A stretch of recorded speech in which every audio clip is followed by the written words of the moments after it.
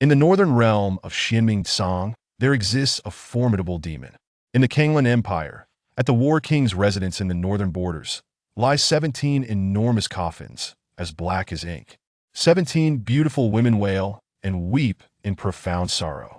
Before these 17 women kneels a stalwart man, cradling in his arms a mere infant of just a few months. After a while, the infant comprehends that these 17 individuals sacrificed their lives to defend humanity against the ferocious demon. Yet the infant, named Zhao Shu, is bewildered. He had been living a normal life on Earth, only to find himself transmigrated into the body of a helpless infant who cannot even speak. Zhao Pe, the Northern King, and his loyal family, proclaims a eunuch reading the imperial edict. It turns out that these 17 individuals are none other than the Northern King and his 9 brothers, alongside 7 cousins. Now, his brother Zhao Tai shall temporarily assume the position of the Northern King, guarding the north against the demons. Posthumously, Zhao Pe shall be honored as the loyal king, and his 16 brothers shall also be commemorated. As the eunuch concludes the proclamation, the robust man Zhao Tai accepts the edict.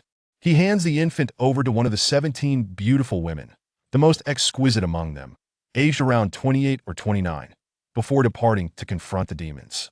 This woman is Xiao Jingyao, the late Northern King Zhao Pa's wife, the Northern Queen, and the most beautiful woman in the Northern King's residence. Queen, must you truly proceed with this?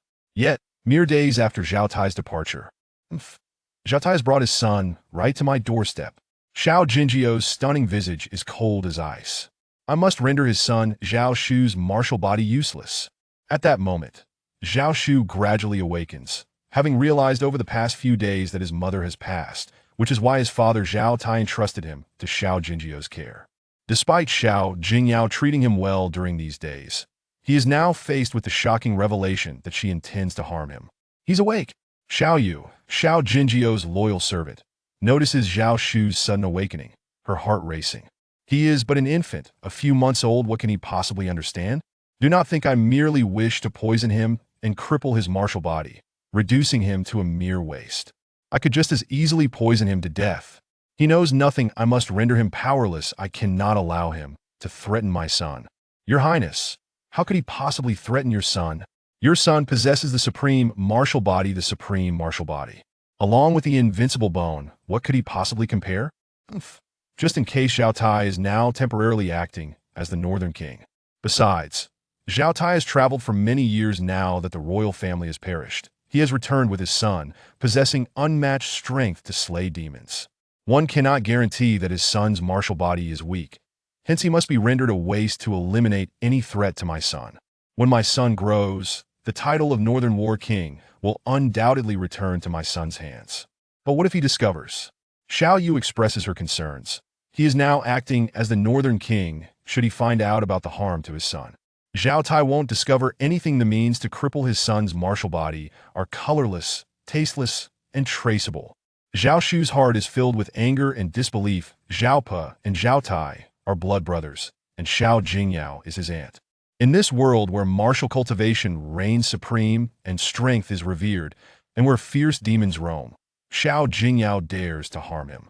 This woman, whose exterior is as beautiful as an ethereal being, harbors a heart as venomous as a viper. As she forcibly administers the poison into Zhao Shu's mouth, the mere infant is powerless to resist. Zhao Shu feels his 20 major meridians pulsating with excruciating pain. Unable to endure it any longer, just as Zhao Shu is on the brink of fainting, he discovers a mysterious ancient scroll appearing in his mind. Name: Zhao Shu. Age: 8 months. Cultivation: martial body destroyed, unable to cultivate. Zhao Shu initially thought this was a blessing, only to be informed that his martial body has been destroyed, rendering him incapable of cultivation. Yet lines of text begin to materialize on the ancient scroll, along with additional information. Entertainment path, level 0010. Fishing path, level 0010. Zhao Shu is momentarily stunned. What is this? Could it be that although he has been crippled and cannot cultivate, engaging in entertainment and fishing will allow him to grow stronger? However, at his tender age, he is utterly incapable of putting this into practice. 2 months pass, and Zhao Shu reaches his first birthday. Though Xiao Jinjiao's heart is as cold as ice, she outwardly treats Zhao Shu as her own, hosting a grand feast to celebrate his birthday. Entertainment Path. Level 0. Listening to Music 110. Entertainment Path. Level 0. Listening to Music 3410. Entertainment Path. Level 0. Listening to Music 1010. Entertainment Path. Level 1050. Gained 1 insight. Zhao Shu is somewhat bewildered. What is this entertainment path? Today is his birthday celebration, taking place at the Northern King's residence within the Northern 88 states. Not only does it safeguard the safety of the human race in the Northern 88 states, acting as a protective umbrella for the people, but it is also the mightiest lord among the 88 states, attracting numerous guests. Xiao Jingyao has invited the renowned performers of Changzhou to sing and dance. Zhao Shu contemplates that listening to music indeed constitutes entertainment. Moreover, his entertainment path is steadily increasing, quickly rising to level 2, earning him 2 insights. On the ancient scroll, in addition to the entertainment path, level 2 4100 fishing path, level 0010. Another path appears. The martial path, which is the strongest of all paths of cultivation, using one's body as a weapon, honing the physical form to be as formidable as a weapon cutting through all paths, devouring the souls of weapons. Below it, martial path insights. 0 can add insights. Zhao Shu decides to allocate his 2 insights to the martial path insights. Instantly, it transforms into martial path insights. Level 2 can continue to add insights. As these 2 insights are added, a vast and intricate understanding regarding the cultivation of the martial path, using one's body as a weapon, emerges in Zhao Shu's mind. It is as if he has comprehended the martial path for decades, or even centuries. Meanwhile, the entire residence is filled with guests, all eyes fixated on Zhao Shu, as Xiao Jingyao instructs him to participate in the traditional grasping the first birthday ceremony. Zhao Shu crawls over. Amidst the array of candies, brushes, and inkstones, he naturally spots a book of martial arts. This martial arts manual is titled Heavenly Gang Body Refinement, and Zhao Shu eagerly grasps it in his tiny hands. Then, the ancient scroll in his mind reveals the Heavenly Gang Body Refinement, asking if he wishes to accept it. Of course, Zhao Shu would not be foolish enough to refuse. With the 2 insights pertaining to using one's body as a weapon, this martial art is instantly cultivated within him. Surprisingly, his cultivation level reaches the 6th stage of body refinement in an instant. Cultivation stages: body refinement, meridian opening, cave heaven, sky control, each stage divided into 10 levels. The first stage of body refinement equates to possessing a strength of 1,000 pounds. Zhao Shu at the 6th stage of body refinement boasts a strength of 6,000 pounds. Moreover, Zhao Shu senses that with just a couple more rounds of cultivation, he could reach the 10th stage of body refinement, attaining a strength of 10,000 pounds. This means that in the future, Zhao Shu need only engage in entertainment and fishing in this world where martial prowess is revered, without the necessity of daily cultivation. As long as he gains insights to add, he can cultivate instantaneously, allowing him to truly grow stronger merely through entertainment and fishing. Chapter 2. You, a 2.5-year-old at the brothel. Indeed. This is the offspring of the Northern War King's residence. At such a tender age, merely 2.5 years old, he demonstrates an understanding of martial arts, even selecting a technique for cultivation during the customary rite of passage. Truly remarkable, for he is the son of Zhao Tai, the Northern King, who managed to reclaim 2 provinces from the clutches of demons within less than 3 months of battle. A tiger begets no dog, and he is destined to defend and protect humanity in the future. As Zhao Shu contemplated practicing the technique Tian Gang Lian Ti once more, the guests in attendance were taken aback by his choice at such a young age. Their astonishment snapped him back to reality, causing a moment of panic, as he had momentarily forgotten his intention to cultivate. However, noticing that none had detected the surge of power within him, which belied his appearance as a mere child devoid of any martial prowess, he realized that the ancient scroll in his mind emanated a subtle aura that concealed his true strength. Since he had already inscribed Tian Gang Lian Ti into the scroll, Zhao Shu had no intention of claiming it again. After a deliberate inspection, he feigned disdain and tossed it aside, opting instead for candies. This response elicited a more normalized reaction from the onlookers, as it aligned with the expected behavior of a child at such a tender age. Had Zhao Shu genuinely chosen a martial technique, it would have been an unprecedented anomaly. Xiao Jingyao's expression softened somewhat. Despite having incapacitated Zhao Shu's martial physique, she was still taken aback by his earlier choice. "Your Majesty, I have already informed the Northern King stationed at the front lines, and he has consented to an alliance between his son and my 1-year-old daughter, Zhu Lianxiang. Moreover, I have another daughter, Qi Xiling, who is nearly a year old." Among the numerous guests, 2 gentlemen rose in succession, proposing to unite their daughters with Zhao Shu. The Qi and Zhu families were among the most powerful clans within the Kanglan Empire. That both families sought an alliance with Zhao Shu, with Zhao Tai's approval, rendered Xiao Jingyao momentarily speechless. Such unions would only bolster Zhao Tai's power. After the banquet concluded, a chill settled deep within her gaze.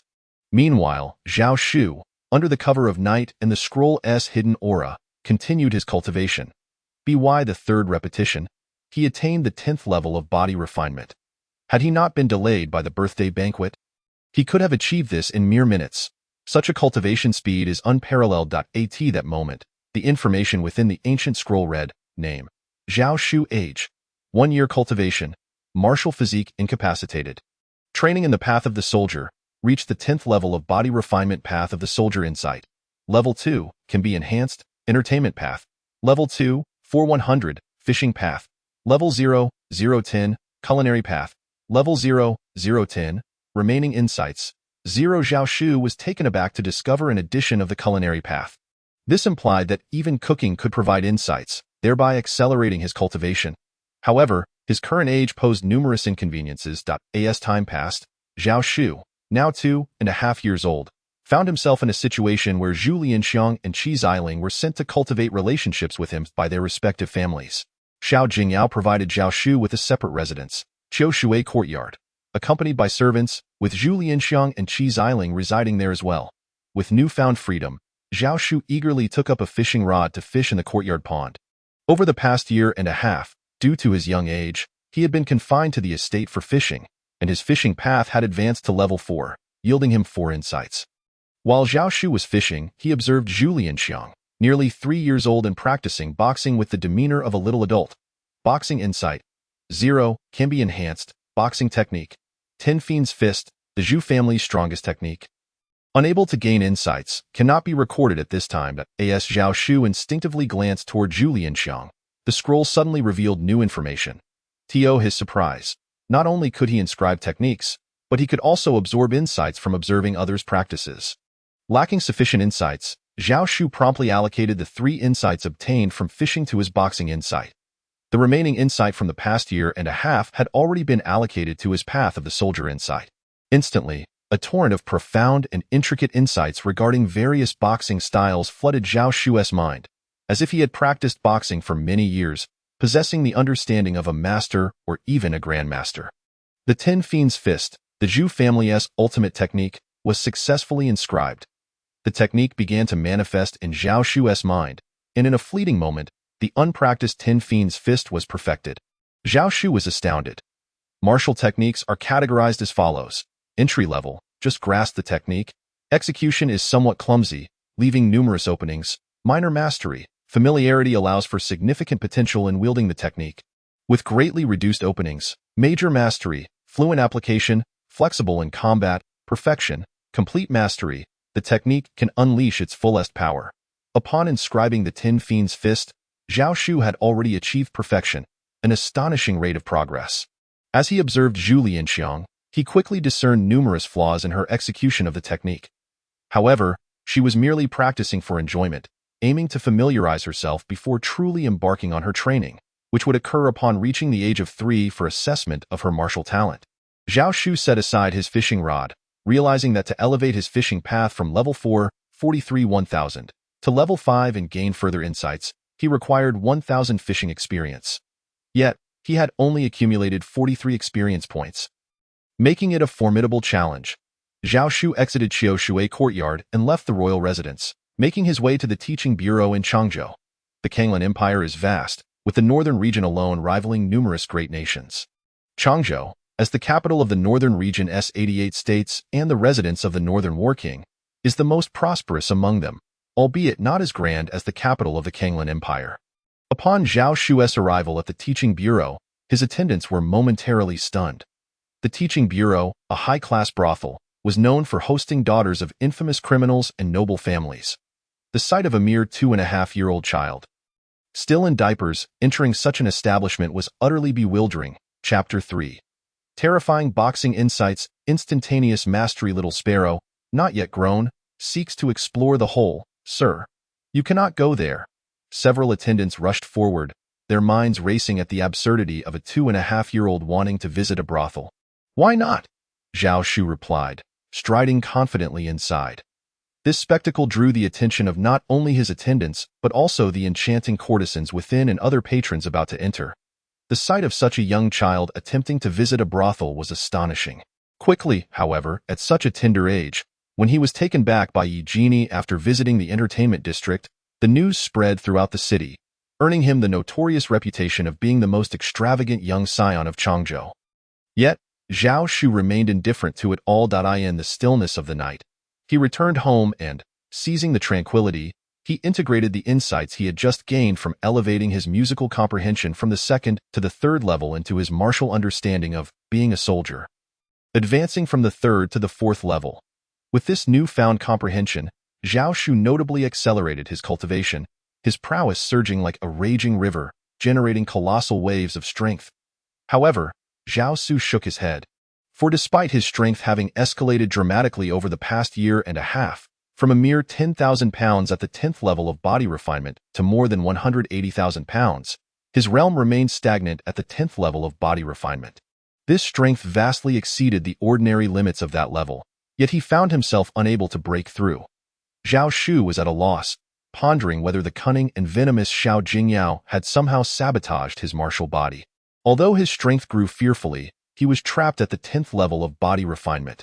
Yet, when Zhao Shu cultivated his strength to an astounding 200,000 pounds, 200 times that of the 10th level, he found that his power ceased to increase, revealing instead two hidden yet enormous meridians within him. These meridians did not belong to the 12 standard meridians, nor any of the 8 extraordinary vessels. They remained entirely concealed within him. Had he not cultivated to 200 times his strength, he would have never detected their existence. Furthermore, in addition to these two hidden meridians, Zhao Shu discovered a terrifying power radiating from him, enveloping an area of several feet. It was as if within this space, by wielding this overwhelming power, he could obliterate his foes to mere dust. Zhao Shu was uncertain what this power was. Yet it was undeniably formidable. However, he could not maintain this power for long. It took but a moment to exhaust the energy within him, leaving him with a sensation of impending explosion from within. With his current cultivation, he could only harness this power for a fleeting breath. After recuperating, Zhao Shu began to explore the two hidden meridians, repeatedly channeling his cultivation to break through. At long last, he succeeded in opening both meridians. In that instant, he realized that not only could he absorb martial spiritual energy for cultivation, but with these meridians opened, he could also draw upon the natural forces of heaven and earth. Prior to this, he could only absorb martial spiritual energy. This revelation significantly accelerated his cultivation speed, as he could now harness the power of the universe. Moreover, each of these two meridians had a unique effect, capable of unleashing 20 times their strength, culminating in a total of 40 times when both were activated. This meant that Zhao Shu's 200,000 pounds of strength could explode to a staggering 8 million pounds. Zhao Shu glanced at the ancient scroll in his mind. Name: Zhao Shu. Age: 2.5 years. Cultivation: martial body damaged, practicing martial path, currently at the first level of meridian opening, being a soldier. Martial comprehension: level 4, can add insights. Fist path comprehension: level 3, can add insights. Fist technique: 10 ferocious fists, the strongest fist technique of various schools. Fully cultivated entertainment path: level 3, 255,500. Fishing path: level 4, 43 1000. Culinary path: level 0, 010. Remaining insights: 0 mastered hidden meridians. 2 meridians of Qian and Kuren opened. Qian represents heaven, able to absorb heavenly power. Kuren represents earth, able to absorb earthly power. With both meridians open, can absorb the power of heaven and earth, unleashing 40 times energy. Mastered the domain of body refinement. Domain: the realm formed from cultivating to the utmost level. Zhao Shu was momentarily stunned, realizing that the terrifying power enveloping the area around him was the domain achieved by refining his realm to its peak.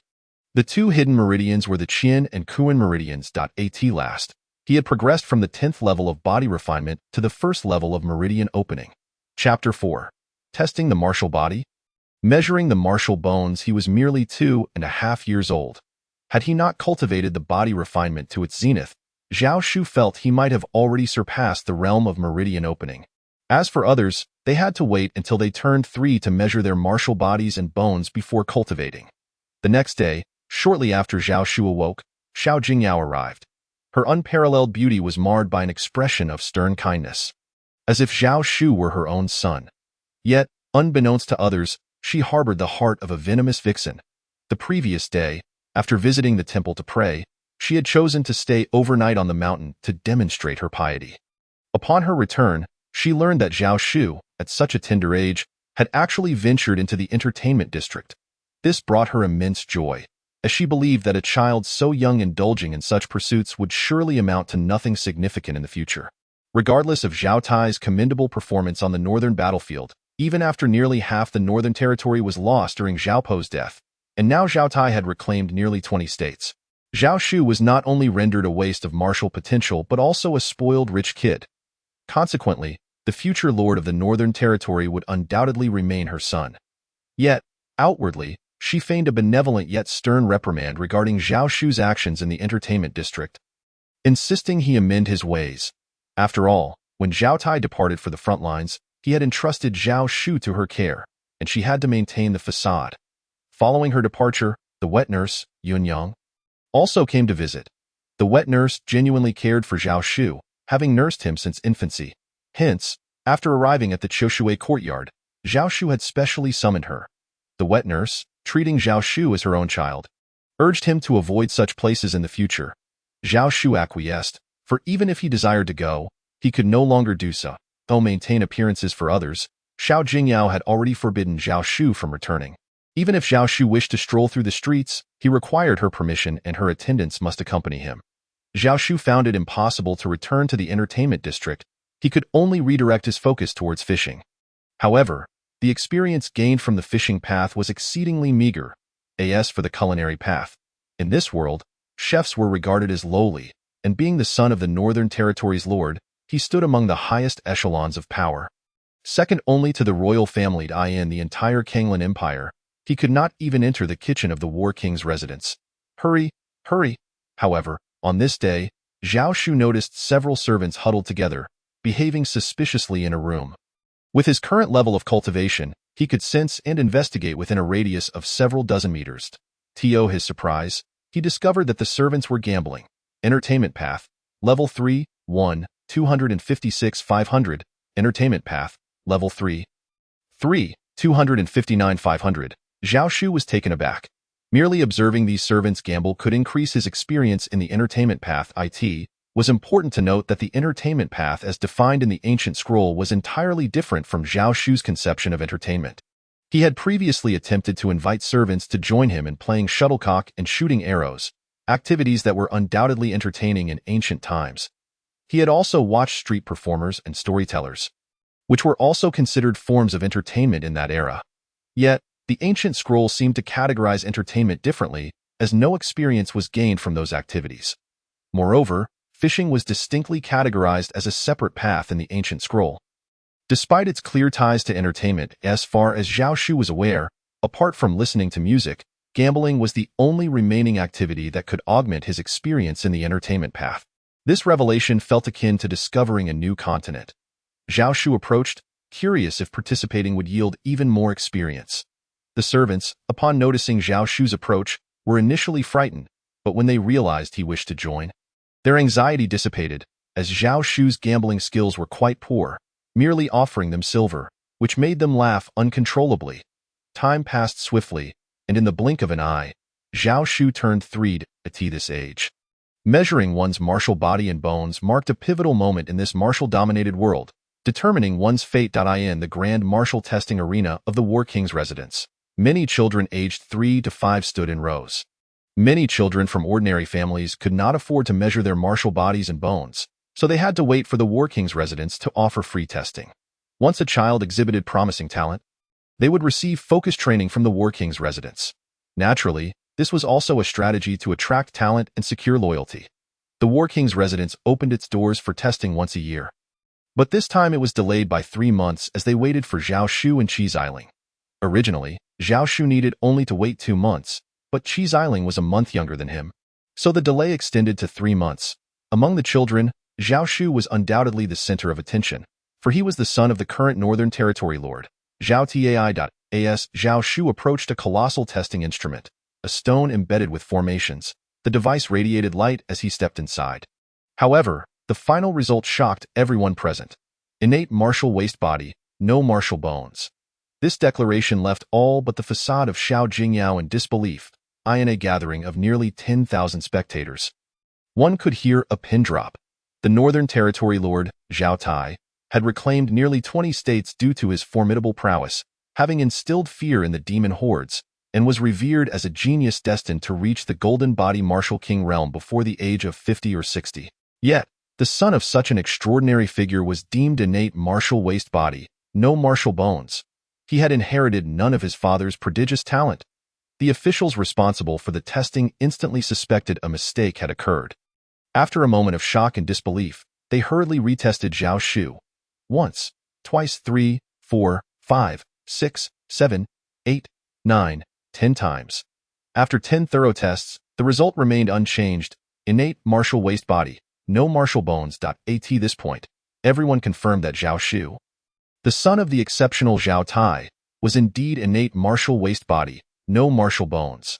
The gazes of those present towards Zhao Shu transformed entirely. Zhao Shu's youthful visage was etched with a profound bewilderment, as if he were utterly oblivious to the unfolding circumstances. After all, he was merely a child of 3 years, prompting many to silently shake their heads, believing that Zhao Shu had no comprehension of what he had lost. With unparalleled talent as the son of Zhao Tai, the king of the northern region, he had the potential to inherit the mantle of power and become the next ruler of the entire north. Zhao Tai had subdued 20 states and achieved remarkable military feats, to the extent that the emperor had removed the word acting from Zhao Tai's title as the warlord of the north.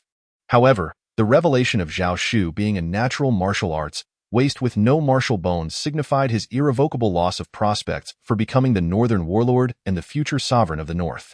Brother Shu, does this mean you cannot cultivate anymore? Qi Xiling inquired as she approached Zhao Shu. Zhu Lianfeng followed closely, having developed a certain bond with him over the past 6 months since the Qi and Zhu families sent them here. Meanwhile, in the distance, Xiao Jingyao observed Zhao Shu undergo the test repeatedly, each time yielding the same result. Natural martial arts waist, no martial bones, and could not help but sneer. Chapter 5. Unblocking the 12 hidden meridians. Xiao Jingyao was aware that in the past 6 months, Zhao Shu had been gambling with the servants. Coupled with his previous visits to the brothel, such behavior at such a tender age revealed a troubling disposition. Now, with the declaration of his martial arts waist status, Xiao Jingyao knew that Zhao Shu was irrevocably crippled by her design. Yet, she maintained a facade of sorrow, offering him a benevolent smile, assuring him that even with a natural martial arts waist status, he could still refine his body.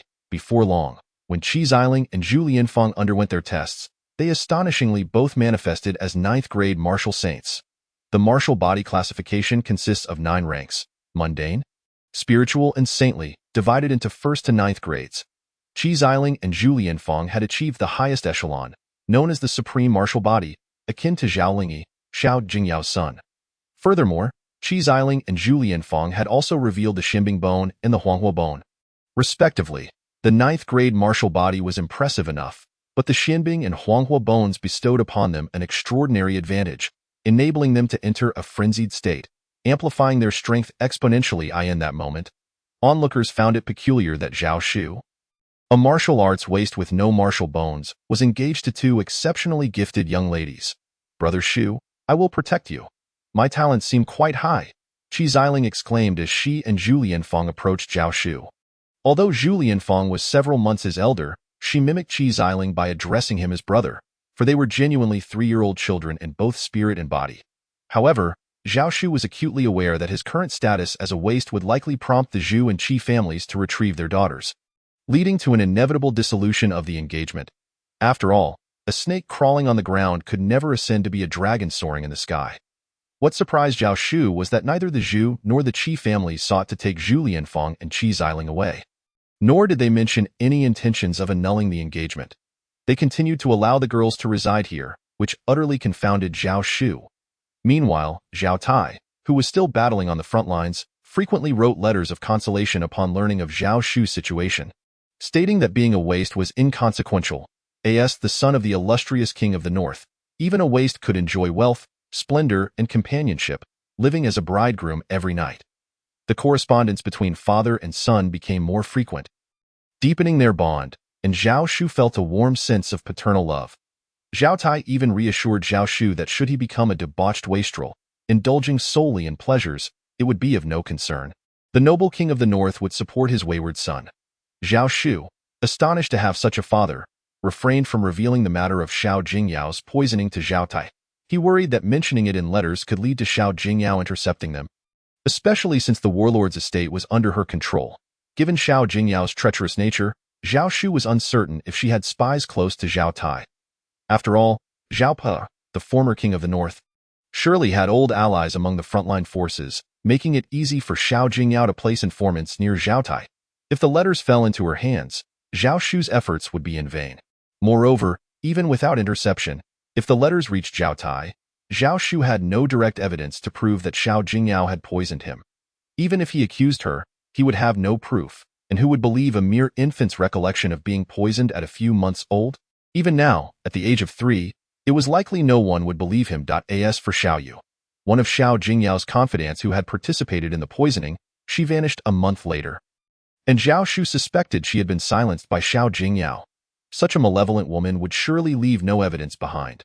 With Zhao Tai's letters providing him with reassurance, Zhao Shu became increasingly audacious in gambling with the servants in the courtyard. Others perceived it as mere gambling, unaware that for Zhao Shu, it was a form of training. However, unbeknownst to them, Shao Jingyao compelled him to cultivate. While she pressured Zhao Shu into physical training, the martial arts waste could not absorb martial energy.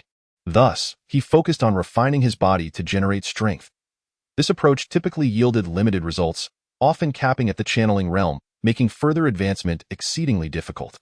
Yet, Shao Jingyao remained oblivious to the fact that although she had crippled his martial body, Zhao Shu had discovered an alternative path. He practiced the path of the soldier, cultivating even as a waste, absorbing martial energy.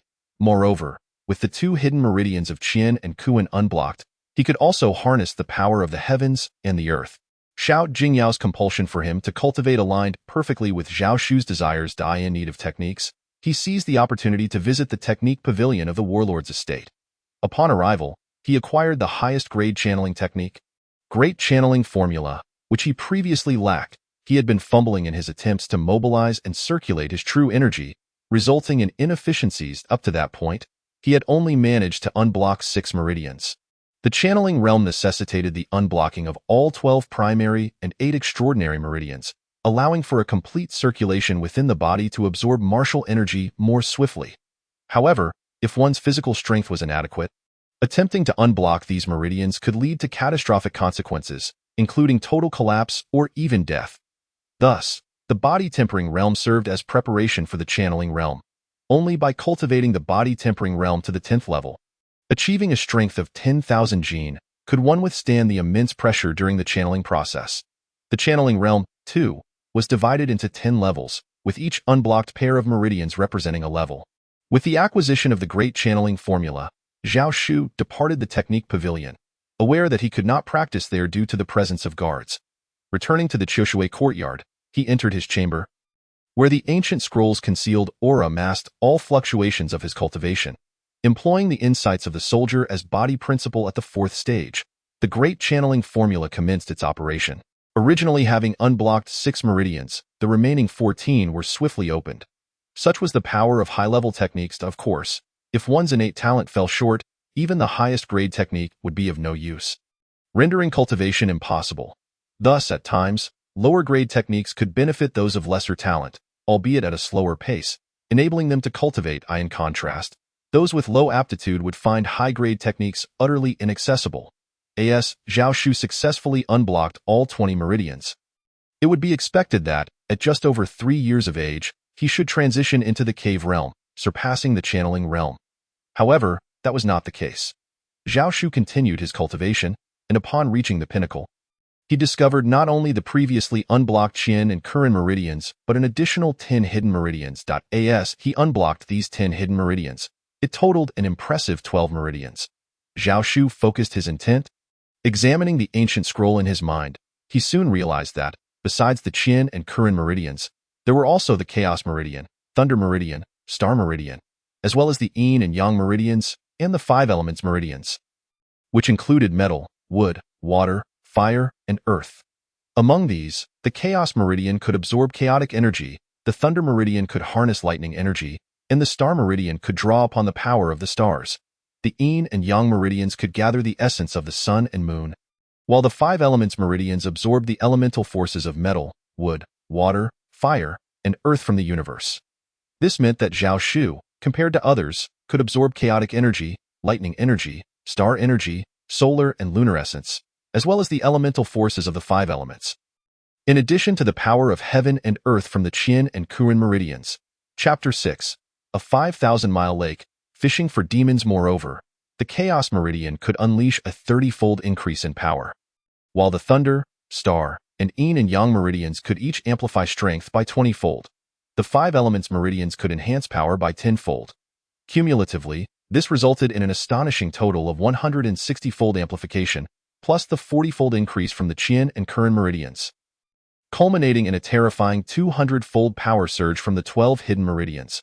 Although Zhao Shu lacked martial bones, which typically allowed for a maximum of several dozen times amplification, he had never encountered a martial bone capable of achieving a 100-fold increase. Thus, even those endowed with martial bones would find themselves eclipsed by Zhao Shu's newfound strength.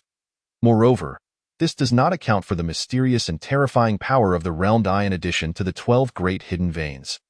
Zhao Shu has also cultivated the Channel Realm to its utmost limit, resulting in the emergence of a realm. Coupled with the realm of body forging, Zhao Shu finds it difficult to articulate the power of these two realms.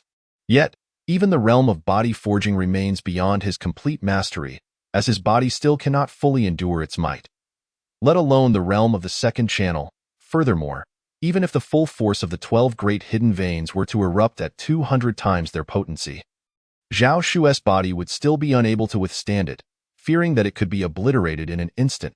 It is akin to possessing a large pot of rice, yet having a stomach too small to accommodate it, risking fatal overindulgence.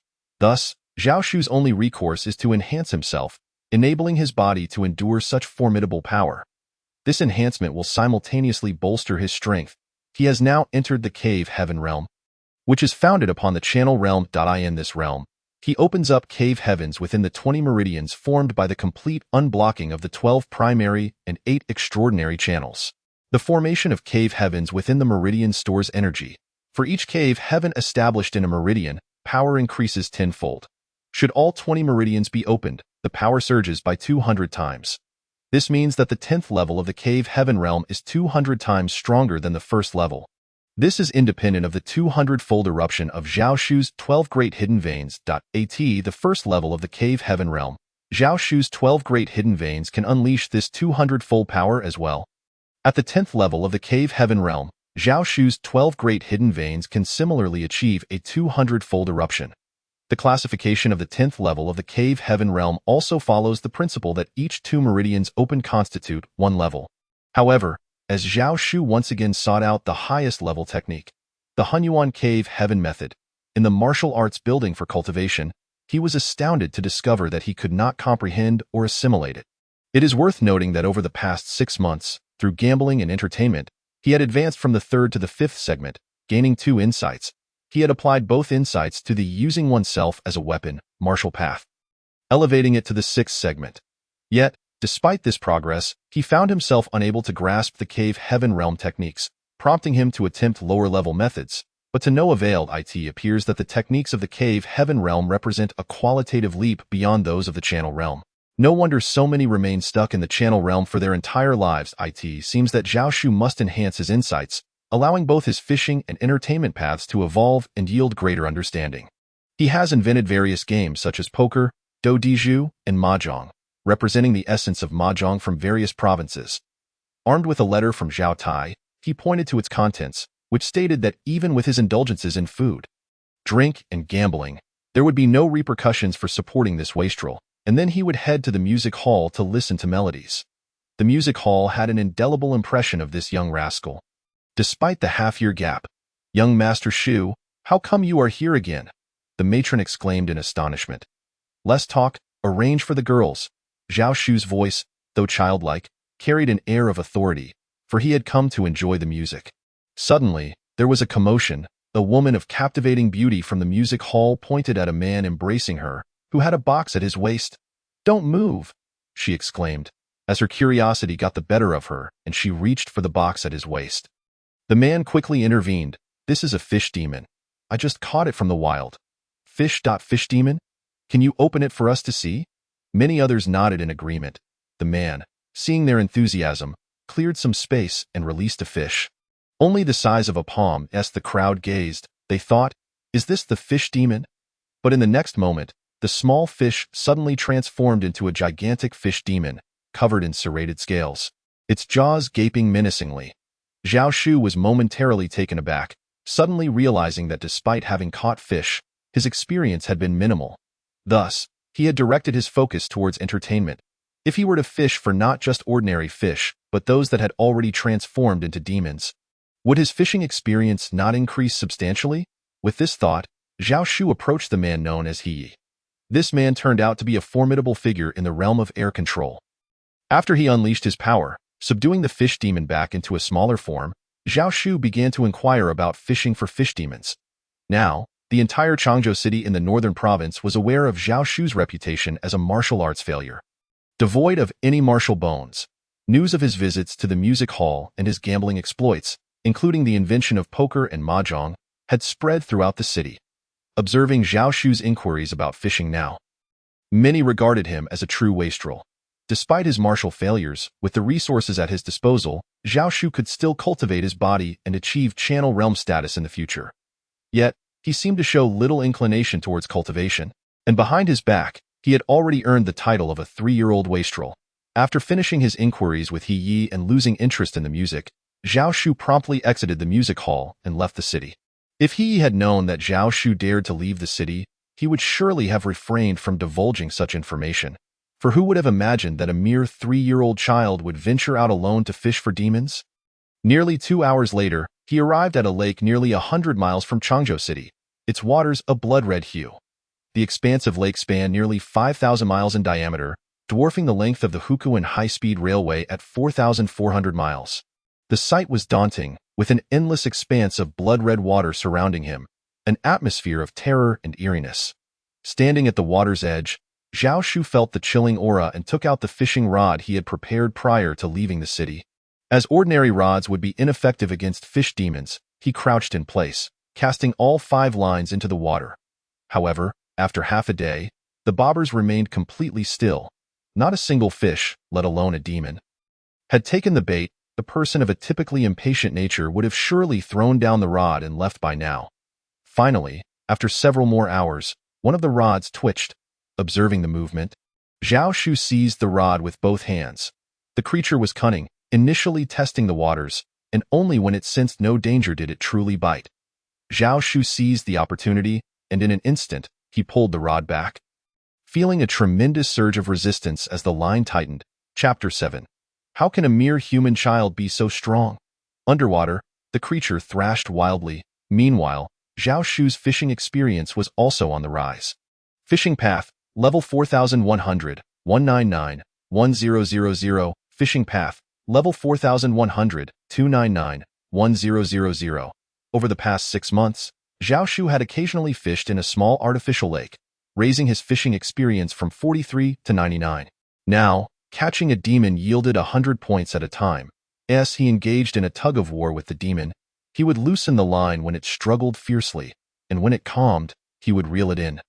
As the demon surfaced, Zhao Shu's fishing experience reached 1,000, propelling him from level 4 to level 5, 352 10,000. Each demon caught granted over 1,000 points, elevating him and exceeding 352 in experience. However, advancing to level 5 now required a staggering 10,000 points, a 10-fold increase compared to the 1,000 needed for level 4. A true watershed moment. When he finally pulled the demon from the water, Zhao Shu realized it was not merely a fish demon but a shrimp demon. The shrimp demon, with its hard shell and sharp spines, appeared terrifying and grotesque, its antennae and legs as sharp as blades. "Please spare me, Great One," the shrimp demon cried in terror, clearly aware of its impending doom.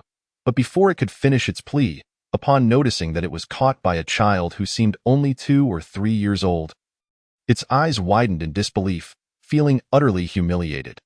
How could a dignified shrimp lord be captured by such a young child? Roar! The once begging shrimp demon bellowed in anger. "You dare to catch your shrimp, elder? I shall devour you!" The shrimp demon charged at Zhao Shu, transforming into a streak of lightning, its gaping maw exuding a foul, fishy odor. In its mind, Zhao Shu, a mere child, must have been accompanied by a powerful adult who had temporarily left. If it could just eliminate this child before the adult returned, it might escape back into the vast lake and survive. Otherwise, if it remained here and the adult returned, it would undoubtedly perish, becoming a sumptuous feast on the dining table. However, Zhao Shu remained unperturbed, casually waving his small hand. Suddenly, the incoming shrimp demon felt as though it had collided with an overwhelming force. This energy contracted instantly, enveloping the shrimp demon in a powerful grip, causing it to feel as if it might explode from the pressure. The shrimp demon's eyes widened in shock. How could a mere 3-year-old human child possess such strength? "What manner of monstrous child are you?" The shrimp demon trembled in fear. "Please, great child, spare me. Please, great child, spare me." The shrimp demon reverted to its earlier state of desperation, its pleas echoing with confusion. Great child or little child? Which was it? Observing the trembling shrimp demon, Zhao Shu approached Dian the music hall. He had heard He mention that the flavor of shrimp demons was exquisite. Culinary Path. Level 0, 1, 110. Culinary Path. Level 0, 3, 410. Zhao Shu suddenly paused, realizing that as a cook was considered a lowly profession, he had never had the opportunity to engage with it in the War King's manner. The culinary path had seemed almost irrelevant, yet at this moment, his experience in it was unexpectedly increasing. He had merely intended to cook the demon and taste the exquisite flavor he had mentioned. But as the knife pierced the shrimp demon's body, his culinary experience surged. Yet, upon reflection, Zhao Shu came to understand. The culinary arts encompass not only the art of cooking and stir-frying, but also the skillful techniques of knife work and preparation. He aspired to skillfully prepare the shrimp demon for barbecuing, which is indeed a part of the culinary craft. To his delightful surprise, his culinary experience continued to grow, swiftly advancing from level 0 to level 1, while simultaneously enhancing his understanding of the craft. Subsequently, Zhao Shu gathered firewood to set up a bonfire, which blazed vigorously. He placed the shrimp demon meat upon the flames, and as it neared completion, he sprinkled the pre-prepared seasonings, filling the air with a tantalizing aroma. Afterward, Zhao Shu took a piece of the grilled shrimp demon meat and savored it, discovering it to be as delectable as he had claimed. The shrimp demon was of considerable size, and he cut the remaining portions into larger pieces to replace the bait on his fishing rods. This led Zhao Shu to catch several more demons from the Great Lake, each possessing strength surpassing that of the shrimp demon, thus accruing even more fishing experience. Although it required 10,000 experience points to advance to level 6, Zhao Shu managed to reach this milestone, obtaining level 1 insight and achieving fishing mastery. Level 6, 1357 30,000. However, the next level would demand 30,000 experience points, making further advancement increasingly challenging. Zhao Shu skillfully dismembered and cooked the demons he had caught. His culinary experience unexpectedly surged from level 1 to level 4. This equated to him gaining level 4 insight in the culinary arts, alongside level 2 insights as he progressed from level 4 to level 5 and then to level 6 in fishing mastery. Consequently, Zhao Shu amassed a total of 6 insights from this fishing expedition and subsequent barbecuing, leading him to temporarily lose interest in fishing. Just as he contemplated reeling in his lines, one of the 5 rods suddenly had a bite. With the fish biting, how could he not continue? After all, he was a fisherman. Moreover, with his fishing prowess now at level 6, his skills had certainly improved. Observing the rod's movement, he seized the opportunity. He tugged. However, in an instant, the rod snapped, and Zhao Shu gained not a single point of fishing experience. His expression shifted to one of shock, Yet there was no movement beneath the surface, as he attempted to retrieve the remaining 4 rods. Something below took another bite. In the end, all 4 rods broke, and Zhao Shu again received no fishing experience, leaving him uncertain about the creature lurking beneath the waters. Zhao Shu tried to delve into the lake with his mind, but he was unaware of the ominous crimson waters that surrounded him. To his dismay, his consciousness was obstructed by the blood-red lake, preventing him from exploring below. Suddenly, a tremendous roar erupted from beneath the surface, unleashing monstrous waves. The waves surged and crashed against the shore, the blood-red waters rising dramatically. Then, a colossal, rounded mountain emerged from the depths, obscuring the sky. Zhao Shu, quick to react, swiftly distanced himself as the waters surged. However, upon closer inspection, he realized that this was not a mountain but rather an enormous egg, its surface smooth and spherical, revealing it to be an eggshell. Yet, the nature of this egg was a mystery. It was unfathomably large. The egg charged towards Zhao Shu, suddenly emanating a powerful suction.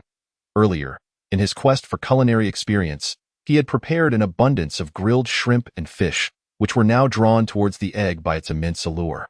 Upon contact with the smooth shell, the egg began to consume the grilled meats. Chapter 8. You are such a glutton. This egg was undeniably a true gourmand. Zhao Shu stood in stunned astonishment as the egg seemed insatiable. Approaching him with an overwhelming presence, he felt a pang of anxiety. Could it be that the egg viewed him as a delectable morsel? Yet, as it reached him, the egg appeared almost endearing, though it lacked the ability to speak. Zhao Shu understood it was inquiring if he had more food. Truly, it was a glutton. Zhao Shu could only express his lack of provisions, yet the massive egg continued to bob around him, displaying a playful demeanor. Noticing his lack of response, the egg's gigantic form suddenly shrank down to the size of a mere egg, then playfully leaped onto Zhao Shu's back, tapping him gently, before bouncing onto his shoulder and playfully knocking on it. It seemed to ask if he was comfortable, as if to say, "I've given you a back rub and shoulder massage. Isn't it fair to ask for a little food?" The egg swayed back and forth in front of Zhao Shu, attempting to charm him. Realizing what it was, Zhao Shu marveled at the absurdity of a mere egg behaving so adorably. He also grasped its ulterior motive. It desired to accompany him. Uncertain of the egg's nature, Zhao Shu instinctively recognized its potential value and consented to its companionship, promising to provide food in the future. The egg, delighted, settled onto his shoulder, treating it as a cozy resting place. Meanwhile, from the heart of the vast lake, a formidable presence surged forth, darting towards Zhao Shu like an arrow. This powerful entity swiftly materialized before him. Zhao Shu was aware from He that the area where he was fishing was relatively safe for his current strength, which emboldened him to fish there. Conversely, other regions, particularly the central part of the lake, were fraught with peril, harboring formidable creatures that could easily spell doom for even the strongest of practitioners, such as He Yi. The ability to traverse the air was not limited to individuals like He Yi but was a skill possessed by those of even greater strength. Thus, this figure, soaring from the lake's treacherous center, had evidently been fishing in the most dangerous waters, only drawn to Zhao Shu by the commotion. However, using such powers was taxing on one's cultivation. The strength of this individual was thus formidable. Yet, upon realizing that the figure was merely a small child of 3 years, their expression shifted to one of surprise, pausing momentarily to assess Zhao Shu before continuing on their way towards the lake's dangerous center. Upon returning to Changzhou, Zhao Shu arrived back at the Wang residence to find everyone in a frenzy. Before he had set off to fish, he had instructed several servants to accompany him to the tavern, paying for the company of the women there to distract them from his presence. He feigned entering a room and instructed the girl he had summoned to tell anyone inquiring that he was still inside before sneaking out. However, having overstayed his excursion, the servants, upon finding his absence, hastily returned to report to the Wang residence, throwing everyone into a state of alarm. Even Xiao Jingyao was genuinely worried. If anything were to happen to him, how could she explain it to Zhao Tai? This was the very reason Xiao Jingyao had only opted to cripple his martial physique rather than eliminate him.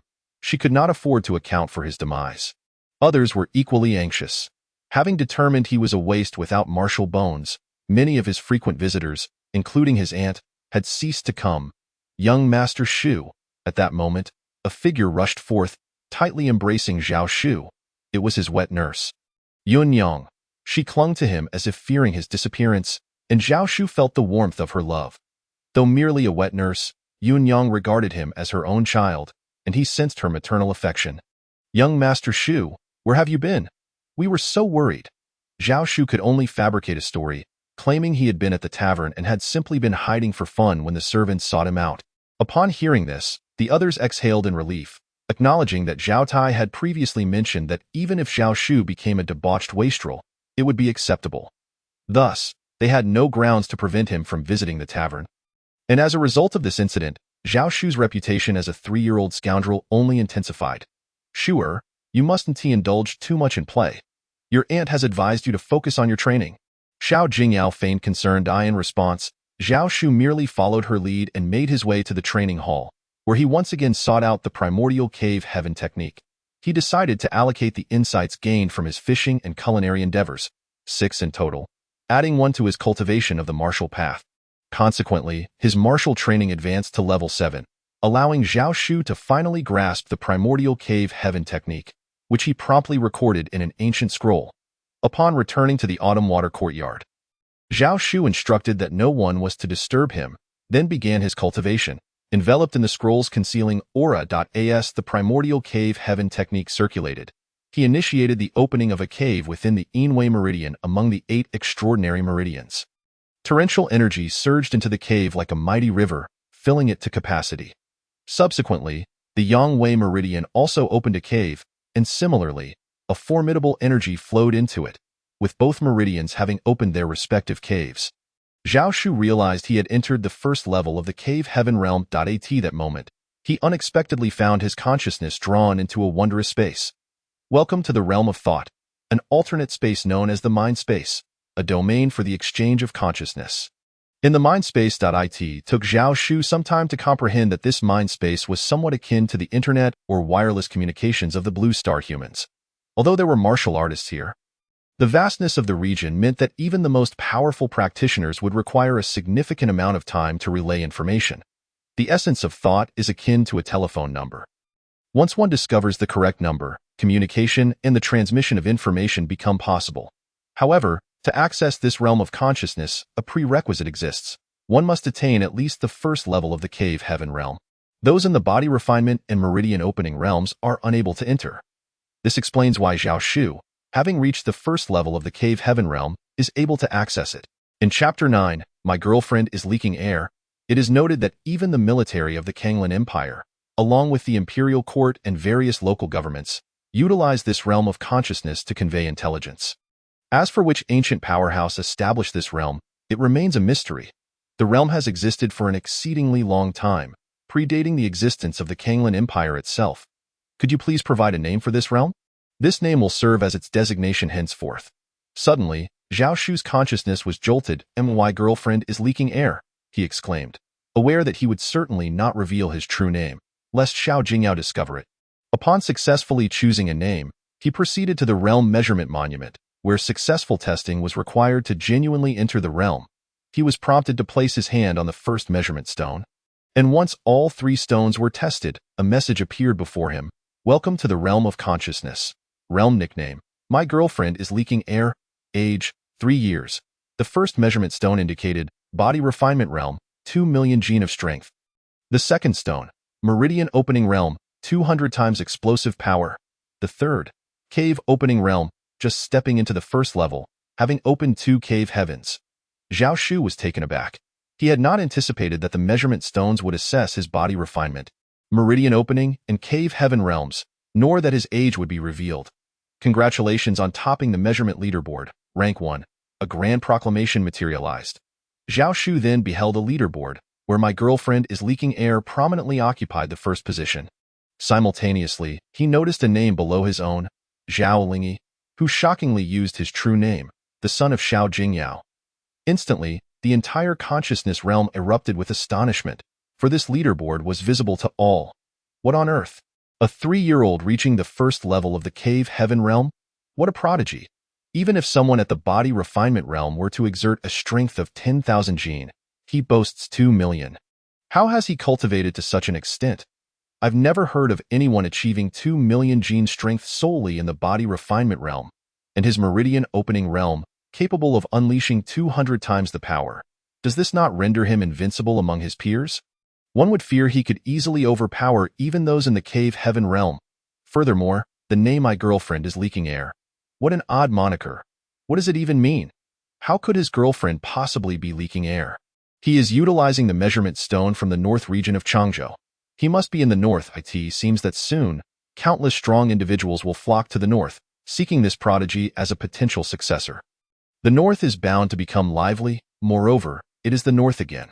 Last time, Zhao Lingyi was also from there, having ascended to rank 1 at the age of 7, already dubbed a 7-year-old prodigy. Now, this fellow is merely 3 years old, a 3-year-old prodigy surpassing Zhao Lingyi by leaps and bounds. Extraordinary. Could he possibly hail from the War King's mansion? If so, the north would be graced with 2 prodigies from the War King's mansion. There have been no reports of any 3-year-old prodigies emerging from the north's War King's mansion. Rather, they are known for producing a 3-year-old wastrel who frequents the music halls. Naturally, no one would suspect that the 3-year-old prodigy and the 3-year-old wastrel are, in fact, the same person. Subsequently, Zhao Shu received numerous messages in his consciousness, all inquiring about his identity. He hastily exited, realizing that the realm had exposed him so brazenly. He had never intended to utilize the measurement stones for entry. At that moment, Zhao Shu ceased his cultivation and checked the time, having brought Zhu Lianxiang and Qi Xiling to the music hall. This spectacle left many astounded. A 3-year-old wastrel venturing into the music hall was one thing, but bringing along 2 little fiancés, accompanying 2 little fiancés to explore the music hall, ignoring the multitude of gazes, Zhao Shu led the somewhat shy yet undeniably curious Zhu Lianxiang and Qi Xiling to a room. He had long since reserved a room in the music hall, aiming to enjoy music while simultaneously developing his culinary skills, as he had no opportunity to do so within the War King's mansion. His intention in bringing Qi Xiling and Zhu Lianxiang here was to utilize some shrimp and fish demon meat he had saved during his fishing excursions, allowing the 2 young girls to savor the flavors while he honed his culinary craft. As the 2 little girls affectionately called him Shu Gij, Zhao Shu had grown accustomed to their presence over the past few days. Now a 4th-tier chef, Zhao Shu's culinary prowess rivaled that of the chefs at the War King's mansion. With adept knife skills, he sliced the ingredients, adding seasonings and cooking them. The enticing aroma wafted through the air, further enhancing his culinary experience. Having instructed Qi Xiling and Zhu Lianxiang to keep his culinary endeavors a secret, he was prepared to deflect any inquiries by claiming that the shrimp and fish demon meat had been purchased in the city, as Changzhou offered various vendors selling such delicacies. Thus, the most he would face would be the knowledge of Xiao Jingyao and the War King's mansion regarding his clandestine culinary activities. No one would ever believe that someone who had been assessed as a congenital martial arts waste with no martial bones could possess such strength. Yet, as Zhao Shu simultaneously cooked and grilled the shrimp and fish demons, their appetizing aroma filled the air, causing Qi Xiling and Zhu Lianxiang to resemble 2 little food enthusiasts, unable to resist swallowing in anticipation, their beautiful eyes sparkling with excitement. Suddenly, a small object, no larger than a fingernail, leapt from Zhao Shu's pocket. It was the egg that had accompanied him during his fishing, which, upon returning to the city, had transformed into a small button-like form and nestled in Zhao Shu's pocket. This egg quickly grew to the size of a chicken egg and approached the cooking shrimp and fish demon meat, appearing even more greedy than Qi Xiling and Zhu Lianxiang. However, this little creature was quite sociable, actively seeking to entertain Zhu Lianxiang and Qi Xiling. It playfully massaged their backs and shoulders, spinning in circles to charm them, eliciting giggles from the 2 girls. Shu Gij, what kind of egg is this? Fool! Upon hearing this, the egg, which had been amusing the 2 girls, flopped onto the ground, shaking back and forth as if protesting. Qi Xiling and Zhu Lianxiang were charmed by its antics, exclaiming, "It's so adorable. It even knows to protest when called a fool. Let us call it little cute egg." Upon hearing Zhao Shu's words, the egg surprisingly nodded in agreement. After finishing their meal, Zhao Shu took Qi Xiling and Zhu Lianxiang to enjoy some music before returning home. He then reiterated his request for no disturbances and immersed himself in his cultivation. He practiced the Cave Heaven Realms technique, the primordial Cave Heaven method. He opened more cave heavens across the meridians of the 8 extraordinary vessels and the 12 regular meridians. A torrent of potent energy surged into these newly opened cave heavens. When all 20 meridians had been unlocked, Zhao Shu was supposed to ascend from the cave heaven realm to the Sky Sovereign realm. Entering the Sky Sovereign realm at the tender age of 3 was a feat achievable by others as well. All one needed was to open a cave heaven in each of the 20 meridians. Yet, Zhao Shu did not stop there. He astonishingly opened a second cave heaven in each of the 20 meridians. While others would have achieved a total of 20 cave heavens, Zhao Shu's count had doubled to 40. Chapter 10. Opening 800 cave heavens, and it did not end there. In the days that followed, as Zhao Shu continued his cultivation, he astonishingly opened a third cave heaven in each of the 20 meridians. The 4th, 5th, 8th, 10th cave heaven. At this moment, the total number of cave heavens within Zhao Shu's 20 meridians had reached 200, 10 times more than what others could achieve, who could only open one in each meridian. Even so, Zhao Shu showed no signs of halting his progress in opening more cave heavens within the 20 meridians. The 11th, 12th cave heaven. However, as he progressed, the difficulty of opening new cave heavens increased. This made Zhao Shu weary of his training, prompting him to venture out for a stroll. From a distance, he observed Qi Xiling and Zhu Lianxiang diligently engaged in their own cultivation, ever since they had been assessed as possessing supreme martial physiques, and subsequently received the Xinbing Bone and Huanghua Bone. Their respective families had dispatched individuals to train them daily in addition to their cultivation. At that moment, Zhu Lianxiang was honing her skills in the Ten Fiend Fist. Compared to her initial attempts, she had made considerable progress, yet her technique still bore numerous flaws. Zhao Shu approached, feeling compelled to offer his guidance, as the Zhu family had not withdrawn their engagement despite his status as a martial arts waste. Liangxiang, your stance appears a bit awkward. Try throwing your punch like this. Listening to Zhao Shu's advice, Zhu He, who had been sent by the Zhu family to instruct Zhu Lianxiang in her fist techniques, furrowed his brow. Yet, in the next moment, he was astonished to find Zhao Shu's insights surpassing his own, despite having attained a small level of mastery in the Ten Fiend Fist. Zhao Shu, a mere child, was revealing flaws in her technique that Zhu He himself had failed to notice. Little Shu, have you practiced the Ten Fiend Fist as well? Zhu He could not contain his surprise. I've observed Liangxiang practice, but her movements always seem somewhat off.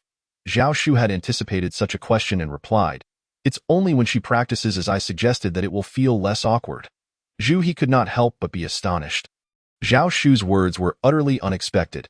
He understood the existence of talent, but could it be that Zhao Shu possessed an exceptionally terrifying aptitude for martial arts? Just by observing Zhu Lianxiang practice daily, he could identify numerous flaws and vulnerabilities. Yet Zhao Shu seemed unaware of this, merely sensing something peculiar and awkward in Zhu Lianxiang's movements, and thus pointed it out. Such a talent, however, considering that even if Zhao Shu possessed such a gift, what of it? It was merely a technique, akin to a knife. Without strength, no matter how sharp the blade, it could not sever firewood nor cut through anything. The cultivation and strength were the true power. Zhao Shu, with his innate martial body being a waste, devoid of martial bones, rendered his technique and talent meaningless. It was akin to a firearm in the world of Blue Star. Regardless of its range, it was useless without ammunition.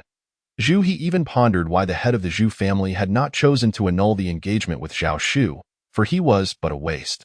Meanwhile, their own young lady, Zhu Lianxiang, possessed the supreme martial physique with the strongest talent and the phoenix bone.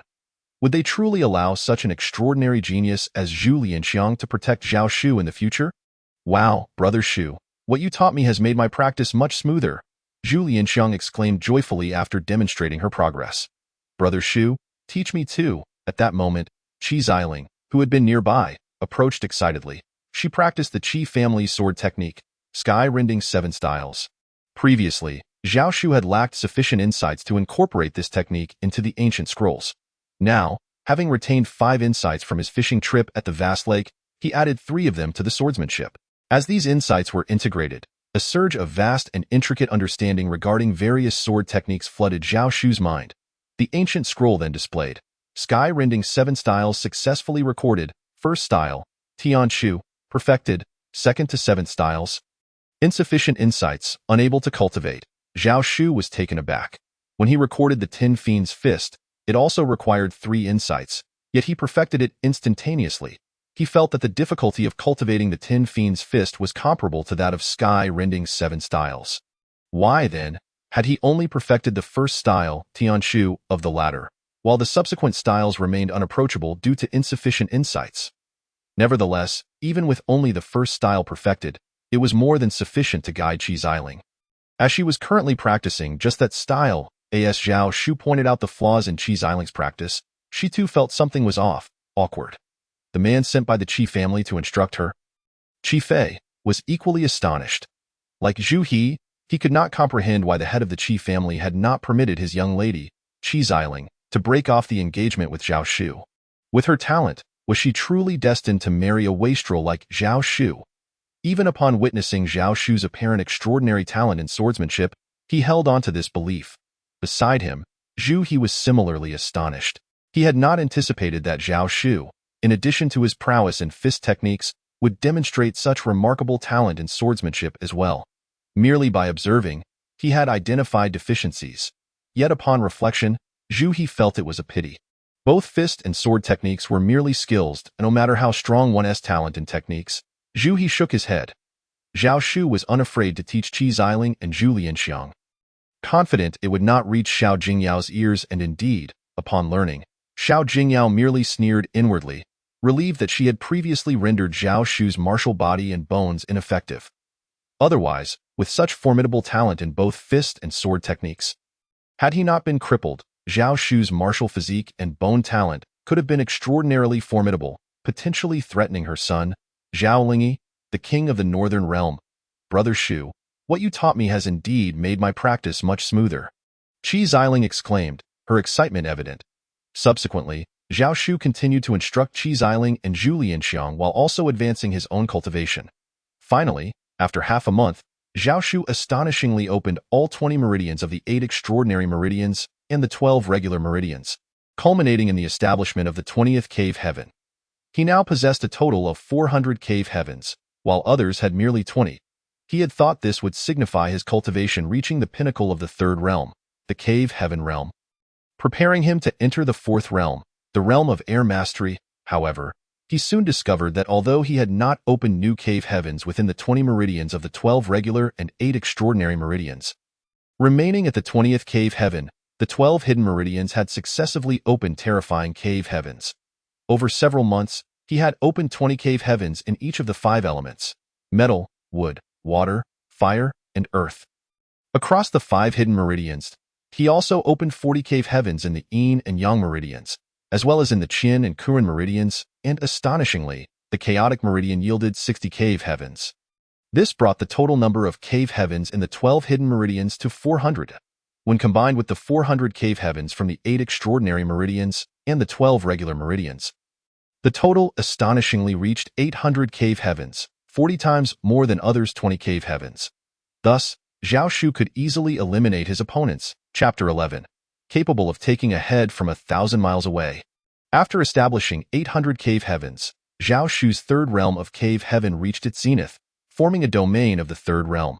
The terrifying pressure of this domain crushed everything within it to mere powder. However, at the same time, Zhao Shu could only exert this 3rd realm domain for a brief moment, approximately 5 seconds. Conversely, he had finally mastered the 1st realm of body refinement's domain entirely. If he exerted the 2nd realm of channeling domain with full effort, he could maintain it for several minutes. Initially, the range of this domain was merely several zhong, but with his increase in strength, the range expanded tremendously. Zhao Shu also stepped into the realm of air mastery. In this realm, one could manipulate both air and objects. Not only could one traverse through the air, but one could also command blades and swords. Furthermore, while in the air mastery realm, the energy stored within the cave heavens transformed into Dan. One Dan could propel objects or oneself for 1,000 meters in a single breath. 1 breath equated to 5 seconds, meaning in 1 minute, it amounted to 12,000 meters, and in 1 hour, 720 kilometers. This speed was comparable to that of passenger aircraft in the Blue Star realm. This was merely the energy from 1 cave heaven. An ordinary person with 20 cave heavens could multiply that speed by 20 if all energy were transformed into Dan. Zhao Shu, with his 20 major meridians and 12 hidden meridians, had a total of 800 cave heavens. If all the energy within these 800 cave heavens were transformed into Dan, it would equate to the speed of Blue Star aircraft multiplied by 800, capable of truly taking a head from 1,000 miles away. Of course, this speed required cultivation to support it. Just as an aircraft traveling at 800 kilometers per hour needed fuel to fly, cultivation was akin to that fuel. Thus, generally, one would only exert such extreme speed in emergencies or when fleeing. Moreover, in the Kanglan Empire, the Air Mastery Realm held a prestigious status, able to govern and oversee a state, commanding the lives and deaths of hundreds of thousands or even millions. Now, Zhao Shu, at just over 3 years old, had reached the Air Mastery Realm, granting him the potential to wield such authority. However, this world was rife with formidable demons. Becoming a state leader similarly entailed great responsibility, unlike the Blue Star Realm, where individuals could indulge in gluttony and abuse their power. As for the Air Mastery Realm, it was also divided into 10 tiers. Every 2 major meridians achieving complete transformation of cave heaven energy constituted one tier. Yet Zhao Shu did not rush to the cultivation tower to obtain the cultivation techniques for the Air Mastery Realm. Instead, he headed to the Song House, seeking relaxation after months of rigorous training. Previously, he had listened to music for entertainment and experience, but now he found himself genuinely enjoying it. However, upon entering the Song House, he overheard a man in splendid robes discussing while holding a beautiful woman in his arms. Have you heard? The Qingmu sect has produced the Qingmu Divine Sword, one of the 3 renowned swords of our Kanglan Empire. They say that if the 3-year-old prodigy arrives at the Qingmu sect, they will bestow this sect's treasured sword upon him. Moreover, any technique, be it fist, sword, or knife, will be at his disposal to cultivate. Zhao Shu was taken aback. Since exiting the realm of intent, he had not re-entered. He had not anticipated that the Qingmu sect would seek to recruit him with the Qingmu Divine Sword. Although he coveted the sword, he currently lacked insights into swordsmanship. However, he practiced the martial path of turning oneself into a weapon, striving to make his body as formidable as a weapon, which encompassed 2 aspects. One aspect involved increasing strength, refining the body through strength, making it ever more powerful. The other aspect allowed him to devour the essence and spirit of weapons, further enhancing his body to become as strong as the weapon itself. The Qingmu Divine Sword, being one of the 3 renowned swords of the Kanglan Empire, would undoubtedly be a remarkable acquisition. Nevertheless, Zhao Shu would not go to the Qingmu sect merely for the sword. Revealing himself as the 3-year-old prodigy, he would find another way to obtain the Qingmu Divine Sword in the future. However, an opportunity soon presented itself. Upon returning home, Xiao Jingyao sought him out. She informed Zhao Shu that the Qingmu sect would soon commence its triennial recruitment of disciples. As the 3rd most powerful faction in the Kanglan Empire, the Qingmu sect had previously produced an individual who had cultivated body refinement to the Air Mastery Realm, nearly reaching the realm above, Divine Essence Realm. This was the only individual in the entire Kanglan Empire to achieve such heights in body refinement throughout history. Consequently, she urged Zhao Shu to join the Qingmu sect for body refinement, assuring him that she had already established connections there. Moreover, if Zhao Shu refused to go, she would confine him at home, prohibiting him from enjoying music in the Song House, gambling with the servants, or even visiting the gambling houses. Although Zhao Tai asserted that Zhao Shu's indulgences in drinking, gambling, and debauchery were inconsequential as his aunt, she resolutely refused to permit him to wallow in self-destruction and continue his profligate lifestyle. Zhao Shu intended to cultivate his physique at the Qingmu sect, with aspirations of attaining the Void Ascendance realm, which would enable him to become a regional leader.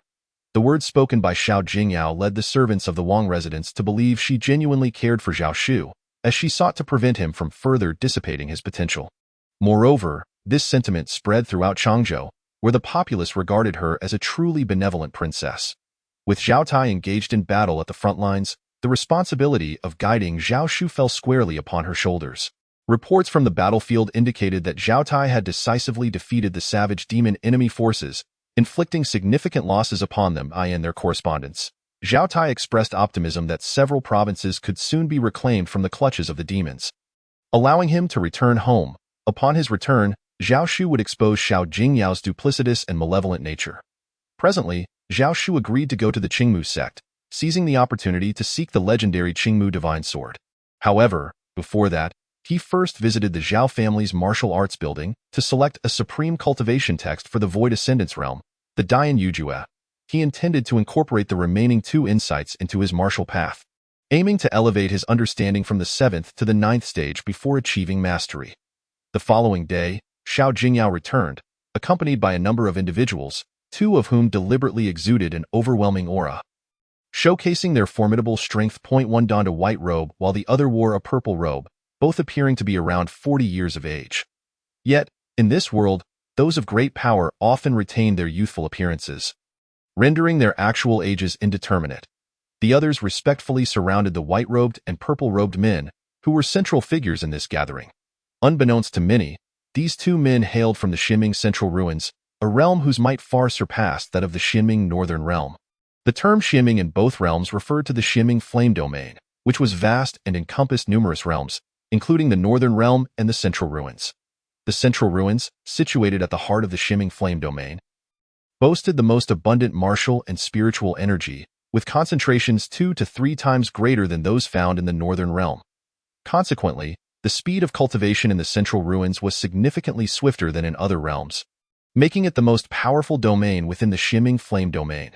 However, the realms within the Xinming Flame Domain were perilously isolated by the terrifying boundary of mourning. The term mourning here signified death. It was a place fraught with danger, accessible only to the most formidable terrestrial immortals and extraordinary martial emperors. For others, even those as powerful as the Golden Body martial kings would meet their demise if they ventured into the boundary of mourning. Thus, inter-realm travel was largely hindered.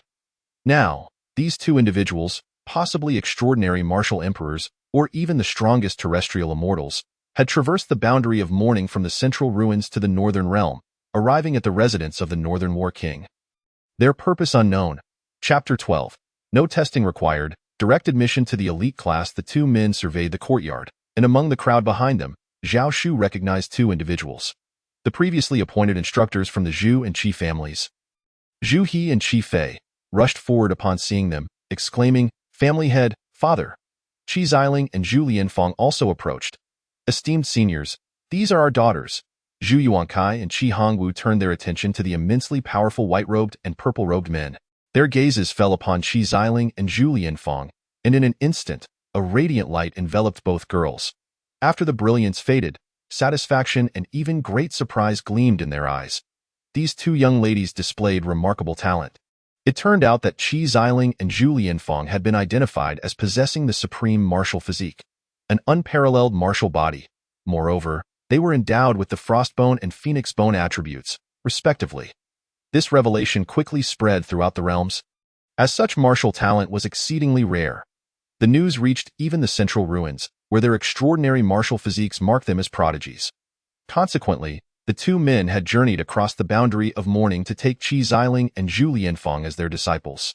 "You 2 young ladies, come with us," the men declared directly.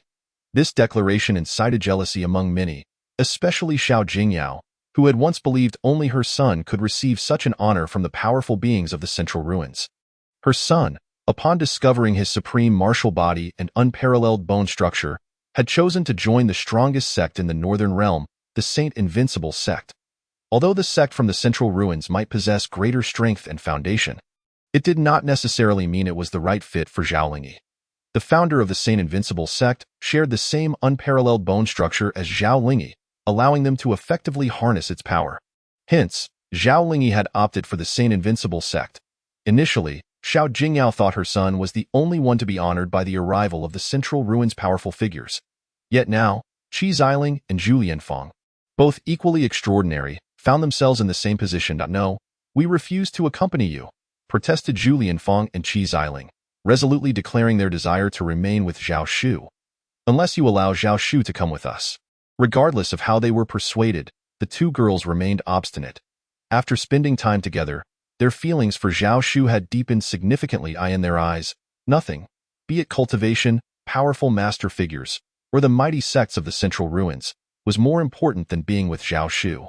"I don't want a master. I only want Zhao Shu," they cried. Zhao Shu, Lianfang and Xiling, heedless of their tears, lamented their sorrowful predicament. "Please, listen to us. Go with these esteemed seniors," Zhao Shu urged them gently. He could teach them martial techniques and skills but could not guide their cultivation, as his martial path, though potent, was not suitable for their development. The martial path required one to embody the weapon, honing each realm to perfection. Without ancient scrolls as aids, ordinary individuals would face insurmountable challenges in their cultivation journeys. Even prodigious talents would require countless years to reach the 2 million gene strength mark in the first realm of body refinement. Meanwhile, others would have advanced to the Meridian realm or even the Cave realm, leaving Zhao Shu lagging far behind. Even in those realms, the competition remained fierce, with others having already opened their 12 hidden meridians and developed numerous caves in the Cave realm, while Zhao Shu sought to reach the Void Ascendance realm or beyond. Thus, the martial path was best suited for someone like Zhao Shu. If he encouraged Qi Xiling and Zhu Lianfang to cultivate similarly, it would only squander their innate gifts. However, upon hearing Zhao Shu's suggestion to follow the seniors, the two girls were reduced to tears, filled with heartache. Ultimately, after Zhao Shu's entreaties, they reluctantly agreed but turned to the purple-robed and white-robed men, pleading, "Could you allow Zhao Shu to accompany us? He is incredibly skilled. He teaches us martial techniques, and we can demonstrate them for you." Over the past few days, under Zhao Shu's guidance, the two girls had indeed developed a solid foundation in their martial techniques. Observing Qi Xiling and Zhu Lianfang's displays, both the white-robed and purple-robed men were taken aback by Zhao Shu's remarkable talent for teaching at such a young age. However, when they enveloped Zhao Shu in a radiant light and subsequently withdrew it, they fell silent, and no matter how exceptional his martial technique talent, if he possessed a martial physique devoid of martial bones, such talent would be akin to a castle built on sand. Seeing the silence of the white-robed and purple-robed men, Zhu Lianfang and Qi Xiling wept even more sorrowfully. In the end, it was Zhao Shu who reassured them, stating he had heard from the teaching hall that reaching the cave realm would grant access to the intense space. He encouraged them to strive for their cultivation, assuring them that they would be able to connect in the intense space one day. With that promise, the two girls reluctantly agreed, though they departed with tearful hearts. At the entrance, a crowd had gathered, many parents hoping their children would be chosen by the purple-robed and white-robed men to join them in the central ruins. "Esteemed seniors, please consider our children," countless voices implored. Yet, the two men raised their hands, casting a brilliant light that enveloped the multitude. Despite the throngs of talented individuals from all over Changzhou gathering, not a single child was selected. After seeing off the white-robed and purple-robed men, Zhao Shu made his way to the Qingmu sect. Situated in Changzhou, the ever-pretentious Xiao Jingyao arranged transportation for Zhao Shu, which he did not decline. At this moment, the Qingmu sect was conducting its triennial recruitment of disciples, drawing a significant number of aspirants. The sect, ranked third among the powers of the Kanglan Empire, was located on a hillside in the western part of Changzhou. Sprawling across a vast expanse, the first rule for recruitment at the Qingmu sect stipulated that applicants must be under the age of 25 and possess cultivation at the cave realm. Following this, candidates had to undergo 3 rigorous tests. Only those who passed would be granted admission. However, Zhao Shu would not need to be tested, as he had connections arranged by Xiao Jingyao, who feigned concern for him. Consequently, Zhao Shu was directly assigned to the most elite class. Yet, as he appeared before the elite class, the entire cohort was left dumbfounded. How could a mere child gain entry to the most prestigious class? Chapter 13. The human cub is not as fragile as you might think. All eyes were fixed on Zhao Shu. I recall that during the previous assessment, Zhao Shu was absent. After all, Zhao Shu stands out like a crane among chickens. If he had participated, he would undoubtedly have left an impression. Without his participation, the only explanation is that he was directly recruited. Typically, such individuals are extraordinary geniuses, which is why the attendees are all 17 or 18 years old. There are none below 16 or 17, as those young enough to reach the cave heaven realm have already been directly taken by sects and noble families for focused training, eliminating the need to seek admission into the sect themselves. Considering Zhao Shu's tender age of 3 and recalling the prodigy of the same age, the gazes directed at Zhao Shu were laden with speculation. Could it be that Zhao Shu is that 3-year-old prodigy? You are indeed that Zhao Shu, who came through connections. Just then, a woman clad in a white dress, exuding an ethereal grace, entered the scene. The crowd was momentarily stunned by her words, initially believing Zhao Shu to be the 3-year-old prodigy, only to discover he arrived through connections. However, upon reflection, if the prodigy had truly arrived, he would have undoubtedly been directly recruited by the Qingmu sect into this sacred academy. rather than joining the newly admitted disciples of the Immortal Academy. The woman in the white dress, with her transcendent demeanor, drew the attention of the crowd. The disciples of the Qingmu sect are divided into 3 academies: the Sacred Academy, the Honorable Academy, and the Mortal Academy. Newly recruited disciples belong to the Mortal Academy, and those qualifying for the best classes there are generally the relatively young, around 17 or 18 years old. Those a bit older, around 24 or 25, are assigned to lower-tier classes or even lesser classes. Yet this woman in white was already 24 or 25 and still came to the top class. I am your senior sister, from the Honorable Academy. The woman continued, my name is Dao Rongxue, and I have taken on the task for your class. Every new student entering the Qingmu sect is assigned a mission, as we cultivate martial arts to slay demons. Any martial artist must endure the trials of blood, life, and death to grow stronger. Thus, every group of new entrants must undertake practical training in the border battlefield to confront demons and recognize their own shortcomings in combat. Of course, the border battlefield we are heading to can only be considered the rear, where no formidable demons will appear. Our task is to clear the battlefield, eliminating demons with comparable strength to yours. Additionally, there will be academic credits awarded based on performance, which you should know can be exchanged for sect techniques, precious medicines, and skills. I am responsible for leading your class and ensuring your safety. This mission will take place in Hangzhou. You will have 1 day to prepare. We depart tomorrow. Senior sister, will he be going too? The crowd pointed at Zhao Shu. What business does a 3-year-old child, who came through connections, have in this? He must go, Dao Rongxue replied. Since he is in the top class, he is required to participate. On the second day, just before departure, Dao Rongxue made a point to seek out Zhao Shu, assuring him, rest assured, I will not let anything happen to you. Meanwhile, the others were eager for action. The journey from Changzhou to Hangzhou would require traversing 2 additional states. The group rode on lion horses, a type of beast not known for its combat prowess, yet remarkably swift, having been domesticated for those below the Skyflight realm as a means of transportation. Even those at the Skyflight or Divine Origin realms might opt for lion horses on long journeys. The group sped along, the lion horses kicking up clouds of dust. Upon reaching Panqua City in Hangzhou, one of the nearly 100 cities in the region, this would be the site of Zhao Shu's mission. Upon entering the city, Dao Rongxue approached the city lord to express their intentions. The city lord then summoned an officer named Zhang Fong, who was responsible for related matters. He saluted the group and said, Thank you for coming, and I appreciate your long journey. Recently, there have been remnants of demonic disturbances in the southeast and northern mountains, primarily small demons at the Meridian Realm or the Cave Heaven Realm. But in significant numbers, they frequently harass nearby villagers, with many being slain by these demons. Your arrival is timely to help eliminate them. Then please have Commander Zhang lead the way, Dao Rongxue said, bringing Zhao Shu alongside her. She did not participate in the demon slaying herself. As a Sky Flight Realm expert, her consciousness could envelop a radius of 10 miles. Her task was to protect everyone, and should any danger arise, she could reach them in mere moments. Jiang Lin, why do you think our senior sister brought that little brat along? In the woods, the two discussed while slaying demons. Suddenly, as they each struck down a deer demon and a black-eyed wolf demon, their bodies erupted violently. A tremendous force burst forth from them, showering blood, and before they could utter another word, they lay lifeless. The unexpected turn of events left Dao Rongxue unable to intervene in time. Her expression changed dramatically as she swiftly appeared beside Zhao Shu. Her mission was to protect everyone to earn credits, as she needed them to exchange for techniques and other resources as a disciple of the Honorable Academy.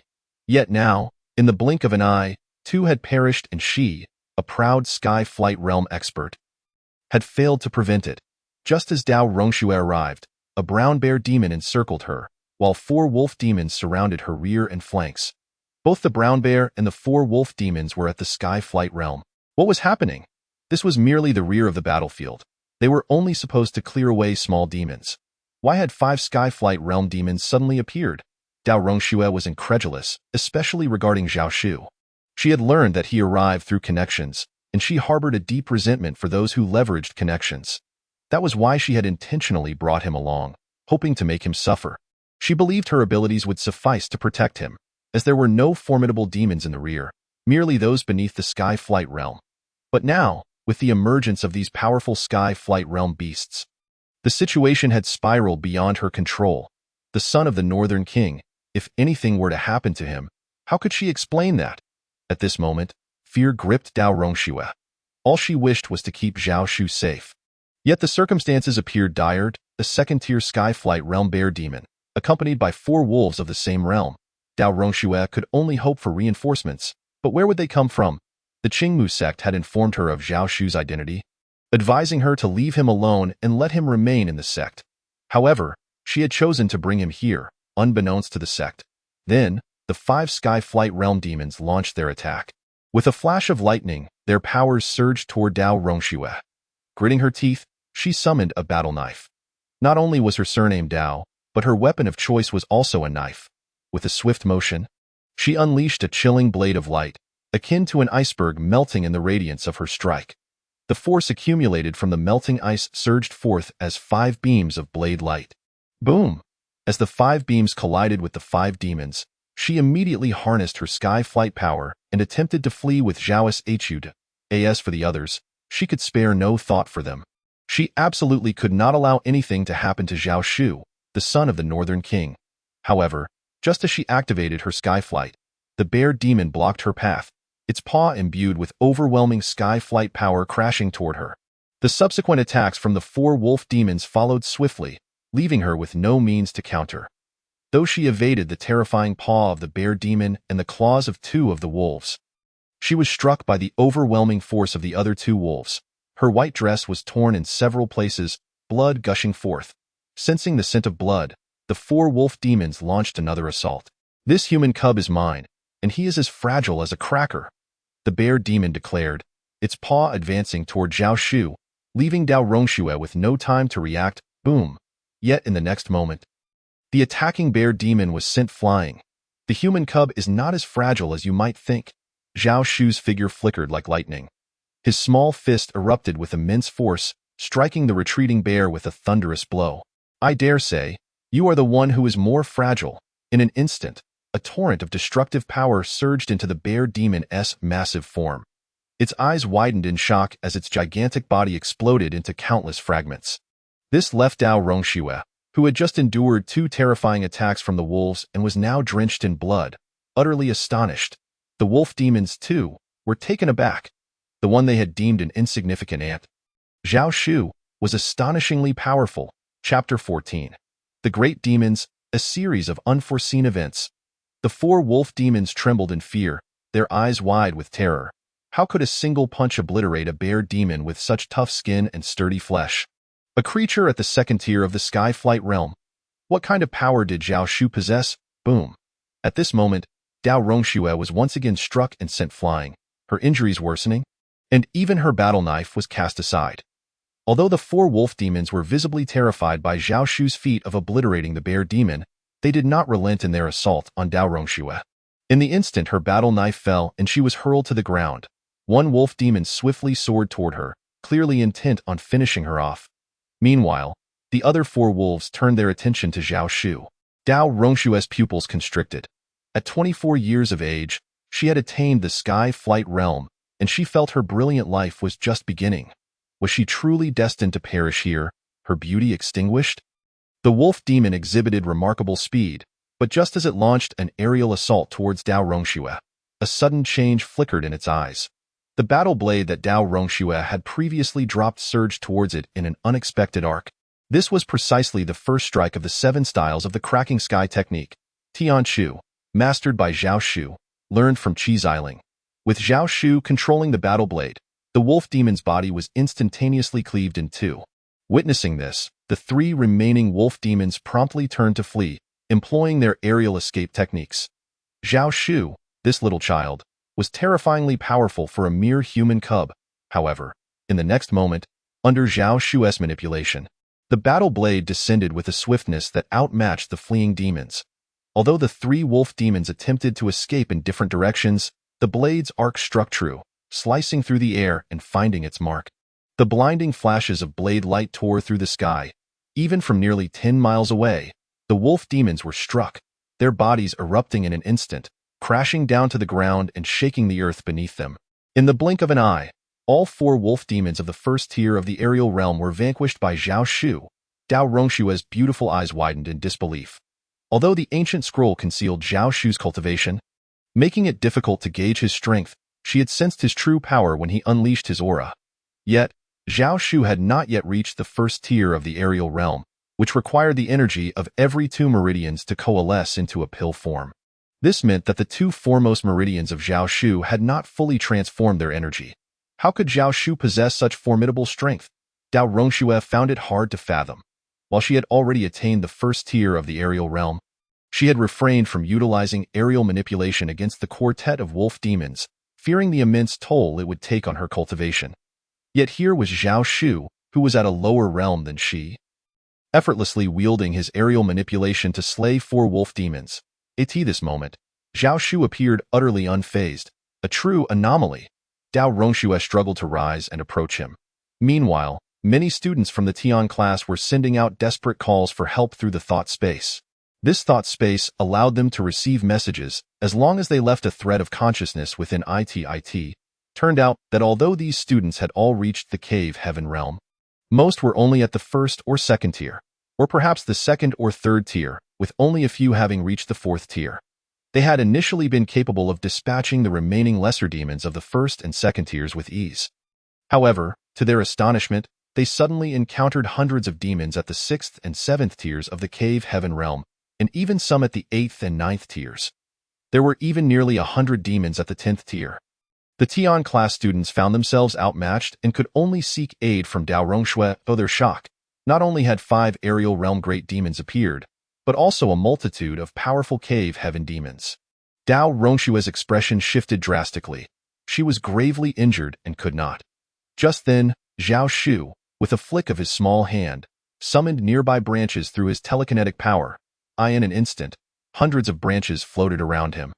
Resembling a multitude of sharp blades, as he unleashed his manipulation power, these branches transformed into cutting edges that sliced through the air. The students of the Tian class, who had been fighting for their lives, watched in awe as the branches flew towards the demons that had cornered them. In the next heartbeat, those demons that had threatened their existence were struck in the head or body by the branches, exploding into fragments. The students stood in stunned silence, particularly those who had been on the brink of being devoured by the demons, unable to believe their eyes as the branches pierced through the demons' bodies. In this world where power reigned supreme, branches could not penetrate even the bodies of those in the body-forging realm. Yet now they had terrifyingly pierced through the bodies of demons above the 6th tier of the cave heaven realm. Among these demons, nearly 100 had reached the 10th tier, on the cusp of entering the aerial realm, and yet they too had been killed by the branches. What kind of terrifying power did these branches possess? The Tian class students were left dumbfounded. Dao Xuejie was incredibly strong, using these branches to slay the demons in an instant. As they regained their senses, the students attributed the feat to Dao Rongxue. Dao Xuejie is my role model. Dao Xuejie is, however, when they learned that it was not Dao Rongxue's doing, but rather that she was severely injured while being besieged by 5 aerial realm beasts, and that she was saved by the 3-year-old Zhao Shu, everyone was left speechless. Could it be that Zhao Shu was the child prodigy they had speculated about? Otherwise, how could he be so powerful?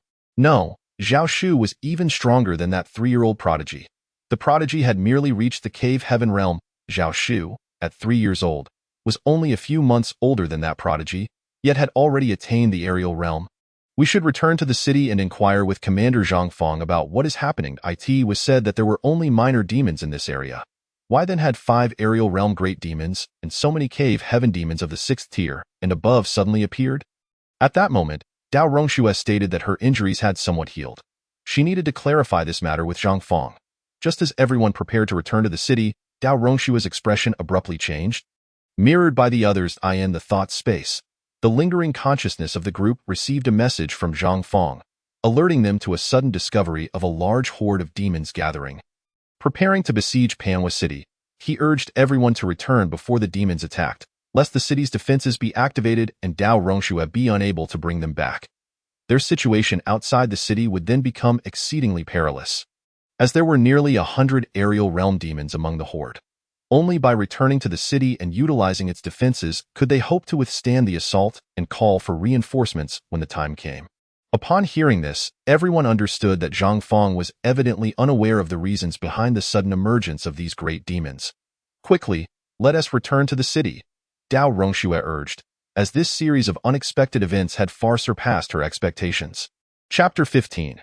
Betrayal of Humanity. When Zhao Shu and Dao Rongxue's group hurried back to Panhua City, weary from their journey, they gazed into the distance and beheld a massive, dark silhouette advancing like an ominous storm. As they drew closer, they realized that the demon army had indeed assembled and was heading towards Panhua City. This horde resembled a surging tide of darkness, emitting deep, menacing roars as it approached, as though intent on swallowing the city whole.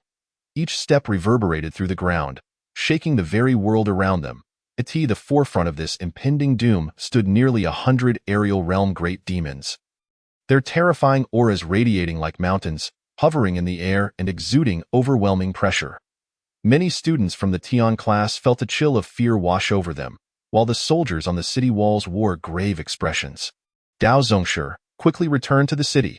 Upon seeing Dao Rongxue and her companions at the city's base, Zhang Fong, with a similarly grave demeanor, urged them onward.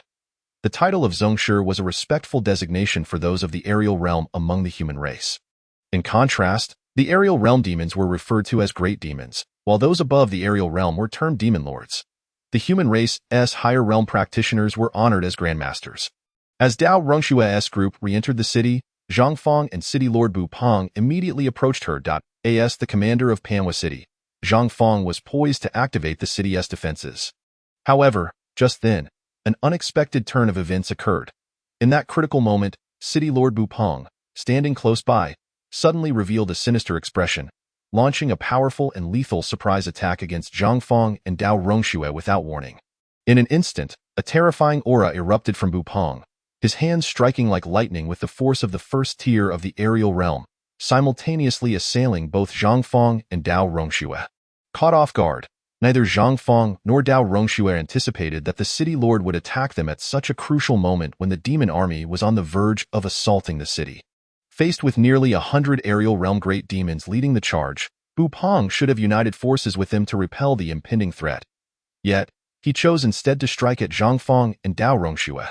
Unprepared, Zhang Fong, who was merely at the 10th tier of the cave heaven realm and had not yet reached the aerial realm, perished instantly under Bu Peng's overwhelming ambush.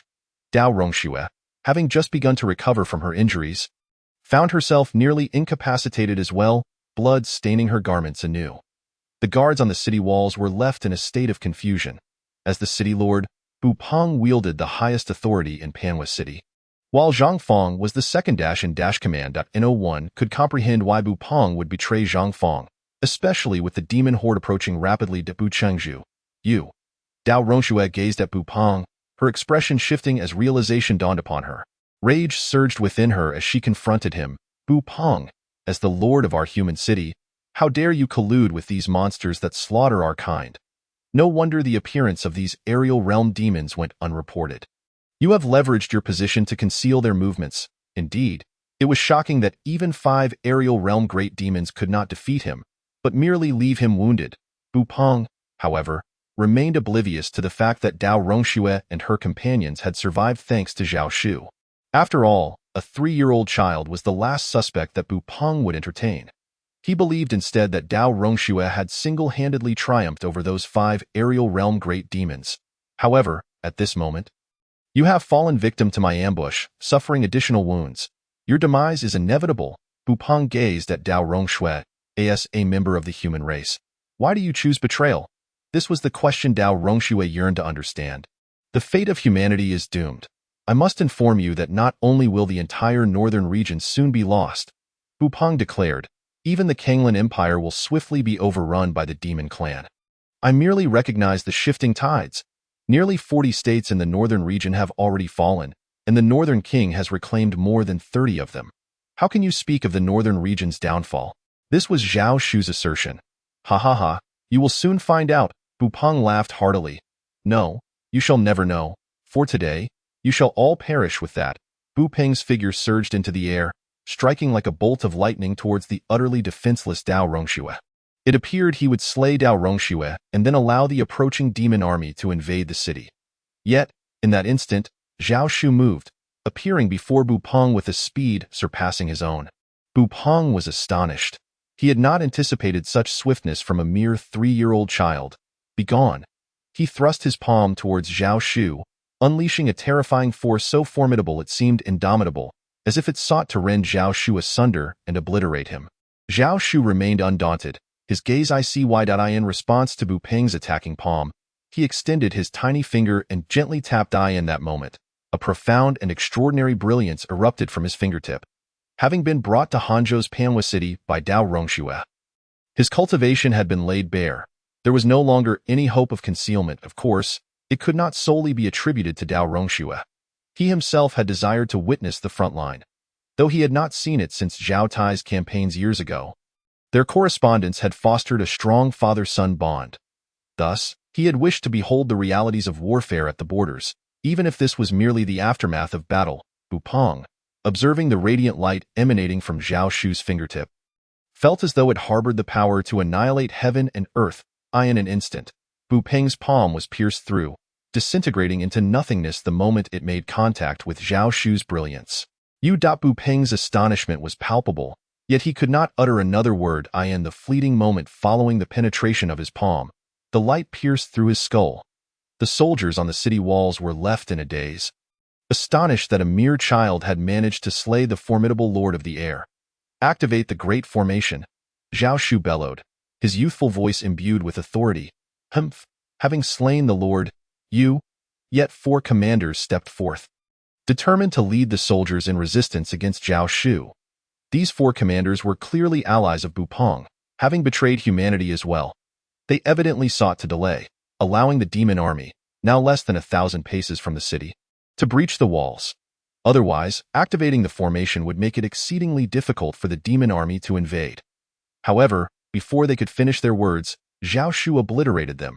According to the laws of the Kanglan Empire, when a general falls, the highest-ranking individual assumes command. At that moment, Dao Rongxue shouted, Bu Peng, as the Lord, has betrayed humanity and has been slain by Master Zhao Shu.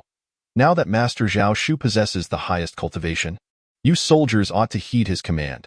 Immediately activate the Great Formation to repel the demon army outside the city. Chapter 16. The new clan genealogy. The soldiers, upon hearing this, were astonished and shocked at the might of the 3-year-old Zhao Shu. Nevertheless, the master of formations among the troops promptly emerged to activate the Great Formation, enveloping Panhua City in resplendent symbols. The symbols coalesced into a luminous barrier, like an inverted bowl, shielding the entire city. As the demon army approached within range, the soldiers on the walls unleashed a rain of arrows, specially enhanced to maximize their potency, raining down upon the enemy. Yet the demon army showed no fear. Nearly 100 formidable aerial demons soared forth. The arrows striking them felt as if mere tickles, leaving them unscathed. This left the defenders on the walls in a state of panic, although Zhao Shu was powerful. At this moment, only he and Dao Rongxue stood as aerial masters. How could they possibly withstand the onslaught of nearly 100 aerial demons? Yet, in an unexpected turn of events, Zhao Shu soared into the air. As he ascended, he summoned the arrows from the soldiers' quivers, causing them to levitate in the air. Then, Zhao Shu took a single step and leaped directly from the city walls to the outside. The Great Formation could prevent enemy demon beasts from entering, yet it allowed humans to exit. However, witnessing Zhao Shu's actions left every observer in shock. Did he truly intend to confront nearly 100 aerial demons alone? Master Zhao Shu, what are you doing? Come back, Dao Rongxue shouted in desperation. She perceived that although Zhao Shu was a prodigious young talent, no, rather, a prodigious human infant, his age rendered him naive, and he seemed unaware of the peril posed by the numerous aerial demons. Yet Zhao Shu paid no heed. As he stepped outside the city, he wielded his aerial powers, hovering in midair. The arrows he had summoned floated before him. The demon beasts were also baffled. Had humanity truly sent a mere child to his death? At that moment, Zhao Shu unleashed his power, causing the arrows to erupt with a dazzling brilliance, igniting the surrounding air. The nearly 100 aerial demons, who had previously dismissed Zhao Shu, were suddenly filled with trepidation.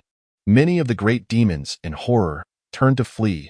Yet before they could escape, the arrows tore through all obstacles in their path. In an instant, the near 100 aerial demons vanished. The onlookers were left wondering if their eyes had deceived them. How could so many great demons simply disappear? Upon seeing the ground littered with the corpses of the great demons, all pierced and lifeless, they finally comprehended that this near hundred had been slain by the 3-year-old Zhao Shu. Earlier, the arrows had struck the great demons like mere tickles, leaving them unharmed. Yet now, in Zhao Shu's hands, they had been utterly decimated. Previously, when Zhao Shu had wielded his powers to slay those 6 to 10 realm demon beasts, those in the same class as Zhao Shu had already regarded him as extraordinary. Now, Zhao Shu alone had managed to slaughter nearly 100 great demons. These demons range from the 1st to the 4th realm of the aerial domain, and the power disparity between each realm was immense. Yet Zhao Shu, barely at the 1st realm, had managed to vanquish these great demons. Zhao Shu was truly an anomaly, surpassing 4 realms. Dao Rongxue now realized that when Zhao Shu had previously slain those 5 aerial great demons, he had not even exerted his full strength. The 3-year-old Zhao Shu, having slaughtered nearly 100 aerial great demons, would become a legend throughout Hanzhou, the northern region, and the Kanglan Empire. Furthermore, after the arrows had decimated the nearly 100 great demons, they continued to transform into streaks of light, merging into the ranks of the demon army. In an instant, the demon horde visibly dwindled. Nearly half of the demon army was annihilated, and Zhao Shu, hovering in midair outside the city walls, resembled a divine being. The demons began to panic and flee. The soldiers on the walls observed the demons and felt as though they were not there to besiege the city, but rather to offer themselves up for slaughter. What had once been a densely packed army outside the city now vanished nearly 1,000 meters with each attack from Zhao Shu. To be precise, they seemed to evaporate. In the end, apart from a few fortunate enough to escape, all fell beneath Zhao Shu's might. At that moment, no one regarded Zhao Shu as a mere 3-year-old child any longer, but as a god of war. One man alone had defended the city. Otherwise, Panhua City would have faced dire peril today. Zhao Shu had become the savior of Panhua City. The spectacle Zhao Shu had displayed would forever be etched in the minds of the soldiers on the walls and Dao Rongxue. As everything came to an end, Dao Rongxue regained her senses. We should return. Not yet. In contrast to Dao Rongshue's eagerness to leave, Zhao Shu shook his head. The flesh of these aerial great demons is quite exquisite. Today, I shall be the chef and treat everyone to a feast of aerial great demon meat. Zhao Shu had not forgotten the culinary knowledge gleaned from ancient scrolls. The others gazed at him in bewilderment. A mere 3-year-old aerial master was also a chef. Yet, with a flick of his hand, Zhao Shu unleashed his power, summoning the great demons he had just slain. Then, he instructed the soldiers to set up a large pot over a fire, while he continued to wield his powers to extract nearly 100 military knives from their sheaths. The knives, under his command, swiftly sliced through the demon flesh, as the soldiers ignited the fire and set the pot. Zhao Shu tossed the demon meat inside. Simultaneously, he used his powers to stir thousands of pots, captivating the attention of all present. Here was a formidable aerial master, yet he was using his powers to prepare a meal for everyone. It was a sight they had never before witnessed, especially those soldiers who had seen Zhao Shu extract military knives from their sheaths with his powers to carve the demon flesh. As Zhao Shu finished slicing the meat, he also returned the knives to their sheaths with a flick of his wrist. Immediately, a soldier stepped forward. Zhang Wu, will you sell that military knife? I, Wang Tiansan, will trade it for a season's salary. A season is 3 months. Yet Zhang Wu could not comprehend why Wang Tiansan would offer such a trade. The military knives were uniformly distributed by the military, available at any time, and Zhang Wu readily agreed. Ha ha ha, Zhang Wu, you've made a grave error. However, the moment Wang Tiansan received the knife, he erupted in ecstatic laughter. This knife had been wielded by Master Zhao Shu himself to carve the demon flesh. Zhao Shu was only 3 years old, and who knows, he might become a terrestrial deity in the future. The items once utilized by the terrestrial immortals, and yet, you dare to exchange them for merely 3 months of my salary? You have suffered a tremendous loss. This military saber, I intend to preserve it for generations, a treasured heirloom of the Wang Tiansan family, as a descendant of the Wang Tiansan Hui nationality. I shall wield this saber to establish my new family lineage. Chapter 17. Cooking the Great Demons, Culinary Experience. Upon hearing this, Zhang Wui immediately regretted his decision. He felt utterly foolish for trading 3 months' salary with Wang Tiansan. In a fit of remorse, he resolved to return the 3-month salary to Wang Tiansan and reclaim the saber that Zhao Shu had used, imbued with the power of imperial artifacts, to cleave through the flesh of the great demons. He even contemplated offering an additional 3-month salary to Wang Tiansan, which would effectively mean he was giving a substantial amount away just to retrieve that saber. Yet Wang Tiansan declined.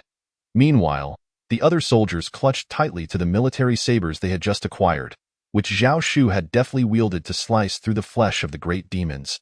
As if fearing they would be snatched away, "I too wish to return to my lineage," they exclaimed, grasping their sabers with fervor.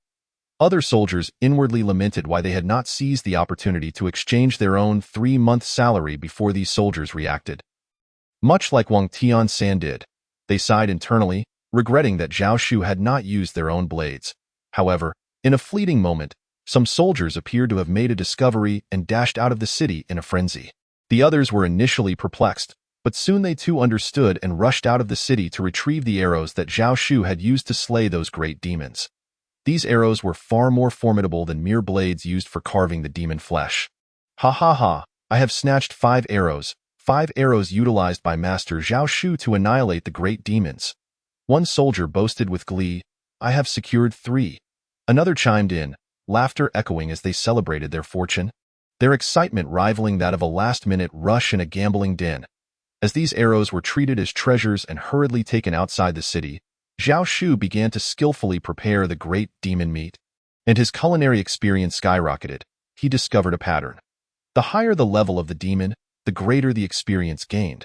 For instance, slaying a 4-fold Yukong realm demon yielded far more experience than a 1-fold. As Zhao Shu meticulously cooked thousands of pots of demon flesh, his culinary expertise surged from level 4 to level 6, earning him 2 insights. However, reaching level 6 meant he required 30,000 experience points to ascend to level 7. At present, although his culinary skill had not yet reached level 7, he had accumulated over 26,000 experience points, just over 3,000 shy of the next level. As the aromatic steam wafted through the air and the demon meat was served, the soldiers and others present, including Dao Rongxue and the Tian band members, were utterly unprepared for Zhao Shu's culinary prowess.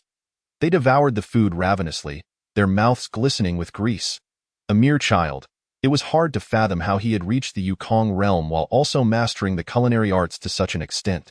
Among them was the insatiable little Mengdan, who voraciously slurped the demon meat from the pot straight into its shell and absorbed it. "All right, we can now return to Changzhou City." Upon finishing the meal, Dao Rongxue, the leader of this expedition, declared. Meanwhile, as Zhao Shu's group returned, the news had already spread throughout Changzhou City via the consciousness transmission of the mind space. Everyone was astonished to learn of Zhao Shu's exploits in Panhua City. They found it hard to believe that Zhao Shu had reached the Yukong realm at the tender age of 3. Zhao Shu, who was not a martial arts waste, devoid of martial bones, yet spent his days listening to music and gambling. How could it be that he had reached such heights? Especially with the news from Hanzhou Panhua City that Zhao Shu was also a chef. Leaving everyone utterly flabbergasted, the identity of Zhao Shu, who was known in the mind space as "my girlfriend is leaking air," had been thoroughly exposed.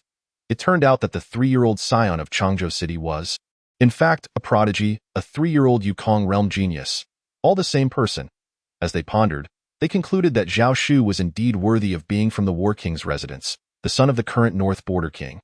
Zhao Tai, meanwhile, within the War King's residence, Xiao Jingyao was thunderstruck upon receiving the news. This revelation left her utterly unprepared. Zhao Shu's attainment of the Yukong realm at 3 years old posed a potential threat to her son. In the North Border, the title of king was inherited by the most exceptional son of the previous king.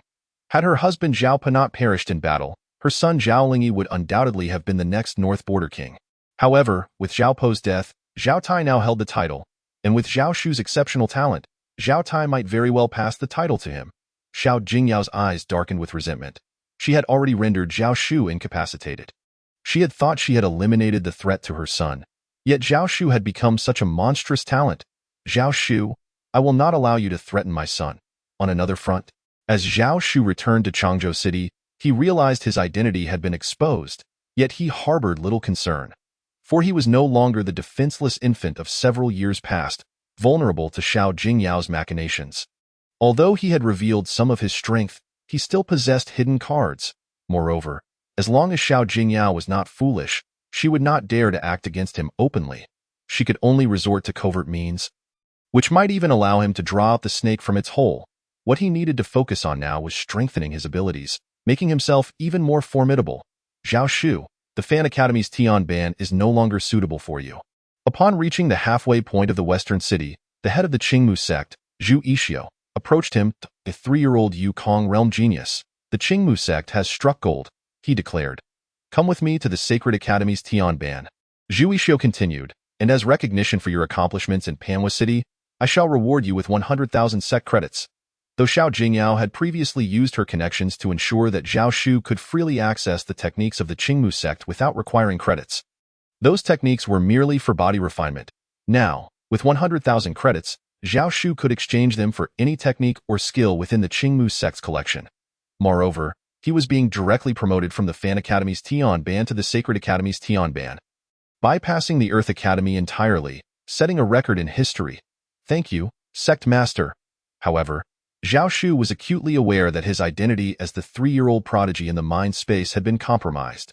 Initially, the Qingmu sect had proclaimed that if this 3-year-old prodigy came to the Qingmu sect, they would gift him the Qingmu Divine Sword, one of the 3 divine swords of the Kanglan Empire. Sect Master, may I request the Qingmu Divine Sword? Zhu Yixio paused for a moment, then nodded. Of course, however, to obtain the Qingmu Divine Sword, you must fulfill 3 conditions. What are the 3 conditions? Zhao Shu inquired, looking at Zhu Yixio. The first condition is that the Qingmu Divine Sword is kept at our Qingmu sect's Bingya, where all our weapons are stored. In front of Bingya lies a sword technique, which was acquired by our founding ancestor from an ancient relic. If you wish to obtain the Qingmu Divine Sword, you have only 10 days. You must master this sword technique within that time. For when our founding ancestor acquired this technique, it took him 10 days to refine it. Thus, he personally left a rule. Only those who can master this sword technique within 10 days are qualified to claim the Qingmu Divine Sword. Of course, this is only one condition. As for the second and third conditions, we shall discuss them once you comprehend and master this sword technique. Completing the first condition, if you cannot even grasp the first sword technique, then knowing the second and third conditions would be pointless. Chapter 18. 10 days of comprehension and mastery of the sword technique. Bingya, towering at the summit of Qingmu sect, is adjacent to a sheer cliff. Additionally, it houses weapons, hence its name. Upon hearing that Zhao Shu, this 3-year-old Yukong realm prodigy, intended to comprehend the sword technique in front of Bingya to obtain the Qingmu Divine Sword, many from the Sacred Academy, Respect Academy, and Fan Academy rushed to witness. Dao Rongxue was among the crowd. She had previously seen Zhao Shu's sword skills in Panhua City. She had assumed Zhao Shu was specializing in the path of blades. Techniques are diverse: punch, palm, sword, spear, glaive, leg. Many practitioners dedicate themselves to mastering a single path. However, Zhao Shu, who had clearly focused on the path of blades, now sought to cultivate the sword technique before Bingya. Did he intend to pursue both the blade and sword paths simultaneously? Isn't it said that one cannot chew more than one can swallow? Specializing in a single path allows for greater focus, enhancing the strength of that technique. Conversely, spreading oneself too thin among various techniques leads to mediocrity, knowing a little of everything but excelling in none. Did Zhao Shu not understand this principle? Why then did he desire to pursue both the blade and sword paths? Since the founding of the sect, aside from the founding ancestor, no one has ever managed to comprehend this sword technique in just 10 days. The fastest took nearly 3 months, while the slowest required years without success. Could this prodigy truly break the record and achieve mastery within 10 days, like the founding ancestor? As they observed Zhao Shu standing before Bingya, many began to speculate. In front of him lay stone inscriptions detailing the sword techniques.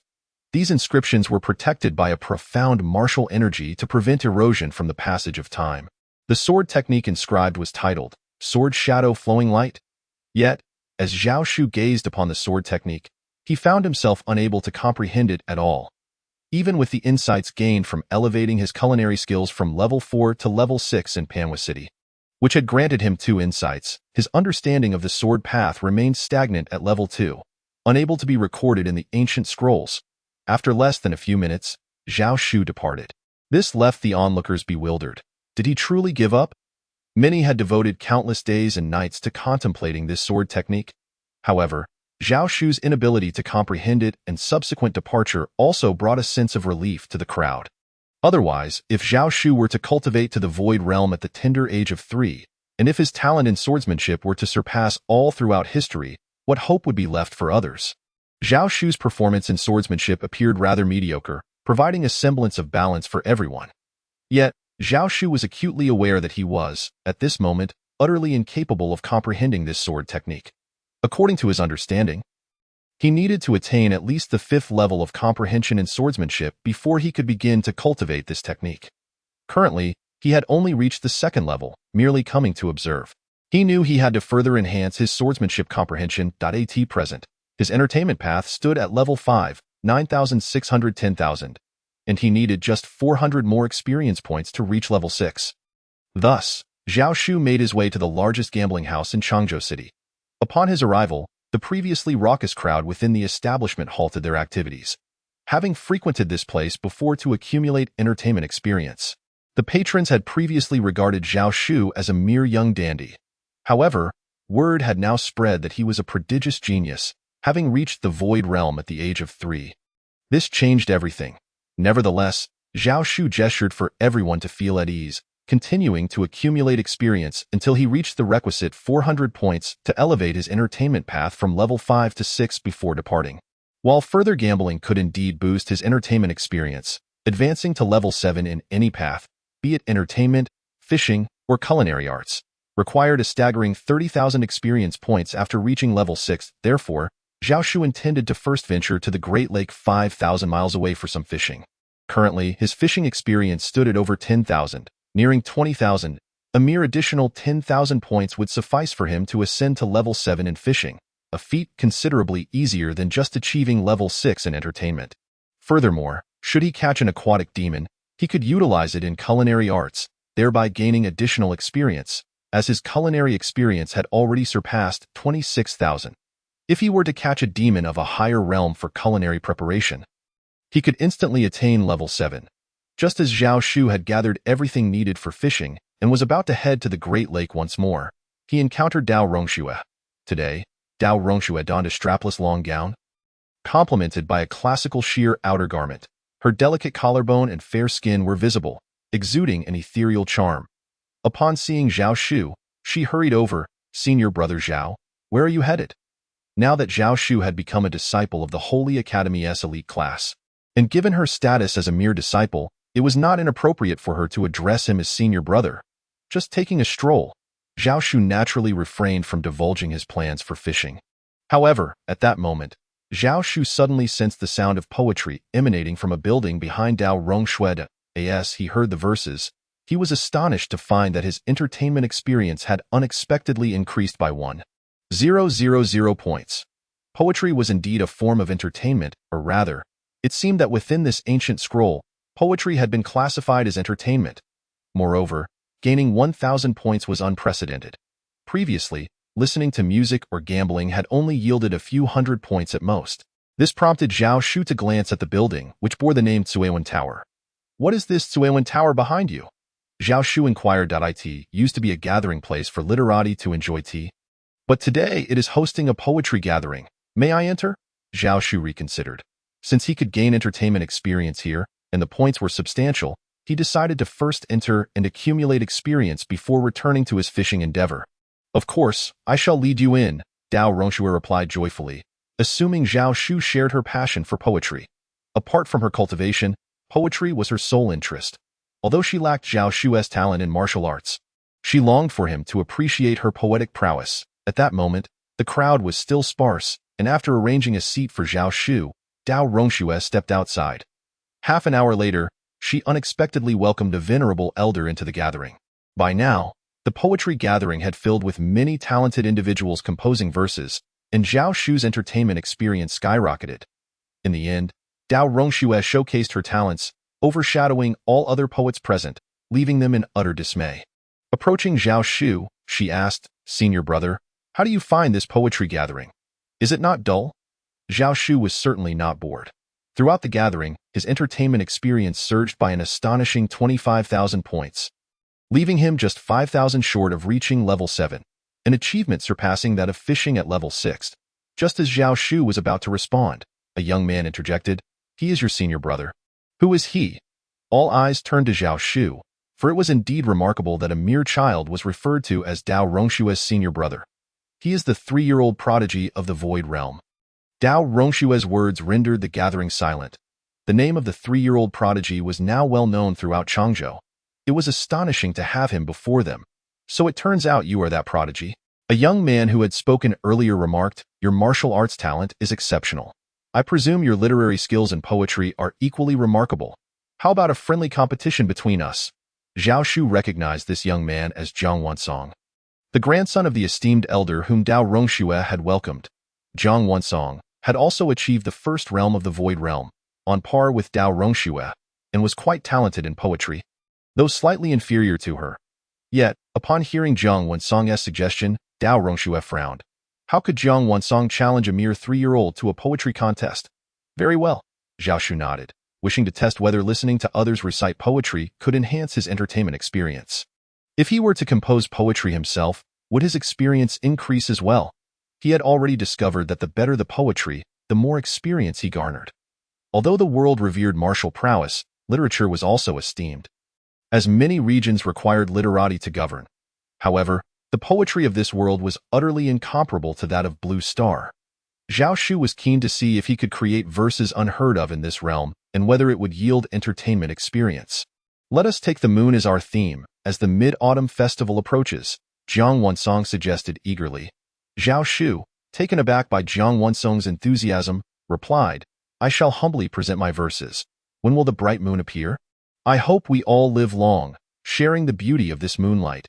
Even if we are 1,000 miles apart, in an instant." The entire Tsuewen Tower fell into stunned silence. Without a moment's hesitation, Zhao Shu had recited an entire poem as soon as Zhang Wansong proposed the theme. Noticing that his entertainment experience had indeed increased, Zhao Shu continued, "Now let us take the waterfall as our theme." Zhang Wansong had no choice but to propose a new subject. The sun shining on the incense burner produces purple smoke. The waterfall cascades 3,000 feet, seeming like the Milky Way falling from the heavens. The crowd was once again left in disbelief. Not only was Zhao Shu a martial arts genius, but he was also unparalleled in the realm of poetry. Zhang Wansong's expression darkened. He had prepared verses for both themes and now realized he could not compare to Zhao Shu. Feeling embarrassed to present his own, he attempted to propose various themes, yet Zhao Shu effortlessly composed verses for each. "By lantern light, I draw my sword point 800 miles of my command on the battlefield. Autumn soldiers prepare for battle point 10 years of life and death, both lost in thought, a lonely grave 1,000 miles away, with no place to speak of sorrow." Each poem, each line, left the audience in continuous shock and awe. While Zhao Shu's entertainment experience surged uncontrollably. Entertainment path, level 7, 31,287 60,000. This advancement represented Zhao Shu's leap from level 6 to 7. Simultaneously earning him 1 comprehension point, along with over 30,000 experience points at level 7. Remaining comprehension points, 2 fishing path, level 619018, 30000, culinary path, level 6, 26,357 30,000, theft path, level 0, 010. However, upon observing the newly emerged theft path in the ancient scroll, Zhao Shu was taken aback. What was this? Did it mean he could steal items to gain comprehension? Contemplating this, Zhao Shu discreetly employed his power to manipulate objects, pilfering items from the gathered poets. By the time the poetry gathering concluded, his theft path had surprisingly risen to level 4, granting him 4 comprehension points. With this, he no longer needed to go fishing. He had already acquired 6 comprehension points. This newly emerged theft path in the ancient scroll allowed him to swiftly gain comprehension, and he returned to the peak of Qingmu Sect's mountain cliff. With these 6 comprehension points, he was certain he could successfully cultivate the sword technique Sword Shadow Flowing Light inscribed on the stone tablet. As he focused on the technique, adding his comprehension, he found that his sword comprehension increased from the original level 2 to level 6, requiring 1 additional level than he had anticipated. He had thought level 5 would suffice. Upon reaching level 6 in swordsmanship, his understanding of the technique allowed him to successfully inscribe Sword Shadow Flowing Light into the ancient scroll. Moreover, he advanced seamlessly past the stages of entry, minor success, and major success, directly achieving a state of perfection. Zhao Shu promptly notified Zhu Yixio. The entire Qingmu sect was soon abuzz. Earlier that morning, Zhao Shu had come to the cliff, unable to comprehend the technique, and had left. Yet, by evening, he returned to announce his success. Instantly, the area before the cliff, capable of holding tens of thousands, was teeming with people. When sect leader Zhu Yixio arrived, numerous high-ranking elders of Qingmu sect also descended from the skies. After all, it was astonishing that Zhao Shu had begun comprehending the sword technique in the morning and had succeeded by evening. Many high-ranking members of Qingmu sect hovered in the air, with Zhu Yixio at the forefront. Filled with anticipation, Zhu Yixio exclaimed, "Since you have succeeded, demonstrate it for us, brothers. Can someone lend me a sword?" Upon hearing Zhao Shu's request, the surrounding crowd of thousands gazed at him in astonishment and disbelief. As practitioners of swordsmanship, each regarded their sword as a second life. Yet here was Zhao Shu, who did not possess a sword. "Senior brother Zhao, please borrow my sword." As the crowd stood in astonishment, a young man, once a member of the celestial class at the Mortal Academy, hurled his sword towards Zhao Shu.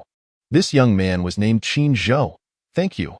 Zhao Shu received the sword with a respectful gesture towards Qin Zhou. In the next moment, the blade glimmered, and a formidable sword aura surged forth like a tidal wave. A series of sword shadows, swift as lightning, erupted forth, illuminating the grand plaza before the military cliff like a constellation of stars. Not only the tens of thousands of onlookers, but even the senior figures like Zhu Yixio were utterly astounded by Zhao Shu's display. To think that in less than a day, he had achieved such mastery. Previous records had taken as long as 3 months, with some even requiring several years. Even the most prodigious of masters, the founding patriarch, had taken 10 days to reach such a level.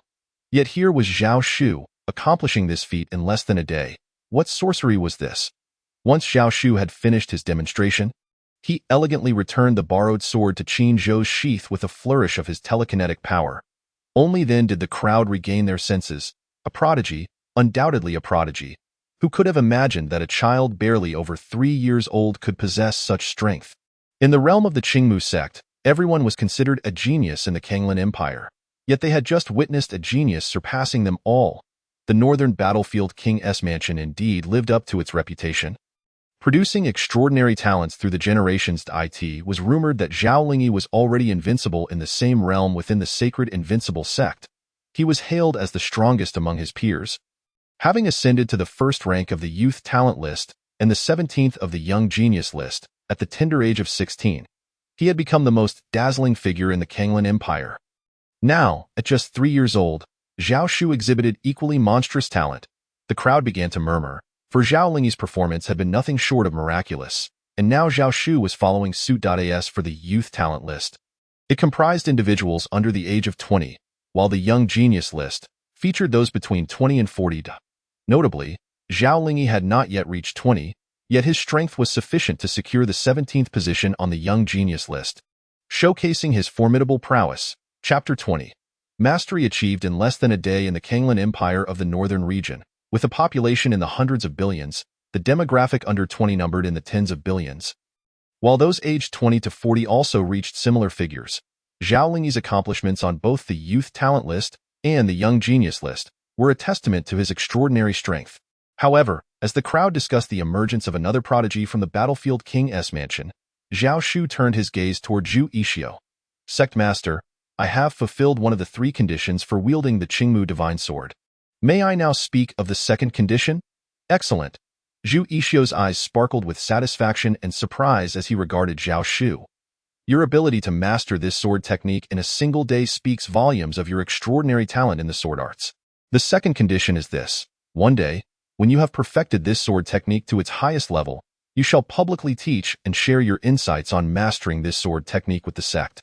Zhu Yixio's words were grounded in the fact that although Zhao Shu had indeed reached the pinnacle of the sword shadow flowing light technique, he had only demonstrated its entry-level form earlier to avoid shocking the world too profoundly.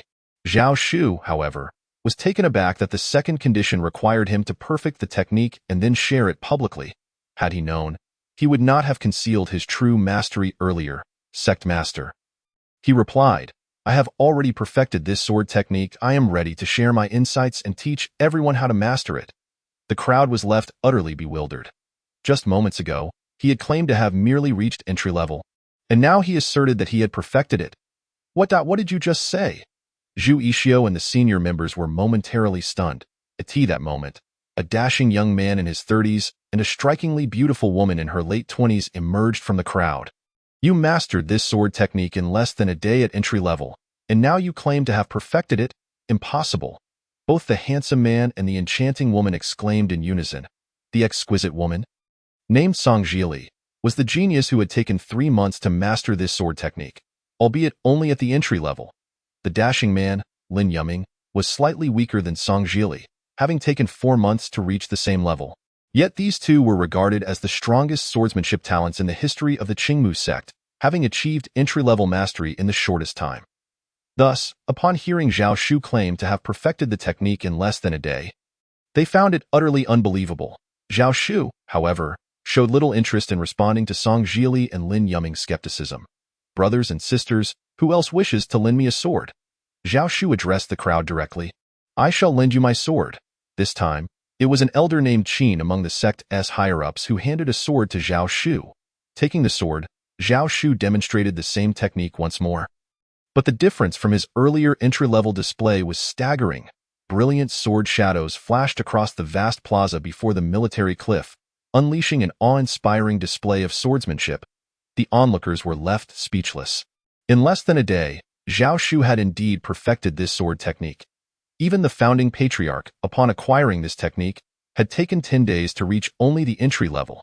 Yet Zhao Shu not only achieved mastery in less than a day but shattered the founding patriarch's record, reaching the highest level of perfection in the same brief span.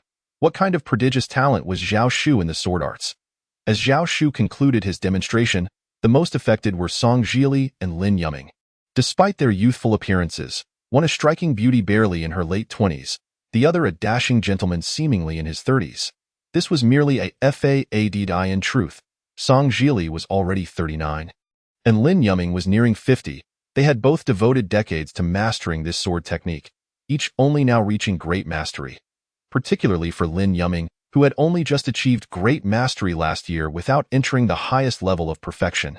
The fact that Zhao Shu had accomplished this in less than a day was a staggering blow to their resolve in the sword arts, nearly shattering their spirits. Zhao Shu, not yet 4 years old, was astonishingly formidable, truly as if the heavens themselves had bestowed their favor upon him, especially as news of Zhao Shu's earlier poetry recital spread, where he had recited lines such as in the vastness of life and death, the flow cascades 3,000 feet, when will the bright moon appear?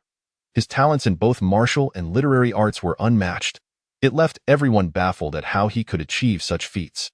Alongside his extraordinary martial prowess, he exhibited exceptional literary talent, crafting timeless verses that resonated through the ages.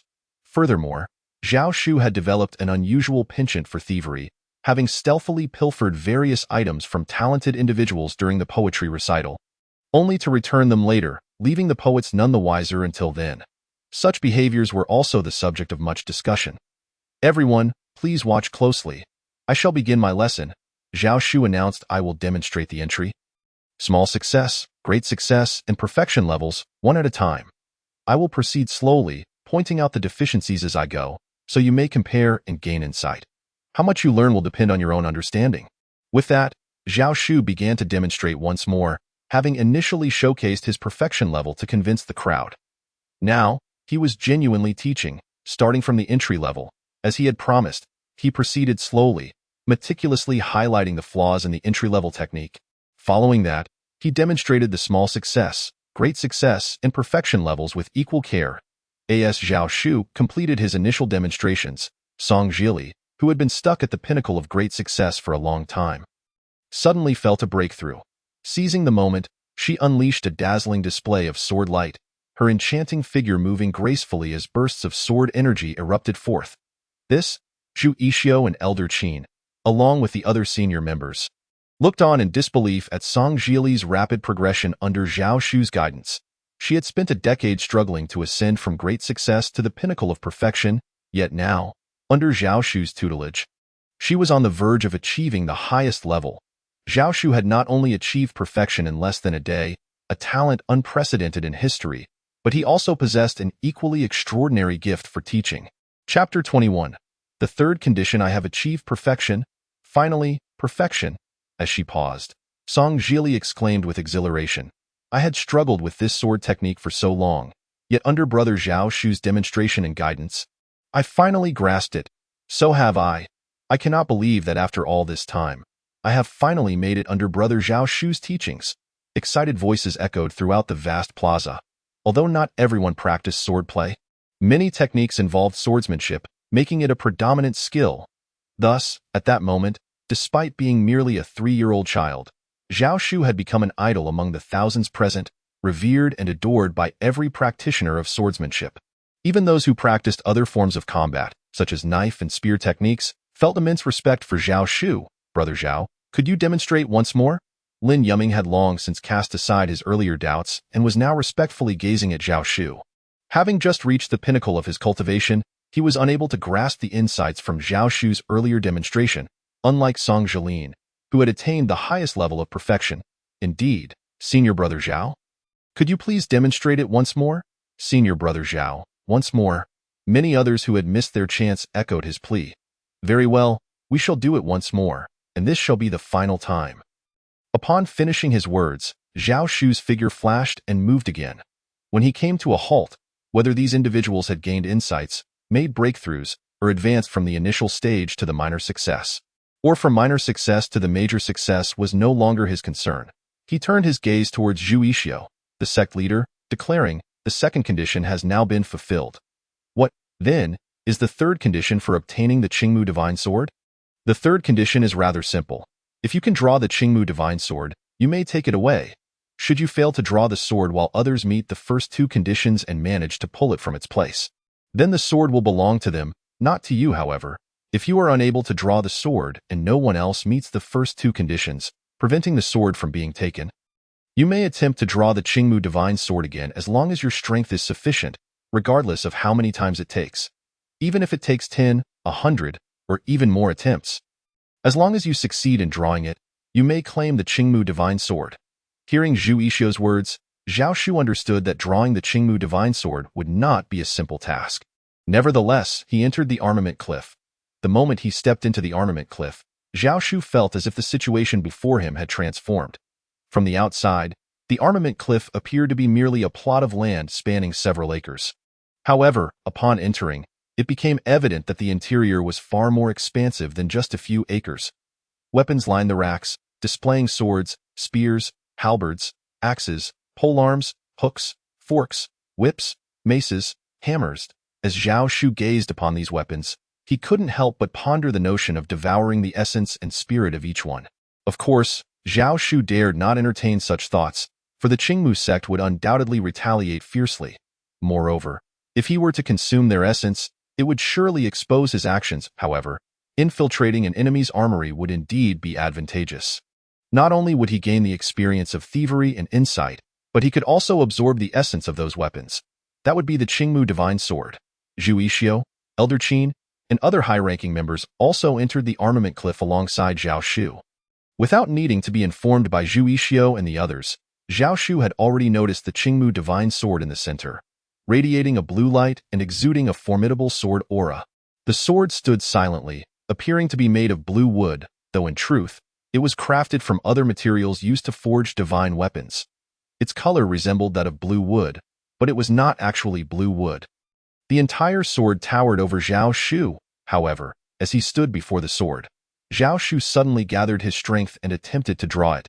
Yet the sword remained firmly in place. Astonished, Zhao Shu immediately exerted greater force, channeling a more formidable power into his hands. In the next instant, cracks began to form in the ground beneath his feet. Gradually, the Qingmu Divine Sword was lifted by Zhao Shu. Witnessing this, Zhu Yixio and the others were utterly astounded. Zhao Shu had just reached the Void Control Realm and had not even attained the first level yet he managed to draw the Qingmu Divine Sword. The sheer strength possessed by Zhao Shu at such an early stage was beyond their expectations. They had never anticipated that he could successfully pull out the Qingmu Divine Sword. Sect leader, I have fulfilled the 3 conditions. This sword is now mine. Zhao Shu declared as he drew the sword and stepped out of the armament cliff. Heading towards the nearby Hall of Hidden Achievements, Zhao Shu had not forgotten about the 100,000 merit points. With each of his meridians capable of opening 20 caves, it would take far too long to fully cultivate the energy within those caves into pills. The Hall of Hidden Achievements was where the Qingmu sect stored its techniques and methods. Zhao Shu intended to seek a technique for transforming energy into pills at the Void Control Realm. Otherwise, he would only have the Great Transformation Technique obtained from the War King Estate's Technique Chamber. Zhao Shu wanted to attempt cultivating 2 techniques for transforming energy into pills simultaneously to see if it would expedite his progress. The Hall of Hidden Achievements was even larger than the Armament Cliff, and Zhao Shu meticulously searched through the racks of techniques for the Void Control Realm.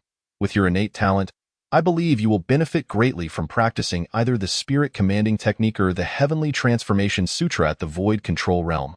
Upon seeing Zhao Shu, an elder in the Hall of Hidden Achievements remarked, "It is exceedingly difficult for ordinary individuals to cultivate these 2 techniques, but with your exceptional talent, you are sure to achieve swift progress. This would enable you to attain a higher realm beyond the Void Control Realm sooner." Upon hearing this, Zhao Shu glanced at the 2 techniques and discovered that they were indeed top-tier methods for cultivating energy into pills at the Void Control Realm. He exchanged 10,000 merit points, leaving him with 90,000. In truth, Zhao Shu could have obtained them without merit points. During his earlier observation, due to his comprehension of the martial way of being a weapon, he had already recorded the techniques in the ancient scroll. His current exchange of merit points was merely a ruse to conceal the truth. Otherwise, if he were to cultivate these 2 techniques without using merit points, he would undoubtedly raise suspicion among others. Meanwhile, within the War King estate, news of Zhao Shu's poetic talents and his rapid mastery of the sword technique Sword Shadow flowing light to the highest perfection level in less than a day had reached Xiao Jingyao's ears. Xiao Jingyao was well aware of the difficulty of this sword technique, as others might take months or even years to make any progress.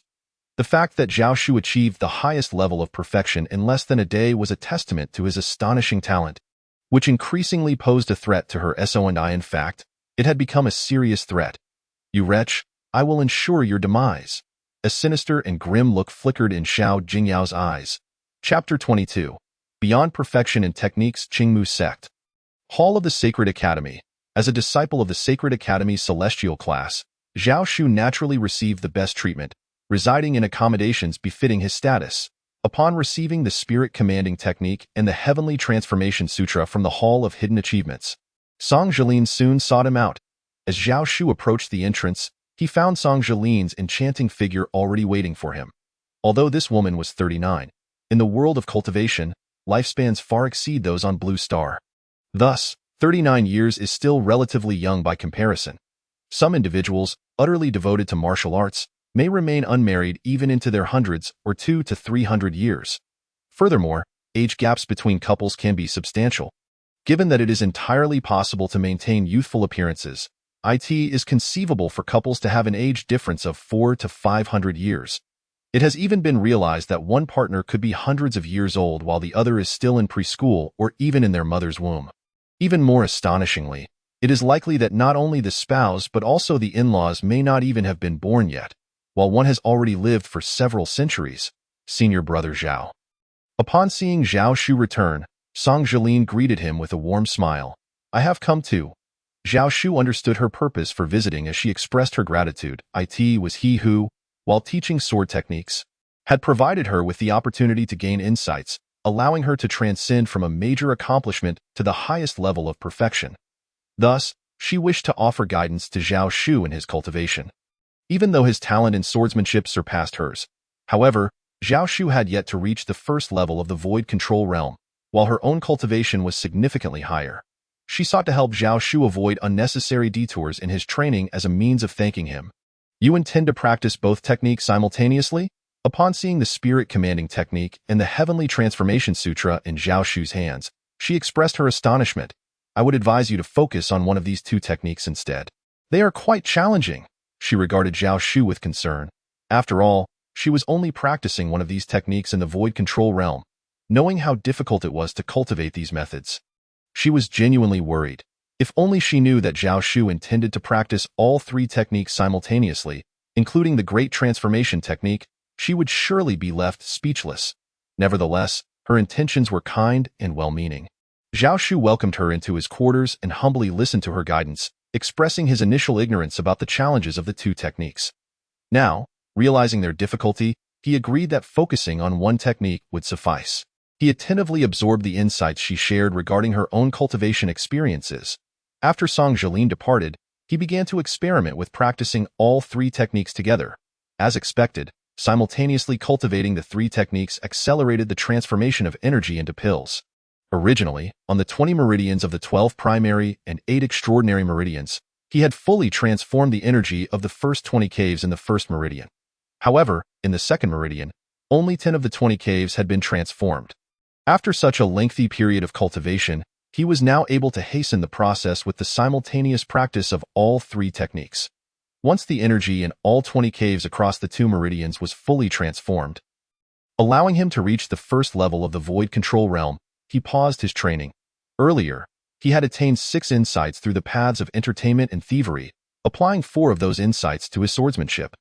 Now, with 2 insights remaining in the ancient scroll, he decided to apply them to his blade techniques. From the sword techniques he had recorded from Qi Xiling, he had only mastered the first of the 7 styles of sky-splitting to perfection, while the subsequent styles remained elusive. Now that he had 2 insights at his disposal, he would try to apply them to the blade techniques in combat. Both cultivation level and technique are of utmost importance. Both cultivation and technique contribute to one's overall strength. With the addition of these 2 insights, his blade technique progressed from the 3rd stage to the 5th stage.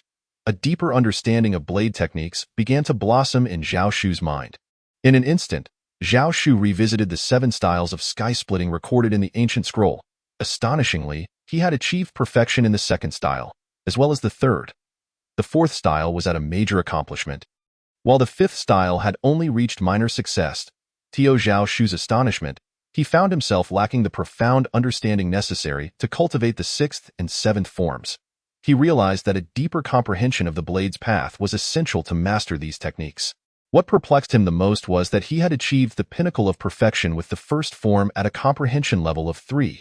Yet, now, with the addition of insights from the 2nd form, elevating his understanding from 3 to 5, the 1st form had surprisingly transformed from perfection into a higher state known as Wu Kei, a realization of deficiency.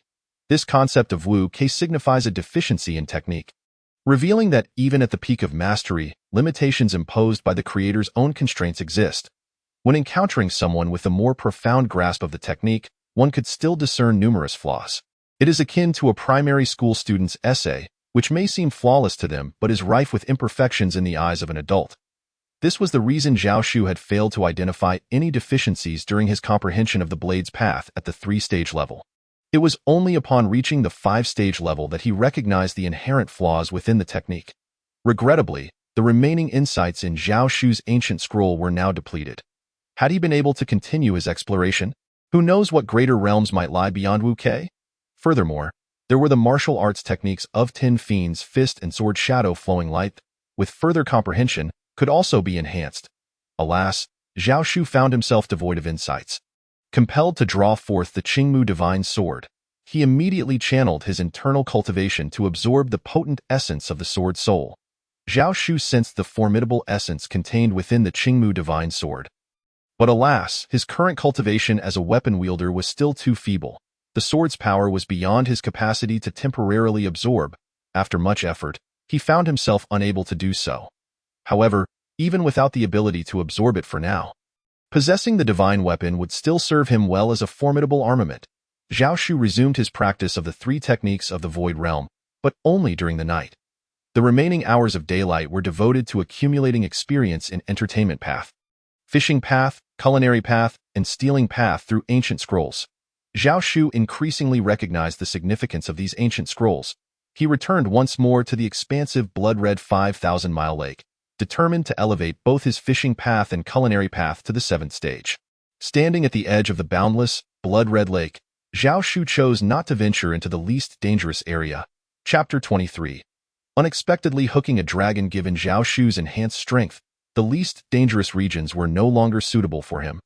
As the monsters caught there were too weak, he had discovered that the stronger the monsters he fished, the more experience he gained in the fishing path, and likewise for the culinary path when preparing the catch. Zhao Shu selected a different fishing area and began baiting his hook. Just then, a figure approached swiftly through the air. It was the mysterious powerhouse he had encountered during his previous fishing expedition. Last time, this enigmatic figure had made quite a scene, soaring from the most perilous central region of the lake. This time, however, they approached from afar, evidently coming to fish as well. Upon seeing Zhao Shu, the mysterious figure paused for a moment, their gaze lingering on him for several seconds. Yet they said nothing and continued toward the lake's most dangerous central area. This indicated that the mysterious figure was returning to the lake's core to fish. Even Zhao Shu, with his current strength, felt a sense of danger in that area and dared not approach, highlighting the strength of the mysterious figure. Just as the mysterious figure departed, Zhao Shu's fishing rod suddenly felt a tug. Seizing the opportunity, he raised the rod, bringing forth a massive aquatic pig demon from the depths. The demon, seeing Zhao Shu as a mere child, erupted in fury. Yet, with a single, terrifying punch from Zhao Shu, the once ferocious demon was subdued. As Zhao Shu prepared to demonstrate his culinary skills by disassembling and cooking the catch for experience, he was taken aback when the mysterious figure returned. You, a 3-year-old prodigy, possess commendable fishing skills. Dio, you have the courage to join me in the central region of the lake to fish for even greater monsters? The mysterious figure proposed. Clearly, the rumors had spread widely, and recognizing Zhao Shu's audacity to appear alone in such a perilous location, they had deduced his identity as the recently renowned 3-year-old prodigy. Zhao Shu was surprised that the figure had returned, having noted his fishing prowess and inviting him to the lake's most treacherous area. Given that he currently possessed a 6th-stage proficiency in fishing, his skills were indeed among the elite, with a senior accompanying him. How could he hesitate? Venturing to the central region of the lake to fish is indeed my heart's desire, Zhao Shu declared. Although his present strength rendered him hesitant to go alone, the invitation from the mysterious figure changed everything. If the figure intended harm, they could easily do so without needing to invite him. With Zhao Shu's current strength in the Void Realm, he would stand no chance of resistance against this powerful being. Thus, the invitation was merely a gesture of camaraderie in fishing. Should danger arise in the central region, the mysterious figure would surely come to his aid. Ha ha! A 3-year-old prodigy indeed, with such boldness. The mysterious figure, taken aback by Zhao Shu's immediate acceptance, erupted in laughter, clearly impressed by him. If it had been anyone else, facing an invitation to the most dangerous central region while lacking sufficient strength, they would have hesitated. Let us go. The mysterious figure led Zhao Shu into the air, their figures darting like lightning, the landscape of rocks and trees along the lake's edge rapidly receding. Upon stopping, they found themselves surrounded by the vast, blood-red expanse of the lake, devoid of any shoreline. Even amidst such a perilous environment, Zhao Shu displayed no signs of fear, further astonishing the mysterious figure. Soon, both began to fish. Zhao Shu quickly discerned that while the mysterious figure was strong, their fishing technique was merely at a veteran level, lacking the refinement of his own top-tier skills. Observing the figure using their immense strength to catch weaker fish demons from the lake as bait, they even offered Zhao Shu several, inquiring if he needed any. No need, fishing elder, I have my own bait, Zhao Shu replied, shaking his head. Previously, when he had asked the figure for their name, they had declined to reveal their identity, suggesting that they simply refer to them as fishing elder during their encounter at the lake. Upon hearing Zhao Shu's response, the mysterious fishing elder chose to ignore him, casting their line into the lake. Meanwhile, Zhao Shu prepared the previously caught pig demon for cooking, having brought firewood along with him to the central region. Utilizing his powers, he conjured the pot and fire in the air to cook. As the pig demon was skillfully butchered and cooked, its enticing aroma filled the air, and Zhao Shu subsequently used the fragrant meat as bait for fishing. Naturally, he couldn't forget about eating, especially not for the gluttonous little Mengdan, who feasted heartily. Observing this, the mysterious fishing elder couldn't help but express their surprise once more. However, when Zhao Shu asked if they would like to try the cooked pig demon meat, the figure simply shook their head. With that, both resumed their fishing. Not long after Zhao Shu cast his line, his rod began to stir. Initially, it was a mere tease, but when the fish truly bit, Zhao Shu gripped the rod tightly. Feeling the struggle beneath the water grow fierce, the tumultuous blood-red waters roiled as something beneath thrashed violently, creating towering waves that surged toward Zhao Shu. Yet, before he could react, The condensed water columns were effortlessly dispelled by the fishing elder's gestures. Zhao Shu held firmly to the rod, maintaining a stalemate with the creature beneath. Once the creature grew weary, Zhao Shu finally pulled the line from the water, revealing a dragon. He had hooked a dragon. The immense head of the dragon emanated a terrifying aura, capable of shaking the very souls of those weaker than itself, potentially even causing death from sheer intimidation. The dragon's massive body was covered in impenetrable scales that gleamed brilliantly, its 4 claws radiating immense power. "How dare you, a mere human, fish for your dragon grandfather?" The dragon roared, its voice reverberating throughout the lake. The fishing elder merely flicked a finger, and the overwhelming dragon's might, which had been akin to stirring a galaxy, dissipated effortlessly. At that moment, as Zhao Shu successfully hooked this colossal dragon, his fishing path experience surged dramatically, skyrocketing from over 19,000 to 30,000. Before finally ascending to the 7th stage, moreover, his experience continued to increase by over 11,000 before settling down. Chapter 24. In the blink of an eye, months pass. The human army suffers a crushing defeat. This was a historic moment, as Zhao Shu's catch of the dragon resulted in an astounding gain of over 20,000 experience points. Achieving the transition from the 6th to the 7th stage in fishing also granted him an ancient scroll for further comprehension. "You managed to hook a dragon that I've been trying to catch for years, and you, a mere child, did it in your first attempt?" The fishing elder exclaimed, astonished. "I've lived long enough to be outdone by a 3-year-old? In truth, the appearance of Diao Yi belies his true age, as he seems to be merely in the prime of middle age, exuding an aura of remarkable elegance. However, the world often misjudges the age of individuals based solely on their outward appearance. One may seem middle-aged, yet could very well have lived for millennia.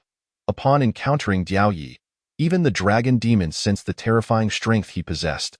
Instantly, its fierce wrath dissipated, and it pleaded for mercy, exclaiming, "Senior, spare my life." Yet Zhao Shu had never tasted dragon meat in either his past life on Blue Star or in this current existence. Moreover, this was a splendid opportunity to enhance his culinary prowess. How could Zhao Shu possibly let it slip away? In his eyes, the prospect of preparing the succulent, aromatic dragon meat was irresistible. Once the dragon demon was subdued, Zhao Shu immediately set to work cooking. His culinary experience surged dramatically, escalating from level 6 with over 26,000 points to level 7, gaining nearly 20,000 additional points within the 7th tier. Simultaneously, he acquired an ancient scroll of insight.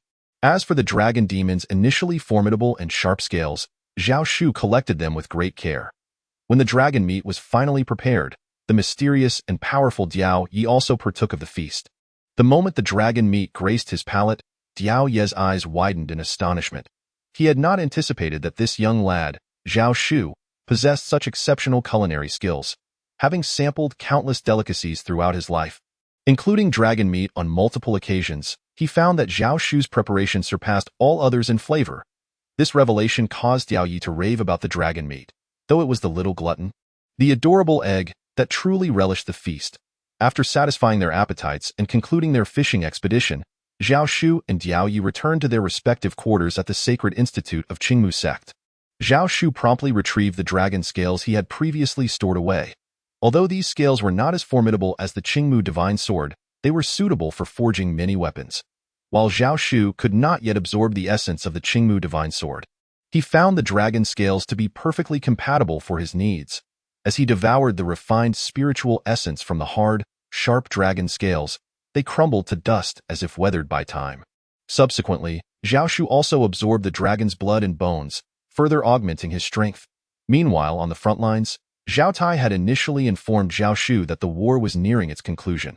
However, they faced an unexpected and ferocious counterattack from the ruthless demon army. In the blink of an eye, months passed, and the human forces led by Zhao Tai began to suffer disastrous defeats.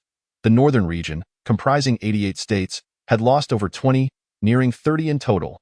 This marked Zhao Tai's first significant defeat since the onset of the conflict with the demon army. Over these months, Zhao Shu also celebrated his 4th birthday. Simultaneously, he had elevated his thieving skills from level 4 to 6th. Many households in Changzhou City were bewildered. Items stolen one day would miraculously return the next, often doubled or even multiplied in quantity. As a result, Many impoverished families found themselves hoping for theft.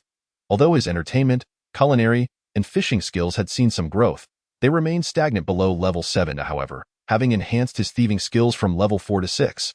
Zhao Shu now possessed an additional 4 insights from his previous experiences. During these months, Zhao Shu had consistently fished alongside the enigmatic Diao Yi, forging a growing camaraderie.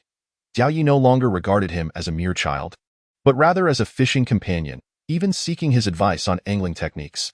Despite Diao Yi's formidable prowess, he found himself outmatched in fishing skill by Zhao Shu. Zhao Shu generously shared his knowledge with him. Yet, despite their frequent fishing outings, they had not encountered any powerful dragon demons capable of rapidly increasing their fishing experience.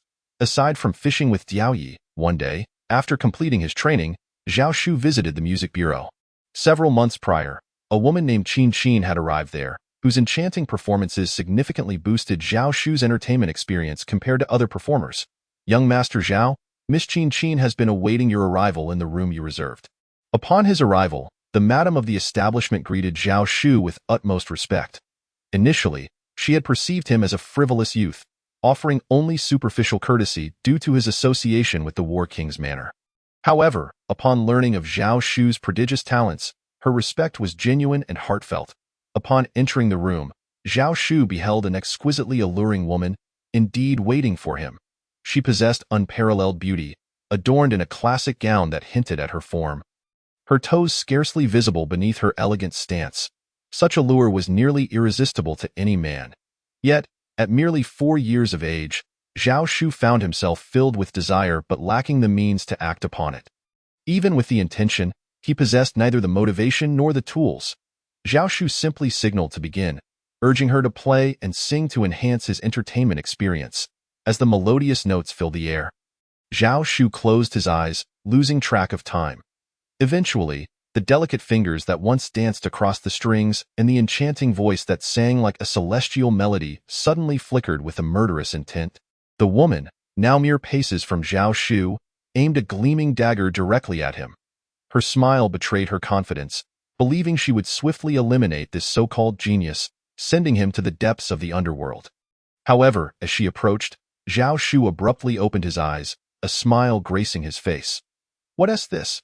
After months, you've finally chosen to act." The woman was taken aback, her confidence faltering as she realized the child had been aware all along. But with such proximity, she thought, what could it matter? Even if Zhao Shu opened his eyes, her dagger was poised to strike for his throat. Yet suddenly, a wave of terror washed over her. She discovered that her body had become immobile, suppressed by an unfathomably powerful force. This was a sensation she had never encountered before. The unknown peril instilled profound fear within her. Zhao Shu coldly remarked, "Was it my scheming aunt, Xiao Jingyao, who sent you?" From the moment this woman entered the music bureau, Zhao Shu had sensed her ulterior motives. Chapter 25. The Birthday Banquet, Unmasking the Hypocrisy. Through a series of events, Zhao Shu had drawn a conclusion. Those with formidable strength, regardless of whether they were in the ancient scrolls of entertainment, fishing, culinary arts, or thievery, yielded greater experience. For instance, stronger demons yielded more fishing experience, while formidable culinary demons offered greater culinary insights. The woman named Qin Qin, with her performances, provided him with far more entertainment experience than typical performers. This indicated that she possessed remarkable strength. Thus, from her initial arrival at the music bureau, Zhao Shu had harbored suspicions. Especially as she seemed to approach him with intent, he speculated that she was sent by Xiao Jingyao, who feared his potential threat to her son yet dared not confront him openly. Resorting instead to such despicable tactics, Zhao Shu, wishing to draw out the serpent from its den, feigned ignorance, patiently waiting for her to strike. He had not anticipated that she would bide her time for several months, only to act when she thought he had completely lowered his guard. The woman, Qin Qin, was taken aback by Zhao Shu's words. She had not expected him to be so astute, a mere child. Yet he possessed such cunning. Who had informed him of her intentions? "I do not comprehend your words," she stammered, still unwilling to admit the truth. "You do not comprehend?" Zhao Shu scoffed. "I bear you no grudge. Tell me, if you were not sent by Xiao Jingyao, why have you schemed to approach me, spending months plotting my demise? I wish to avoid idle chatter with you." Zhao Shu's voice turned ominous. You have always been nothing but an insignificant insect in my eyes. Point me to Xiao Jingyao, the one who wishes me harm, and I shall spare your life. I merely took issue with you and sought to kill you. No one instructed me to do so. Why would I identify anyone? Qin Qin stubbornly refused to concede. Zhao Shu ceased his words, extending a hand. A cataclysmic force began to crush her fingers, inch by inch. With her powers suppressed and sealed by Zhao Shu, she felt as powerless as an ordinary person. As her fingers were crushed, she emitted heart-wrenching screams, but the room was ensconced in a barrier. Shielding them from prying eyes, after shattering one hand, he moved to the other. Finally, as the immense pain approached the point of obliterating her arms, she gasped, "I will identify her. I will identify the loyal consort. The princess of Jingzhong as my instigator." Qin Qin could no longer endure the torment. "I am an assassin from the killing sect. The princess of Jingzhong paid handsomely for us to eliminate you." Furthermore, due to her unique status, she sought to secure leverage for future use. "Our sect leader instructed me to secretly record her intentions to kill you with the recording stone. After capturing the footage, I replicated it, submitting one copy to our sect and keeping another for myself." Upon hearing this, Zhao Shu grasped the recording stone, and realizing its significance, he deemed the woman expendable. In an instant, he dispatched her life. For despite her enchanting beauty, she was merely a fleeting specter. There were countless beautiful women in the world. Having attempted to assassinate him, Zhao Shu felt no compulsion to show mercy. However, just as Zhao Shu executed her, he received urgent news from the front lines, revealing that in a mere span of days, the demon army had launched a series of formidable assaults. Furthermore, their strength had inexplicably surged during this time. Under the command of Zhao Tai, the human army faced a catastrophic defeat, resulting in the loss of nearly 60 out of the 88 states in the Northern Realm, far surpassing the 40 states lost at the time of Zhao Po's death in battle. This shocking news reverberated throughout the entire northern region, leaving many bewildered as to how the demonic forces had suddenly gained such overwhelming strength. With only about 20 states remaining, even Changzhou, the capital of the 88 states, now stood on the brink of collapse. Zhao Tai himself had suffered severe injuries, and this news struck like a thunderbolt. Fortunately, the royal family of the Kanglan Empire, leading the esteemed Huangji army, arrived just in time. The Kanglan Empire is divided into the Northern Realm, Southern Region, Eastern Frontier, Central Capital, and Western Chu, with the Northern Realm comprising the smallest area. The Southern Region, Eastern Frontier, and Western Chu are significantly larger, while the Central Capital is twice the size of the Northern Realm combined with the Southern Region, Eastern Frontier, and Western Chu. The Central Capital is directly controlled by the royal family of the Kanglan Empire. The Huangji army is the most formidable military force of the Kanglan Empire, which is why the empire dares to grant power to the warlords of the Northern Realm, Southern Region, Eastern Frontier, and Western Chu, relying on them to fend off external threats from the demonic army. With the Central Capital's immense strength under royal control, there is little fear of rebellion from the four major warlords. Upon hearing that the royal Huangji army had arrived promptly, Zhao Shu breathed a sigh of relief. Furthermore, Zhao Tai, despite his grave injuries, intended to return to the rear warlord's estate in Changzhou for recuperation. His return coincided perfectly with the upcoming 60th birthday celebration of Xiao Jingyao. Although Xiao Jingyao still appeared as stunningly beautiful as she did years ago, resembling a captivating maiden of 28 or 29, she was indeed turning 60. Zhao Shu also planned to take advantage of the grand gathering at the warlord's estate to publicly reveal Xiao Jingyao's treacherous heart before all the esteemed guests, exposing her true nature to Changzhou, the Northern Realm, and the entire Kanglan Empire. With his father returning, it would be the perfect occasion to unveil her deceitful character during the birthday banquet. As time passed, the gravely injured Zhao Tai returned to the warlord's estate, while representatives from the other three major warlords also arrived to prepare for Xiao Jingyao's birthday celebration. Even the royal family from the central capital sent a prince to personally attend, both to express condolences for Zhao Tai's injuries from the front lines and to represent the royal family at Xiao Jingyao's festivities. The number of guests was overwhelming, with the warlord's estate brimming with people. Zhu Yixio from the Qingmu sect and several elders also made their appearance. Since Zhao Tai's return, Zhao Shu had been by his side, so upon seeing Zhu Yixio and others at the banquet, he hurried to greet them. As the guests began to gather, Xiao Jingyao emerged in resplendent attire, exuding elegance and unparalleled beauty, captivating all in attendance. "Xiao Shu, come." Upon seeing Xiao Shu, she bestowed upon him a warm and affectionate smile, as if she cherished him immensely. Xiao Shu. Other ants from various branches also approached Xiao Shu. After it was revealed that Xiao Shu was a congenital martial arts failure with no martial bones, they had distanced themselves from him. However, upon learning that he was the prodigy everyone spoke of, they sought to ingratiate themselves with him, frequently inviting him to dine with them at the Qingmu sect. Though Xiao Shu always politely declined, now, encountering these ants, he merely responded with indifference. Yet, amidst the crowd, he spotted Zhao Lingyi, Xiao Jingyao's son. After discovering his supreme martial body and invincible bones, Zhao Lingyi had embarked on a journey to the strongest sect in the northern frontier, the Holy Invincible Sect. Although the warlord's estate boasted a library of martial arts and abundant resources for cultivating talent, it paled in comparison to the Holy Invincible Sect, especially since its founding ancestor possessed invincible bones, making it an ideal fit for Zhao Lingyi. After joining the Holy Invincible Sect, Zhao Lingyi would only return every few years to visit Xiao Jingyao, or she would travel to the sect to see him. This time, Zhao Lingyi returned with dual identities. First, as a son celebrating his mother's birthday, and second, alongside a middle-aged man in black robes who represented the Holy Invincible Sect, his master, Wei Changkong. Initially, Xiao Shu did not recognize Zhao Lingyi, but thanks to Xiao Jingyao's introduction, he became aware of his identity. At that moment, Xiao Jingyao, amidst the throngs of guests, treated Xiao Shu as if he were her own child, urging Zhao Lingyi to take care of him. "Your Highness, today is your birthday celebration." At that moment, Wei Changkong proposed, "Our Kanglan Empire is founded upon martial prowess. Why not entertain with martial contests today to celebrate your birthday? There are numerous talented individuals present, including the 7th Prince and other distinguished young masters from the 3 major warlords. Let us see how the younger generation of our Kanglan Empire measures up. As your son, let Zhao Lingyi go first." Who among the talented individuals wishes to spar with him?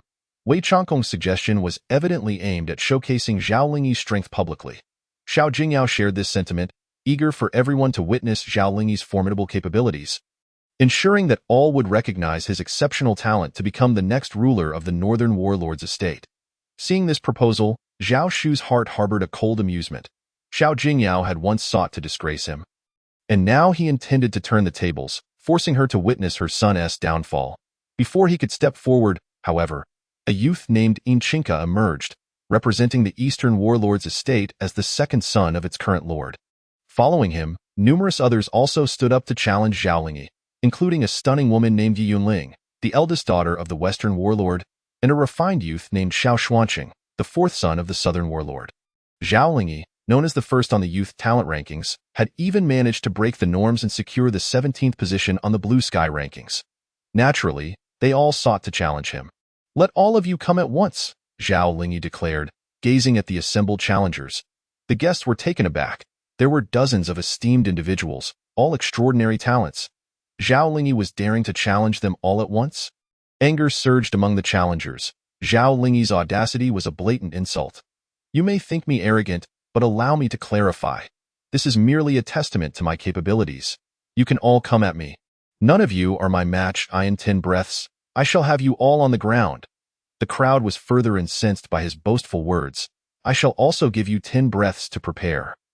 Zhao Lingyi began his countdown, and then, in a flash, he struck, sending a man and a woman hurtling back to the ground. In a mere 5 breaths, even the strongest among them, Yi Yunling, Xiao Xuanqing, and Inchinka, found themselves thrown back, crashing to the earth. It was astonishing that dozens of challengers could not withstand even 5 breaths against Zhao Lingyi's might. This scene left all in attendance stunned and horrified. Realizing that Zhao Lingyi's earlier declaration of 10 breaths was not arrogance, but rather an understatement of his power. After all, he had achieved victory in a mere 5 breaths, and Yi Yunling and the others hadn't even seen how he had struck. It was nothing short of a massacre. The guests gasped in astonishment, recognizing Zhao Lingyi as the true first of the youth talent rankings, having broken the conventional limits at under 20 years of age to claim the 17th spot on the Blue Sky rankings. Impressive, truly remarkable. Such a prodigy is unrivaled among his peers. The crowd buzzed with excitement, and Zhao Lingyi was thoroughly pleased with the outcome. He had displayed his formidable prowess for all to see. Defeating dozens with such overwhelming strength, and most importantly, he had caught the attention of the seventh prince, who held considerable influence and was favored by the current emperor.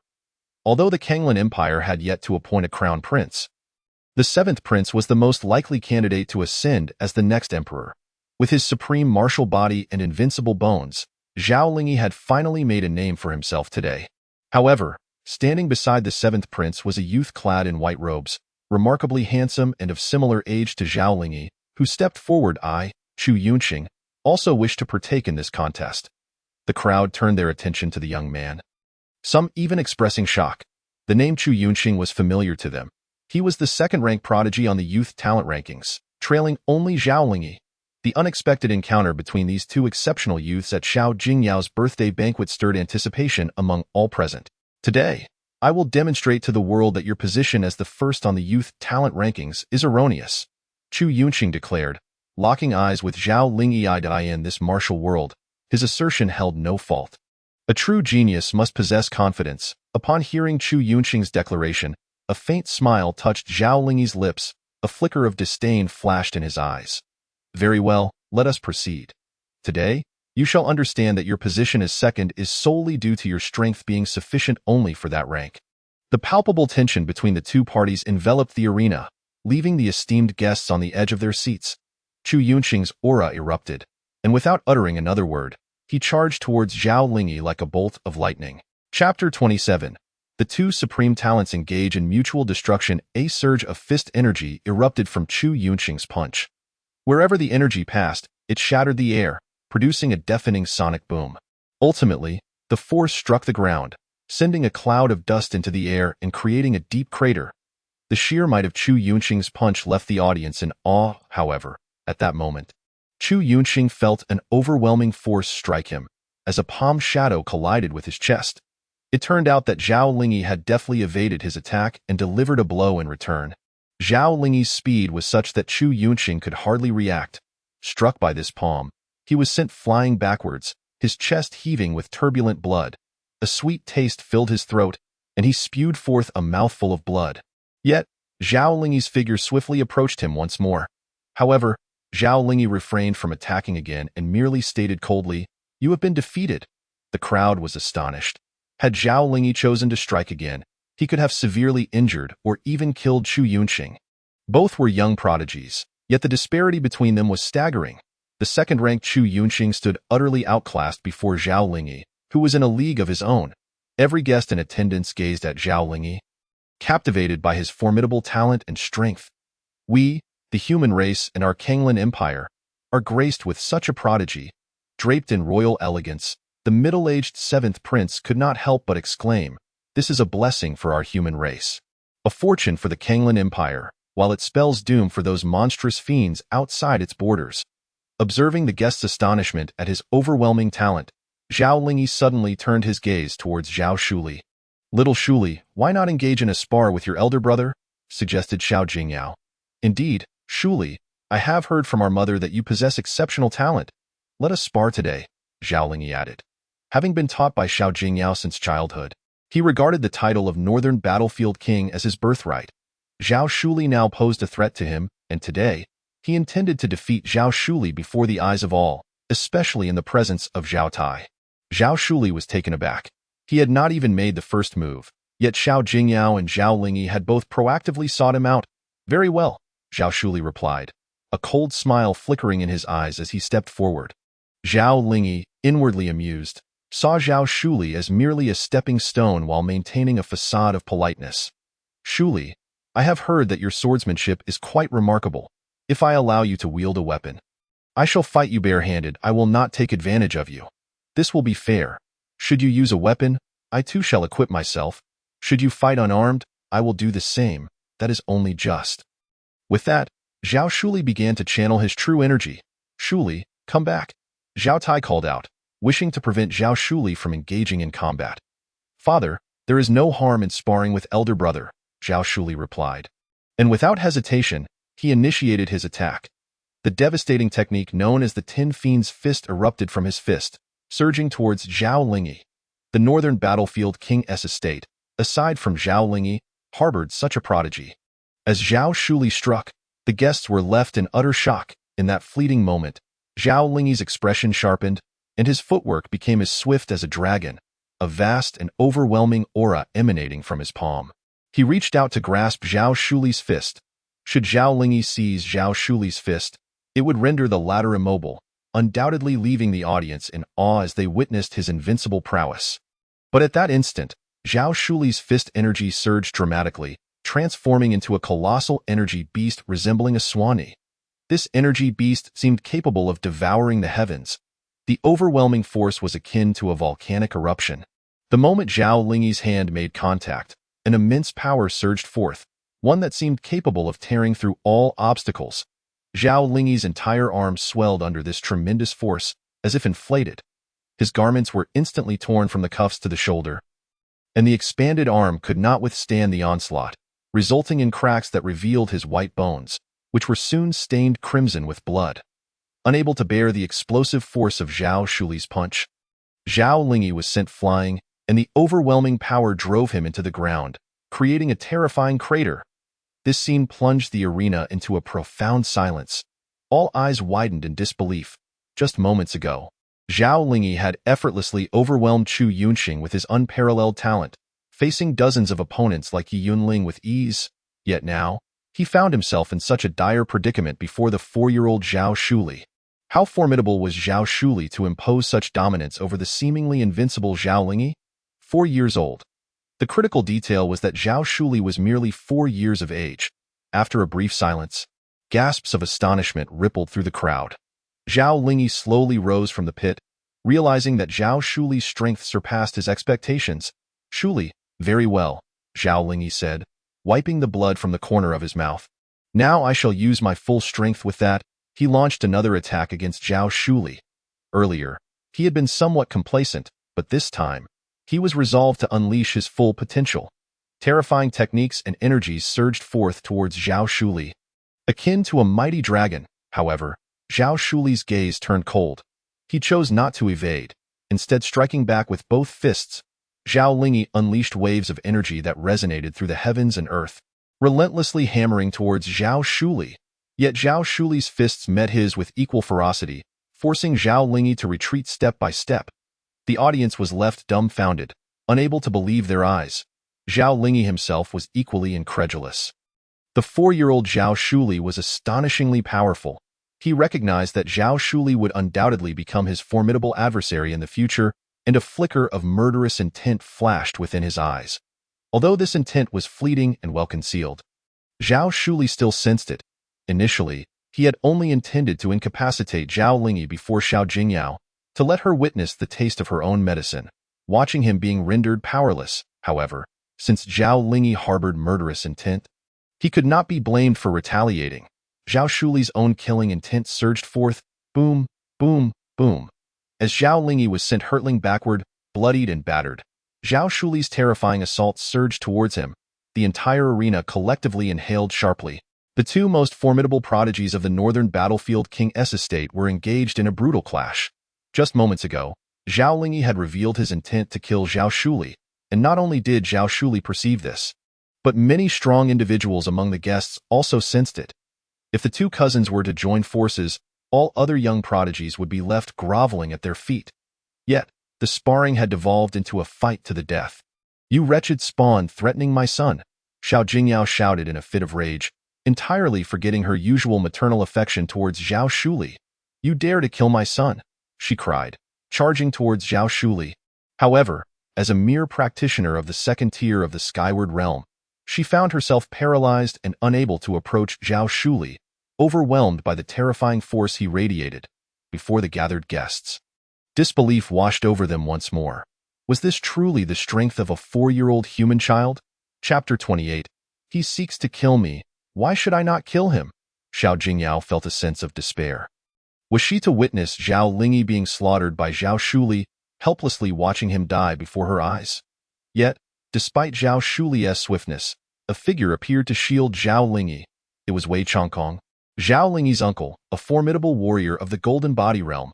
Beyond the Skyward Realm lay the Divine Element Realm, the Golden Body Realm, the unmatched Martial Emperor Realm, and the Earthly Immortal Realm, the Golden Body Realm. also known as the Golden Body Martial King realm, stood as a mighty barrier. With a mere flick of his finger, Wei Changkong neutralized Zhao Shuli's lightning-fast strike. Zhao Shuli inwardly lamented his misfortune. He understood that with this intervention, his chances of eliminating Zhao Lingyi had diminished considerably. Unless he could break through to the divine element realm, he would not possess the strength to contend with Wei Changkong. In his current state, it was impossible to surpass this mountain to reach Zhao Lingyi. If his strength were sufficient, he would have relished the opportunity to slay Zhao Lingyi before Xiao Jingyao's eyes, extinguishing her hopes of seeing Zhao Lingyi inherit the title of Northern King. What a delight that would be, War King. Your son has a vicious heart.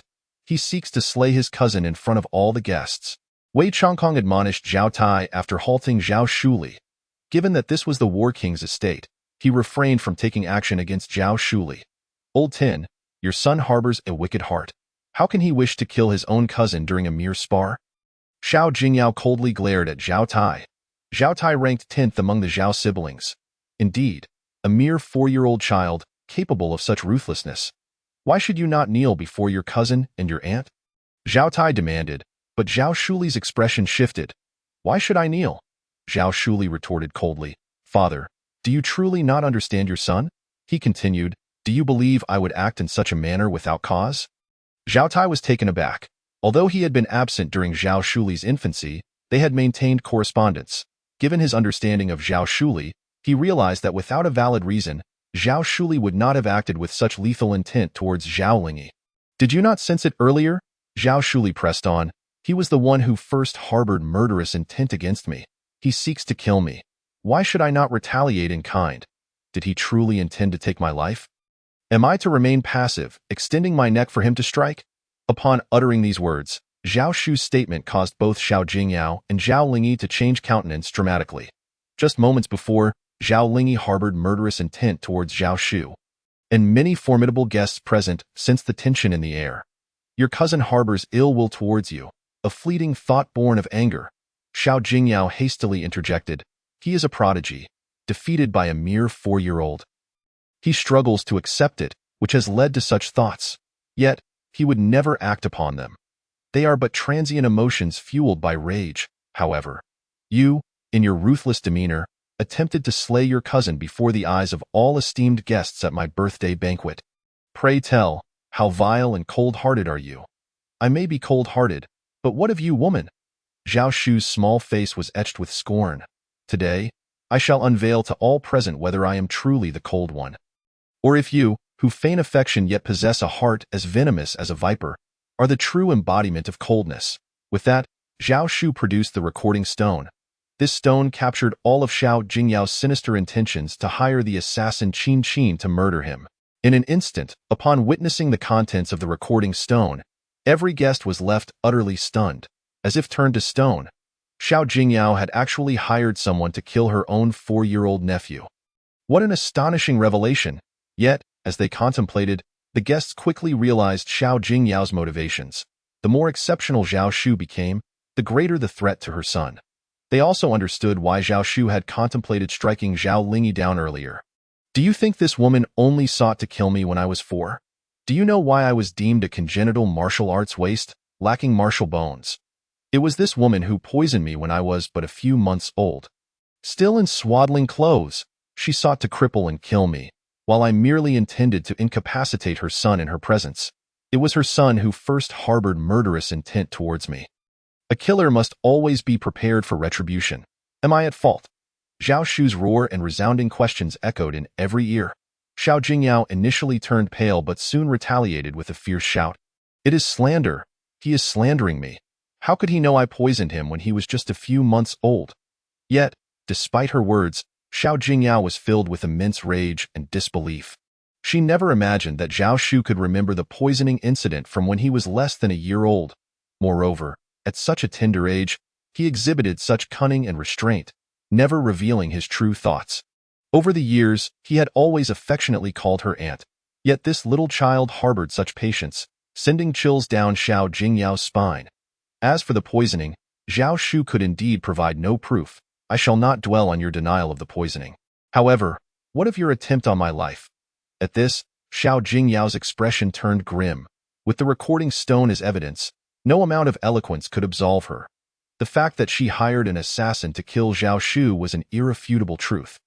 Zhao Tai, observing the recording stone, felt an overwhelming murderous intent welling up within him.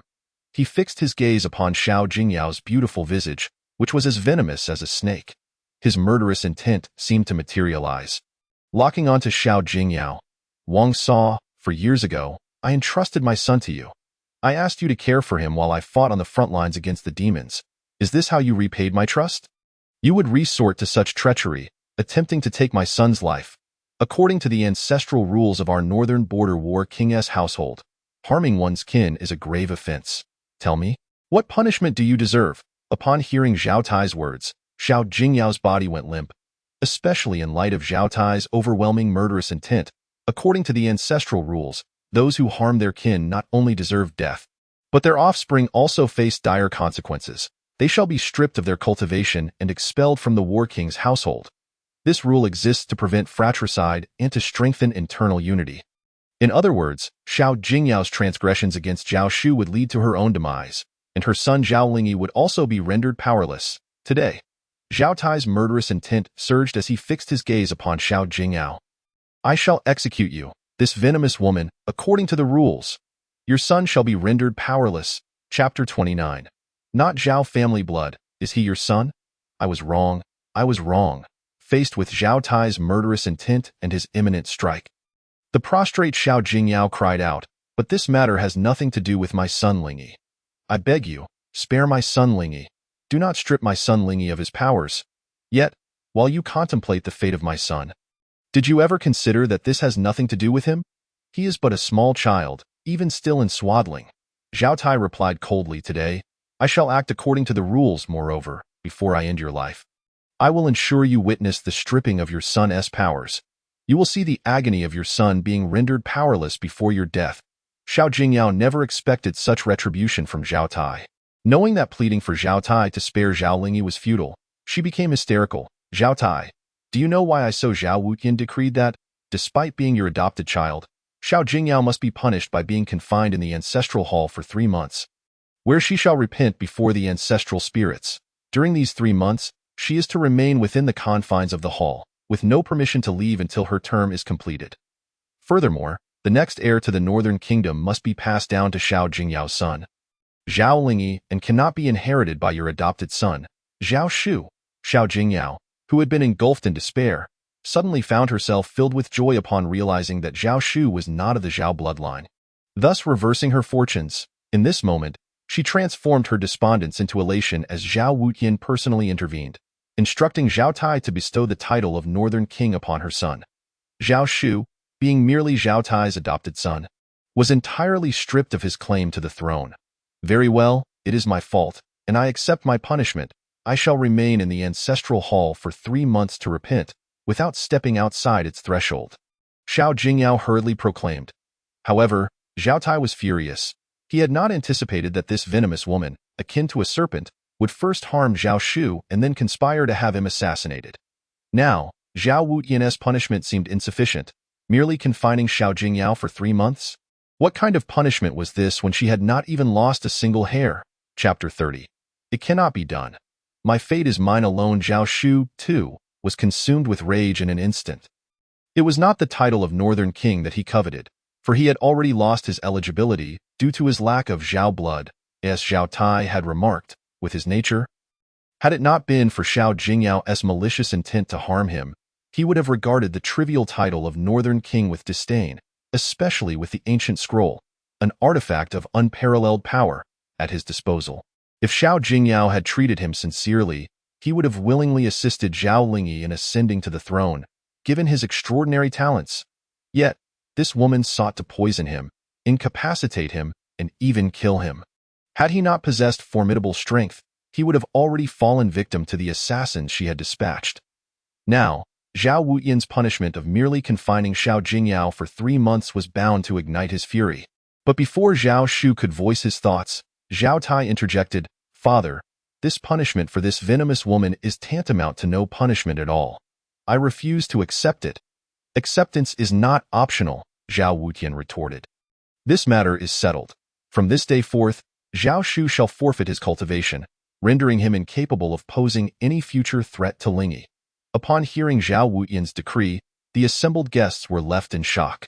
Zhao Shu, at the tender age of 4, had already displayed remarkable prowess, yet Zhao Wutian was prepared to have him abandon his cultivation. In a world where strength reigned supreme, to strip Zhao Shu of his abilities was akin to sentencing him to death. Would Xiao Jingyao and her son show him any mercy if he were powerless?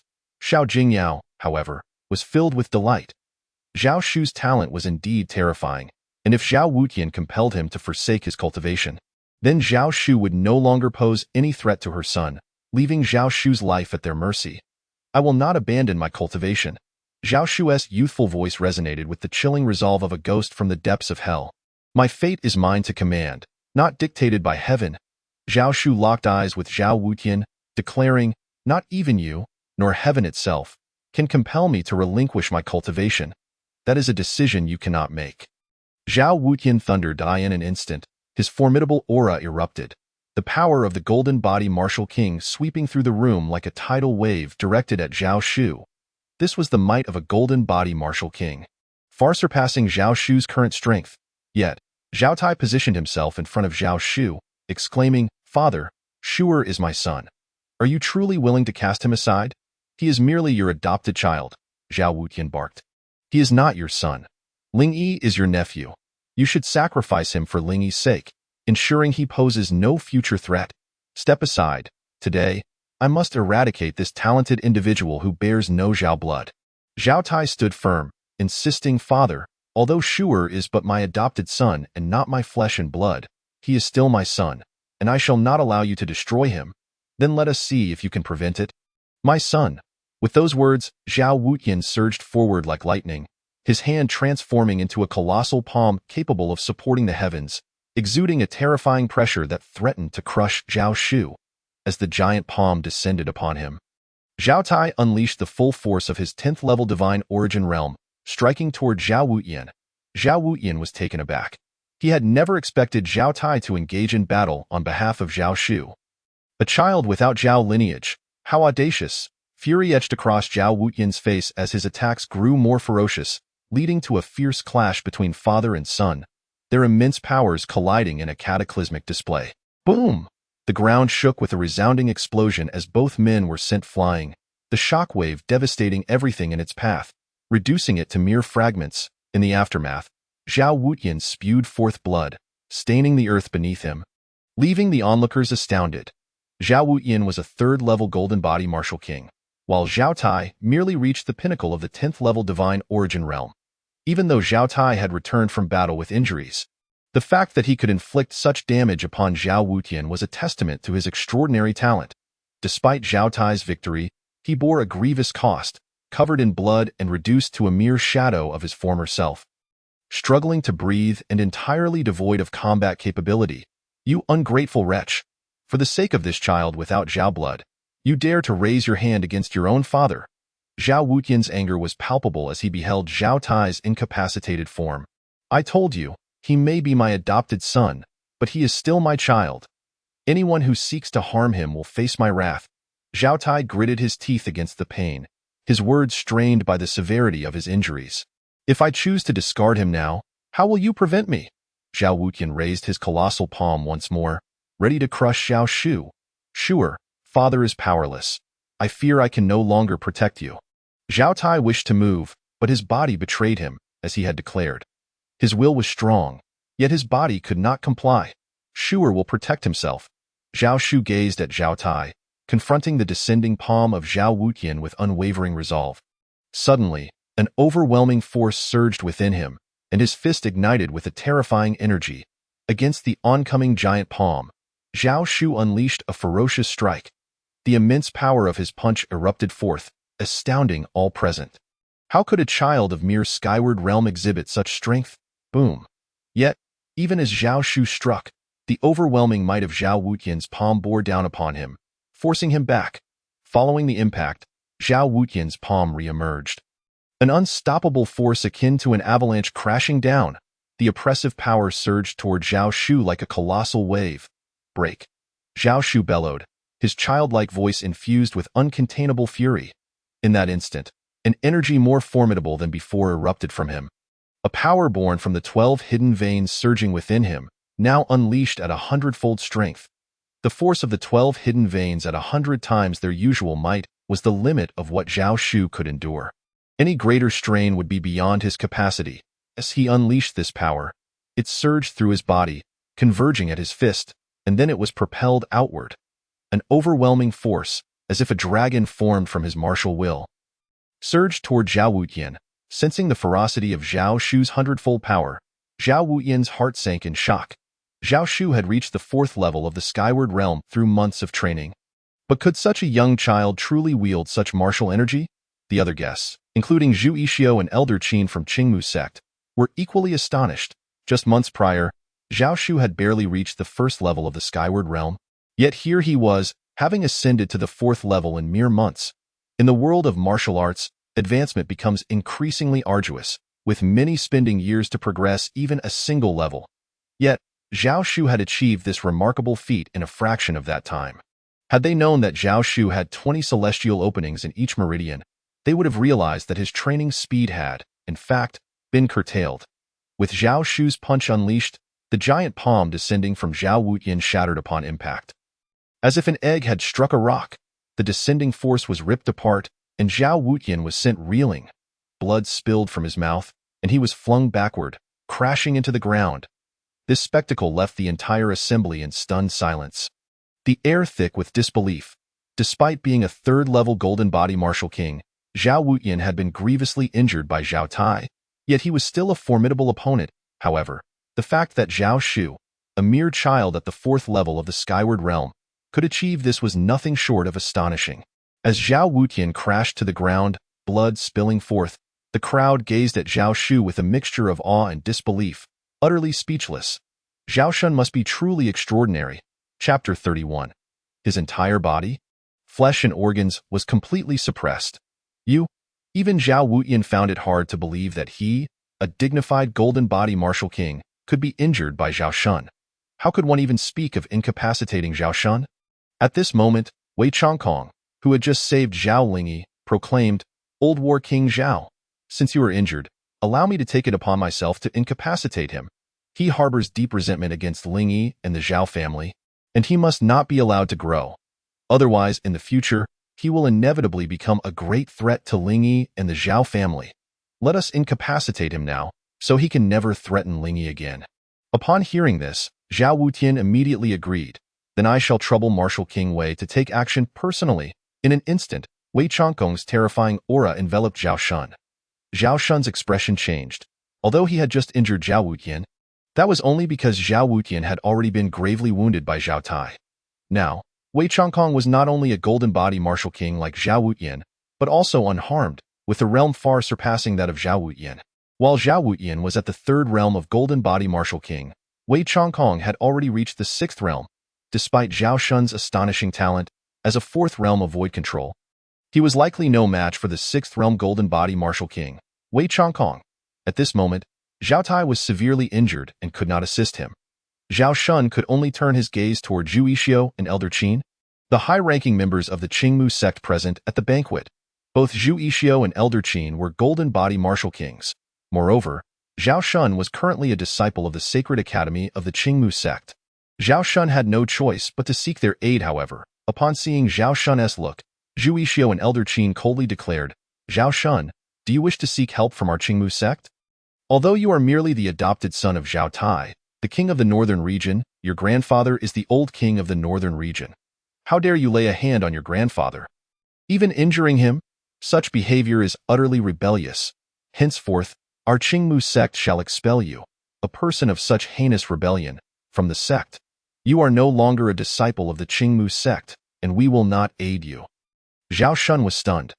According to this reasoning, if Zhao Wutian were to take action against him, he could only submit and allow Zhao Wutian to incapacitate him without resistance, for otherwise, it would be deemed as rebellious. Zhao Shun understood that this was clearly the Qingmu sect's way of avoiding offending the Northern Region King S. Manor, Zhao Wutian, and Wei Changkong, as well as the sacred Invincible sect, the most powerful sect in the Songbei realm. Even though Zhao Shun possessed extraordinary talent, being incapacitated before he could grow meant he was nothing. Therefore, choosing to expel Zhao Shun from the sect for his rebellion was the best course of action. Indeed, such rebellion was intolerable. If he were to grow, he might, in the future, slaughter a city at a moment's notice, becoming a demon among humans, and thus must be incapacitated. It was even possible he would collude with demons to harm humanity, causing great suffering to mankind. Today, not only is it permissible to incapacitate him, but even to kill him would not be excessive. Many guests present, eager to curry favor with Zhao Wuqian and the sacred invincible sect, further heaped insults upon Zhao Shun. Naturally, there were also many guests who remained silent, feeling sympathy for Zhao Shun, possessing such extraordinary talent, yet simply because he was an adopted member of the Zhao family and not of their bloodline. He posed a threat to Zhao Lingyi and was to be incapacitated by the Zhao family and the sacred invincible sect. However, those guests who felt sympathy for Zhao Shun would never voice their support. They were not foolish enough to offend the Northern Region King's Manor and the sacred invincible sect on behalf of Zhao Shun. Even if they did speak out, it would be of no use. Zhao Wuqian and Wei Changkong had already made up their minds to incapacitate Zhao Shun. Wei Changkong erupted with astonishing energy, but at that moment, the people of the Qingmu sect shouted, "Zhao Shun, you have been expelled from the sect. Surrender the Qingmu divine sword, our sect's treasured weapon." Zhao Shun coldly laughed. The Qingmu divine sword was something he had obtained by fulfilling conditions, and it rightfully belonged to him. There was no way he would hand it over now. If you refuse to return it, I shall incapacitate you and seize the Qingmu divine sword from you to return it to the Qingmu sect. Wei Changkong shouted as he saw Zhao Shun's unwillingness to comply. His massive hand, imbued with the powerful aura of a golden body martial king, reached towards Zhao Shun like an overwhelming force that blotted out the sun. No matter how extraordinary you are, today, old man shall make you powerless. As the massive hand descended upon Zhao Shun, Wei Changkong bellowed. Zhao Shun felt as though he could hardly move under the oppressive weight of Wei Changkong's enormous hand. In that instant, he unleashed the full power of his 12 hidden veins, amplifying his strength 100-fold, and then the Qingmu divine sword executed the sword technique, sword shadow flowing light, with a single strike. The sword light was breathtaking, as if it could tear the heavens apart. Furthermore, Zhao Shun infused the remaining 4 insights from the ancient scroll into his sword understanding, enhancing it from 6 segments to 8 segments. He achieved an 8th segment understanding in swordsmanship, allowing the sword technique sword shadow flowing light to elevate from his previous state of perfection to understanding deficiency, and then from understanding deficiency to great perfection. Great perfection signifies that the technique has truly reached a state of perfection. The energy released was several times, even dozens of times more powerful than before. Thus, great perfection represents the highest and strongest realm of martial arts techniques, encompassing fist techniques, knife techniques, sword techniques, and more.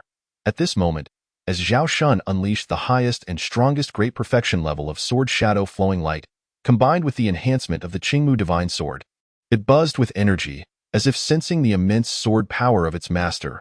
Radiating dazzling brilliance, in an instant, it seemed to unleash a sword chi capable of cleaving the heavens, crashing against Wei Changkong's enormous hand. Wei Changkong's hand, condensed into claws of 5 energies, struck with a thunderous roar. The Qingmu divine sword slashed down, causing the heavens to lose color and the universe to tremble. A splendid sword path rainbow swept across, slicing into Wei Changkong's massive claw, which contained the formidable true essence power of a golden body martial king. Zhao Shun's unmatched strike only managed to slightly dissipate the surface of the claw. Nonetheless, this still astonished everyone present. In the face of a golden body martial king, the void control realm was but an ant. For Zhao Shun to diminish the exterior of Wei Changkong's claw, which was condensed from the power of a golden body martial king, was already an incredible feat. Even Wei Changkong was momentarily astonished. A 4th realm of void control was unexpectedly so powerful. If allowed to grow, wouldn't he pose a threat in the future? Fortunately, Zhao Shun still could not threaten him, and today, he would ensure Zhao Shun's incapacitation, preventing his future growth. As Zhao Shun observed the explosive power of his 12 hidden veins combined with the great perfection level sword technique and the enhancement of the Qingmu divine sword, he realized that even with all this, he could not shatter Wei Changkong's massive claw and finally understood the might of the Golden Body Martial King. The Golden Body Martial King was indeed terrifying. Humph! Wei Changkong snorted coldly. His massive claw erupted with an even more formidable, unparalleled power of the golden body martial king, instantly suppressing Zhao Shun as if a mighty mountain were crushing an egg. In that moment, despite the distance between them, the overwhelming force pressed directly towards Zhao Shun. That oppressive sensation felt as if the very heavens were collapsing upon him, an immense force akin to the weight of the world bearing down from above. Zhao Shun felt as though his entire being was about to rupture under this pressure. In an instant, even with the explosive power of his 12 hidden veins, Zhao Shun felt as if he had sunk into the depths of an ocean. Being crushed by an immeasurable pressure, his flesh and organs were all suppressed by this force. Chapter 32. A terrifying streak of light streaks across the sky. Zhao Shun, today you are destined to be incapacitated. Seeing Zhao Shun completely immobilized, rendered a lamb for slaughter, Wei Changkong roared. However, just at that moment, a streak of light imbued with terrifying power descended from the distant sky. The streak of light, like an unparalleled blade, shattered the enormous claw that Wei Changkong had condensed with the power of the golden body martial king, as if it were mere tofu, disintegrating into nothingness.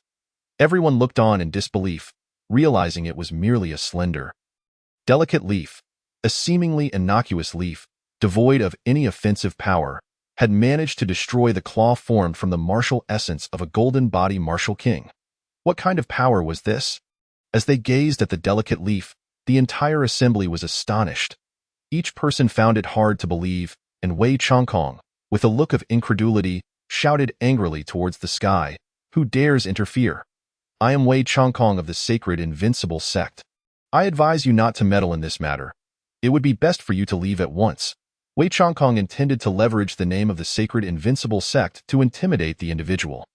However, there was no response. After a while, not only Wei Changkong, but even the others believed that the person, fearing the wrath of the sacred invincible sect, had fled.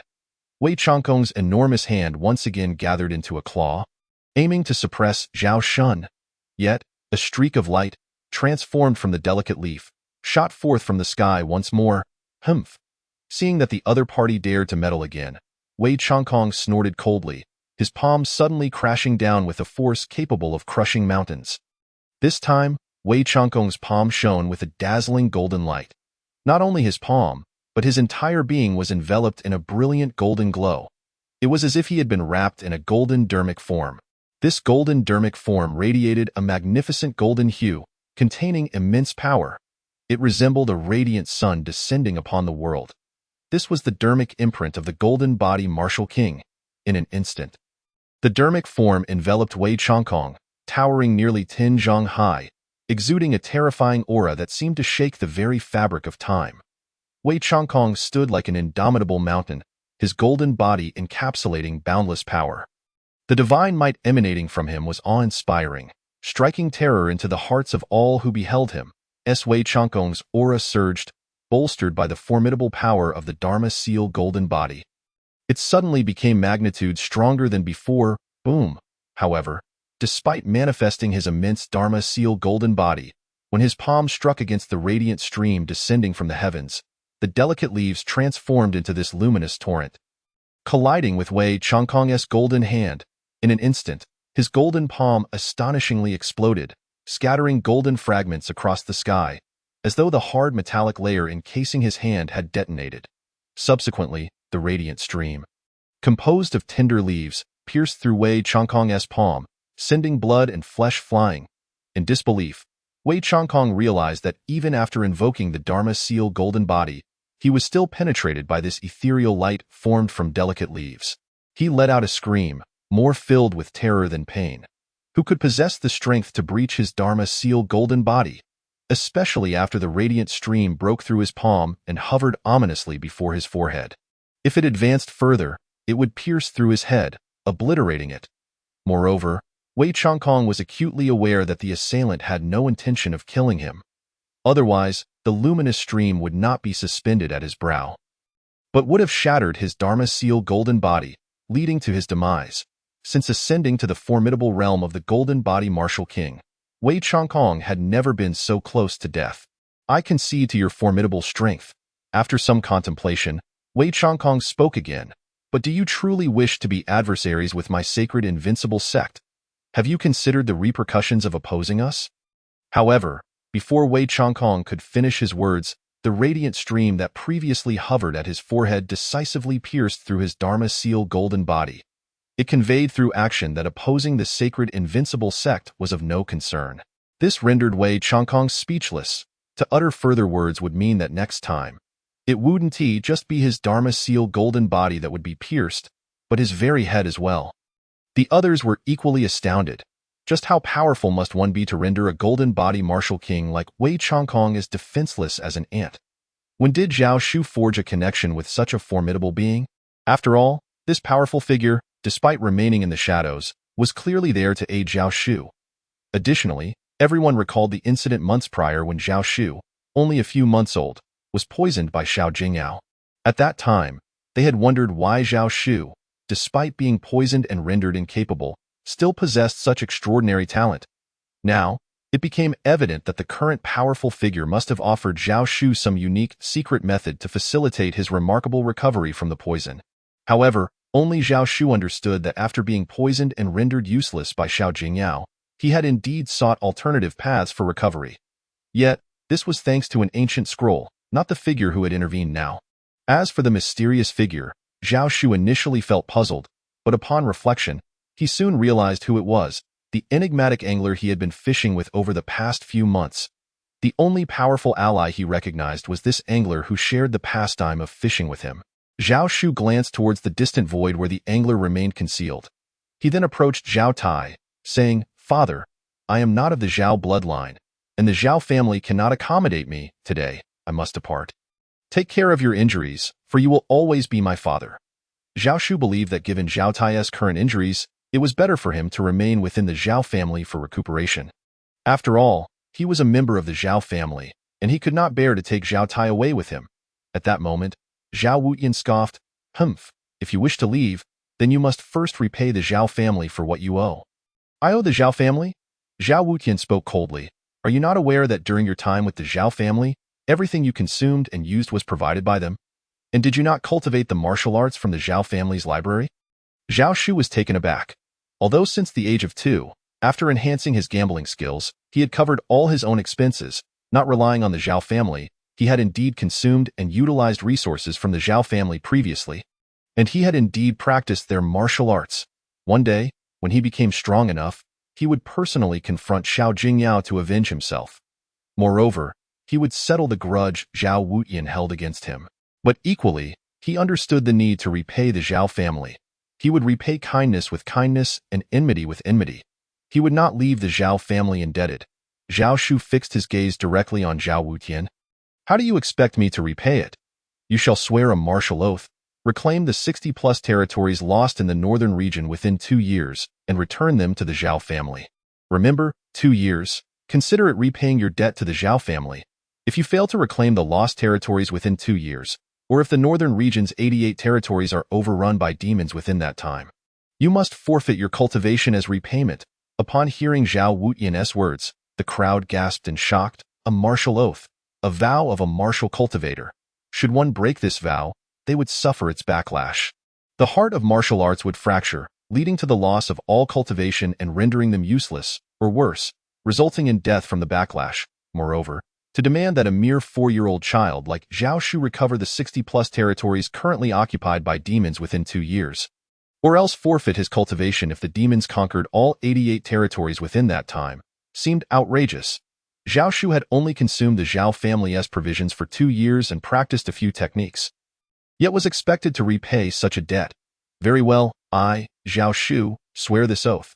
I shall reclaim the 60-plus territories within 2 years as repayment to the Zhao family. If I do not succeed, or if the demon race captures the entire northern region's 88 territories within 2 years, I, Zhao Shu, willingly forfeit my cultivation. Should I violate this oath, may my heart of martial arts shatter."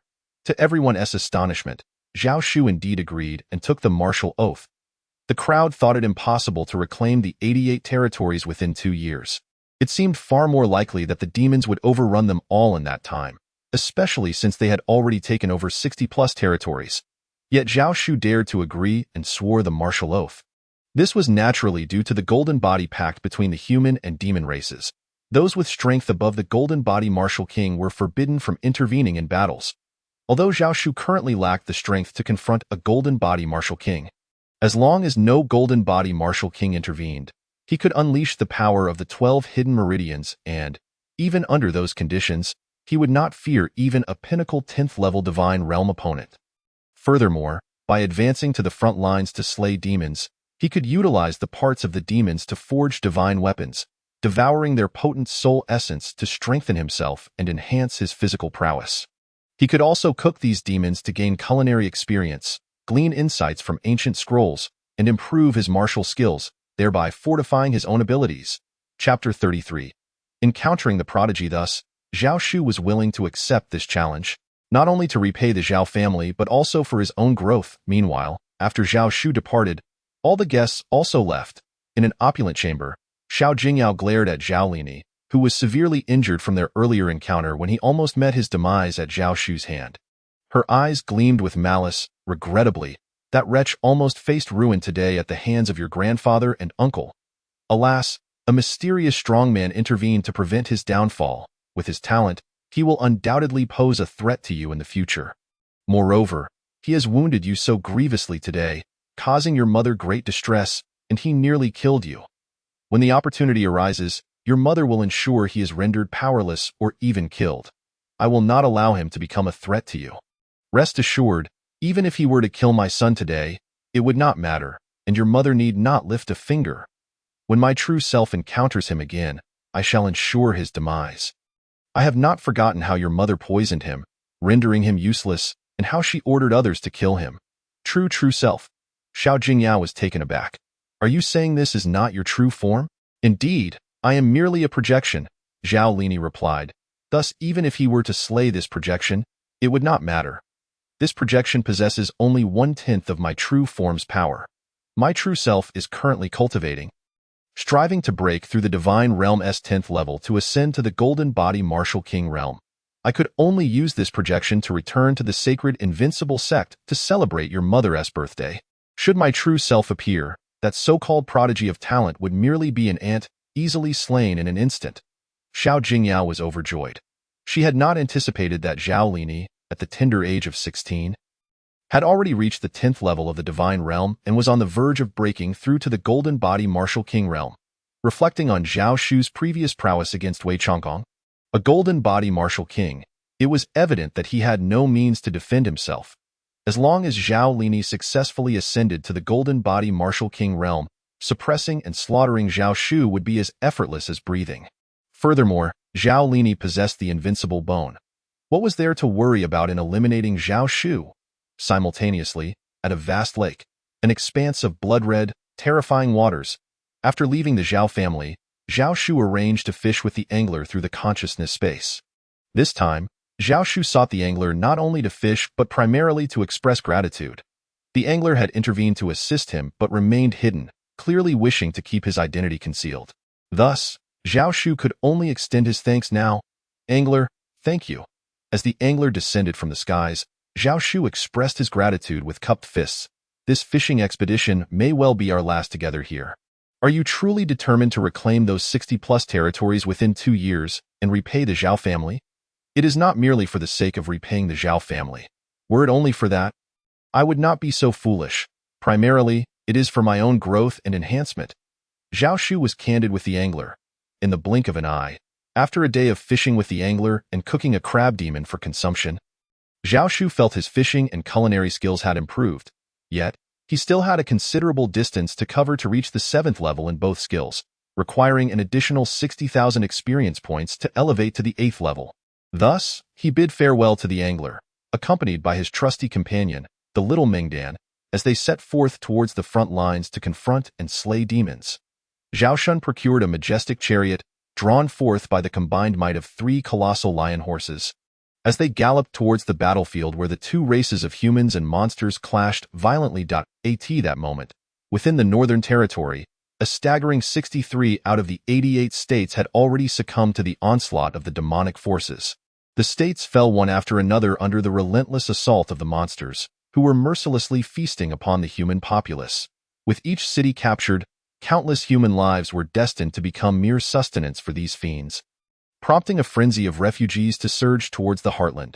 Just after departing from Changzhou, Zhao Shun encountered throngs of desperate refugees, and with each passing moment, their numbers swelled.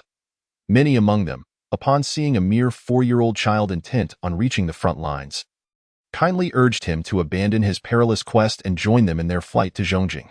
For even Changzhou, the very capital of the Northern Territory, seemed no longer secure. The royal forces, the Huangji army, sent to aid the north were also on the verge of collapse under the savage assault of the demons. It was feared that the entire Northern Territory would soon fall, leaving Zhongjing as the only sanctuary. Yet, how could Zhao Shun consider fleeing to Zhongjing alongside these refugees? He shook his head resolutely and gleaned from their accounts that the army of demons had already advanced to Danzhou. Danzhou lay but 2 states away from Changzhou, the capital of the Northern Territory, and no wonder the refugees believed even Changzhou might be in jeopardy. The proximity of the demons to the state capital was alarming. Should the front line at Danzhou falter, there was a very real possibility that the demons would overrun Changzhou, leading to its inevitable fall. Danzhou was in grave peril, yet Zhao Shun pressed onward towards Danzhou. Reaching Wuyang City, where he witnessed even more refugees fleeing in a frenzy, their eyes filled with terror. Amongst the panicked masses, he also spotted soldiers, some of whom were from the royal Huangji army. The royal forces had already begun to scatter. The situation was dire. Zhao Shun intercepted a few of the fleeing soldiers to inquire about the unfolding calamity. Initially dismissive, one soldier attempted to shove Zhao Shun aside with a curse, eager to continue his escape. Yet suddenly, they found themselves immobilized by the overwhelming pressure emanating from the child. Realizing their predicament, they quickly divulged, "We were on our way to reinforce the main city of Danzhou, Dansang City, which is currently under fierce attack from the demon army. If Dansang City falls, the entire Danzhou will be doomed. We had only just arrived at Wuyang City when we were ambushed by the relentless demon forces. We were nearly all annihilated, with only a handful of us managing to escape alongside the refugees." As they spoke, ominous thunderclouds rolled in from the horizon, obscuring the sun and heralding the approach of countless demons. Zhao Shun, with his current level of cultivation, discerned in the distance a female warrior of the human army leading a meager band of survivors attempting to break through the demonic encirclement. This woman was no ordinary fighter. She was at the level of Xinyuan, above the realm of Yikong, commanding a group of Yikong experts. Yet, despite their prowess, they were unable to breach the demon ranks. Seeing the dire plight of the woman and her companions, Zhao Shun's figure flickered and he propelled himself towards them like an arrow released from a bowstring. The soldiers he had just questioned were left dumbfounded. A mere child had reached the Yikong stage and moved with a speed that rivaled lightning. Could he be the prodigy whose name had spread throughout the Kanglan Empire? The soldiers were filled with excitement. Realizing they had encountered the legendary child, Mu Yunshang, "Today you and your royal Huangji army shall meet your end at the hands of our demon horde," roared the encircling demons. The human woman and her cohort of Yikong experts found themselves cornered. Resigned to a noble death in the face of overwhelming odds, fully aware that their only fate was to perish. But just then, a blinding flash of sword light sliced through the heavens, erupting with resplendent radiance that seemed to cleave the very fabric of reality. In an instant, the sword's brilliance obliterated countless demons, clearing a mile of them as if they had never existed. This terrifying display of power left all witnesses in awe. Chapter 34.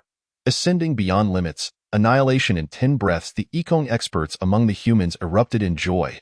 "General Mu, our elder has come to aid us," they exclaimed, filled with boundless gratitude as they clasped their fists toward the heavens. However, upon gazing at the figure responsible for the annihilation of a mile's worth of demons, their expressions turned to sheer disbelief. The elder was none other than a mere 4-year-old child. While it is true that martial artists can maintain a youthful appearance, they had expected a seasoned warrior, perhaps a youth or an elder.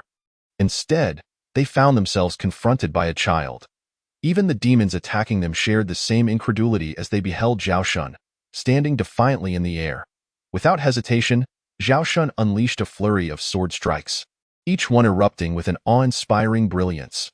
The demons continued to vanish, their forms reduced to ash as the ground, once teeming with fiends, was transformed into a graveyard of their remains, a testament to Zhao Shun's overwhelming might. Among the corpses lay several formidable Ikong demons, some of whom had reached the 5th or 6th tier of Ikong, effortlessly slaughtered by Zhao Shun, as if they were mere insects. Zhao Shun's prowess was nothing short of monstrous. The sight incited furious roars from the remaining Ikong demons, who charged at him with newfound rage. 10 feral fists, Swanee. However, Zhao Shun bellowed in response, abandoning his sword to unleash a devastating punch. On his journey from Changzhou, Zhao Shun had refined his understanding of the ancient scroll, enhancing his martial arts comprehension from 3 segments to 5. The once complete 10 feral fists had been elevated beyond its original perfection, allowing Zhao Shun to derive the missing 9 punches. The first of these, Swanee, manifested as he channeled his energy into a colossal, ancient beast's phantom, roaring as it swept toward the charging demons. As he executed the punch, Zhao Shun activated a 12-fold amplification of his latent energy, rendering this first punch, Swanee, 50 times more powerful than usual. The world seemed to shift in color as the Swanee phantom loomed, instilling terror in the hearts of the formidable Ikong demons. Realizing their impending doom, the demons attempted to retreat, but were swiftly engulfed by the overwhelming force of the phantom. Zhao Shun single-handedly quelled the onslaught of dozens of Ikong demons, leaving Mu Yunshang and her allies in astonishment. They had been trapped by these very demons, unable to escape. Yet here was a mere 4-year-old child who had effortlessly subdued them. Zhao Shun alone equaled or even surpassed the combined strength of the entire group, evoking a mix of admiration and envy among his human counterparts. Despite their own advancements, they were still outmatched by this prodigious child. "You shall pay for your crimes," roared 2 demon lords encircling Mu Yunshang. "Tiger Demon Lord, you distract the woman while I deal with." One of the wolf demon lords intended to finish his sentence, but Zhao Shun had already darted toward him like lightning. Zhao Shun unleashed the power of the 10 feral fists once more. Having not only uncovered the subsequent 9 punches but also perfected the second punch, Gu Jiao. Despite its seemingly lower level, its might surpassed even that of the first punch. The ancient phantom of the Gu Jiao roared as Zhao Shun's energy enveloped the wolf demon lord, who suddenly found his own power suppressed by an unseen force. Zhao Shun had invoked the first realm of his domain, the wolf demon sovereign, originally possessing the strength of the first level of the divine origin realm, was astonishingly suppressed by Zhao Shu's domain, instantly reduced to merely the first level of the skyward realm. It was a full major realm of suppression. How could the wolf demon sovereign possibly resist? Fear gripped him profoundly. At the moment Zhao Shu's fist, imbued with the ethereal shadow of martial arts, hurtled towards him, the wolf demon sovereign's entire body cracked and disintegrated into ashes. In a single strike, Zhao Shu, at the 4th level of the skyward realm, effortlessly annihilated the wolf demon sovereign, who was at the 1st level of the divine origin realm.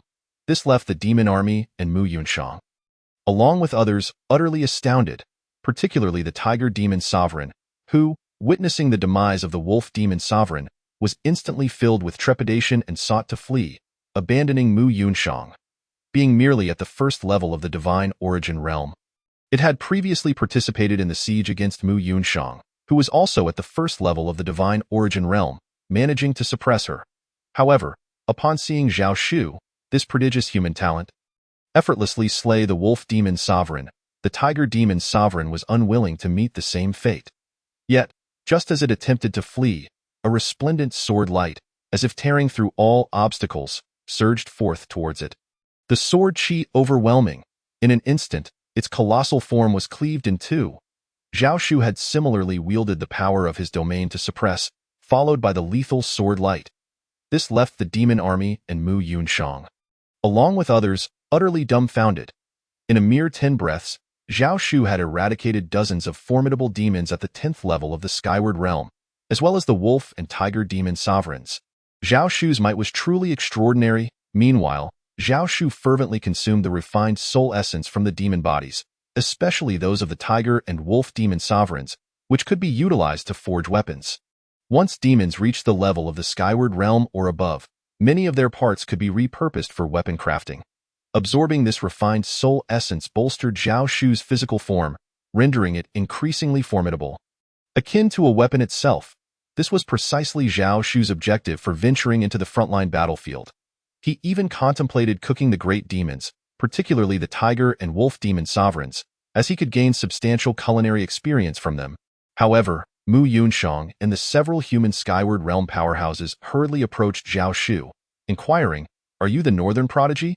The realm of thought was akin to an infinite network, yet it lacked the capability for video transmission. Thus, while many may not have recognized him, they were all aware of Zhao Shu's prodigious reputation. Chapter 35. Just a child. Is he the reinforcements? Even during Xiao Jingyao's birthday banquet, the news of Zhao Shu's impending demise due to not being of Zhao lineage had circulated. Therefore, upon witnessing Zhao Shu's prodigious talents firsthand, Mu Yunshang and others were astounded. Zhao Shu could slay a divine origin realm demon with a single strike. Yet the Zhao family sought to favor Xiao Jingyao merely because Zhao Shu was not of their bloodline, aiming to eliminate him due to fears of him becoming a threat to Xiao Jingyao's son, Zhao Lingyi. They found this utterly incomprehensible. However, considering Zhao Shu's immense strength, Mu Yunshang and others urgently warned. Young Master Shu, the main city of Danzhou, Dansang City, is in grave danger. We were originally tasked with leading the army to provide reinforcements, especially as I have array masters in my ranks. We were to fortify the array in Dansang City. But now, having encountered an ambush here, we cannot proceed, and fear that Dansang City may be breached at any moment. I implore you, young Master Shu, to accompany me urgently to the rescue. Otherwise, we may arrive too late and find Dansang City already overrun by demons. Zhao Shu, who had been prepared to indulge in the culinary arts with the tiger and wolf demon sovereigns, had no choice but to abandon that thought. Let us go. Zhao Shu turned to Mu Yunshang, and in an instant, his figure soared into the air, swiftly reaching her side as they rushed towards Dansang City. Observing Zhao Shu's lightning-like speed, Mu Yunshang was astonished. It was on par with her own. Despite her being at the first level of the divine origin realm, initially, she had intended to wait for him, but realized that no matter how fast she went, Zhao Shu kept pace. Little did she know that had Zhao Shu not been waiting for her, he could have easily outstripped her. Although she was at the first level of the divine origin realm, her speed could not compare to Zhao Shu, who, despite being at the fourth level of the Skyward Realm, was just a few steps away from the fifth level. With 20 channels of energy almost transformed into essence within his meridians, he was on the brink of achieving the fifth level. This meant that nearly 200 channels of energy were on the verge of transformation, with each channel capable of covering 1,000 meters per breath. This granted Zhao Shu the ability not only to slay opponents of higher realms, but also to match their speed. Of course, this was without Zhao Shu having cultivated any speed-enhancing techniques. If he did, his speed would be even greater. Oh no, Dansang City has fallen. Upon their arrival, they beheld the demons already infiltrating the city, and several figures of human experts from the divine origin realm were sent flying from afar. One of them, drenched in blood and gravely injured, had reached the second level of the divine origin realm and was the strongest among the human ranks. Resembling a blood-soaked figure, Mu Yunshang's expression changed drastically as she soared towards him. "Commander Mu!" Upon seeing Mu Yunshang, the man roared, "Why are you only now arriving to lead the reinforcements? Dansang City has fallen. What use is your arrival now? I am guilty, General Li. Please quell your anger." Mu Yunshang hastily recounted the events. "What? You say you were ambushed midway, nearly losing your entire army, yet you still brought reinforcements?" The man turned his gaze to Mu Yunshang, then to Zhao Shu, incredulous. Is this mere child the reinforcement? Due to Mu Yunshang's swift ascent, the dozens of Skyward Realm powerhouses had yet to arrive. Thus, apart from Mu Yunshang, it was indeed only Zhao Shu. "Yes, I am the reinforcement, and as long as we unite our efforts, if you all heed my command, we can certainly defend Dansang City today," Zhao Shu boldly declared. This declaration left General Li Songhai wide-eyed in astonishment, and even Mu Yunshang was taken aback. With Dansang City already breached, how could Zhao Shu possibly hope to defend it alone? General Li Songhai, with a solemn gaze, looked at Zhao Shu and questioned, "Are you jesting? Dansang City has already fallen, and you still wish to defend it? How could that be possible?" The moment Zhao Shu spoke, both Li Songhai and Mu Yunshang were again taken aback. However, Zhao Shu's figure had already descended like lightning into the city. In an instant, within a radius of 1 mile surrounding Zhao Shu, the once blood-soaked ground, filled with the slaughtered human populace, was transformed as he ruthlessly slaughtered the demons. These demons seemed to lose all will to resist within Zhao Shu's vicinity, allowing the previously victimized humans to swiftly eliminate their tormentors. Li Songhai and Mu Yunshang's eyes widened in disbelief. Within a mile radius, equating to a diameter of 2 miles, the demons had seemingly lost all fighting capability, easily slaughtered by the humans. Originally, the city, with a radius of 50 miles, had been breached by the demon forces for over 10 miles. Yet under Zhao Shu's command, in mere moments, the invading demons were entirely vanquished. Li Songhai and Mu Yunshang found it nearly impossible to believe that Zhao Shu's presence could render the demons powerless. Even those slaying the demons were bewildered, unaware of why their strength had suddenly surged, making the slaughter of the demons so effortless. What exactly did he perform? Li Songhai glanced at Mu Yunshang, hoping she would know. No, I do not know. Mu Yunshang shook her head. In truth, Zhao Shu had unleashed his domain to its utmost, allowing him to cover a radius of 1 mile, or a diameter of 2 miles. However, due to the extensive suppression range and the multitude of demons present, they were only subdued by several minor realms, rather than a major realm. Yet this was more than sufficient for the humans to eliminate these demons. Furthermore, Zhao Shu's ability to selectively suppress demons without affecting humans left Li Songhai and Mu Yunshang in awe. As the demons within the city were annihilated, they finally believed Zhao Shu's prior claims. Even with the city breached, it could still be defended. All troops, heed my command. Follow young Master Shu out of the city and slay the demons. Li Songhai bellowed to the entire army, with Zhao Shu's overwhelming prowess. And now that the demons within the city had been slaughtered, they would naturally pursue and eradicate the remaining demons outside. The morale of the previously disheartened human forces surged at this moment, confidence soaring, as they beheld the demon army being decimated. Entire stretches of 1 mile, then 2 miles, were cleared of the demonic presence. Thousands of demons filled with dread. Damn humans! A demon hawk sovereign roared, having previously inflicted heavy injury upon Li Songhai. Its strength matched Li Songhai's at the second level of the divine origin realm, yet it had effortlessly wounded the general stationed in Danzhou. Showcasing its formidable power, the hawk sovereign dove down, its piercing gaze cold as it flapped its enormous wings, summoning forth a ferocious gale. Its razor-sharp talons glimmered with a chilling light as they slashed towards Zhao Shu. Chapter 36. One-sided slaughter. Beware. Be careful. Li Songhai, fully aware of the Hawk Sovereign's might, shouted urgently. Zhao Shu's gaze was as tranquil as a still lake in the fleeting moment when the Eagle Sovereign dove down with its lethal talons. Zhao Shun inexplicably vanished from sight. Not that he actually disappeared, but rather his speed was so extraordinary that it appeared as though he had done so. When he reappeared, he was already in close proximity to the Eagle Sovereign. In an instant, the light of the Qingmu Divine Sword flashed, and the Eagle Sovereign's sharp and formidable claws were severed cleanly. The Eagle Sovereign was taken aback, panic-stricken as it attempted to flee. Yet, Zhao Shu's sword seemed to penetrate its very essence, plunging deep into its chest. With a swift and decisive strike, the Eagle Sovereign was slain instantly. As the news of the Eagle Sovereign's demise spread, the demon clan was engulfed in terror. Zhao Shu's strength was overwhelming. The Eagle Sovereign was their leader, and yet it had been felled. The demon beasts began to panic and retreat, while Zhao Shun led the human forces in pursuit. Despite the city having been breached, Zhao Shun single-handedly held the fortress and even launched a counteroffensive against the demon horde. Prodigy! Prodigy! Young Master Shun! Young Master Shun! The human army roared, their morale soaring to the heavens, shaking the very foundations of the earth. However, just then, another wave of demonic forces surged from the distance. Tens of thousands soared through the air, indicating that there were legions of demons above the realm of flight.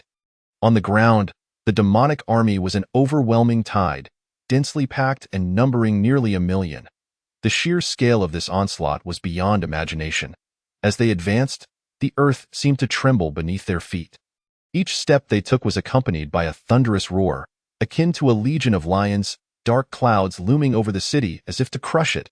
The sheer magnitude and terror of their presence enveloped the entire Dansong city, blotting out the sun and casting a shadow of dread upon the previously buoyant human forces.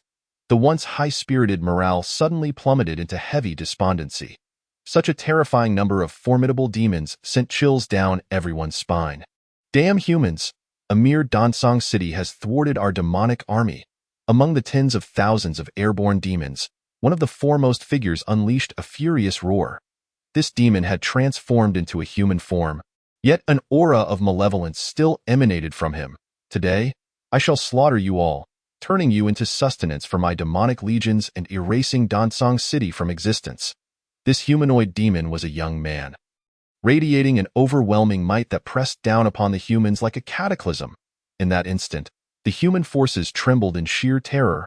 Uncle, another young man, also soaring among the throng of demons, took on a human guise. His hawk-like eyes and hooked nose were unmistakable. Upon seeing the corpse of the Eagle Sovereign, which had just been slain by Zhao Shun, a wave of rage that shook the very heavens surged forth. It was you who killed him. Do you have any idea how important he was to me, you wretched human insect? With that, a force capable of shattering the heavens descended upon Zhao Shun.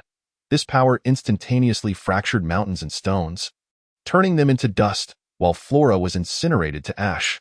Every human enveloped by this force quaked in fear. Yet, Zhao Shun stepped forward, executing a breathtaking move as he soared into the AI art in that moment. The entire space seemed to tremble violently beneath his footfall, accompanied by a resounding boom. The once ferocious force that threatened to obliterate the very fabric of the world was shattered by Zhao Shun's singular step. The terrifying pressure that had loomed over the humans disintegrated under his might. Humph! How dare you, mere demons, act so arrogantly? Zhao Shun scoffed, and with a powerful punch, he unleashed a tremendous force that seemed to rend the heavens asunder, obliterating countless demons. Then, an enigmatic pressure emanated from Zhao Shun, enveloping a radius of 5 miles. Within a diameter of 10 miles, all demons found themselves suppressed. The demons within this 5-mile radius were utterly crushed. Many of those who had been soaring through the air plummeting from their heights, their vast forms crashing to the ground. Zhao Shun had unleashed the power of his second realm, far surpassing the scope of the first realm. The demons caught within this 5-mile radius screamed in terror. Power reigned supreme, and as their realms were suddenly suppressed, fear gripped their hearts. Kill! Zhao Shun's thunderous roar echoed through the heavens, and the human forces, revitalized by his strength, surged into the ranks of the suppressed demons. What ensued was a blatant massacre, a one-sided slaughter. Within Zhao Shun's realm of suppression, the demons faced nothing but death, especially the two foremost figures among the thousands of airborne demons, the sinister young man and the red-haired youth with a hooked nose. At the moment Zhao Shun unleashed his realm, they had jumped out of the coverage area. Yet, witnessing the overwhelming might of the tens of thousands of demons above the realm of flight, nearly all of them were crushed, their levels plummeting beneath the realm of flight, crashing to the ground to be slaughtered by the humans. Instantly, they were filled with dread at Zhao Shun's terrifying power. To be capable of suppressing the enemy's realm was to be invincible. But soon, they recalled something, and with a thunderous shout, all demons cried out, "Kill! He cannot maintain this suppression for long." Countless demons, driven mad by their desperation, charged forward. Waves upon waves of demons were slaughtered and obliterated. However, as time passed, Zhao Shun's complexion grew increasingly pale, a trickle of blood escaping from the corner of his mouth. "Look, this human is about to falter. Continue the assault," the sinister young man and the red-haired youth shouted once more. Though the realm was powerful, its execution required immense strength and physical endurance. Zhao Shun's physical form was already at its limit in sustaining both the first and second realms. Yet, as time wore on, his strength waned. The bloodthirsty human forces, seeing Zhao Shun's condition, were struck with terror. The ability to slaughter the demons with such ease was entirely reliant on Zhao Shun's strength. If he were to falter, they would be overwhelmed by the demon horde, and death would await them all. The demons, hearing the cries of the sinister young man and the red-haired youth, and witnessing Zhao Shun's pale visage and the blood trickling from his lips, became even more frenzied in their assault. As the humans had just managed to slay a batch of demons, another wave surged forth in a frenzied onslaught. With a splatter, Zhao Shun coughed up a mouthful of blood, his complexion paling further. "Young Master Shun!" The humans cried out in alarm, clearly realizing that Zhao Shun's situation had worsened. Meanwhile, the demon forces still numbered in the tens of thousands. "Ha ha ha, this human has reached his limit." The sinister young man and the red-haired youth laughed triumphantly. Yet at that moment, Zhao Shun's aura surged dramatically. With a flash of his sword, the Qingmu divine sword erupted with divine light, cleaving through the frenzied tide of demons. Chapter 37. A single man standing against a million troops. It was initially believed that Zhao Shun was on the brink of collapse, but to their astonishment, Zhao Shun unleashed an even more terrifying force of suppression, a fearsome sword technique that cleaved through the air. The resulting sword light summoned winds and rains, weeping for the demons as they were obliterated in droves. In a single strike, within mere miles, the demons were reduced to a carpet of corpses as Zhao Shun wielded his sword to its utmost potential. Although he was indeed struggling to maintain the realm, he possessed 12 hidden veins, allowing him to absorb chaotic energy, stellar power, the essence of the heavens and the earth, the vitality of the sun and moon, lightning energy, and the 5 elemental forces with astonishing speed. As he not only executed the realm to suppress and facilitate the easy slaughter of the demons, but also personally joined in the massacre. The demons faced even greater losses. His single-handed effort outmatched the entire human army. Of course, this human army only referred to those beneath the realm of flight, excluding figures like Mu Yunchang and Li Songhai, who were above that threshold. The powerful humans above the realm of flight, such as Li Songhai and Mu Yunchang, also wreaked havoc upon the demons under Zhao Shun's realm of suppression, their slaughter echoing through the battlefield. The once mighty demon army of nearly 1 million displayed unmistakable fear. The sinister young man and the red-haired youth could hardly believe their eyes. They had thought Zhao Shun had already reached his limits. Yet, he continued to unleash an even greater power. This human child possessed such terrifying strength. How could he achieve this, however? As Zhao Shun relentlessly executed his realm and engaged in fierce combat, his condition worsened, and his hand gripping the Qingmu divine sword began to tremble. Yet, Zhao Shun's gaze turned toward those demons still suspended in the air, untouched by the suppression that had forced others to plummet. With a surge of power infused into the Qingmu divine sword, he unleashed a devastating strike that cleaved through the air towards these demons. This time, Zhao Shun activated the third realm. Under the suppression of the third realm, many demons found their levels forced down beneath the realm of flight. Before they could even descend from the air, they were torn apart by Zhao Shun's sword, reduced to blood mist. Except for the few who managed to escape the coverage of Zhao Shun's realm, such as the sinister young man and the red-haired youth, all the others were annihilated by this single strike. This scene left Mu Yunchang, Li Songhai, and other powerful figures among the humans who were above the realm of flight utterly astonished. Zhao Shun, merely at the realm of flight, had demonstrated such overwhelming strength. The scale of the demon army was no longer a challenge, and taking an entire city was within reach, yet here he was, mercilessly suppressing and slaughtering them. The sinister young man and the red-haired youth, along with the remaining few demons, were filled with dread and immediately turned to flee. Zhao Shun's terrifying power was too monstrous. Fleeing was their only viable option. Want to escape? Zhao Shun scoffed coldly. Despite the speed of the sinister young man and the red-haired youth, Zhao Shun, empowered by nearly 100 instances of Dao energy, was even swifter. In an instant, he closed the gap, simultaneously enveloping them in his third realm, thus suppressing the sinister young man and the red-haired youth. However, after being suppressed, the originally transformed malevolent youth and the hawkish-nosed red-haired youth revealed their true forms. Astonishingly, one was a giant lizard exuding an overpowering stench of malevolence, while the other was a majestic eagle with a wingspan nearing 100 meters. Sensing the approach of death, the malevolent youth and the hawkish-nosed red-haired youth hastily proclaimed, "Humans, we hail from the Flying Alliance and the Scale Gate. Should you slay us today, the Flying Alliance and the Scale Gate will engage in a relentless vendetta against your kind, laying waste to your capital city." The Flying Alliance is a formidable force composed of aerial demons, including giant flying beasts such as eagles and falcons. These creatures possess the innate ability to soar through the skies from birth, achieving flight capabilities without the need for cultivation. Similarly, the Scale Gate is an organization of scaled demons, composed of beings such as dragons, serpents, and crocodiles, all of whom possess a significant inherent advantage in strength. The Flying Alliance and the Scale Gate stand as two of the mightiest powers among the myriad of demon races. Thus, when the malevolent giant lizard and the majestic eagle revealed their affiliations, the expressions of Li Songhai, Mu Yunchang, and the many human warriors turned pale with terror. For while the Flying Alliance and the Scale Gate are indeed powerful, they have historically maintained a treaty of goodwill with humanity. never intervening in conflicts between other demon races and humans. Now, however, they have audaciously entered the fray of war between humans and demons. It is no wonder Zhao Tai nearly reclaimed the lost territories of the Northern Realms, achieving unprecedented glory only to suffer a sudden and devastating defeat, sustaining grave injuries, and seeking aid from the Huangji army.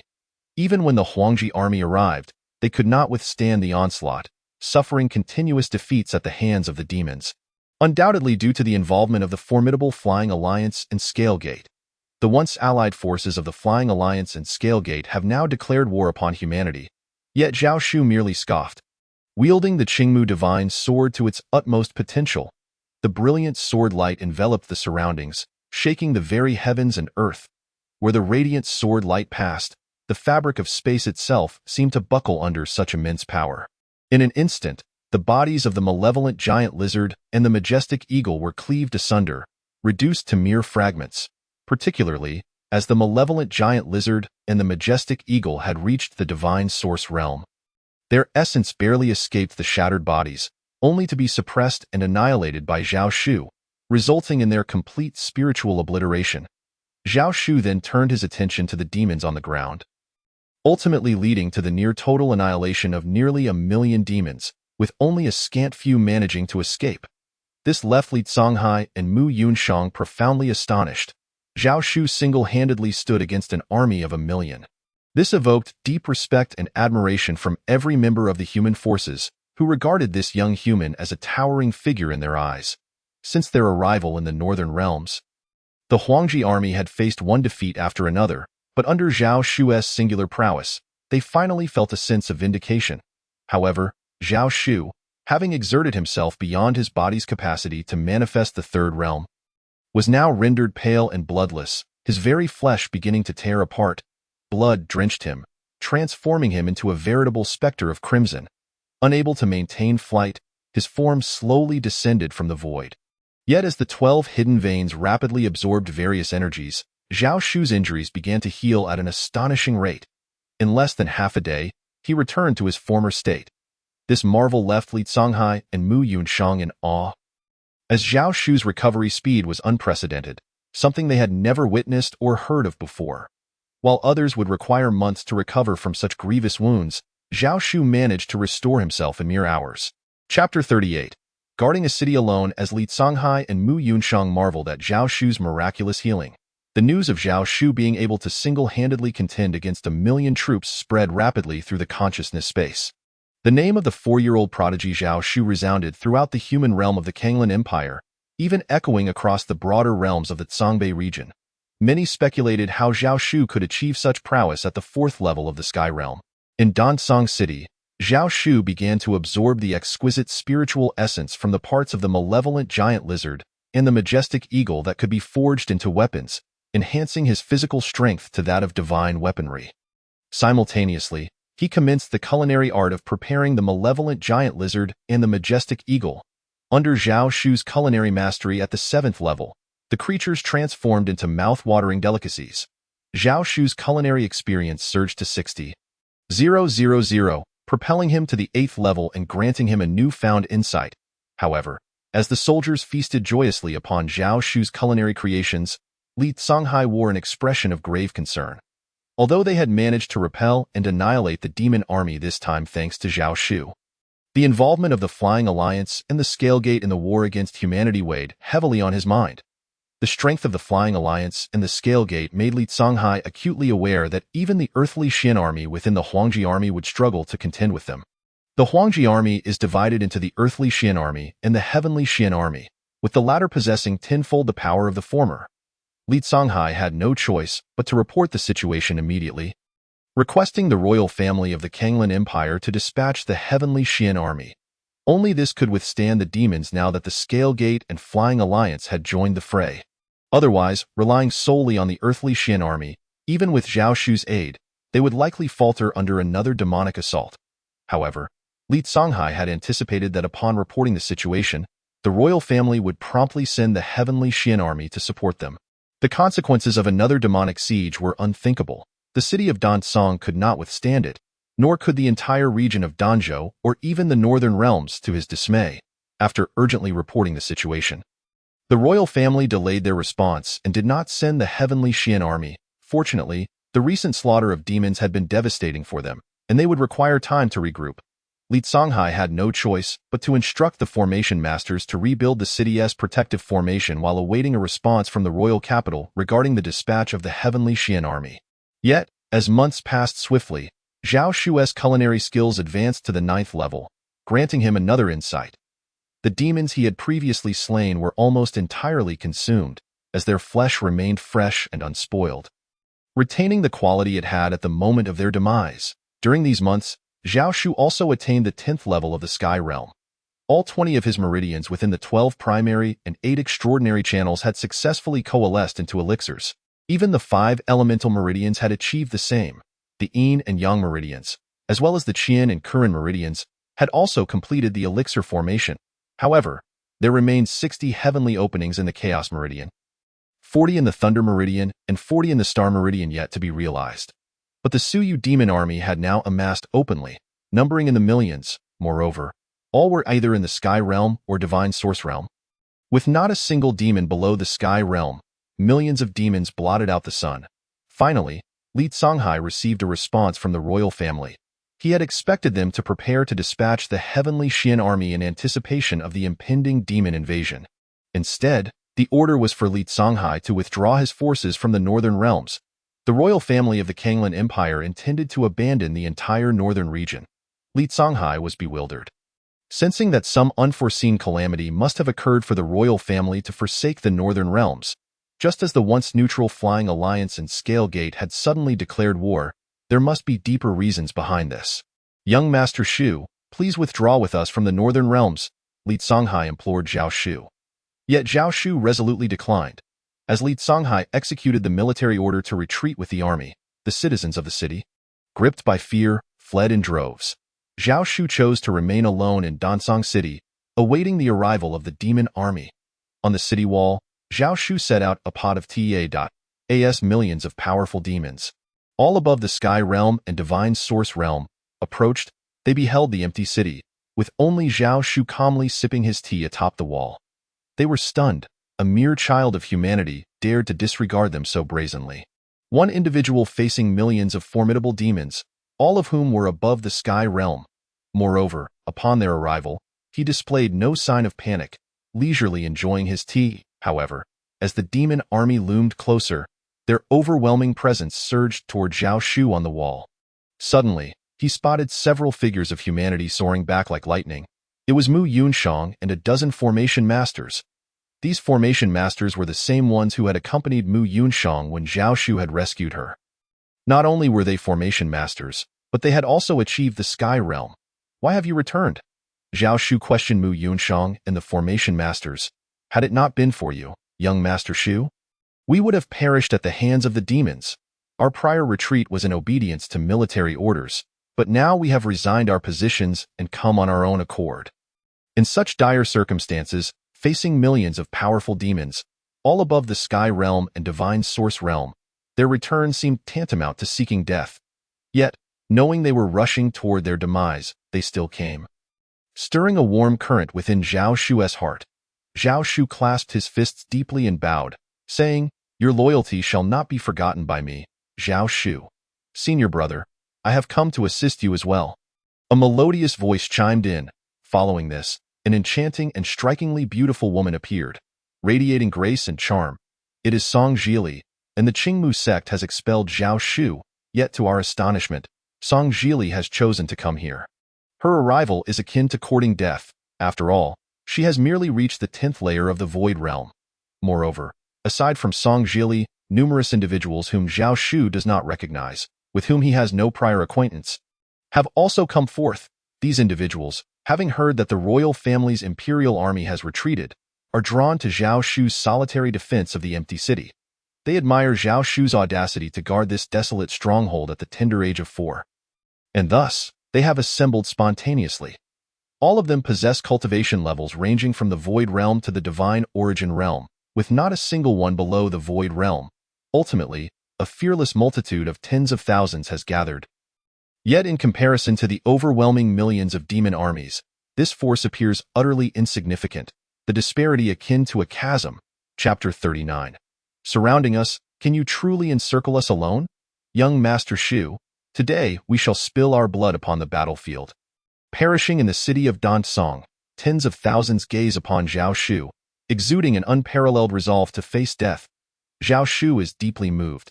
These tens of thousands are strangers to him, yet they come to his aid. Although he does not require their assistance, their willingness touches his heart. Addressing the multitude, prepared to embrace death, he declares, to perish in the battlefield and die in Dansong is unnecessary.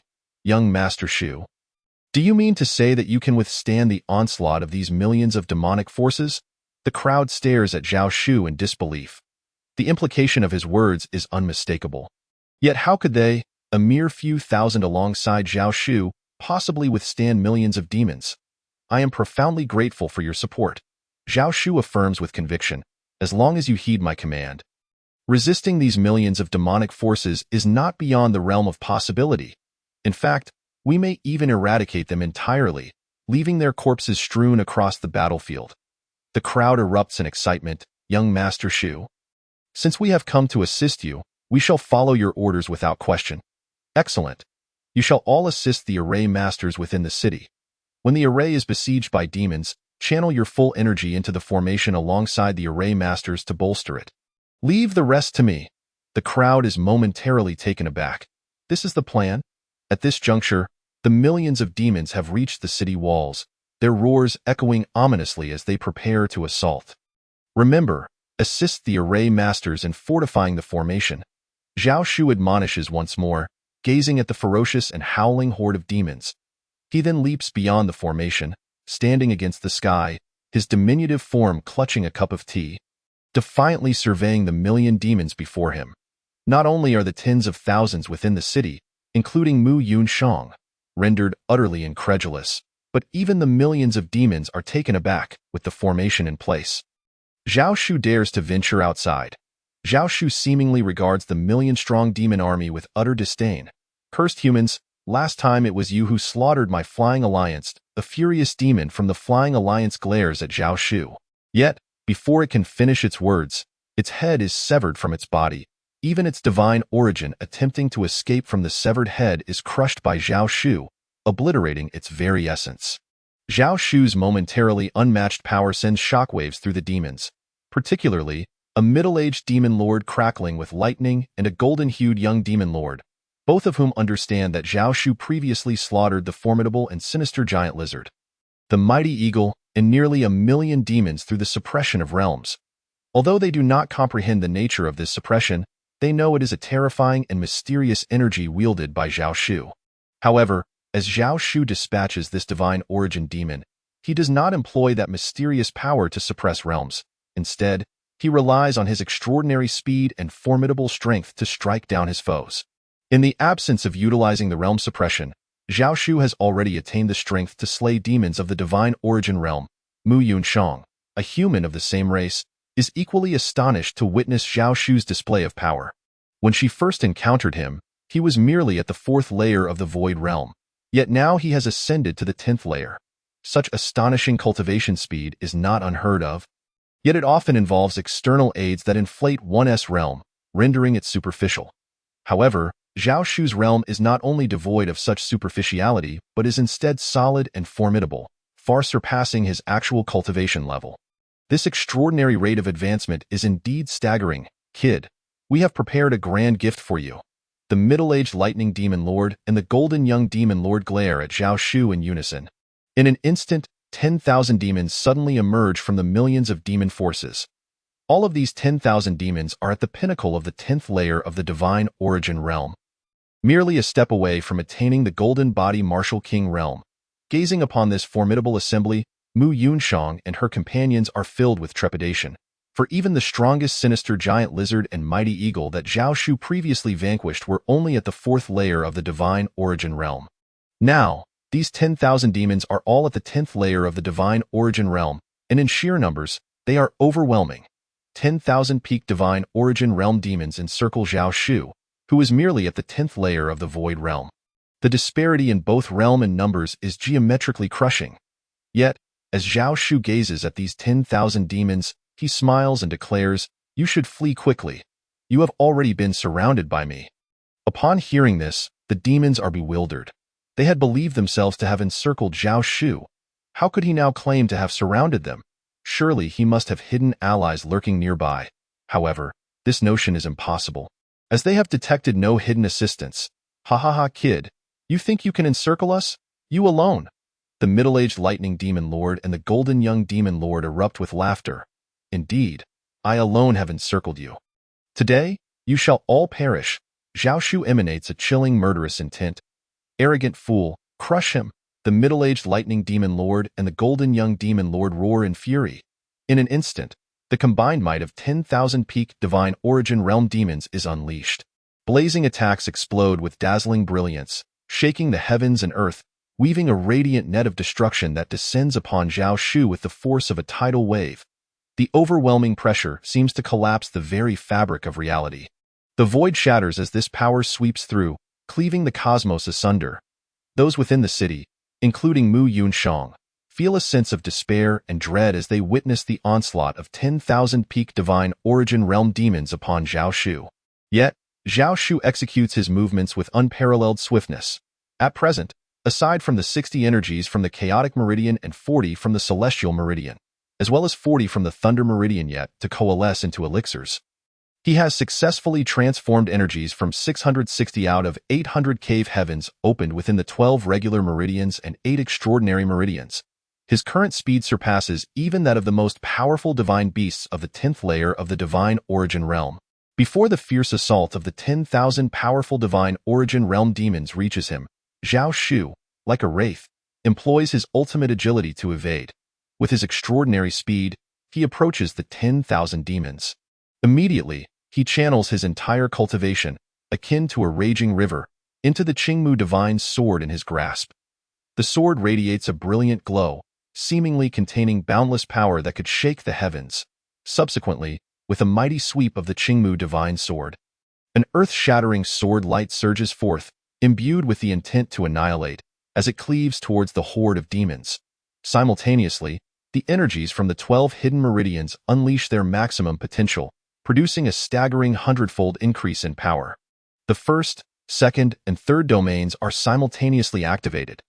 Under the combined force of this hundredfold amplification and the overlapping domains, the 10,000 peak divine origin realm demons are instantaneously suppressed and annihilated by Zhao Shu's sword light. Even their divine origins are eradicated, however. In this moment of extreme exertion, as the first, second, and third domains are simultaneously employed, coupled with the hundredfold amplification, Zhao Shu's body surpasses its limits, resulting in horrific fissures. This exertion has also drained Zhao Shu's energy significantly. In a flash, Zhao Shu darts away like a bolt of lightning, seemingly teleporting back to the safety of the city protected by the formation, allowing Mu Yunshang and her companions to aid the array masters in maintaining the formation against the demonic assault. Zhao Shu then swiftly tends to his injuries, now at the 10th layer of the Void Realm. He harnesses the energies from the 12 hidden meridians to absorb the powers of the 5 elements, chaos, and the essence of the sun and moon, facilitating his recovery at an accelerated pace. Consequently, as the formation remains unbreached, Zhao Shu has already healed and is prepared to charge forth once more, ready to slay the demons besieging the formation.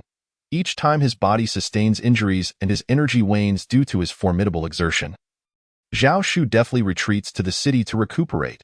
This cycle continues as the demons are unable to breach the city, instead falling victim to Zhao Shu's relentless onslaught. Had Mu Yunshang and her companions not returned to provide aid, Zhao Shu would have opted to distance himself using his unparalleled agility, recuperating his strength before returning to the fray. With their assistance in fortifying the formation, he finds it far more convenient to retreat to the city for rapid recovery.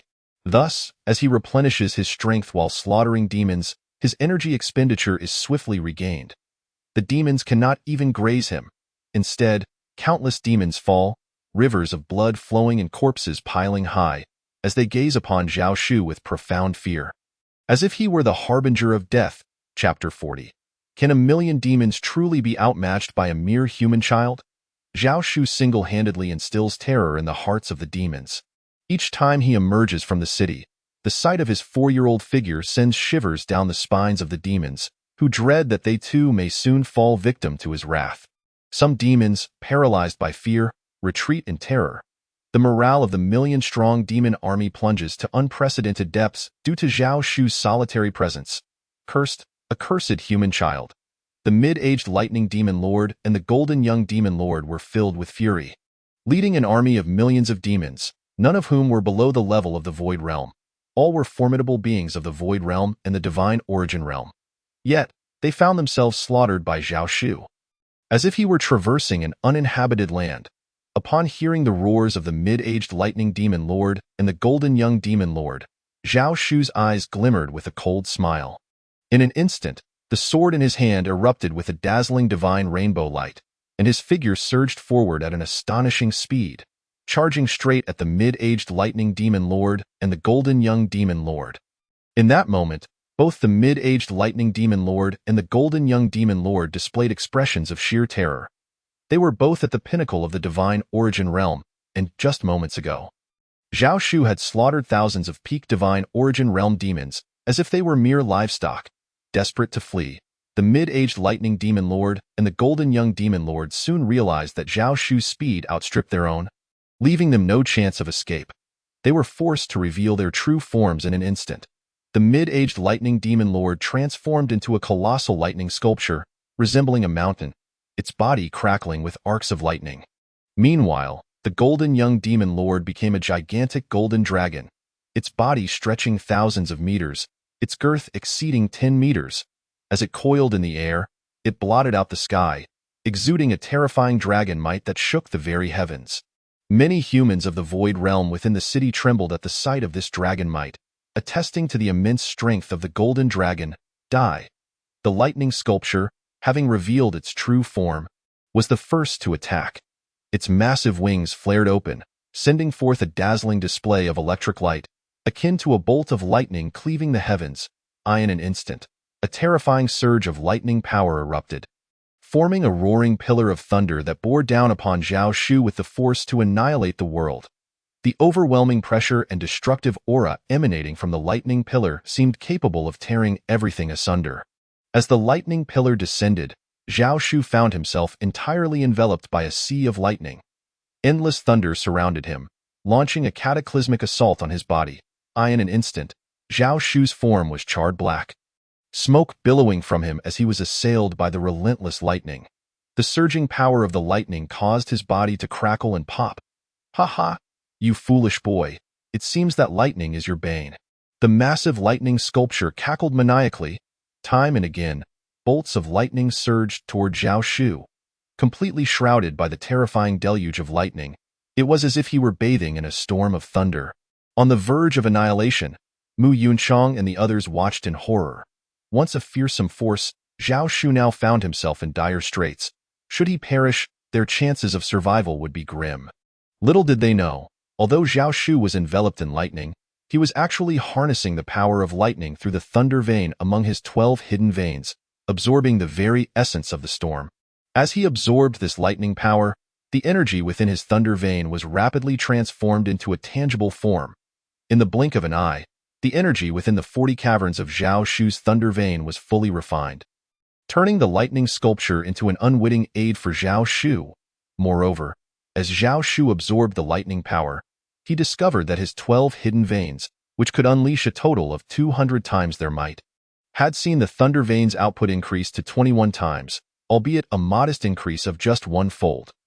This indicated that, given sufficient corresponding power, the thunder vein's 20-fold output was not the ceiling, it could rise further, yielding even greater strength. The same was likely true for the other veins, such as the chaos vein and the star vein. As for why he had not experienced similar growth in the past despite absorbing various energies, Zhao Shu understood that it was due to insufficient quantities. This time, the lightning sculpture's relentless assault had provided him with ample energy, allowing his thunder vein to surge from 20 to 21 times its output. This revelation filled Zhao Shu with exhilaration, and he turned his gaze toward the lightning sculpture, stepping forward to unleash his domain. Like a bolt of lightning, he charged at the sculpture, his verdant wood divine sword erupting with a blinding, radiant glow. With a single stroke, The colossal body of the lightning sculpture was cleaved in two, its very essence extinguished. Zhao Shu's hand dove into the remains of the lightning sculpture, retrieving a cerulean demon core that pulsated with terrifying lightning energy. This core was the source of the lightning sculpture's formidable power. Zhao Shu consumed the lightning energy, causing the might of his thunder vein to surge from 21 to 23 times. The demons were left astounded. Having believed that lightning was Zhao Shu's nemesis, that he was destined to be slain by the lightning sculpture. Yet, the very being that had nearly consumed him was now vanquished in an instant. The golden dragon trembled, pleading, "Human, spare me. I shall willingly become your steed." As one of the leaders of the demon army, the golden dragon now sought to become Zhao Shu's mount to save its own life. The remaining demons, having witnessed their two leaders fall, the lightning sculpture slain and the golden dragon offering servitude, were filled with dread and despair. How could they, an army of millions, composed entirely of beings from the void realm and the divine origin realm, stand against a mere human child? Chapter 41. Such a monstrous prodigy shall not be spared today. Seeking death, however, at that moment, as the golden dragon sought to become Zhao Shu's steed to preserve its life. A terrifying voice resonated from the distant heavens, booming with authority. As a demon, valuing life above all, it was a disgrace to become a human's mount and servant. Better to perish. Then, the massive form of the golden dragon erupted into fragments, even its essence obliterated by the overwhelming force from the sky. Human, today I shall personally extinguish your existence. A demon elder, transformed into human form, descended from the heavens. As he spoke, an overwhelming and boundless aura erupted from the elder. One hand descended, as if to crush Zhao Shu. This colossal hand bore the power to annihilate worlds, so potent that it seemed to force the very earth to tremble in response. As the gigantic hand bore down upon him, the terrifying pressure caused the ground to crack and collapse, fissures opening wide and spreading rapidly, turning all in their path to dust. The Elder's might transcended that of ordinary divine origin realm and void realm beings. He was a formidable golden body martial king. How dare you, a great demon lord, participate in the war between humans and demons, defying the golden body pact established between our races? Upon recognizing the elder as a golden body martial king, Mu Yunchang cried out in alarm. A great demon lord, indeed, was equivalent to a golden body martial king. Zhao Shu was equally shocked. The golden body pact dictated that this demon elder, being a golden body martial king, had the audacity to breach it and engage in battle. Ha ha ha! Breach the golden body pact? The Demon Alliance and the Lin sect have directly declared war on your human race. Do you truly believe that I will adhere to the golden body pact now? I tell you, from this day forth, the golden body pact is null and void. All golden body martial kings, even the extraordinary martial emperors, may engage in combat. At this point, the demon elder turned his gaze toward Zhao Shu, saying, "You wretched human child, at such a tender age, you possess such formidable strength. Even the golden body martial king cannot contend with you. You will undoubtedly become a grave threat to our demon race in the future. And today, I shall eradicate you." Yet, Zhao Shu remained unperturbed, staring defiantly at the descending, colossal hand of the demon elder. With a stomp of his foot, he propelled himself into the air like an arrow. As swift as lightning, simultaneously, he unleashed the powers of his domains. First, second, and third realms all activated in an instant. However, this time, he found that he could not suppress the demon elder. It was not that he lacked the ability, but rather that the demon elder, being at the first level of the golden body martial king, retained a significant degree of power even after being suppressed. Although the suppression had weakened the elder, he still remained at the first level of the golden body martial king. This meant that the combined effects of the first, second, and third realms of Zhao Shu's domains had limited impact on the elder's strength. Zhao Shu had not anticipated the vast disparity between the divine origin realm and the golden body martial king realm. Even at the pinnacle of the divine origin realm, he could suppress and slay opponents. But facing the first level of the golden body martial king, the effects of his suppression were drastically diminished, almost negligible. Unless he could cultivate the fourth realm of the void realm to its utmost and form the fourth domain, perhaps he could then suppress the golden body martial king. Yet, at present, even though the energy in his thunder vein had been fully refined due to the divine assistance of the lightning sculpture, He still had 60 caverns in the Chaos Vein and 40 in the Star Vein that had yet to be refined. He was still some distance from achieving the fourth realm, rendering him unable to unleash that power. Zhao Shu could only rely on the incredible speed afforded by the 700 caverns of energy that had already been refined within his 800 caverns. Evading the earth-shattering descent of the Elder's colossal palm. Humph! You mere void realm pinnacle, yet you possess a speed comparable to that of a golden body martial king. Such a prodigy shall not be spared today. The demon elder observed Zhao Shu's rapid movements with murderous intent surging forth. In response, his own colossal palm surged forward at an equal velocity, striking with the same relentless speed. Zhao Shu's pupils constricted. He had previously faced millions of demons, none of whom were below the Void Realm. All were demons from the Yikong Realm and the Xinyuan Realm, yet they continued to wreak havoc, relying on their realms and the unparalleled speed granted by the 700 Dongtian energy transformation pills. However, these two advantages were rendered utterly ineffective before the old demon elder, who had attained the first level of the Golden Body Martial King realm. The realm could not suppress the old demon elder. And in terms of speed, he seemed to surpass Zhao Shua, who was also at the first level of the Golden Body Martial King realm. As Zhao Shua gazed at the massive hand of the old demon elder descending upon him, it felt as if he were locked in place. No matter how he tried to evade, it relentlessly approached. Zhao Shua could only exert himself to the utmost, unleashing the power of 12 hidden veins at a staggering 150 times their normal strength. This was the limit of what his body could endure. Exceeding this threshold would result in him being consumed by the overwhelming force, leading to his own explosion and demise, even at just 150 times. Every inch of his skin bore the unbearable strain, manifesting terrifying, intricate cracks that spread like a spider's web. The pain contorted Zhao Shua's face, but he endured it, channeling the explosive power into the Qingmu Divine Sword. He then swung the sword toward the demon elder's colossal hand, which blotted out the sun. Simultaneously, the realms of the first, second, and third levels were activated in an instant. Though their suppressive effects were limited, they still managed to weaken the demon elder's power, albeit slightly. Among your peers and in your realm, you may be considered the best, but in my eyes, you remain an insignificant insect.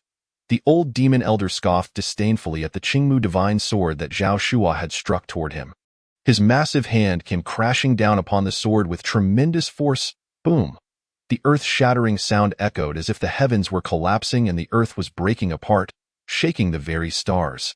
Zhao Shua's figure was sent flying like a kite with its string cut, blood gushing from his mouth and staining his garments a deep crimson. The first level of the Golden Body Martial King realm was indeed formidable. This realization struck Zhao Shua with clarity. Back at the Zhao family, Zhao Tai had grievously wounded Zhao Wutian, enabling him to injure Zhao Wutian, who was at the third level of the Golden Body Martial King realm. He understood he was still too weak. He must grow stronger.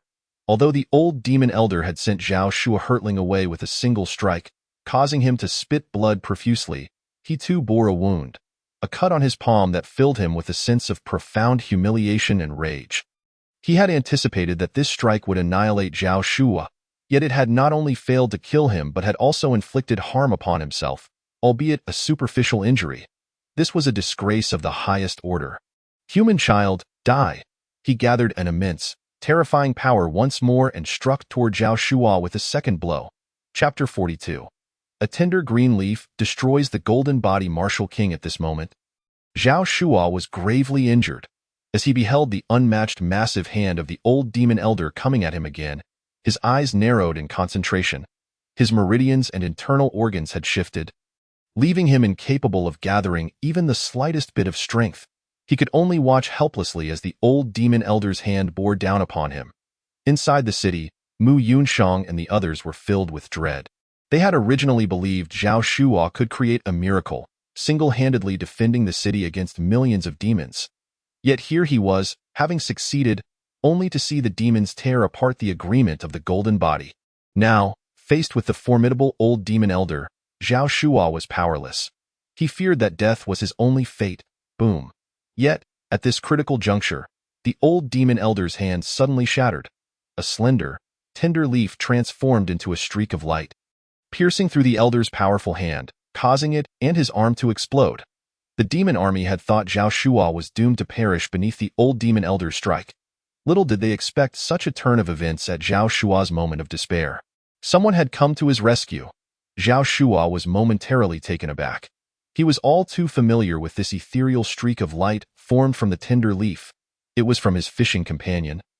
The fishing master, who had never regarded him as a mere child but as a fellow angler.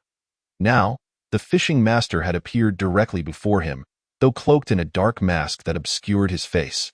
Since their first meeting, Zhao Shua had only ever seen the fishing master wearing this mask and had never glimpsed his true visage. Although he had attained the Xinyuan realm and could use divine thought to perceive, such a formidable figure as the fishing master undoubtedly possessed barriers that would obstruct any divine scrutiny. "Fishing master, why have you come?" Zhao Shua inquired. "Astonished, I came to fish with you, having missed your culinary skills." The fishing master replied nonchalantly. However, Zhao Shua understood that if the fishing master merely wanted to fish with him or reminisce about his cooking, he would not have arrived at such a critical moment when Zhao Shua was on the brink of being slain by the old demon elder.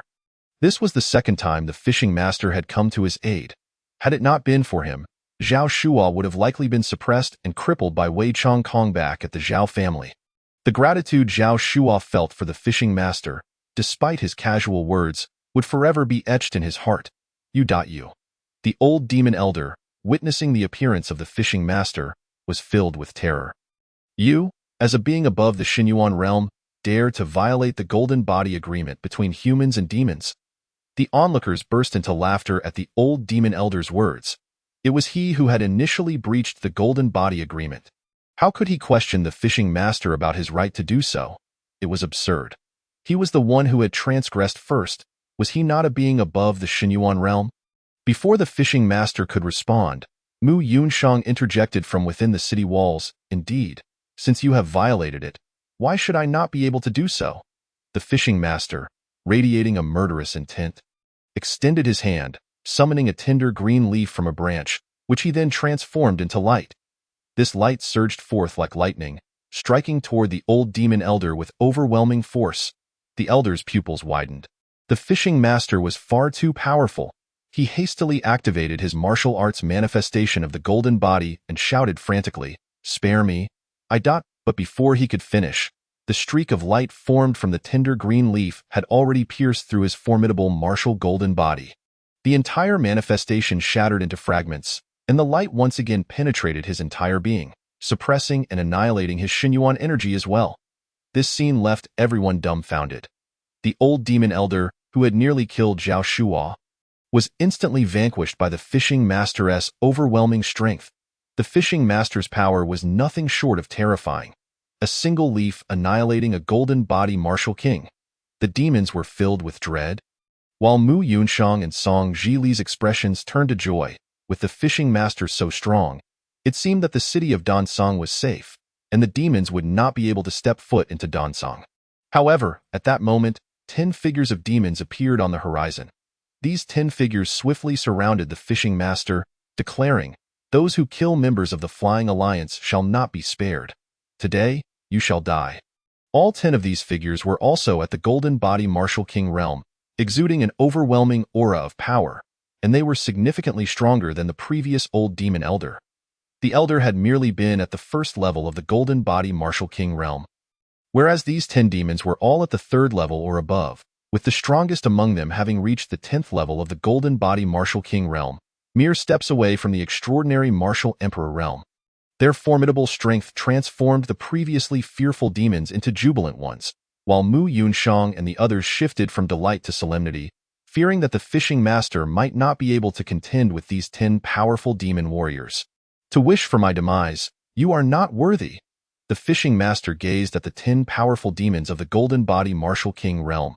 With a wave of his hand, 10 tender green leaves flew from the treetops into his grasp. "Today, whoever can withstand my leaves shall be spared." With that, the tender green leaves transformed into streaks of light, bursting forth with dazzling brilliance, slicing through the air like lightning, and roaring toward the 10 demons. In an instant, the heavens and earth seemed to lose their color. The 10 demons were struck with terror as they sensed the impending doom emanating from the streaks of light formed by the tender leaves. Among them, Two demons attempted to flee, but the powerful light pursued them with uncanny speed, annihilating them along with their Xinyuan energy. The remaining 8 demons, witnessing this, unleashed their strongest attacks against the incoming light. They erected formidable energy shields, layering them with the golden body martial arts seals, enveloping themselves in layers of protection. The fishing master was incredibly powerful, instilling fear in their hearts, and they all sought to block the terrifying streaks of light from the leaves. However, their attacks met the light and crumbled upon contact, utterly ineffective. This left them even more horrified. They realized their attacks could not withstand the fishing master's light. They merely hoped to diminish its power, but found that it dissipated entirely upon the slightest contact. The overwhelming pressure of the light surged past their defenses, shattering their energy shields, and then the strongest golden body martial arts seals crumbled as well. The light surged into their bodies, annihilating them along with their Xinyuan energy. Only one demon among the 10, the strongest who had reached the 10th level of the golden body martial king realm, managed to grasp the terrifying light with his massive lion-like hand just as his golden body seal shattered. He became the sole survivor among the 10 demon warriors. Yet, the lion demon was now filled with dread, trembling as he gazed at the fishing master, acutely aware that should the fishing master decide to strike again, his fate would be sealed. Yet, the fishing master kept his promise. He halted the light and spared him. Retreat. The lion demon hastily called for the demon army to withdraw, fearing that the fishing master might change his mind and unleash his wrath upon them all. With nothing more than a tender green leaf, the esteemed fisherman nearly subdued the formidable figure at the pinnacle of the golden body martial king realm. It is evident that the fisherman must be an extraordinary martial emperor. Powerful beyond compare, surpassing even the golden body martial king realm. Should the fisherman decide to intervene, the demonic army would surely be reduced to mere specters at his hands.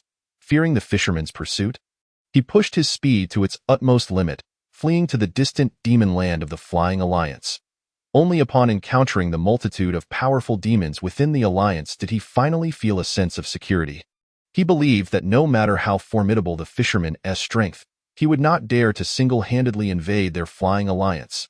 Upon seeing a demoness transformed into human form, exuding an alluring charm in sheer silk garments, her graceful demeanor radiated an intoxicating beauty, he hurriedly approached this enchanting figure, addressing her as the Grand Protector, lamenting his inadequacy for failing to seize the city of Dan Song, guarded by the human prodigy. What? The alluring demoness exclaimed in fury, you number in the millions, all of you beneath the realm of Skyward, consisting entirely of Skyward and Divine Origin realm demons. And yet, you tell me you cannot conquer a city defended by a mere child of the human race? Chapter 43. There may be a grievance against him from the human race Grand Protector. That child of the human race has a powerful and extraordinary martial emperor backing him. The massive flying lion spoke.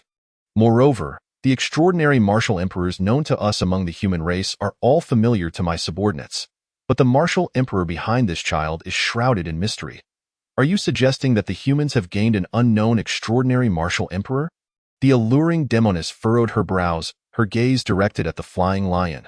This means we, the demon race, have gained a formidable enemy. Not only that, the flying lion continued. This extraordinary martial emperor of the human race is exceptionally strong.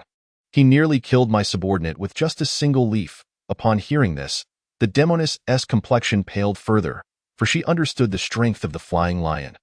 The fact that one could nearly subdue the flying lion with merely a leaf illustrates the extent of that power. However, despite the Grand Protector's assertion that the demon race now faces a formidable foe, her subordinate felt otherwise.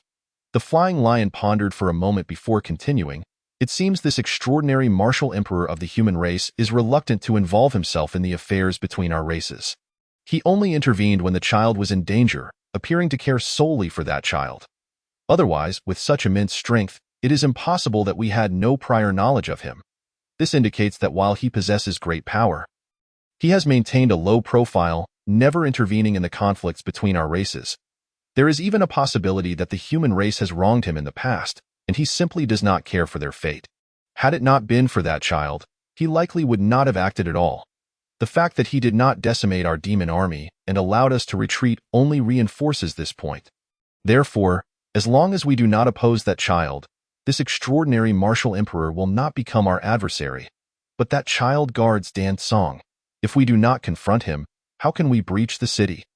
A nearby demon, also transformed into human form but with a green, hair-raising appearance, interjected, "We must not forget our plan. What if we delay it?" "Rest assured, the plan will not be delayed," replied another demon, also in human form, but with a white head, neck, and abdomen, while the rest of his body bore a reddish-brown hue, his eyes filled with a sinister ferocity. "I have heard of that child. He is indeed a prodigy of the human race. And with the backing of that extraordinary martial emperor, then we need only to circumvent Dan Song." The first demon concluded, "In this way, we need not confront the child, and naturally, the extraordinary martial emperor behind him will not intervene. Grand Protector, you have also stated that this child is a prodigy of the human race, with such monstrous talent," spoke the green-haired demon.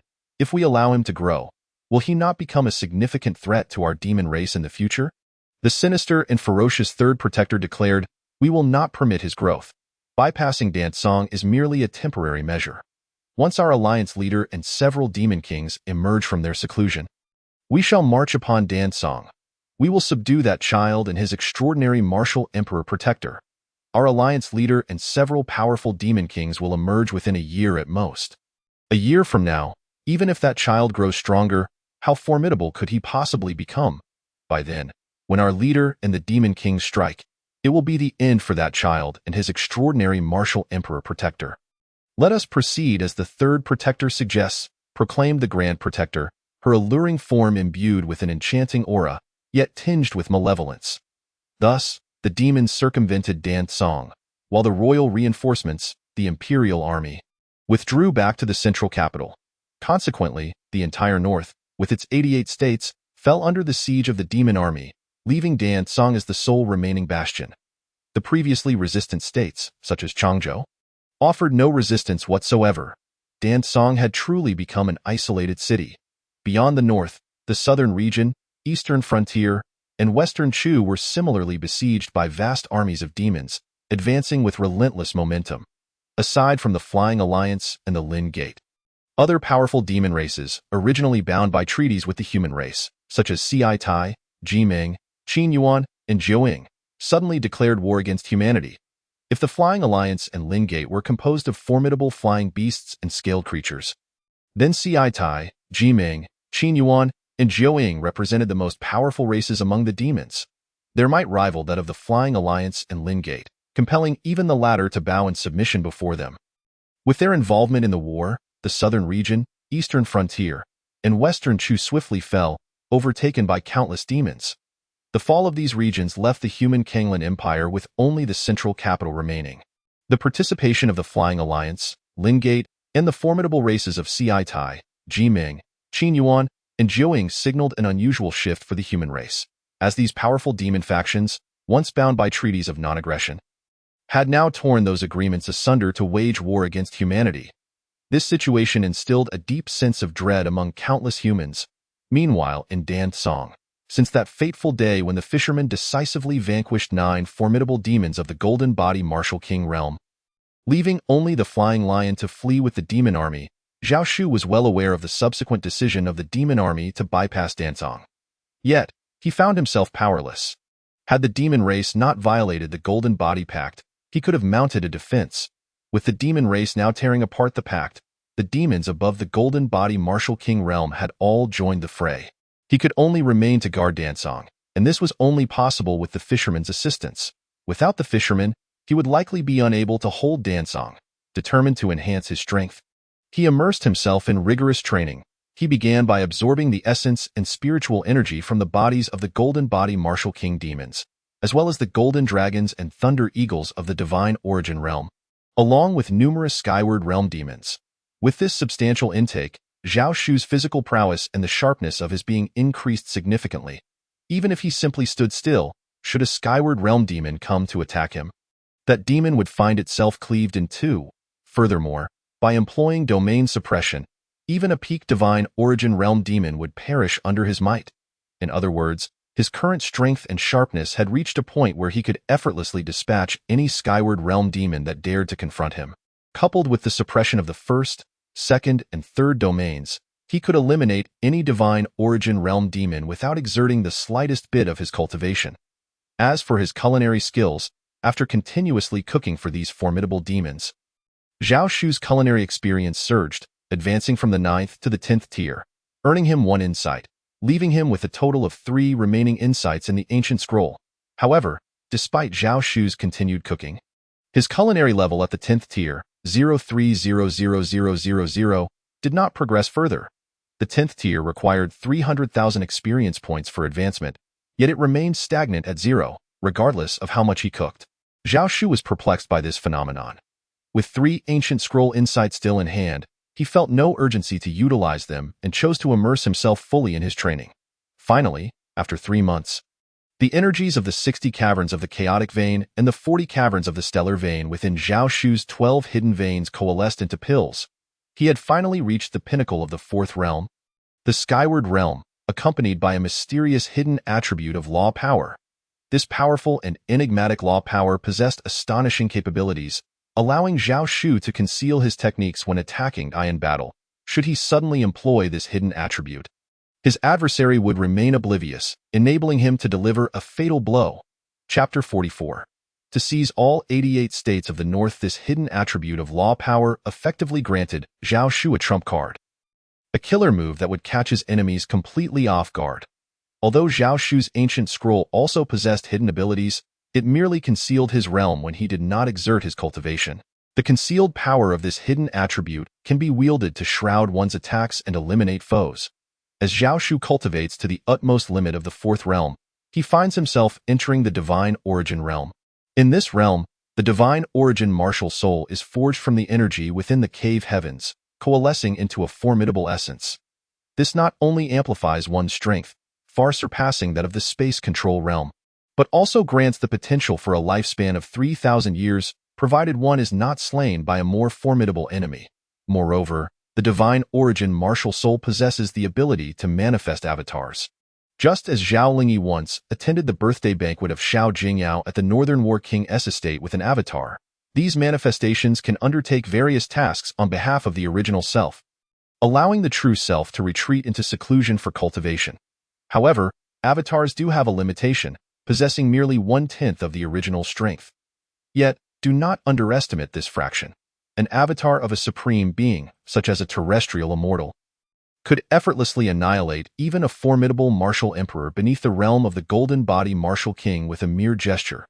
To manifest an avatar, one must not only reach the divine origin realm but also cultivate 20 divine origin martial souls to enable the creation of a single avatar. Generally, even the weakest divine origin realm cultivator, upon reaching the 10th level, would only manage to cultivate 20 martial souls, thus being capable of forming but one avatar.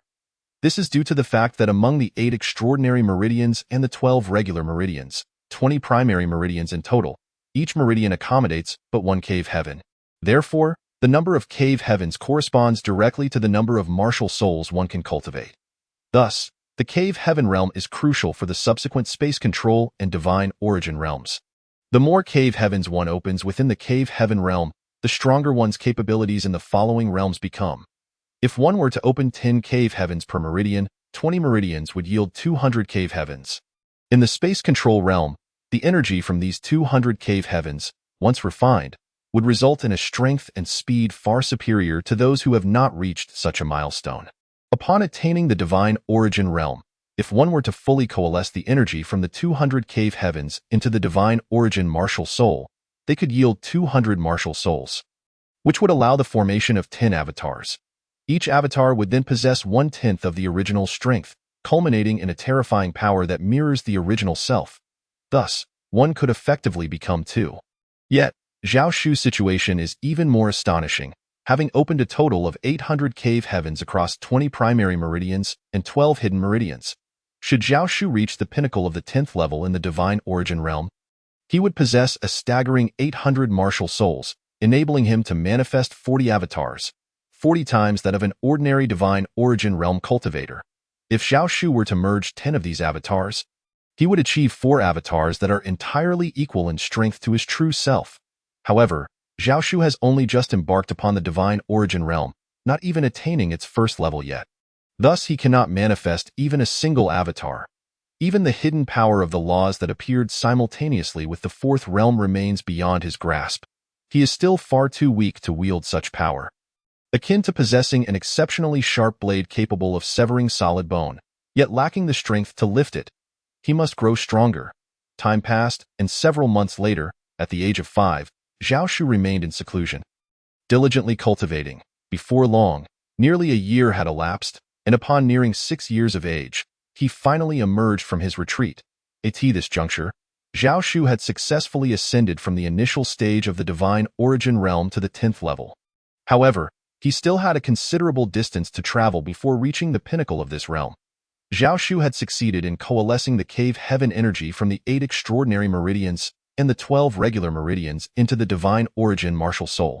As for the 12 hidden meridians, he had only managed to cultivate 100 cave heavens within the 5 elemental meridians of metal, wood, water, fire, and earth, alongside 40 cave heavens within the Qian and Kuren meridians, and 40 cave heavens within the Yin meridian of the Yin-Yang dual meridians.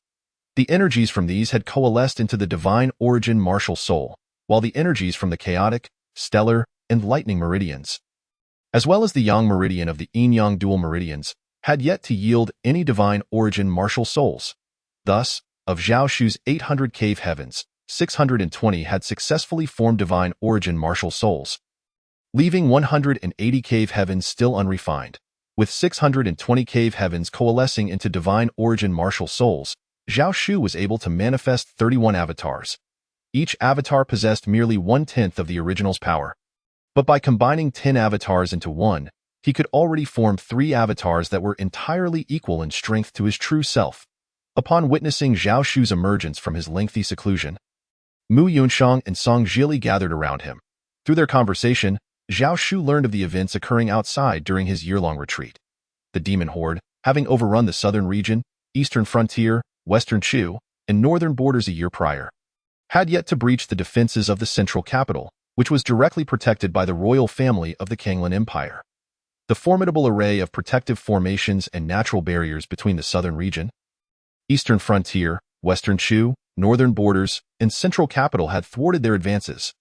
The royal family had initially granted autonomy to the 4 great warlords, allowing them to assist in repelling the demons and ensuring the prosperity of the central capital. Given the strength of the royal army, which far surpassed that of the southern region, eastern frontier, western Shu, and northern borders, they were hardly concerned about potential rebellions from those territories. Now, despite the considerable losses endured by the human race over the past year, the demon forces were still unable to penetrate the strongholds fortified by powerful formations. Should these defenses fall, the central capital would be left defenseless, and it would likely suffer the same fate as the northern borders. Southern region, western Shu, and eastern frontier, facing merciless slaughter at the hands of the demons. The blood of humanity would flow like rivers. Most crucially, if the central capital were to fall, the demons would undoubtedly turn their attention to the solitary city of Donsong. Guarded by Zhao Shu in the northern borders, the demons' ultimate aim is to eradicate the human race entirely. Throughout the year, while the northern borders were ravaged, the solitary city of Donsong remained unscathed under Zhao Shu's watch, inciting mockery from the demon forces leading the assault on the northern borders, as they were derided for failing to conquer a city defended by a mere child of the human race. Thus, once they were free to act, the demon forces would undoubtedly prioritize an assault on Donsong. Upon hearing Mu Yunshang and Song Zhili's account, a playful smile suddenly graced Zhao Shu's youthful face. They wish to attack Donsong. From this day forth, I shall reclaim all 88 states of the northern borders that they have occupied. Wah! What? You intend to reclaim all 88 states of the northern borders? Are you jesting? Mu Yunshang and Song Zhili exclaimed in disbelief, their gazes fixed upon Zhao Shu. Though many had admired Zhao Shu for his bravery in defending a city amidst the demon occupation of the 88 states, it was still incomprehensible that he would claim he could reclaim them from the hands of millions of demons with a mere force of less than 10,000 in Donsong. Zhao Shu perceived their astonishment, but chose not to elaborate further. With a fierce glint in his eyes, he declared, "Relay this message. If the demons do not vacate the northern borders within 3 days, they shall face no mercy." If this is impossible, Mu Yunshang and the others wanted to protest, but Zhao Shu interrupted them decisively. "Just follow my orders." Reluctantly, Mu Yunshang and the others spread the word. causing a stir among the human race, who could hardly believe that Zhao Shu and the scant forces of Donsong aimed to reclaim the entire northern borders. The demons, too, were taken aback by Zhao Shu's audacity, demanding they vacate the northern borders within 3 days or face death. Countless demons roared in anger. How dare he be so arrogant when we have yet to seek him out? The second enforcer of the Demon Alliance, known for his volatile temperament, was the first to erupt with fury. He turned to the chief enforcer. When will the leader and the demon kings emerge from their seclusion? We must eliminate this audacious child of humanity. The alluring chief enforcer replied slowly, under normal circumstances. Over a year has passed. They should be emerging soon. However, circumstances have changed, and they may require several more months before they can rejoin us. What shall we do? Shall we allow this human child to remain so arrogant? The second enforcer roared. Why not the 3 of us join forces? Chief enforcer, you and the third enforcer can stall that extraordinary martial emperor, while I take care of the child and raze Donsong to the ground. Thus, it was revealed that the 3 of them were all extraordinary martial emperors. However, they understood that they were no match for the legendary figure known as the Fishing Master, who had once subdued powerful demons of the Golden Body Martial King realm with nothing but a leaf. They knew they could not hope to achieve such feats. Thus, they wished to wait for the leader of the Flying Alliance and several demon kings to emerge before striking at Zhao Shu. No, the most pressing matter now is to capture the northern Kuai Pass and invade the heartland of the human race. However, the immensely alluring Grand Protector rejected the proposal of the second Protector. It has been a year since we failed to breach the northern Kuai Pass. We can no longer afford to wait. The human child can be dealt with once the leader and the others emerge. The Northern Kuai Pass, a formidable natural barrier connecting the northern territories to the central human realm, stands as a testament to our struggles. It is precisely because of the Northern Kuai Pass, fortified by powerful magical formations, that the demons have been unable to breach it for an entire year. With a decisive statement, the Grand Protector led the second and third Protectors straight towards the majestic yet perilous Northern Kuai Pass. All 3 were extraordinary martial emperors, their figures darting through the air like lightning. In the blink of an eye, the Northern Kuai Pass appeared before them. It resembled a colossal dragon coiling in serpentine fashion, its walls towering into the clouds, emblazoned with the ancient, weathered characters, Northern Kuai. Below the Northern Kuai Pass lies the abyss of Boundary Grievance, a realm so foreboding that even a martial king of Golden Body dares not enter. The abyss nearly severed the connection between the northern territories and the central realm, leaving only this sinuous dragon-like Northern Kuai Pass to link them. The Northern Kuai Pass serves as the sole passage for the northern territories into the central realm. Not only the northern territories, but even the southern domain, Western Chu, and Eastern Frontier face similar circumstances.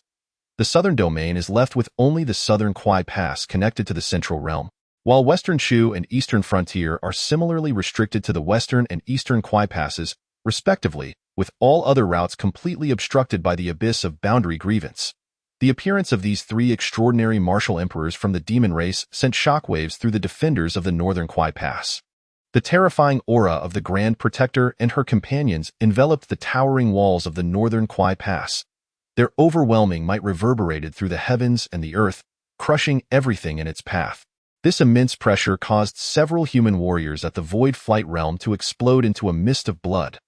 The disparity between the Void Flight realm and the extraordinary Martial Emperor realm was as stark as that between heaven and earth. Akin to mere ants, an extraordinary Martial Emperor could annihilate them simply by exerting their terrifying presence. The arrival of these 3 extraordinary Martial Emperor demons instilled a profound sense of dread among the human defenders atop the walls of the Northern Kuai Pass. Previously, although the demons had torn apart the Golden Body Pact which prohibited combat for those above the Martial King realm, they had only participated with Martial Kings. Yet now, the Grand Protector and her 2 extraordinary Martial Emperor companions had entered the fray. This brought unprecedented pressure and profound fear to the humans, as extraordinary Martial Emperors had always been beings of seclusion, now directly engaging in battle. Especially the Grand Protector, who emanated an irresistible allure from her curvaceous figure. This captivating essence surged forth like an invisible storm, ensnaring the gaze of many human soldiers, compelling them into a trance. Their eyes glazed over with an eerie red light, and soon they began to engage in violent conflict amongst themselves. Monstrous beasts, Do you believe our human race is without defenders? At that moment, a powerful figure of the extraordinary martial emperor realm emerged from the depths of the northern Kwai Pass break. With this commanding shout from the extraordinary martial emperor, the entrancing allure of the Grand Protector was instantly shattered. Otherwise, under the spell of her seduction, it was likely that she could effortlessly incite the entranced soldiers to slaughter one another, even disabling the powerful magical defenses of the northern Kwai Pass, allowing the demon army to invade. Who might you be? Upon seeing the extraordinary martial emperor of the human race, the Grand Protector let out an even more alluring and beguiling laugh, for it was none other than Zhao Wanji. Today, with just you alone, do you truly believe you can thwart my demon army's invasion of the northern Kwai Pass? You humans occupy fertile lands, while my demon race is relegated to harsh and barren territories. It is time that the fertile lands you humans possess be ceded to my demon kin. Today, you Zhao Wanji will not be able to stop us. Surrender to my demon race, and we shall remember your contribution. Ha ha ha, I apologize, but I fear that surrendering to the demon race is beyond our human capabilities. Another extraordinary martial emperor of the human race burst forth from the depths of the northern Kwai Pass. Clearly, the humans had long been prepared for the arrival of the demon race's extraordinary martial emperors. Zhao Wankong, it was you who killed my son. Upon seeing this extraordinary martial emperor of the human race, the second protector, clad in green fur, radiated an overwhelming killing intent. This boundless malice surged towards the extraordinary martial emperor of the human race. The two extraordinary martial emperors, Zhao Wanji and Zhao Wankong, bore the semblance of middle-aged men. Upon their appearance, Zhao Wutian from the Zhao family promptly approached them, fifth uncle, seventh uncle. After the demon race tore apart the Golden Body Pact, Zhao Wutian had been stationed at the northern Kwai Pass. From an outward appearance, Zhao Wutian also seemed to be of middle age, his age comparable to that of Zhao Wanji and Zhao Wankong. However, Zhao Wanji and Zhao Wankong hailed from the Zhao family of the Northern Territories War King's mansion and were, in fact, Zhao Wutian's elders, being the younger brothers of Zhao Wutian's father. Naturally, Zhao Wutian promptly bowed respectfully. So what if I did? It was indeed I who killed him, Zhao Wankong, unperturbed by the second protector's overwhelming killing intent, replied coldly. As the killing intent surged forth, he added, perhaps today, since you dare to come to the northern Kwai Pass, I shall send you to reunite with your son. The second protector was enraged, her green fur bristling as she lunged toward Zhao Wankong, accompanied by an overwhelming demonic aura. Zhao Wankong did not evade. He too surged forward, unleashing a dazzlingly powerful attack aimed directly at the second protector. The two collided with earth-shattering force, resulting in a cacophony that seemed to twist and collapse the very fabric of space. Chapter 46. Even if I boast, the claims I make shall come to fruition. The battle between the two sides was a spectacle of boundless power and immense might. The formidable forces of the extraordinary martial emperors surged forth relentlessly. Mountains crumbled, and the earth shook. Zhao Wankong wielded a battle spear, launching a series of piercing strikes, each thrust sending beams of spear light that cleaved through the air, dimming the very heavens. Under Zhao Wankong's tremendous assault, the second protector revealed her true form, transforming from a humanoid into a monstrous bat. This bat was a colossal creature, as large as a mountain, and with its true form unveiled, it unleashed ferocious offensive capabilities. Its massive claws raked through the air, and its wings whipped up tempestuous gales, momentarily overpowering Zhao Wankong. Zhao Wankong's heart sank. Though he and the second protector were of the same realm, both being extraordinary martial emperors at the first level, the revealed form of the second protector proved overwhelmingly dominant. This evidenced that despite their equal rank, the second protector's strength far surpassed his own. As the battle raged on, Zhao Wankong found himself increasingly suppressed. Seeing this, Zhao Wanji immediately sought to intervene. However, the Grand Protector and the Third Protector swiftly countered. Zhao Wanji found himself unable to assist Zhao Wankong, instead becoming ensnared in the assault of the Grand Protector and the Third Protector. Each of them summoned a massive mountain to crush Zhao Wanji. Zhao Wanji unleashed his extraordinary martial emperor power, shattering the two mountains descending upon him. Yet, the relentless onslaught of the Grand Protector and the Third Protector continued, their sharp claws slashing towards Zhao Wanji. Faced with the combined might of the Grand Protector and the Third Protector, Zhao Wanji found himself ensnared, struggling to escape the torrential barrage. Amidst the fierce combat, Zhao Wangkong and Zhao Wanji unleashed a myriad of powerful techniques, their dazzling attacks erupting like brilliant rainbows. The heavens trembled and space contorted. Yet they remained suppressed. The situation for Zhao Wangkong and Zhao Wanji grew increasingly dire, forcing them to endure. Just then, a figure suddenly streaked through the air like a bolt of lightning, racing towards them at an astonishing speed. All eyes were drawn to this figure, with a booming voice. It declared, "3 days have passed. I give you demons 3 days to withdraw from the 88 states of the Northern Territory. If you refuse to retreat, you shall face death." This figure, appearing to be no older than 6 years, shocked many who had initially been unaware of his identity. After all, Zhao Shu had issued an ultimatum 3 days prior, demanding that the demons vacate the 88 states of the Northern Territory, lest they face merciless retribution. Initially, many believed Zhao Shu's words to be mere bravado, but they now realized he was taking action. Yet, at this moment, both Zhao Wanji and Zhao Wangkong, extraordinary martial emperors of the human race, were being suppressed by the Grand Protector and her 2 demon companions. How could a mere child, not even 6 years old, dare to take action to reclaim the 88 states? Zhao Shu's audacity was truly astonishing. Human child, you seek death. The most volatile of the demon race's second protector was instantly enraged. The second protector, shrouded in murderous intent, turned to the Grand Protector. "This human child is far too arrogant. As I mentioned before, you and the third protector should entangle that extraordinary martial emperor behind him.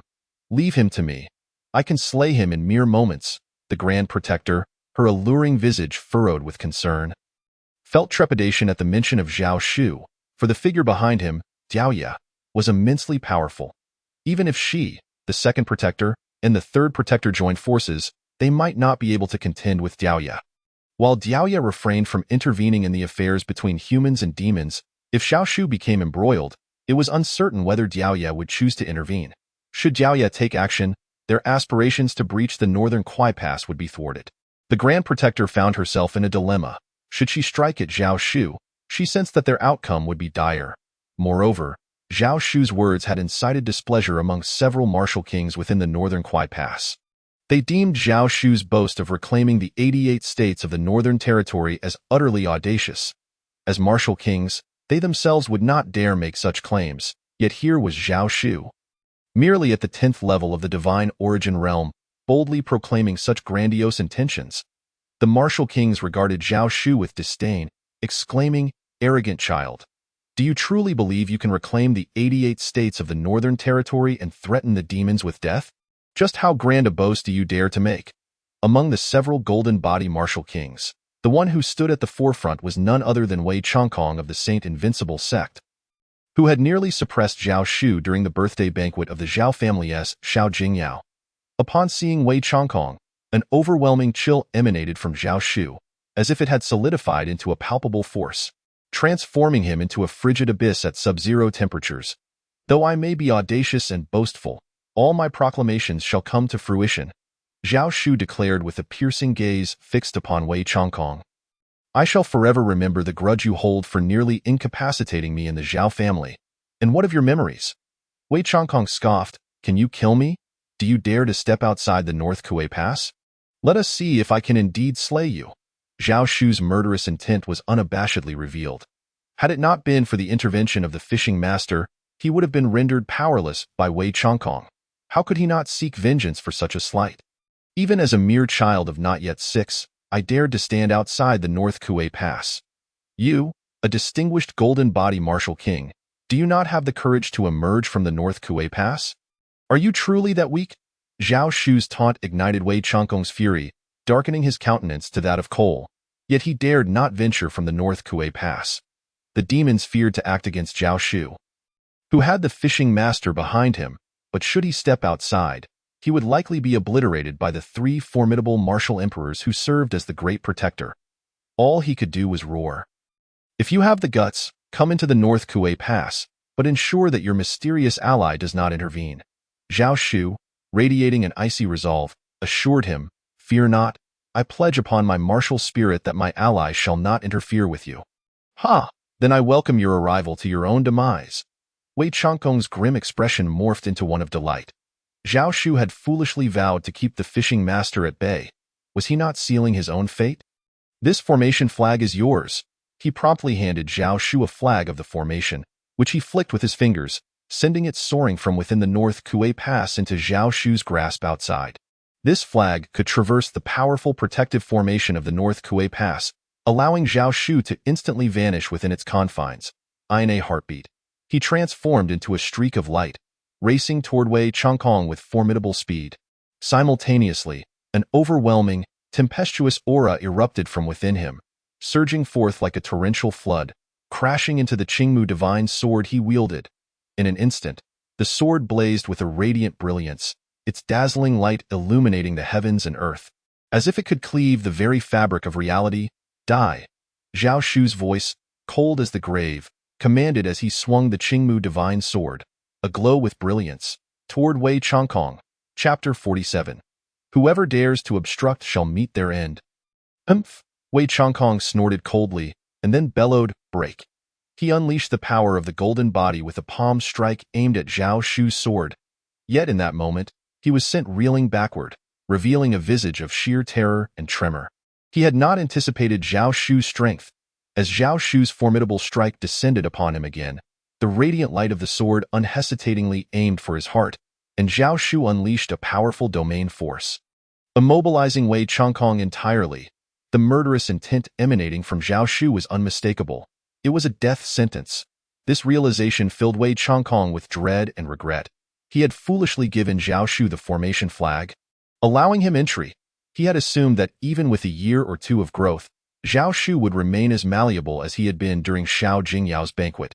Even now, as Zhao Shu swore his martial oath, vowing that his ally would not intervene, Wei Changkong had thought Zhao Shu was courting death. Now, he understood that he himself was the one courting doom. As Zhao Shu's blinding sword light descended, an immense force suddenly pulled Wei Changkong away, causing Zhao Shu's strike to miss and carve a bottomless scar into the earth. The sheer power of Zhao Shu's sword was such that had it not been for that force, Wei Changkong would have been reduced to ashes. The onlookers were struck with terror at Zhao Shu's unmatched prowess. Wei Changkong, a sixth-layer golden body martial king, was rendered utterly powerless before Zhao Shu. Zhao Shu then turned his gaze toward the source of the formidable force that had saved Wei Changkong. It was Zhao Wankong, one of the illustrious martial emperors of the human race. With the great enemy of humanity at hand, we should focus on annihilating the demons, Zhao Wankong declared, nodding in agreement with Zhao Wankong. Indeed, as members of the human race, we must prioritize the greater good. Personal grievances must be set aside. Another distinguished martial emperor, Zhao Wanjing, echoed, the greater good must take precedence. Personal vendettas must be put aside. Zhao Shu coldly laughed. When you sought to render me powerless, why did you not speak of the greater good? When he attempted to strike me earlier, before I had revealed my formidable strength, where was your talk of the greater good then? Now that I seek to end his life, you suddenly mention the greater good? What of my personal grievances? Had he sought to kill me, would you still be preaching about the greater good? Would you have allowed him to pursue his personal vendetta? We certainly would, Zhao Wanjing and Zhao Wankong responded. If you were weaker than him, and he sought your life, we would prioritize the greater good and prevent him from slaying you. Ha ha ha, too bad I do not believe you, Zhao Shu retorted coldly. Radiating with lethal intent, Wei talent may not be unparalleled throughout history, yet at 4 years old, I reached the Sky Sovereign Realm. Surely that is remarkable. But when Zhao Wutian sought to incapacitate me, I saw none of you prioritizing the greater good. Why did you not intervene to stop him? If I were to grow, I would undoubtedly become a significant asset to humanity. Why did you not prevent Zhao Wutian from attempting to cripple me? Today, I shall slay Wei Changkong, and Zhao Wutian as well, for I have also spotted him among the crowd. Whoever dares to obstruct me shall perish. Zhao Shu's icy gaze pierced through Zhao Wankong and Zhao Wanjing. Even if you are distinguished martial emperors, should you interfere, you will meet the same fate as Wei Changkong and Zhao Wutian. Zhao Shu, with the backing of my 2 remarkable martial emperor uncles, believes he can kill me, Zhao Wutian retorted. And as for Wei Changkong, do you know that he is backed by the Saint Invincible sect? Do you realize? Fishing master, whoever dares to obstruct me, assist me in slaying them. Before Zhao Wutian could finish, Zhao Shu had already bellowed into the void. This time, Zhao Shu's terrifying intent enveloped both Zhao Wanjing and Zhao Wankong. Not only the human race within the North Kuei Pass, but even Zhao Wanjing and Zhao Wankong were taken aback. Zhao Shu's stance and the overwhelming intent to kill they felt made it clear that should they obstruct him again, they would face annihilation themselves, while Zhao Shu could not possibly kill them. The Fishing Master certainly could. They had heard whispers of the Fishing Master. Both the Great Protector and the Second Protector of the Demons recognized that the Fishing Master was indifferent to the conflict between humans and demons, and cared only for Zhao Shu. Zhao Wanjing and Zhao Wankong were well aware of this, and even the Great Protector, Second Protector, and Third Protector of the Demons harbored deep fears of the Fishing Master's terrifying power. Even the Great Protector and his two formidable demon allies had refrained from attacking Zhao Shu, who was stationed in Donsong City, out of fear. Had Zhao Wanjing and Zhao Wankong not been interrupted by Zhao Shu, they would have likely been overwhelmed by the Great Protector and his two allies. If even the Great Protector feared the Fishing Master, those weaker than him would surely tremble. Thus, witnessing Zhao Shu's fearsome intent, they realized that should Zhao Shu call upon the Fishing Master, he would undoubtedly intervene, for the Fishing Master cared solely for Zhao Sifai in that moment. Zhao Shu disregarded Zhao Wanjing and Zhao Wankong, directing his terrifying murderous intent solely at Wei Changkong. As his power surged once more into the Qingmu Divine Sword, die. With a chilling shout, the Qingmu Divine Sword unleashed a deadly radiance aimed at Wei Changkong. Terrified, Wei Changkong realized that without the aid of Zhao Wanjing and Zhao Wankong, he was doomed. Elders, save me! Wei Changkong cried out desperately. However, as they witnessed the overwhelming murderous intent radiating from Zhao Shu, Zhao Wanjing and Zhao Wankong understood that if they attempted to rescue Wei Changkong, the mysterious ally behind Zhao Shu would undoubtedly obliterate them. This realization rendered them unable to act. Everyone, save me. I beg you. The Saint Invincible sect owes you a debt of gratitude. Wei Changkong implored, but the favor owed by the Saint Invincible sect, though coveted by many, was of little worth in the face of Zhao Shu's overwhelming intent to kill. Who would dare to intervene? Who would risk their lives for such a favor? Even Zhao Wanjing and Zhao Wankong, as distinguished martial emperors, dared not act. How could anyone else within the North Kuei Pass?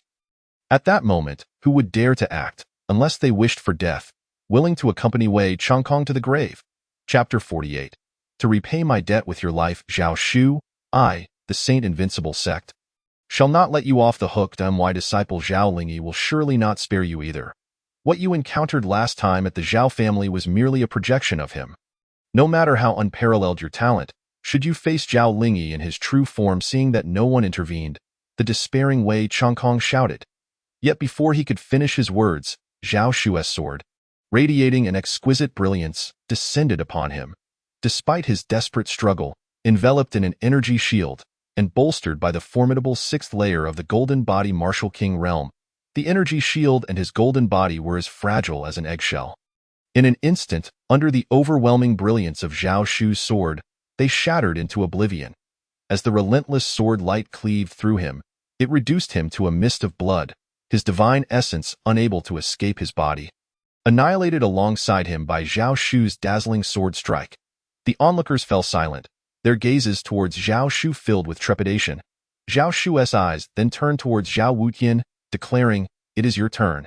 His thunderous voice resonated with boundless fury, akin to a thunderclap on a still day, sweeping an unrelenting killing intent towards Zhao Wutian. Instantly, Zhao Wutian was frozen in place. The sheer terror of Zhao Shu's murderous aura was overwhelming. Yet Zhao Shu paid no heed in the moment his roar. The Grand Protector, in a fit of confusion, questioned, "Why must we withdraw our forces?" The Second Protector roared, his eyes ablaze with fury as he glared at the Grand Protector, infuriated by the audacity of the human child. "Instead, let us follow my counsel. You and the Third Protector should join forces against the formidable being behind him, and I shall slay him." "Humph, you shall slay him?" The Grand Protector retorted with a mocking smile gracing her alluring visage. "Do you truly believe you will have such an opportunity at the North Kuei Pass, even if I ally with the Third Protector to confront the powerful entity behind him? We must not forget the two extraordinary martial emperors, Zhao Wanji and Zhao Wanli, standing with the humans. Should a conflict arise, not only would we be unable to vanquish that human child, but I fear we may all perish in the attempt." The second protector was taken aback, realizing he had let anger cloud his judgment. "So, are we to continue fleeing?" he seethed. "Allowing that human child to relentlessly pursue us, slaughtering us until we comply with his demands and escape the North's 88 prefectures? To relinquish the North's 88 prefectures to a child of the human race whom I despise to the core? Not at all," the Grand Protector replied. "Zhao Wanji and Zhao Wanli have been tasked with guarding the North Kuei Pass. Should we distance ourselves from the North Kuei Pass, they will not come after us." "Are you suggesting," the second protector inquired, "that once we are far from the North Kuei Pass, we can strike against the human child?" "Exactly," the Grand Protector affirmed. "Although our esteemed Demon Kings and the Alliance leader of the Flying Alliance have not yet emerged from their seclusion, the Lin Men will send 10 Elder-level dragon demons our way. When these 10 Elder-level dragon demons arrive, it will herald the demise of that human child and the powerful being backing him. We have painstakingly captured the North's 88 prefectures. That human child cannot expect to simply command us to leave."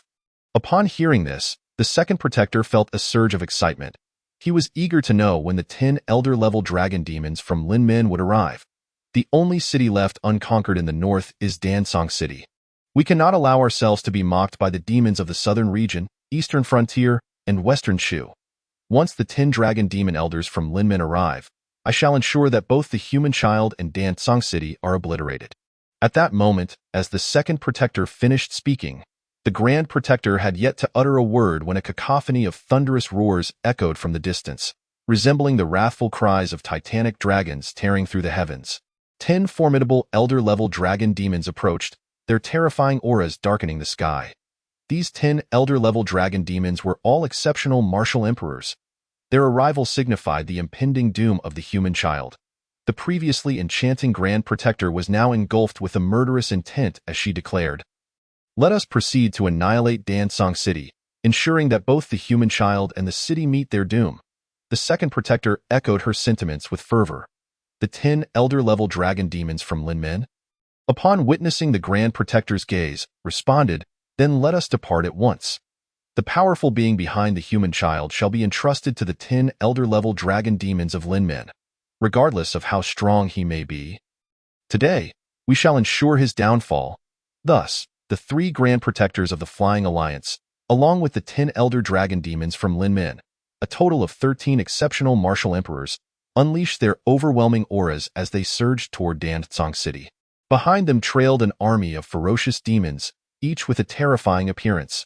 Some were as colossal as mountains, while others moved with the swiftness of phantoms.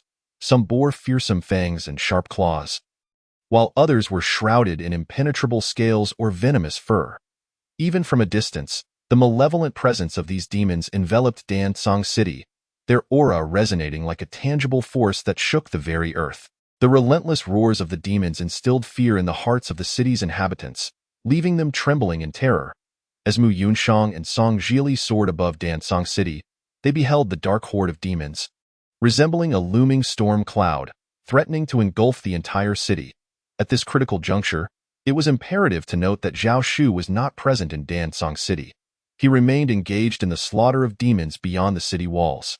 The sight of the monstrous demon army descending upon Dansong City, coupled with Zhao Shu's absence, left the city feeling leaderless. However, in the very instant the demon army approached, Zhao Shu's figure surged forth like a bolt of lightning.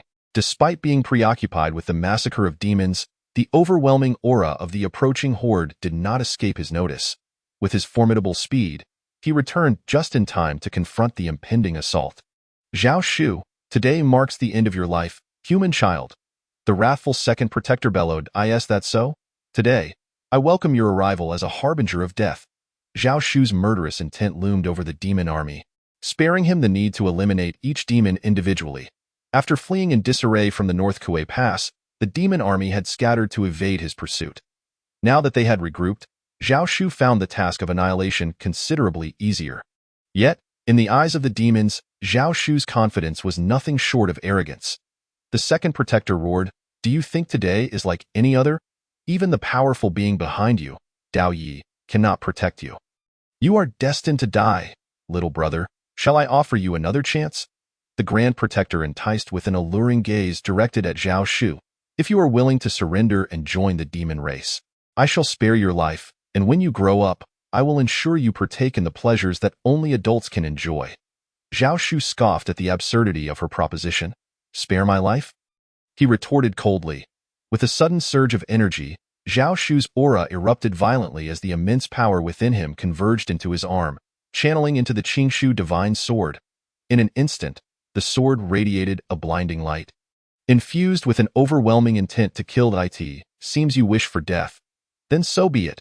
Seeing Zhao Shu's impenetrable resolve, the previously enchanting Grand Protector was overtaken by a terrifying aura of murder as she conjured a long whip, laced with malevolent energy, and struck toward Zhao Shu. As the Grand Protector initiated her attack, the second and third protectors joined the fray, unleashing their formidable powers against Zhao Shu. The 10 elder-level dragon demons from Lin Min simultaneously unleashed their boundless might upon him. 13 exceptional martial emperors were now converging upon Zhao Shu. In response, a figure of a human martial emperor descended from the void with devastating force. The 10 elder-level dragon demons, upon noticing this, swiftly redirected their attention toward the human martial emperor. Their simultaneous assault on Zhao Shu was a tactic to draw out Dao Yi. As the 10 elder-level dragon demons surrounded Dao Yi, they unleashed an overwhelming intent to kill. You are the powerful being behind this human child. Today, you shall accompany him to the grave.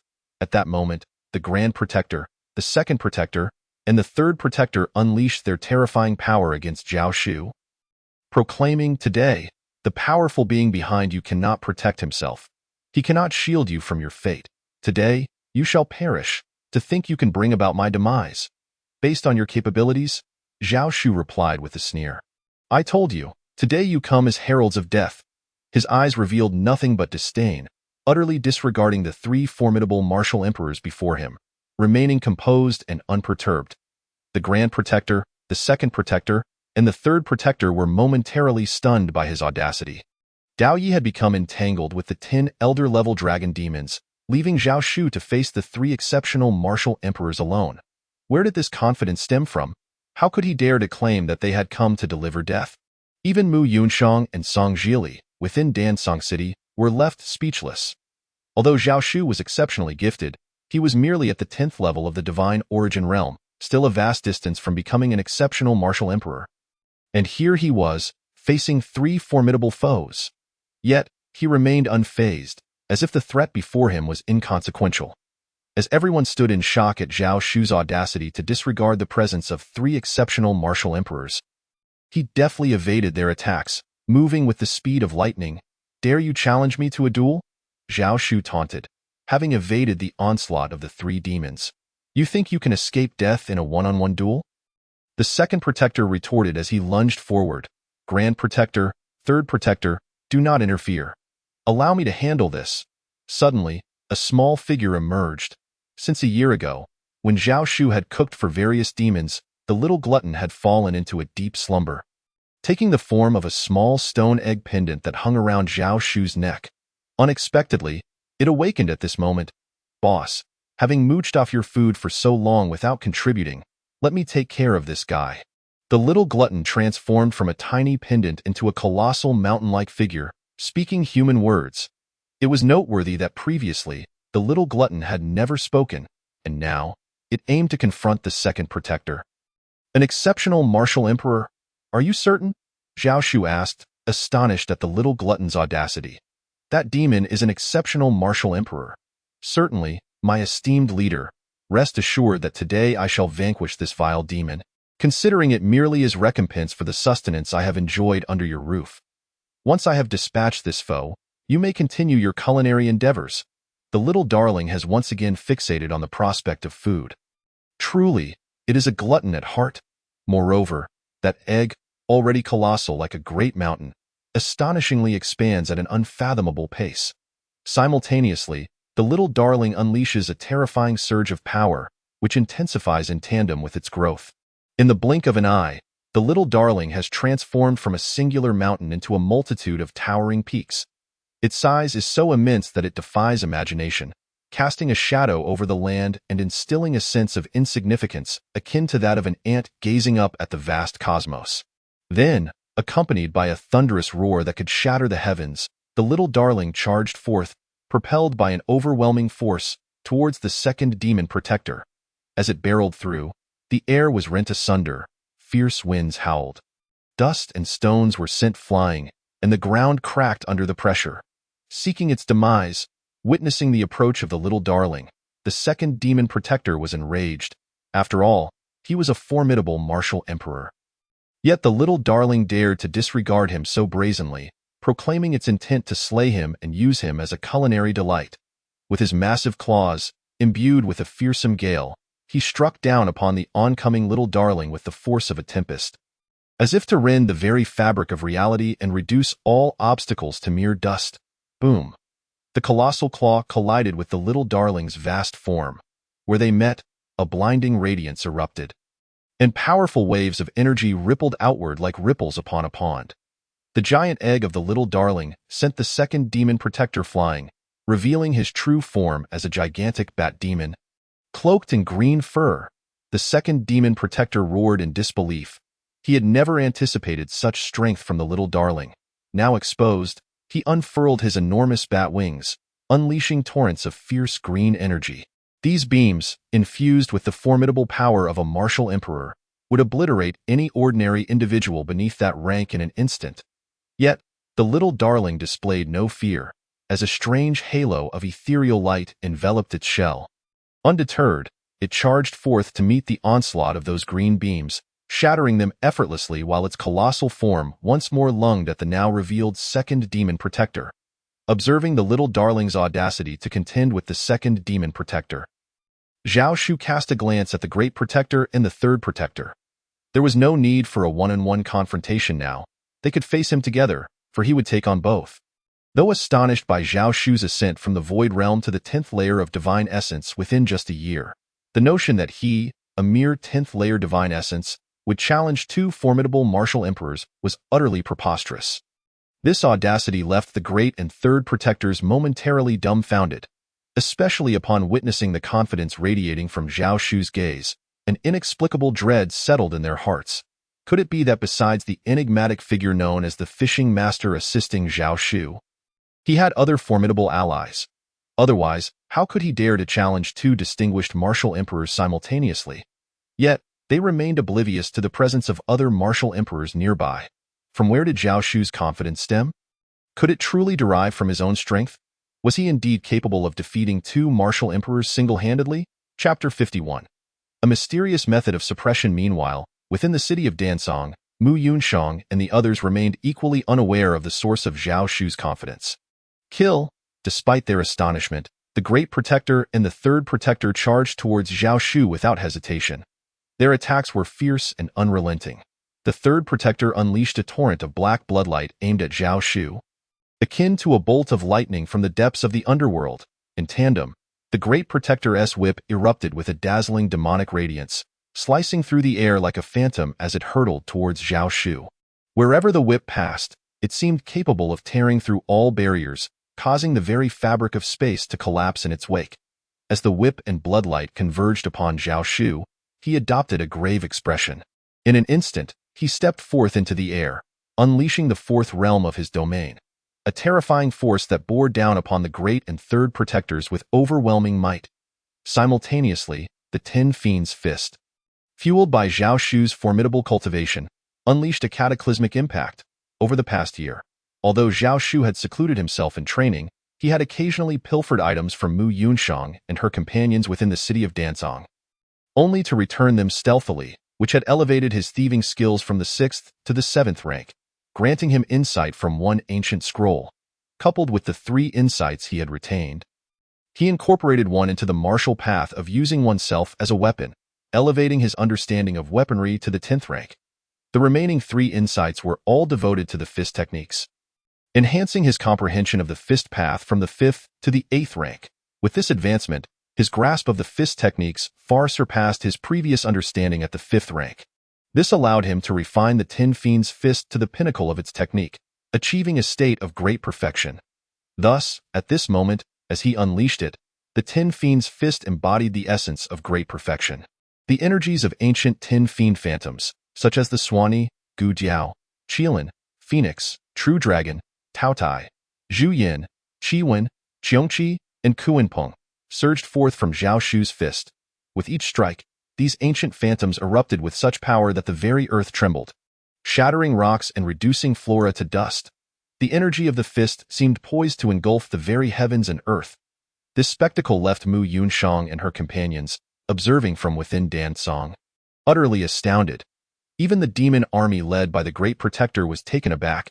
Had the Great Protector not been present, Zhao Shu would have likely slaughtered their forces as easily as one would dispatch mere dogs. Even the Great Protector and the Third Protector could scarcely comprehend how Zhao Shu, at such a tender age, had reached the 10th layer of divine essence, all the while manifesting a strength far surpassing that of an ordinary practitioner at the same level. Boom! The phantoms of the 10 Fiends' fist collided with the Great Protector's whip and the Third Protector's bloodlight. Under Zhao Shu's command, the phantoms surged forth relentlessly, shaking the very heavens with each punch. The space around them tore apart, fissures appearing as the force of his strikes proved too much for the fabric of reality to bear. In that moment, the Great and Third Protectors found themselves overwhelmed. A mere 10th layer of divine essence human was somehow subduing two formidable martial emperors. This scene left everyone dumbstruck. Had they not witnessed it with their own eyes, neither the demon army nor the likes of Song Zhilin and Mu Yunshang would have believed such a feat possible. Just how far could this prodigious youth, crowned a genius since childhood, ascend? Not only did he cultivate at an unparalleled pace, akin to a rocket, but he also managed to suppress two martial emperors. Such a talent was likely to appear only once in tens of thousands of years. Yet, Zhao Shu's ability to subdue the Great and Third Protectors was not solely due to the 10 Fiends' fist cultivated to the 8th rank. The 4 realms he commanded greatly diminished their strength. Furthermore, Zhao Shu unleashed the power of his 12 hidden veins at 200 times its normal potency, which enabled him to keep the two martial emperors at bay. However, this immense burst of energy and the exertion of his 4 realms, alongside the 10 Fiends' fist, began to take a toll on his body, causing cracks to form upon it. This young human possesses such strength. He must be employing some secret technique. The Great and Third Protectors roared, their expressions shifting to one of delight as they realized that once this technique depleted Zhao Shu's strength, it would herald his doom.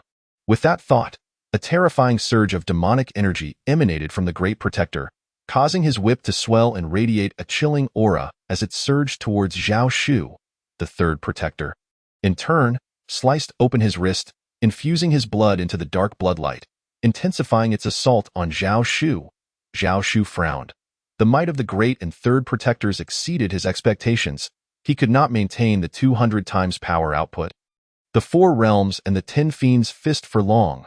Yet, a cold smirk remained etched upon his face as he faced the enhanced onslaught from the Great and Third Protectors, unhesitatingly unleashing the 10 Fiends' fist. The 200 times power, and the 4 realms straight towards them. Seeing Zhao Shu's audacity to confront them head-on, the Great and Third Protectors revealed sinister smiles.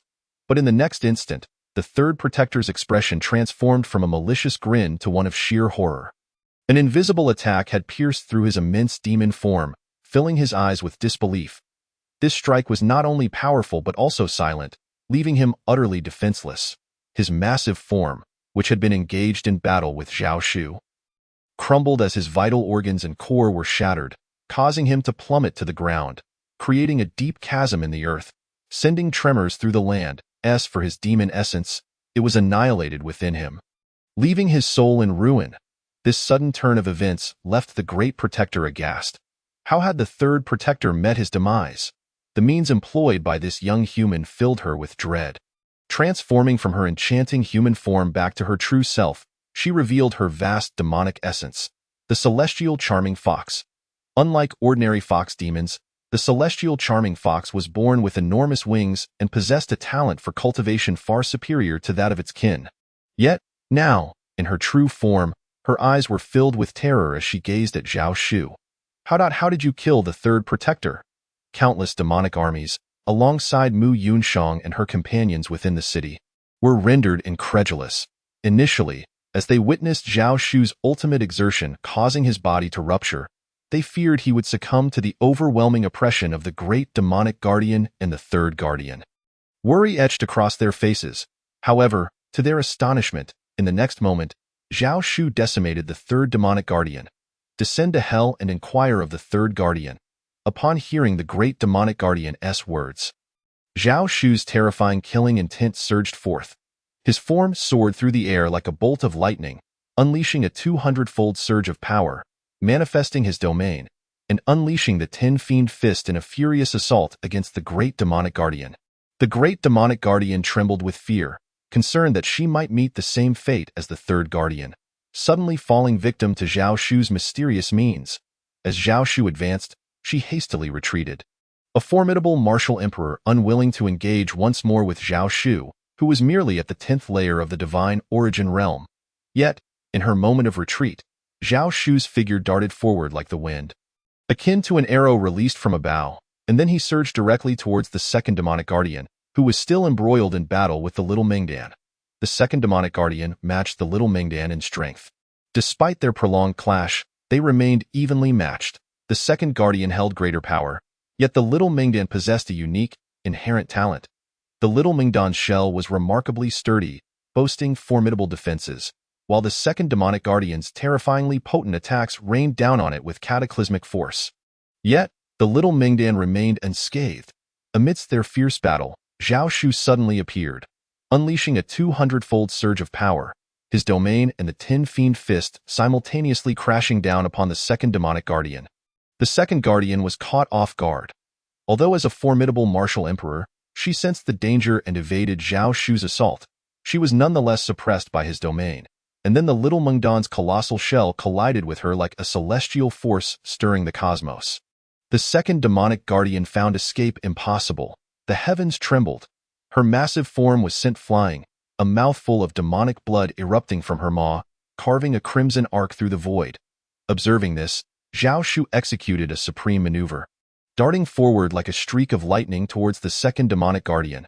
Following that, he unleashed his domain, a 200-fold surge of power erupting once more, the 10-fiend fist striking towards the second demonic guardian. With a resounding boom, the second guardian's massive body cracked under the force of Zhao Shu's punch, exploding into countless fragments. Zhao Shu had not only used his mysterious means to slay the third demonic guardian, but had now annihilated the second guardian with a single blow. The two formidable martial emperors, the third and second demonic guardians, had perished at his hands in mere moments. Chapter 52. An unstoppable momentum pierced the heavens. Young Master Shu was invincible, witnessing the consecutive demise of the third and second demonic guardians. All present were left in utter shock. Zhao Shu had demonstrated such incredible power. The inhabitants of Donsong City, including Mu Yunshang, shifted from anxiety to exhilaration. Since a year ago, when they had first stood guard over Donsong City alongside this young boy, they had witnessed Zhao Shu repeatedly create miracles, breaking through seemingly insurmountable deadlocks. A year prior, they had worried whether the demons would besiege Donsong City, yet the demons feared Zhao Shu and dared not approach. This time, although the demons had come, 3 formidable martial emperors had besieged them. While they were nominally aiding Zhao Shu in defending the city, they had been incapable of lending him any real support. Yet, Zhao Shu had still managed to turn the tide, even countering and slaying the second and third demonic guardians. In that instant, Zhao Shu's figure, not yet 6 years of age, appeared all the more majestic in the eyes of Mu Yunshang and the others. They felt that Zhao Shu was nothing short of an invincible prodigy. After all, how could he, at the 10th layer of the divine origin realm, slay the second and third demonic guardians, who were martial emperors of exceptional caliber? Looking at the corpses of the second and third demonic guardians, the great demonic guardian was filled with dread. While one could argue that Zhao Shu had taken advantage of the chaos between the second guardian and the little Mingdan to strike, it could still be said that the aid of the little Mingdan had enabled him to defeat the second guardian. However, the third guardian had been slain by Zhao Shu through a mysterious and unknown means, dying unexpectedly and inexplicably. This mysterious power, the great demonic guardian instantly contemplated fleeing, no longer wishing to engage in battle. Her sole desire was to escape with her life. But where could she run? Upon seeing the great demonic guardian attempt to flee, Zhao Shu bellowed coldly, die in an instant. His figure shot forth like a bolt of lightning cleaving through the firmament, pursuing the sun and moon with unimaginable speed. In the blink of an eye, It seemed as though time stood still, and Zhao Shu had abruptly appeared before the great demonic guardian, blocking her path. The swiftness of Zhao Shu's movement left all present momentarily speechless. Even the great demonic guardian herself wore an expression of disbelief and terror.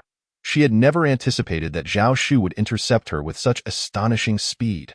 Meanwhile, the little Mingdan, unwilling to be outdone, surged forth like a divine mountain, exuding immense pressure as it thundered towards the great demonic guardian from behind.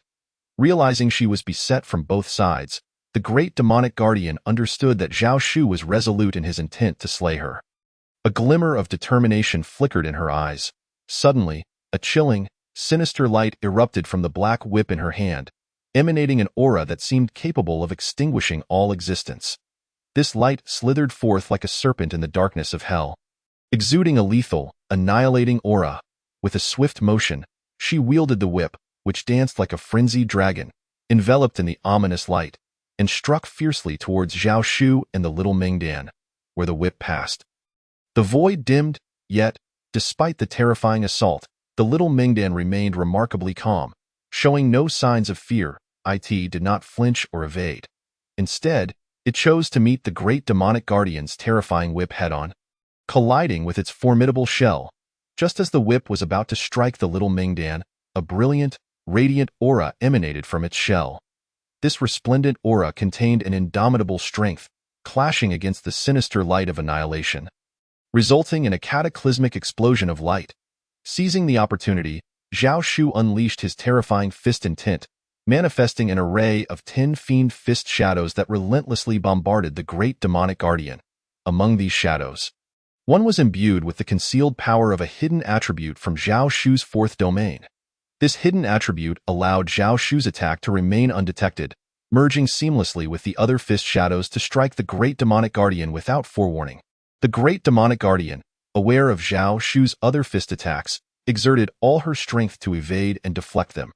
However, she remained oblivious to the one attack concealed by the hidden attribute.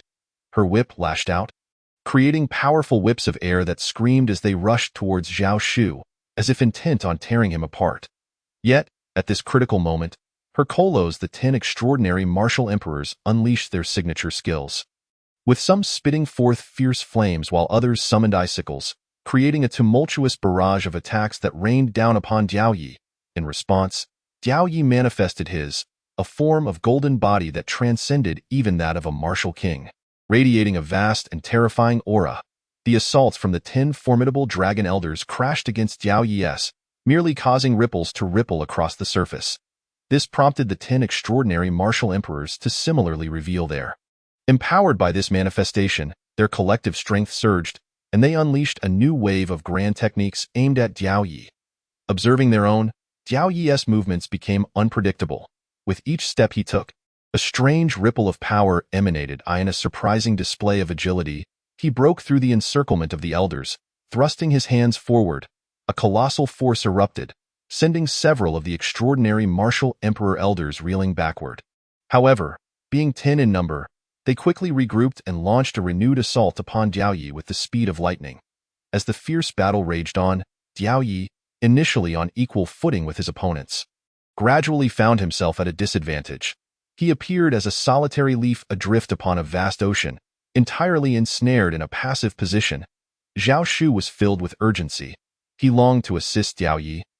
Yet having just slain 3 extraordinary martial emperors in the form of the Grand Protector, he had exhausted all his trump cards and expended his full strength.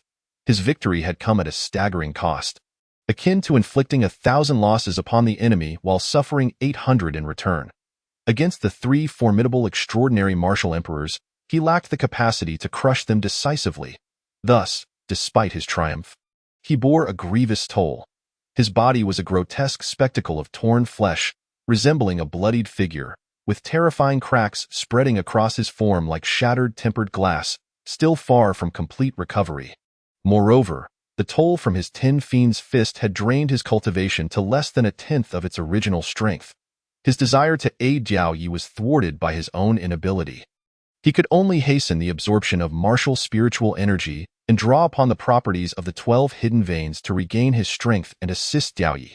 Xiao Mingdan, assist Diao Yi. he bellowed as he attempted to accelerate his recovery. Though Xiao Ming Dan lacked the strength to slay extraordinary martial emperors, its resilient and formidable shell was impervious even to such powerful foes. Therefore, while it might not be capable of killing an extraordinary martial emperor, it could certainly buy Diao Yi precious moments against one or two. No need. Diao Yi interjected. With these 10 misfits, they are far from capable of slaying me. His words left everyone astonished. After all, Diao Yi was currently being suppressed by the 10 extraordinary martial emperors, completely at a disadvantage. Yet he spoke such defiant words, rejecting Xiao Ming Dan's assistance. To be so arrogant at death's door. The 10 extraordinary martial emperors, led by the dragon elders, roared in disbelief. Zhao Shu understood that Diao Yi, as an extraordinary martial emperor, possessed an indomitable pride and refused aid from others. Diao Yi, Zhao Shu attempted to counsel him, urging him to accept Xiao Ming Dan's help. But before he could finish, Diao Yi declared, "Kid, do you not believe in me?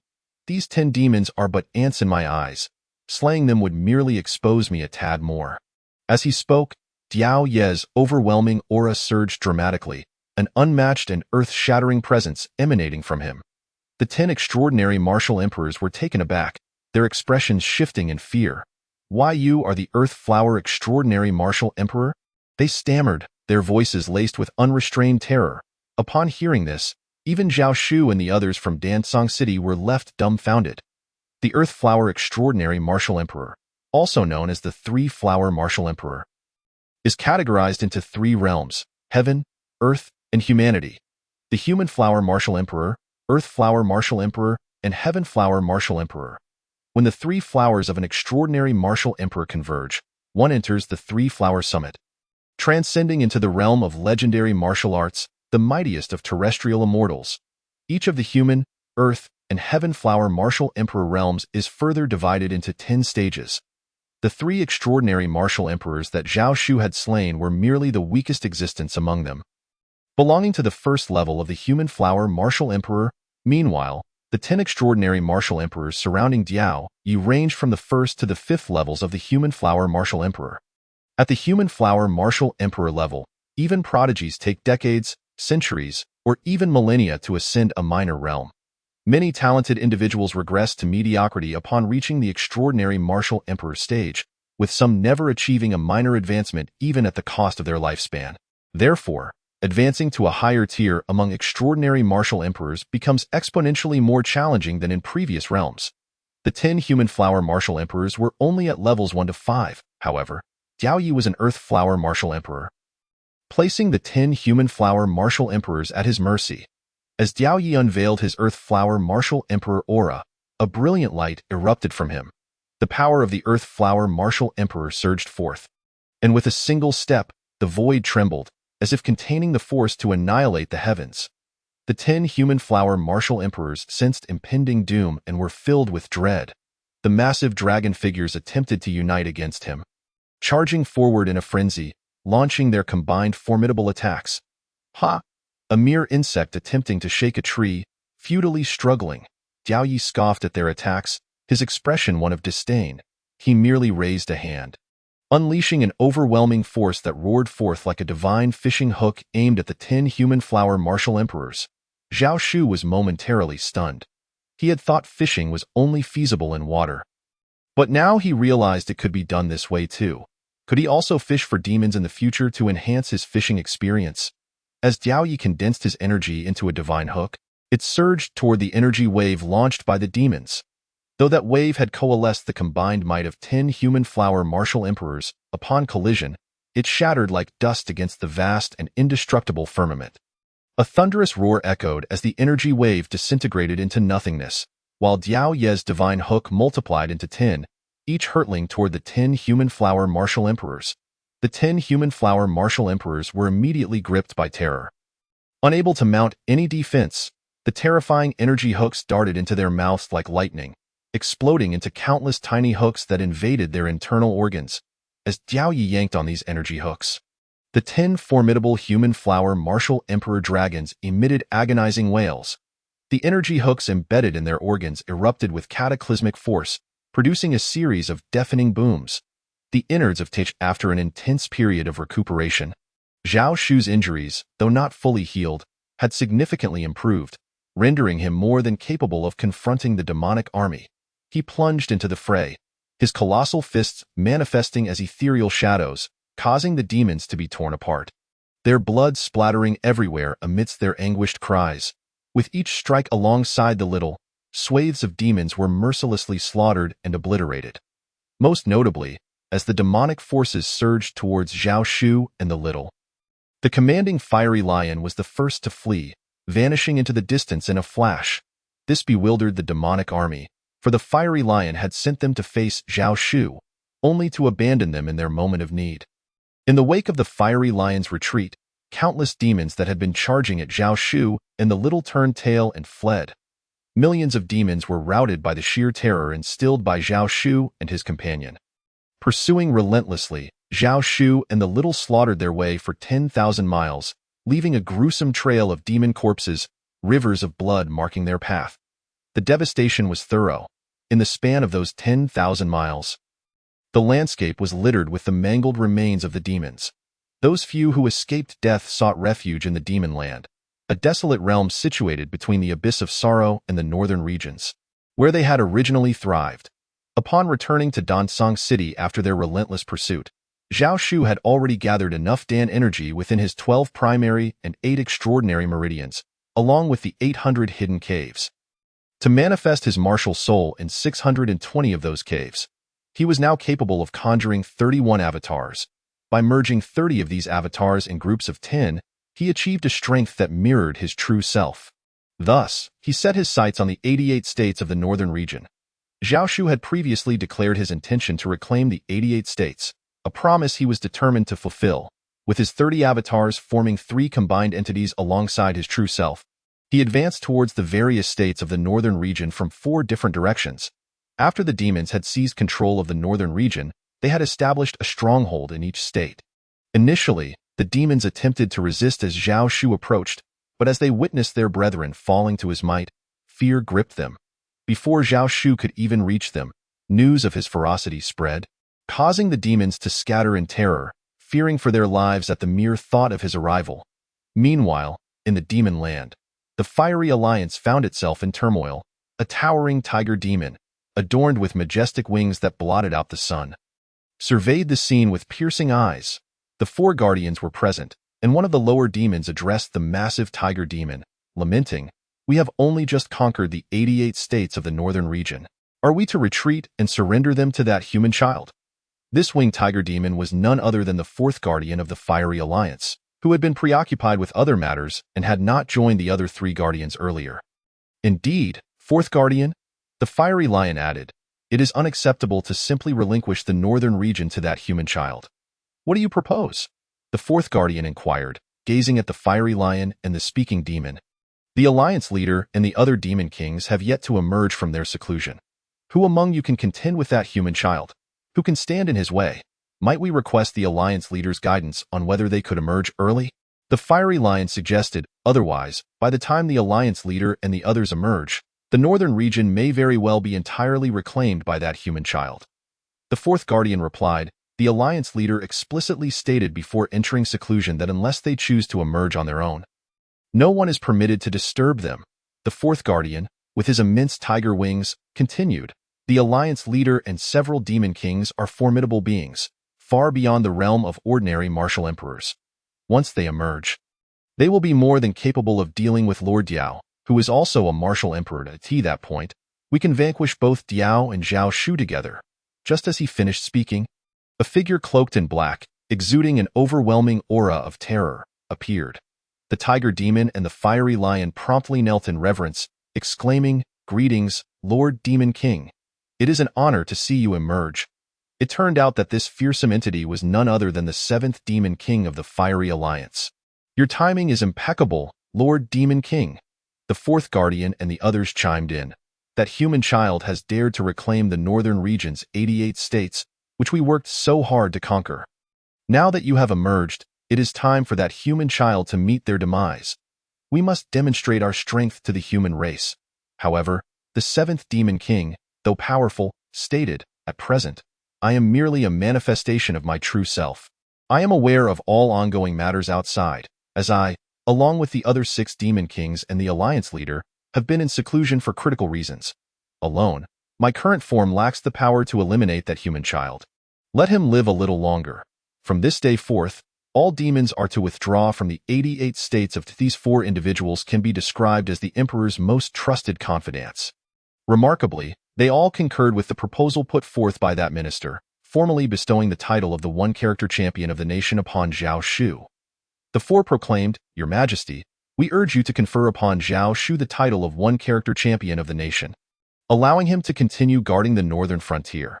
This not only demonstrates Your Majesty's deep appreciation for talent within our Kanglan Empire, but it will also encourage many reclusive heroes among the human race to emerge and vanquish the demonic forces. Just as the mysterious powerhouse, Diao Yi, who stands behind Zhao Shu, we cannot fathom how many such formidable hermits exist among our kind. Should they all emerge to slay the demons, it would undoubtedly provide a tremendous boost to our race. Furthermore, Your Majesty's generous reward will surely instill a sense of gratitude in Zhao Shu, making him eternally loyal and devoted, willing to sacrifice his very life for Your Majesty. From this moment forth, he shall become a remarkable genius and a general who instills fear in the hearts of demons, thereby augmenting Your Majesty's and the Kanglan Empire's power." Upon hearing the words of the Emperor's 4 close aides, the other ministers finally comprehended that this was indeed the Emperor's own desire to officially grant Zhao Shu the title of one-character champion of the nation. The Emperor had merely voiced it through the mouths of others. Indeed, the Xian Emperor nodded slightly and declared in a resounding voice, "If that is the case, I shall heed the counsel of my esteemed ministers. I hereby appoint Zhao Shu as the one-character champion of the nation, granting him the northern frontier and bestowing upon him countless treasures, allowing him to recruit forces to guard the northern territories." With the issuance of this edict, the world was stirred. Astonishingly, at the tender age of less than 6, Zhao Shu was bestowed a title that had gone ungranted for over 100,000 years. Although Zhao Shu had reclaimed the 88 prefectures of the northern frontier, they still nominally belonged to the royal family. Now, with the land granted to him, it would, in both name and reality, belong solely to Zhao Shu. Chapter 56. The carriage like a palace in the sky in the northern frontier. Upon learning that he had been bestowed the title of one-character champion of the nation and the northern territories granted to him, Zhao Shu felt no tumult within his heart, until the following day. In the early morning, a eunuch of exceptional prowess, garbed in splendid attire, personally arrived in the northern frontier to convey the imperial decree. This eunuch was a close aide of the Emperor, Xian Emperor, sent to deliver the message, signifying the Emperor's high regard for Zhao Shu. Within the Lord's Manor of Donsong City, the eunuch unfurled the sacred edict, which was inscribed using supreme mystical energy. As the edict was gradually revealed, an invisible yet immensely powerful aura began to permeate the air. Each character on the edict shimmered with golden brilliance, casting radiant light that illuminated the entire Lord's Manor. The entire manor seemed to be enveloped in gold.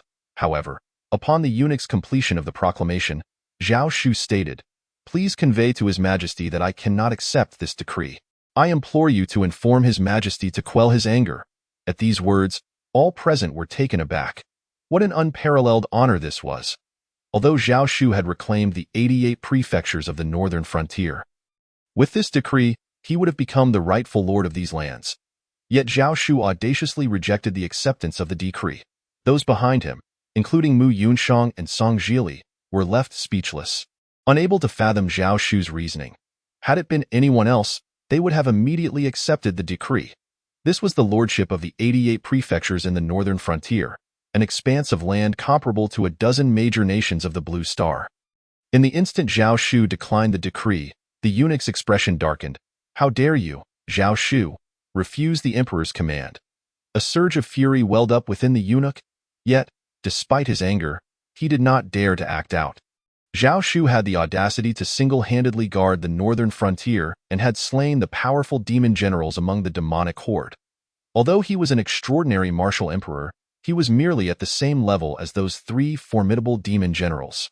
If provoked, it was uncertain whether Zhao Shu would not eliminate him on the spot. After all, Zhao Shu had already displayed a lack of deference even to the Emperor of the Kanglan Empire. What would stop him from slaying a mere eunuch? Being granted the 88 prefectures of the northern frontier and bestowed the title of one-character champion of the nation was an unparalleled honor. The eunuch could only temper his impatience and inquire, "Might I ask why the champion refuses to accept the decree?" Zhao Shu replied, 2 years ago, I vowed to reclaim the 60-odd prefectures of the northern frontier that had fallen into the hands of the demons. As a repayment to the Zhao family, now that I have reclaimed these 88 prefectures, it is a fulfillment of my promise to the Zhao family. I implore you to relay to His Majesty that I cannot accept this decree." With that, as the eunuch departed, Zhao Shu's figure vanished like lightning, leaving Donsong City behind. When Zhao Shu reappeared, he stood before the majestic North Kuei Pass. Gazing at the grand structure, he bellowed, "Members of the Zhao family, come forth!" This thunderous call resonated throughout the immense North Kuei Pass. Zhao Wankong and Zhao Wanjing, both extraordinary martial emperors, soared into the sky. 2 years prior, I vowed to repay your Zhao family, and today, I shall fulfill that vow, Zhao Shu declared, looking at Zhao Wanjing and Zhao Wankong. What he owed to the Zhao family, Zhao Wutian compelled him to repay, but what Zhao Wutian owed him, he too would demand in return. Had it not been for Zhao Tai's unwillingness to witness Zhao Wutian's demise, Zhao Shu would not have merely crippled Zhao Wutian but would have demanded his life in repayment, just as he did with Wei Chongkong. Zhao Wankong and Zhao Wanjing exchanged complex glances. In truth, it was not only them. Countless individuals pouring out from the North Kuei Pass were equally incredulous at Zhao Shu's actions. They recalled when Zhao Shu had come to the North Kuei Pass, claiming he would reclaim the 88 prefectures of the northern frontier. At that time, Wei Chongkong and several martial kings had scoffed at Zhao Shu's ambitious claims. Although many soldiers had remained silent, they too harbored similar thoughts, deeming Zhao Shu's endeavor impossible. They even remembered Zhao Shu's words, "Even if I boast, the promises I make shall be fulfilled," and now, merely a few days later, Zhao Shu's proclamations had indeed come to fruition. He had truly reclaimed the 88 prefectures of the northern frontier. From this day forth, the Zhao family shall take full control of the 88 prefectures of the northern frontier, Zhao Shu continued, looking at Zhao Wankong and Zhao Wanjing. Although I initially vowed to reclaim only the 60-odd prefectures occupied by demons, in light of my father, I shall gift the remaining dozen or so prefectures to your Zhao family. However, upon hearing this, not only did the expressions of those within the North Kuei Pass shift, but Zhao Wankong and Zhao Wanjing's faces also mirrored their shock. For if the demons had not breached the Golden Body Covenant, the Zhao family could have maintained their hold on the northern frontier. But now that the demons had torn asunder that covenant, even extraordinary martial emperors and those above them had entered the fray. How could the Zhao family possibly maintain control over the 88 prefectures of the northern frontier? They were utterly incapable of defending it. Should the demons attack once more, the northern frontier would surely fall. And even the North Kuei Pass might not withstand the siege. The Zhao family's strongest fighters were merely Zhao Wankong and Zhao Wanjing, both of whom were extraordinary martial emperors, had Zhao Shu not come to the North Kuei Pass last time. Zhao Wankong and Zhao Wanjing might have perished at the hands of the 3 formidable demon generals. They understood this all too well. Zhao Shu's intention to repay the Zhao family's kindness was a noble one. But the Zhao family was ill-equipped to accept such a burden. Zhao Wankong and Zhao Wanjing could only exchange glances, but just as they were about to speak, a magnificent carriage, radiating brilliant light and resembling a palace, approached, pulled by 6 colossal dragon demons that obscured the sky. This magnificent carriage, unique in its design and grand in its stature, was constructed of the finest materials and imbued with powerful arrays, rendering it impervious to any attack from beings below the celestial realm. As long as one did not step into the realm of celestial beings, they could not breach this magnificent carriage. The carriage was adorned with exquisite carvings depicting dragons soaring through the clouds and phoenixes dancing in the skies, each figure lifelike and vibrant. Yet, the most captivating aspect was the 6 dragon demons harnessed to the carriage, each resembling a mountain in size, their golden fur glimmering like flames, exuding an overwhelming aura of power as they galloped through the skies, instilling fear in all who beheld them. Chapter 57. The Laws of Annihilation. The power of offensive laws. As the carriage descended slowly, everyone already knew who the illustrious visitor was. The 6 imperial carriages, drawn by 6 mighty dragon demons, there was but one in the entire Kanglan Empire. The Emperor, Xian Emperor. Who could have anticipated that the Xian Emperor would personally arrive at the North Kuei Pass? All hail, Your Majesty. the thunderous voice echoed through the heavens, emerging from the resplendent carriage. The Qian Emperor merely waved his hand and turned his gaze towards Zhao Shu. Indeed, you are worthy of being hailed as the prodigy of our human race. He then shifted his attention to Zhao Wanjing and Zhao Wankong. The prodigy of our human race fulfills his promise. With the 88 prefectures of the northern frontier as repayment to your Zhao family, do you wish to accept this? Your Majesty, we of the Zhao family are unable to accept. Zhao Wankong and Zhao Wanjing lamented. Since you are unable to accept, it shall be deemed as your Zhao family's relinquishment. With that, the Qian Emperor turned to Zhao Shu, young prodigy, I hereby confer upon you the title of one-character champion of the nation. Since the Zhao family has relinquished their claim, the 88 prefectures of the northern frontier are granted to you. This revelation left everyone astounded. Previously, the Qian Emperor had sent a eunuch to Dantong to issue a decree, only to be rejected by Zhao Shu, and instead of anger, the emperor had personally traveled to the North Kuei Pass to bestow Zhao Shu with this honor. As this news spread, it sent shockwaves throughout the realm. At less than 6 years of age, Zhao Shu had become the one-character champion of the nation, and now possessed the 88 prefectures of the northern frontier. Cursed be it! Yet upon hearing this news, Zhao Wuyan's face twisted with resentment and malice. The 88 prefectures of the northern frontier originally belonged to the Zhao family, yet they had now been seized by Zhao Shu. And to think that Zhao Shu had not only crippled him, reducing him to a mere shell of his former self, but had also severed his legs.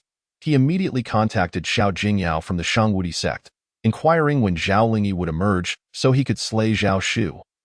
Meanwhile, in Dantong City, the Qian Emperor had personally arrived at the North Kuei Pass to bestow Zhao Shu with the title of one-character champion of the nation.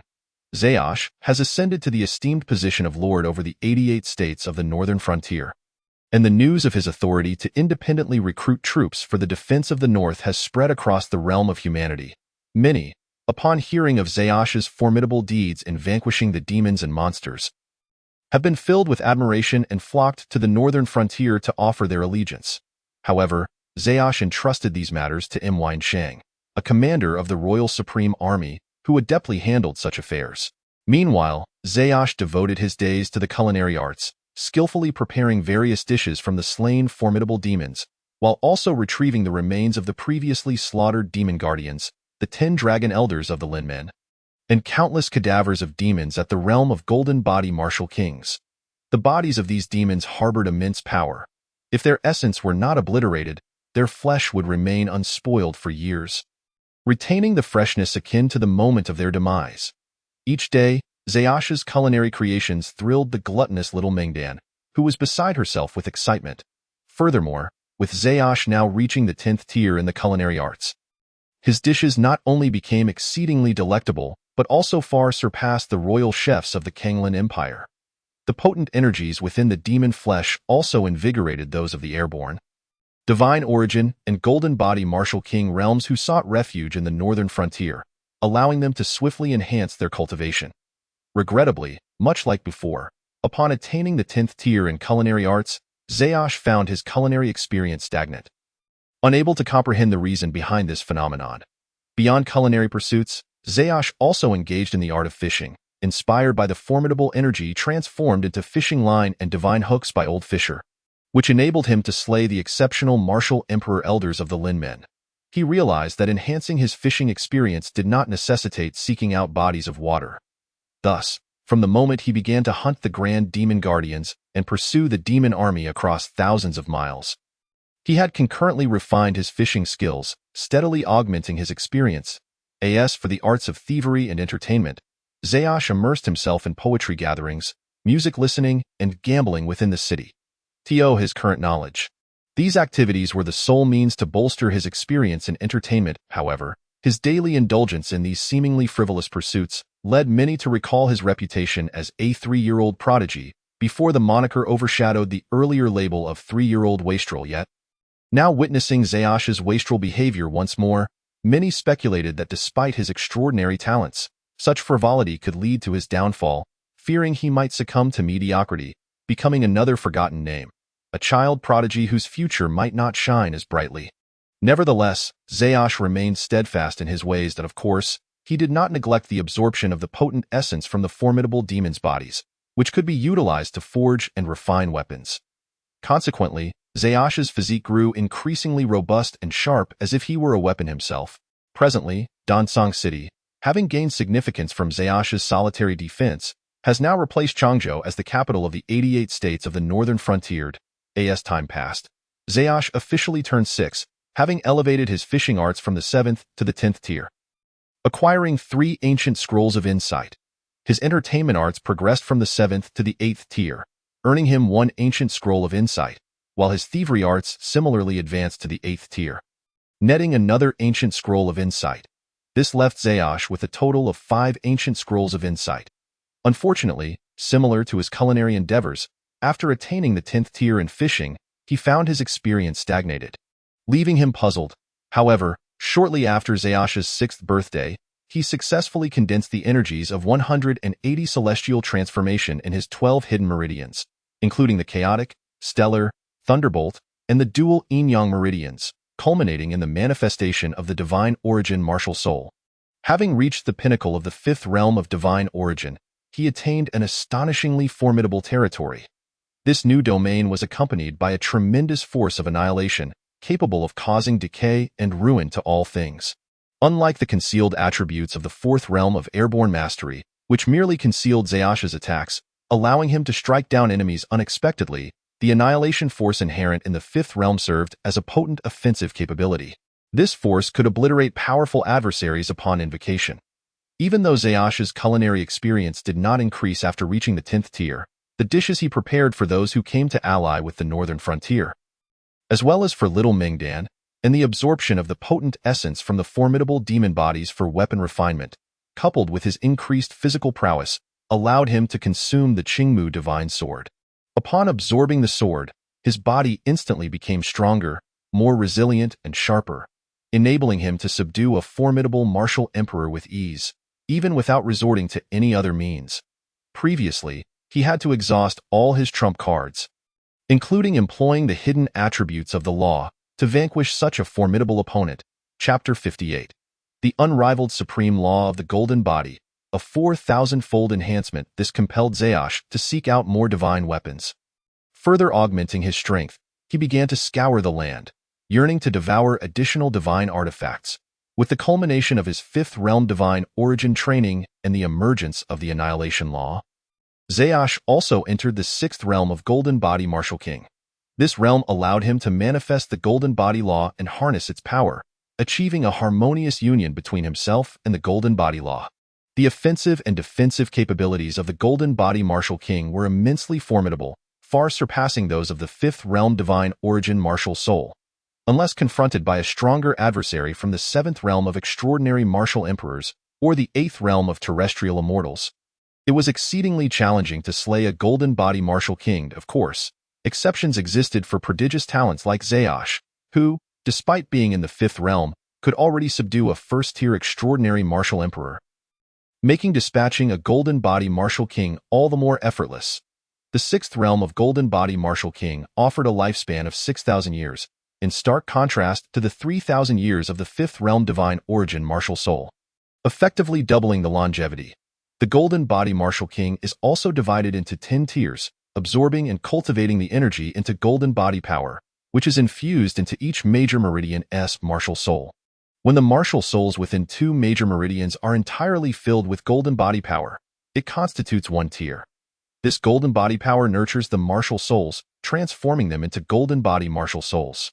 For the weakest or standard Golden Body Martial King practitioners, 1 tier of Golden Body Power could be manifested.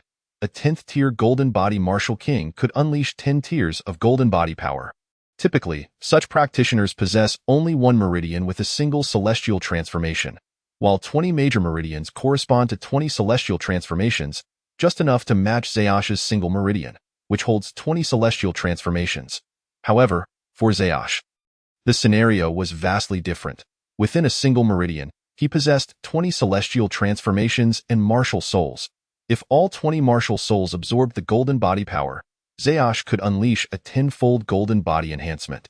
When he manifested the Golden Body Law, it would be equivalent to 10 overlapping Golden Body manifestations, significantly amplifying his offensive and defensive capabilities. was as though Zaosh only needed to cultivate the golden body power within the 20 celestial transformations of a single meridian. Allowing his martial souls to evolve into golden body martial souls, he would already stand at the level of the weakest conventional golden body martial king at the 10th tier. This does not even account for Zaosh's other realms, laws, and offensive capabilities. Moreover, if Zaosh were to cultivate the energies within the 12 regular and 8 extraordinary meridians, transforming all 800 celestial transformations into golden body martial souls, he would be able to wield the power of 400 golden body manifestations. The sheer magnitude of both offense and defense would be staggering. Each additional tier of golden body enhancement would increase his strength tenfold, making Zaosh's potential for 400 golden bodies an astonishing 4,000-fold increase. This would render him the most formidable and unrivaled golden body martial king. However, upon entering the golden body martial king realm, Zaosh would require new techniques, or perhaps a specific set of techniques tailored for this realm. Initially, during his training in the body forging realm, he utilized the Zhao family's Tiangang body refinement. For the Meridian Passage realm, he employed the Zhao family's Great Meridian Technique. In the Celestial Transformation realm, he practiced the Zhao family's Primordial Celestial Technique, and for the Airborne realm, he used the Zhao family's Great Transformation Technique alongside the Qingmu sect's Spirit Manipulation Technique and Heavenly Transformation Scripture. This was also the reason Zaosh initially rejected the imperial decree from the Xin Emperor, opting to return the 88 states of the northern frontier to the Zhao family. It was because the Zhao family was unable to defend it and relinquish their claim that he ultimately accepted the imperial decree to continue his guardianship. He sought to clear the Zhao family's debts, intending that should they cross him again, they would become enemies without mercy. Upon reaching the Divine Origin realm, he was expelled from the Qingmu sect to avoid offending the Zhao family and the Saint Invincible sect. The techniques he practiced were provided by Old Fisher, a formidable figure among extraordinary martial emperors, whose methods were naturally exceptional. The techniques bestowed upon Zaosh for training in the Divine Origin realm included Divine Heart Seal Technique, Divine Ruin's Secret Classic, and Divine Origin Heart Record, all of which were profound methods from Old Fisher. In the brief span of approximately 1 year, Zhao Shu has remarkably ascended to the Golden Body Martial King realm. Otherwise, he would have required significantly more time. The cultivation methods he employs to achieve this state are provided by the enigmatic Master Diao. Zhao Shu is unaware of Master Diao's identity or the origins of these formidable techniques, but they undoubtedly surpass those of both the Zhao family and the Qingmu sect. Suddenly, Zhao Shu is struck by a thought. If he cultivates each level to its utmost limit, he will unlock powerful domains capable of suppressing foes stronger than himself. If he were to similarly refine various techniques, such as the 10 Fiend Fist of the Fist Path or the 7 Slicing Styles of the Blade Path, to their pinnacle, might he not also manifest a domain as formidable as that of his cultivation realm? Of course, the domain arising from perfected techniques should be termed a technique domain rather than a cultivation realm. In essence, the apex of any technique culminates in a state of great perfection. If he could elevate this great perfection to its zenith, would it not yield a technique domain as formidable as a cultivation realm?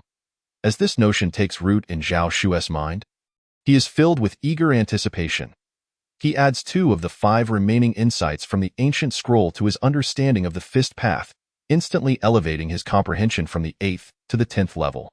In that moment, a deeper understanding of the Fist Path floods his mind, and he mentally rehearses the 10 Fiend Fist. It feels as though he has practiced this technique for countless millennia. The 10 Fiend Fist, which had already reached the highest level of great perfection, suddenly experiences a significant enhancement.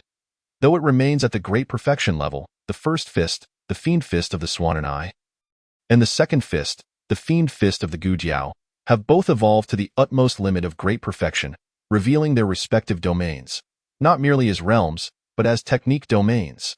This serves to confirm that Zhao Shu's sudden inspiration and conjecture are indeed correct. Just like cultivation realms, techniques can also manifest powerful domains capable of subduing formidable adversaries when cultivated to their fullest potential. However, while his assumptions hold true, the 3rd to 10th fists of the 10 Fiend Fist have yet to reveal their technique domains. This indicates that they have not been cultivated to their utmost limits, nor does it suggest that Zhao Shu's understanding of the Fist Path is sufficient. He yearns to add the remaining 3 insights from the ancient scroll to his comprehension of the Fist Path. However, upon reaching the 10th level, he finds he cannot add further insights. Attempts to do so fail. This perplexes Zhao Shu, for once he attained the 10th level in the path of embodying a soldier, he too was unable to continue adding insights. This signifies that his fist path and soldier path cannot advance for the time being. Currently, Zhao Shu's soldier path is at level 10, and he finds no issue in cultivating the techniques of the Golden Body Martial King realm. Yet, if he aspires to attain the extraordinary Martial Emperor realm, merely being at level 10 in the soldier path may prove insufficient for comprehending the techniques of the extraordinary Martial Emperor realm. Does this not imply that he can only reach the extraordinary Martial Emperor realm and thereafter cannot continue his cultivation? Moreover, after reaching level 10, he cannot further accumulate experience in the Tao of fishing and the Tao of culinary arts. What could be the cause of this? Is it a flaw within the ancient scroll itself?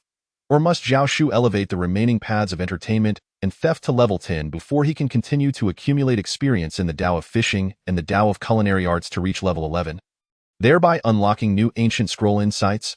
Furthermore, only through cultivating the fist path and the soldier path to level 10 can he continue to add insights. With this thought, Zhao Shu becomes increasingly determined to elevate the paths of entertainment and theft from level 8 to 10. The path of theft proves easier to advance. Zhao Shu employs his true form to conjure forth 40 avatars, combining 10 into 1, thus matching his original strength. He then sends out 4 large avatars, formed from 10 avatars each, to steal and accumulate experience in the theft path. The greater the strength of those he successfully robs, the more experience he gains. However, the path of entertainment proves more challenging. Despite Zhao Shu's daily efforts to accumulate experience, months pass, and while the theft path has reached level 10, with 2 insights gained, the path of entertainment remains stagnant at level 8, still shy of level 9. As if to exacerbate matters, the Emperor has sent the same imperial envoy from before. This envoy, surnamed Gua, is referred to as Guosiren.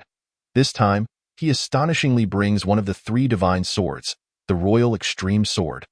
It turns out that the Xian Emperor, having heard of Zhao Shu's quest for divine weapons, specifically instructed that the Royal Extreme Sword be delivered to him.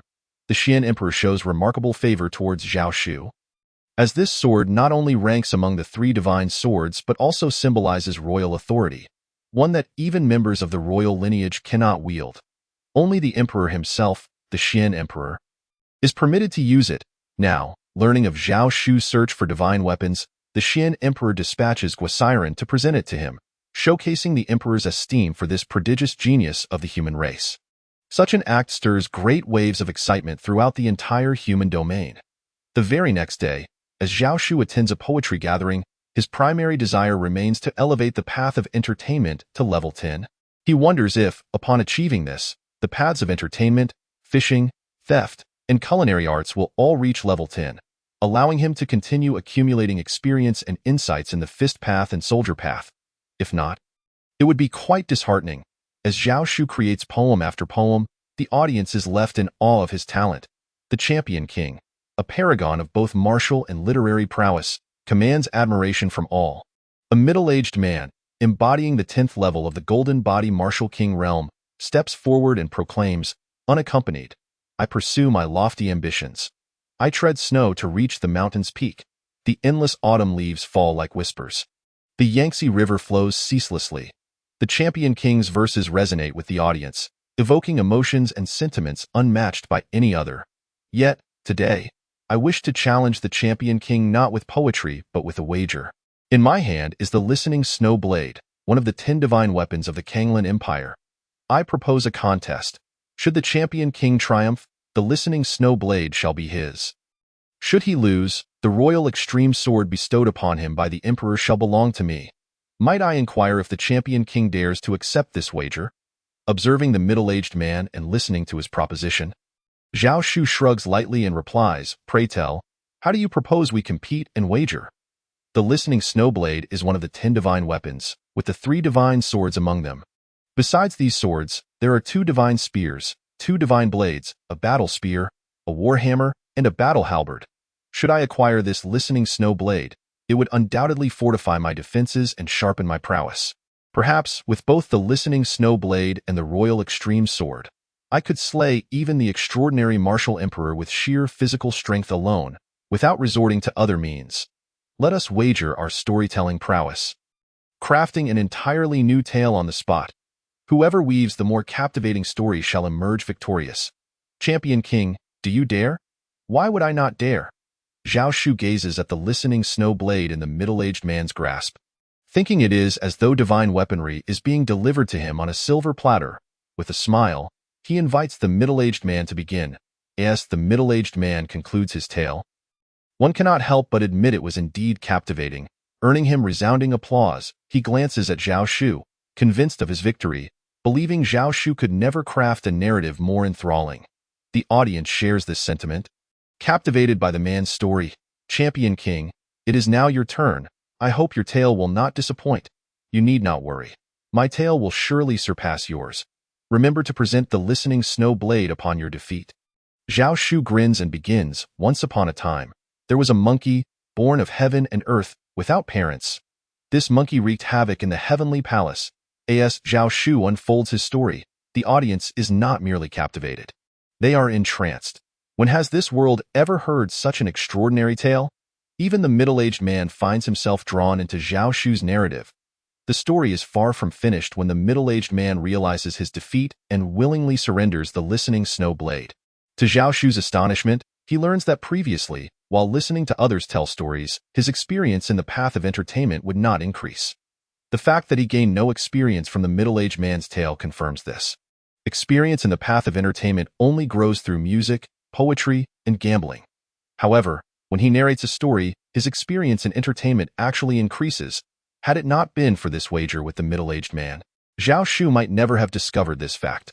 Subsequently, in the city of Dansong, the public witnesses Zhao Shu engaging in storytelling, alongside his gambling, musical pursuits, and poetic gatherings. His tales are so mesmerizing that they draw an overwhelming crowd. Even Master Jiao is captivated, coming forth to hear Zhao Shu's stories.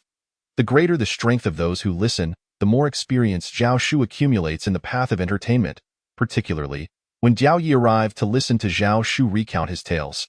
Zhao Shu gleaned invaluable insights from Diao Yi. In a mere span of a few days, Zhao Shu's proficiency in the realm of entertainment soared from the 8th to the 10th level, earning him 2 ancient scrolls of enlightenment. Now, only 7 insights remained from the ancient scrolls. The realms of entertainment, fishing, thievery, and culinary arts had all reached the 10th level. Subsequently, as Zhao Shu had anticipated, a phrase appeared behind each of these realms, stating that to further enhance one's experience in entertainment, one must delve into the essence of entertainment. To advance in fishing, one must grasp the spirit of fishing. To excel in thievery, one must comprehend the soul of thievery. And to progress in culinary arts, one must understand the quintessence of culinary mastery. As for what constitutes the essence of entertainment, fishing, thievery, and culinary arts, Zhao Shu interpreted it as a profound and thoughtful understanding of these realms. However, Zhao Shu found himself momentarily unable to achieve this. He then retrieved the Huangji sword and the Shui listening blade, consuming their refined spiritual essence. As the essence was absorbed, the once divine and unparalleled Huangji sword and Shui listening blade became rusted and dilapidated, ultimately disintegrating into powder, leaving only fragments scattered on the ground. In contrast, Zhao Shu's physique grew increasingly sharp and powerful, akin to that of a divine weapon. Previously, without employing any other means, he could only vanquish the first level of the extraordinary martial emperor. Now, he could contend with the second level of the extraordinary martial emperor without resorting to additional powers. Do not underestimate the significance of a single level. At the realm of the extraordinary martial emperor, the disparity of one level is akin to an insurmountable chasm. One is like the clouds soaring high above, while the other is akin to the mud crawling upon the earth. Meanwhile, in the region of Zhongjing, aside from the imperial capital, the largest state within Zhongjing Qianzhou, Tianyin State, named after the towering Tianyin Mountain, which looms majestically within Tianyin State, it pierces the heavens with its grandeur, leaving onlookers in awe. The mountain's peak vanishes into the mists, exuding an imposing atmosphere. Tianyin Mountain is also the location of the sacred Invincible Sect's main gate. At this moment, countless disciples of the sacred Invincible Sect gathered before a cultivation chamber nestled in the rich martial spirit of the mountain's rear. Even the sect leader of the sacred Invincible Sect arrived with his entourage to this cultivation chamber. Zhao Shu had grown from 4 to 6.5 years old, while Zhao Lingyi had been in seclusion for a full 3 years. Today marked the day of Zhao Lingyi's emergence from seclusion. Everyone yearned to witness Zhao Lingyi's prowess. having previously reached the 10th level of the Divine Element Martial Soul Realm during his retreat. With Zhao Lingyi's unparalleled talent and the supreme martial body that possessed an invincible bone, one wondered how formidable he had become after 3 years of secluded training. What is happening?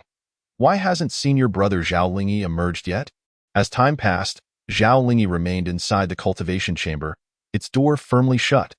Many disciples of the sacred invincible sect, who had come to witness Zhao Lingyi's emergence, began to speculate. Lingyi, why do you not emerge? After an hour had elapsed, even the sect leader, Mu Fantian, could not contain himself. Yet, within the cultivation chamber, there was no response. Not even a whisper could be heard. This silence compelled Mu Fantian to furrow his brow and turn to the 2 men beside him, saying, "You two, go inside and check." The 2 men nodded and knocked at the door of Zhao Lingyi's cultivation chamber, but still received no response. Utilizing their formidable powers, they forcefully opened the door and entered. However, when they emerged, their expressions were grave as they looked at Mu Fantian, exclaiming, "Sect leader, the cultivation chamber is completely empty." What? Not only Mu Fantian, but all others from the sacred invincible sect were left in shock and disbelief. Zhao Lingyi had not been present in the cultivation chamber for the entirety of these 3 years. What on earth had transpired that led to Zhao Lingyi's disappearance? Where could he have gone? It was inconceivable that someone could infiltrate the sacred invincible sect to slay Zhao Lingyi. Given the sect's might, such an intrusion would surely have been detected. In an instant, the sacred invincible sect was engulfed in panic and urgency. Zhao Lingyi was the most exceptional prodigy the sect had seen in nearly 10,000 years, and they had invested immense effort into his training. If anything were to happen to Zhao Lingyi, all their endeavors would be in vain. Where could Zhao Lingyi be, and how could he not be in the cultivation chamber? It was unthinkable. Amidst the discussions, in the distant void behind the sacred invincible sect's rear mountain, a tall, handsome figure, strikingly elegant, descended from the heavens like a bolt of lightning. "Look, it's senior brother Zhao Lingyi. Wasn't he in the chamber?" Upon sighting this figure, the gathered disciples of the sacred invincible sect could not help but exclaim, "Lingyi, what is the meaning of this?" Even the sect leader, Mu Fantian, was compelled to question upon seeing Zhao Lingyi approach with such speed. "Master, I emerged from my seclusion several days early."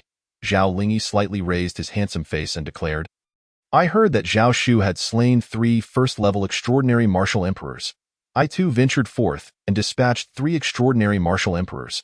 With that, Zhao Lingyi tossed the massive heads of the 3 defeated extraordinary martial emperors before them. As the disciples beheld the heads, they gasped in astonishment, exclaiming, "Heavens! 2 of these demons are 2nd-level extraordinary martial emperors, and one has even reached the 3rd level. Senior brother Zhao Lingyi is so powerful." While Zhao Shu merely defeated 3 first-level extraordinary martial emperors, Zhao Shu can only be trampled underfoot by senior brother Zhao Lingyi. Chapter 61. Qishao Divine Sword, Martial King Tournament soon after, not only within the sacred invincible sect, but due to the dissemination of information, the news of Zhao Lingyi's emergence and his defeat of 2 second-level and 1 third-level extraordinary martial emperor demons spread throughout humanity. The realm of humanity buzzed with discussions. It seems that Zhao Lingyi indeed surpasses Zhao Shu. Just as he emerged from seclusion, he overshadowed Zhao Shu's achievements. Who could deny that Zhao Shu was merely a child, while Zhao Lingyi was nearly 20? If Zhao Shu were of the same age as Zhao Lingyi, he would undoubtedly crush Zhao Lingyi into the ground. Moreover, Zhao Shu had bravely defended the northern frontier at the tender age of 4, reclaiming it from the clutches of millions of demonic forces. Would Zhao Lingyi dare to do the same? During the years of demonic incursions, Zhao Lingyi had hidden within the sacred invincible sect. Zhao Lingyi is nothing more than a timid turtle and a coward. How could one speak of Zhao Lingyi in such a disparaging manner while elevating Zhao Shu? Zhao Shu's defense of the northern frontier was not solely due to his own strength, but also because of the mysterious and powerful figure behind him, Diao Yi. Without Diao Yi, could Zhao Shu have safeguarded the northern frontier? He would have long since been slaughtered by the demonic army. If Zhao Shu has Diao Yi backing him, then Zhao Lingyi has the entire sacred invincible sect at his disposal. Does the collective strength of the sacred invincible sect not surpass that of a single Diao Yi? Yet, where was Zhao Lingyi's courage? A timid turtle remains a timid turtle. Furthermore, Zhao Shu has now been bestowed the title of Champion King by the Xian Emperor. and the entire northern frontier has been designated as Zhao Shu's territory. The Xian Emperor even gifted Zhao Shu countless treasures, including one of the 3 divine swords symbolizing imperial authority, the Huangji sword. What then does Zhao Lingyi possess? What can he use to compare himself with Zhao Shu? One must not forget that 2.5 years prior, at the northern frontier's War King Manor, Zhao Lingyi, who was heralded as the #1 genius on the youth prodigy list, found himself utterly powerless against Zhao Shu. Discussions among humanity flourished like mushrooms after rain, within the sacred invincible sect. Upon hearing these discussions, Zhao Lingyi's expression darkened. Despite emerging from seclusion and slaying 3 demons, his efforts still paled in comparison to Zhao Shu's. The admiration and prestige Zhao Shu commanded among humanity far outweighed his own.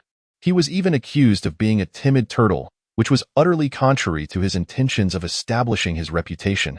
Zhao Shu, I shall make you the stepping stone upon which I rise. Zhao Lingyi clenched his fists, his eyes ablaze with fierce determination.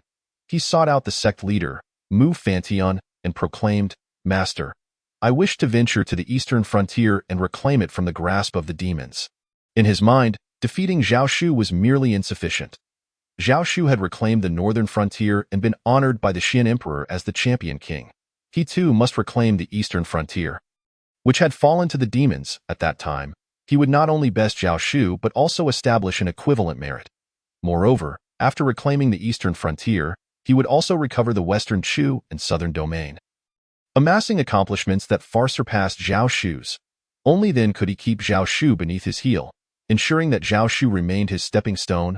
Meanwhile, in the northern frontier, in the city of Dansong within Danzhou, Zhao Shu dedicated his days to rigorous training, striving to comprehend the essences of entertainment, fishing, culinary arts, and thievery. He abandoned all pursuits such as poetry gatherings and storytelling, until he grasped the essences of these 4 realms. All his efforts to gain experience would be futile. He had no intention of wasting his time. Many who witnessed Zhao Shu's sudden transformation from a prodigal to a focused individual speculated that he had undergone a profound awakening and had returned from his wayward ways. As time swiftly passed, another 2 months went by. On this day, Zhao Shu continued his training, but he had left a formidable avatar composed of 10 smaller avatars outside. Champion King Yu Yunshang suddenly approached to report. Though Zhao Shuo is merely a 6-year-old child, Mu Yunshang regards him with utmost reverence, her eyes brimming with admiration. Meanwhile, Zhao Shuo's formidable doppelganger, stationed outside, finally comprehends the situation after receiving Mu Yunshang's report. Abruptly halting his cultivation, Zhao Shuo ascends into the air, departing from Dansong City in a luxurious palanquin drawn by 5 dragon beasts, making his way directly to Qiyun City in Yinzhou, the heart of the central capital. This opulent palanquin, a reward from the Xian Emperor, is one of the 6 royal carriages. Zhao Shuo, now the champion king, possesses one of the 5.as for the colossal doppelganger, formed by the amalgamation of 10 of his avatars. It remains in Dansong City to safeguard the region. Meanwhile, in Qiyun City, located at the easternmost edge of the central capital, the place borders Donghuai Pass, which leads into the eastern frontier, now overrun by demonic forces. Driving the palanquin at breakneck speed, Zhao Shuo arrives at Qiyun City, where the terrifying aura of the 5 dragon beasts and the extravagant carriage, adorned with precious materials and exquisite carvings, catches the attention of countless onlookers. The palanquin resembles a moving palace, a testament to the owner's noble status and unparalleled power, prompting speculation about Zhao Shuo's identity as he disembarks. The reason for Zhao Shuo's visit stems from the fall of the eastern frontier to the demons. The Yin family, once the rulers there, has retreated to Qiyun City, collaborating with the Imperial Royal Extreme Army to defend Donghuai Pass against the impending demonic onslaught. Recently, a significant number of demons have gathered outside Donghuai Pass, indicating a potentially large-scale assault. To rally the human warriors to aid in the defense, the Yin family has brought forth the Qishao Divine Sword, organizing a martial conference at Qiyun City for those of the Golden Body Martial King realm. The victor of this assembly will claim the Qishao Divine Sword, restricted to those within this realm, while those of the extraordinary martial emperor level and above are barred from participation. The Qishao Divine Sword, along with the Qingmu Divine Sword and the Huangji Divine Sword, is one of the 3 divine swords. Since Zhao Shuo has already consumed the Qingmu and Huangji swords, he cannot miss the opportunity to obtain the Qishao Divine Sword. The conference is set to take place atop Chifeng Mountain in Qiyun City. Upon reaching the mountain's base, Zhao Shua is promptly halted by a guard, who inquires about his identity, emphasizing that only those of the Golden Body Martial King can participate. "I am Zhao Shua from the northern frontier," he replies slowly. His words shock the onlookers who had previously speculated about his royal lineage due to his majestic carriage.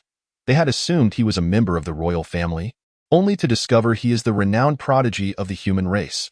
The guard, trembling in fear, realizes that had he not seen Zhao Shua's grand carriage, he might have insulted the child. "However, my lord, if you wish to ascend Chifeng Mountain to observe, your status allows for an exception." The guard hastens to seek permission. "Wait," Zhao Shua calls out. "I did not come merely to observe, but to participate. I have reached the 6th level of the Golden Body Martial King realm." Gasps of astonishment ripple through the crowd as they process his words. Just over half a year ago, Zhao Shua had vanquished 3 formidable demonic guardians, all while he was merely at the 10th level of the Spirit Source Martial Soul realm. Now, in a mere 7 to 8 months, he has ascended to the 6th level of the Golden Body Martial King realm. Such a rate of advancement is unprecedented. Even the most gifted geniuses would require several years to achieve this feat, since you are indeed at the 6th level of the Golden Body Martial King realm. "You may participate," the guard, recovering from his shock, informs him. "You need only ring this, the Martial King bell." The bell, massive and ebony, stands imposing before them. Zhao Shua approaches it, gathering his inner energy, and with a flick of his finger, unleashes a torrent of power that strikes the bell. The resounding clang echoes like thunder, reverberating throughout Qiyun City, causing the very ground to tremble. Numerous figures swiftly descend from Chifeng Mountain, drawn by the unprecedented volume of the bell's toll. The Golden Body Martial Kings, recognizing Zhao Shua's terrifying prowess, speculate about his identity. His youthful appearance belies such formidable strength. "Are you the champion king?" inquires a middle-aged man clad in a black brocade robe. Exuding a powerful aura, Yin Shaoran, the head of the Yin family and the organizer of this gathering indeed, Zhao Shua replies with a nod. Yin Shaoran welcomes him, expressing how Zhao Shua's presence enhances the significance of the assembly.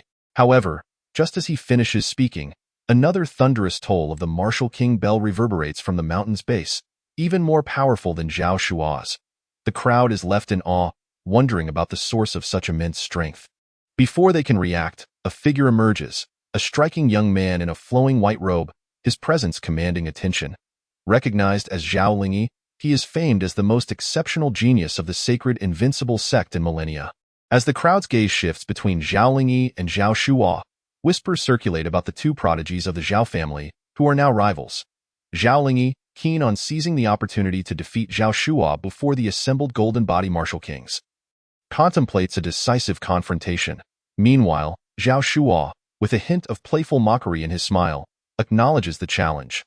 Yet, Yin Shaoran, sensing the tension, addresses the assembly, urging them to engage in discussions that would strengthen their martial prowess against the demonic forces. As the discourse unfolds, Zhao Shua remains attentive, eager to glean insights that may aid in his quest for enlightenment in the realms of entertainment and beyond. The impending clash with Zhao Lingyi looms, and when the time comes, Zhao Shua is determined to show him who truly stands as the stepping stone. Chapter 63. A single move, a single finger to suppress Zhao Lingyi as numerous martial kings shared their insights into the martial way. It was evident that they held back, unwilling to divulge their complete understanding. Yet, amidst their discussions, Zhao Shu found himself enlightened. The principle of the Tao is simplicity itself. No matter how intricate a path may be, all roads ultimately converge into one. Regardless of how elaborate and ornate martial techniques may appear, their true purpose remains the defeat of adversaries. All things in the world lead from complexity to simplicity. This notion seemed to allow Zhao Shu to grasp something profound amidst the myriad of insights shared by the martial kings. Yet he still lacked that final spark of enlightenment. If he could seize that glimmer, perhaps he might comprehend the essence of the 4 paths of entertainment and more. However, that elusive light remained just out of reach. At that moment, another Golden Body Martial King ascended the discussion platform to share his martial insights. "My martial path is one of theft and plunder. This may provoke scorn and disdain from many. Yet if I rob the rich to aid the poor, stealing from those who are wealthy and hypocritical to support the impoverished and weak, does my path remain shameful?" Assisting the weak through thievery is, in fact, the very source of my martial cultivation. This motivation drives me relentlessly to grow stronger. Moreover, a petty thief steals for personal gain, while a grand thief steals nations, serving kings and emperors. In such cases, the thief is revered as the supreme being, worshipped and prostrated before by the masses. Who dares to call this thievery? Zhao Shu was taken aback to discover that this golden body martial king regarded theft as the foundation of his martial cultivation. As he listened to the king's insights, it felt as if he had grasped the critical essence of the ancient scrolls concept of thievery. Changes began to manifest within Zhao Shu's mind regarding the ancient scroll. Following the remaining 7 insights, a new line appeared. Essence of the ancient scroll remaining. 1. The golden body martial king's perspective on thievery as a core tenet of martial philosophy further inspired Zhao Shu at a deeper level. A petty thief steals for himself, while a grand thief conquers nations. Could it be that an even greater thief could plunder everything in the world, including the very lifespans of enemies? Perhaps even the mightiest of beings could be robbed of their celestial essence. Suddenly, Zhao Shu felt that his concept of thievery might not merely be a means to accumulate experience. If he could devise a method for cultivating a unique technique of thievery, it could become an unparalleled martial art. In combat, he could potentially seize the life force of his adversaries, robbing them of vital organs. Yet, the idea of creating such a technique was still merely a fleeting thought, a nascent concept without a clear path to realization. Nevertheless, this embryonic notion had taken root deeply in Zhao Shu's mind. Champion Wang, since you are here, would you be so kind as to share your insights on the martial way? At that moment, Yin Xiaoran's voice rang out towards Zhao Shu. Zhao Shu ascended the discussion platform, sharing his recently attained understanding, the essence of simplicity in the Tao, that no matter how resplendent the techniques may be, they ultimately serve the purpose of vanquishing foes. The audience was astonished to discover that, despite his youth, Zhao Shu possessed such profound martial insights, which explained how he had achieved the 6th level of the Golden Body Martial King realm at such a tender age. His sharing was rich in substance, inspiring the other Golden Body Martial Kings and earning him resounding applause. Following Zhao Shu, many more Martial Kings took to the platform to share their own martial cultivation experiences. Eventually, when no one else seemed inclined to speak, the strikingly handsome and exceptionally confident Zhao Lingyi took center stage. My martial way is one of respect for the strong. This belief drives me to become ever stronger. I aim to lead humanity in slaying demons, instilling fear in the hearts of the demon race. I shall ensure that the demon race kneels before humanity in submission. With fervor, Zhao Lingyi's gaze landed on Zhao Shu, declaring, "The discourse on the insights of the martial kings has concluded. Your Majesty has appointed you as the champion Wang to defend our nation. I wish to challenge you to a duel." "Challenge me? You think yourself worthy?" Zhao Shu scoffed. Furious, Zhao Lingyi retorted, "I know you are not only called a prodigy but indeed possess prodigious strength. However, do not assume that your previous victory over me makes you invincible. Last time, I merely used a clone. My clone fell to your hands, but today, I shall reclaim my honor with it." With those words, Zhao Lingyi summoned his martial spirit to manifest a clone. 1, 2. Ultimately, he created 5 clones merging into a single formidable entity. The terrifying power surged forth from the 5 clones, combining into a colossal avatar. At the pinnacle of the 10th level of the Golden Body Martial King realm, 5 clones combined into one. Instantly, gasps of awe erupted from the surrounding crowd, not only from the Golden Body Martial Kings participating in the event, but also from many powerful beings at varying levels observing from a distance. Even 2 remarkable martial emperors from the Yin family hidden in the depths of the void were left astounded. 3 years prior, Zhao Lingyi had reached the pinnacle of the 10th level of the God Origin realm in seclusion. Now, 3 years later, he had ascended to the pinnacle of the 10th level of the Golden Body Martial King realm. Such a leap in power was exceedingly rare, making him a true prodigy. "I know my mother poisoned you, even attempting to kill you. You will not spare her, nor will you forget how you crushed my master, Wei Changkong. You incapacitated my grandfather, severing his legs, and took away my rightful territory in the north. The 88 states of the Zhao family. I too shall not let you go. Today is your end, as I seek vengeance for my grandfather and master, Wei Changkong. I will eradicate you so that you can never seek revenge against my mother." Zhao Lingyi transmitted a chilling intent to Zhao Shu, audible only to him. "Suppress." Zhao Lingyi bellowed, as the colossal avatar of his 5 clones surged towards Zhao Shu with the intent to crush him. Previously, at Xiao Jingyao's birthday banquet, his single clone had been utterly defeated by Zhao Shu. Today, he was determined to reclaim his honor, publicly vanquishing Zhao Shu before the many golden body martial kings and countless spectators. Is that all you've got? Zhao Shu observed the approaching onslaught of Zhao Lingyi's avatar with a derisive smile. He too summoned 5 clones, declaring, "Too weak. Since you wish to suppress me with your clone, let's see today who will be the one suppressed. If your clones and true self can withstand a single finger of mine, I might concede that your martial way has some merit."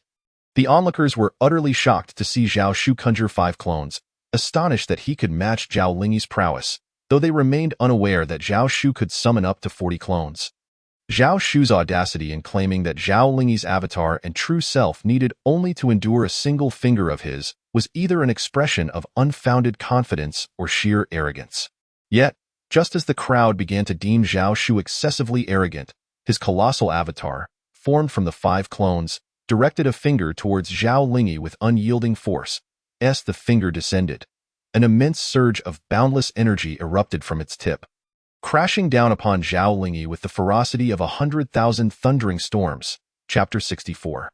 In the face of absolute power, ants remain ants. Zhao Lingyi was struck with terror. He had always prided himself on being extraordinarily gifted. Yet he had not anticipated that Zhao Shu, at the 6th level of the Golden Body Martial King realm, could possess such overwhelming strength, surpassing him by 4 realms. As Zhao Shu's colossal avatar bore down upon him, his pupils constricted in disbelief. The power emanating from Zhao Shu caused even the formidable avatar, formed from his 5 clones, to quiver in fear. In an instant, he summoned another 5 clones, combining them with the previous 5 to create a new avatar composed of 10 clones. 10 clones equated to 200 realms of energy, 200 martial spirits, with each of the 20 major meridians representing 10 realms. Previously, Zhao Lingyi's 5 clone summoning had already set records among the human race in the Songbei region of the Kanglan Empire, but now, 10 clones signified a record that surpassed even that. However, just as Zhao Lingyi completed the summoning of his 10 clones, Zhao Shu matched him by conjuring another 5, unleashing an overwhelming torrent of energy that continued to press toward Zhao Lingyi. The onlookers were left in stunned silence, marveling at the astonishing sight of both Zhao Shu and Zhao Lingyi managing to summon 10 clones. Awe filled their expressions as they gazed upon the 2 prodigies. As the energy fluctuations intensified, it felt as though the very fabric of reality was on the verge of unraveling. Zhao Lingyi, unable to comprehend the fact that Zhao Shu had also summoned 10 clones, found it difficult to accept. He had once regarded his ability to manifest 10 clones as a significant edge, believing that no one in the Songbei region could rival him. Even in the vast expanse of the Xinming Flame Domain, he thought few could cultivate 200 realms of martial spirits and achieve the summoning of 10 clones.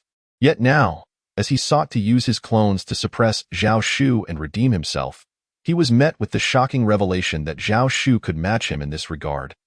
Displaying equal levels of talent, as Zhao Shu's colossal avatar directed its finger downward, the overwhelming energy surged forth like a tidal wave, crashing down upon Zhao Lingyi's avatar, which, in an instant, was obliterated. In a stunning display of power, Zhao Lingyi's 10 avatars proved utterly incapable of withstanding the might of Zhao Shu's own 10 avatars. Who could have anticipated such an outcome? The spectators had initially believed the 2 to be evenly matched, if not leaning towards Zhao Lingyi's superiority given his higher cultivation level. After all, Zhao Lingyi had recently emerged from seclusion, having decisively slain 2 formidable first-level martial emperors and a 3rd-level demon. Although Zhao Shu had also vanquished 3 martial emperor demons, they were all mere first-level adversaries. Yet, in the very moment Zhao Shu's finger shattered and obliterated Zhao Lingyi's avatar, the overwhelming energy surged forth like a colossal dragon descending from the heavens, shaking the earth and sweeping towards Zhao Lingyi's true form with unrelenting force. The sheer power directed at Zhao Lingyi was beyond his wildest imagination. In a heartbeat, his heart racing with trepidation, Zhao Lingyi unleashed his most potent attacks, channeling the full might of his indomitable bones, amplifying his power to 80 times. A barrage of formidable techniques erupted from him, unleashing cataclysmic energy aimed at countering Zhao Shu's devastating finger. However, these assaults dissipated like a drop of water in the ocean, utterly ineffective against Zhao Shu's singular strike. The disparity between the two was as vast as the heavens compared to the earth. One side exuded power akin to the resplendent moon suspended high above the celestial dome, capable of toppling countless celestial mountains, while the other resembled a mere insignificant ant, powerless in the face of such overwhelming force.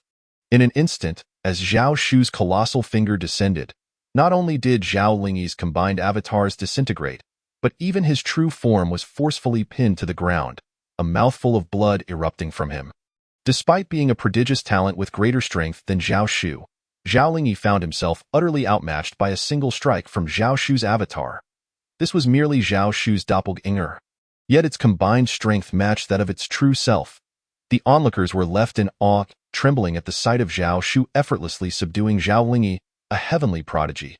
Who else in the world could achieve such a feat apart from Zhao Shu? Zhao Lingyi had hoped to redeem himself, only to suffer further humiliation at the hands of Zhao Shu. Previously, at Xiao Jingyao's birthday banquet, he could attribute his defeat to his avatar, but now both his avatar and true form had been vanquished. Zhao Lingyi, known for his pride and confidence in his extraordinary abilities, felt that confidence shatter like fragile glass in the face of Zhao Shu's overwhelming power. The weight of Zhao Shu's suppression bore down upon him. Nearly unbearable in that moment, with eyes wide open, he let out a roar, engulfed by a profound sense of despair. He had believed that his years of diligent cultivation and innate talent would ensure a smooth journey on the martial path, establishing him as the strongest prodigy among humanity, renowned across the realm. Yet now, Zhao Shu had dealt him a crushing blow.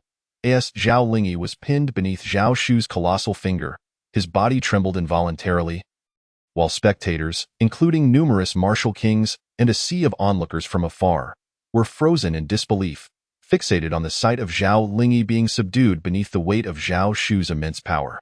Zhao Lingyi, a once unparalleled genius, had now encountered a greater genius in Zhao Shu.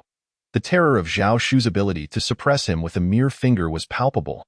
"You shall perish, since your mother, the vile Xiao Jingyao, sought my demise today.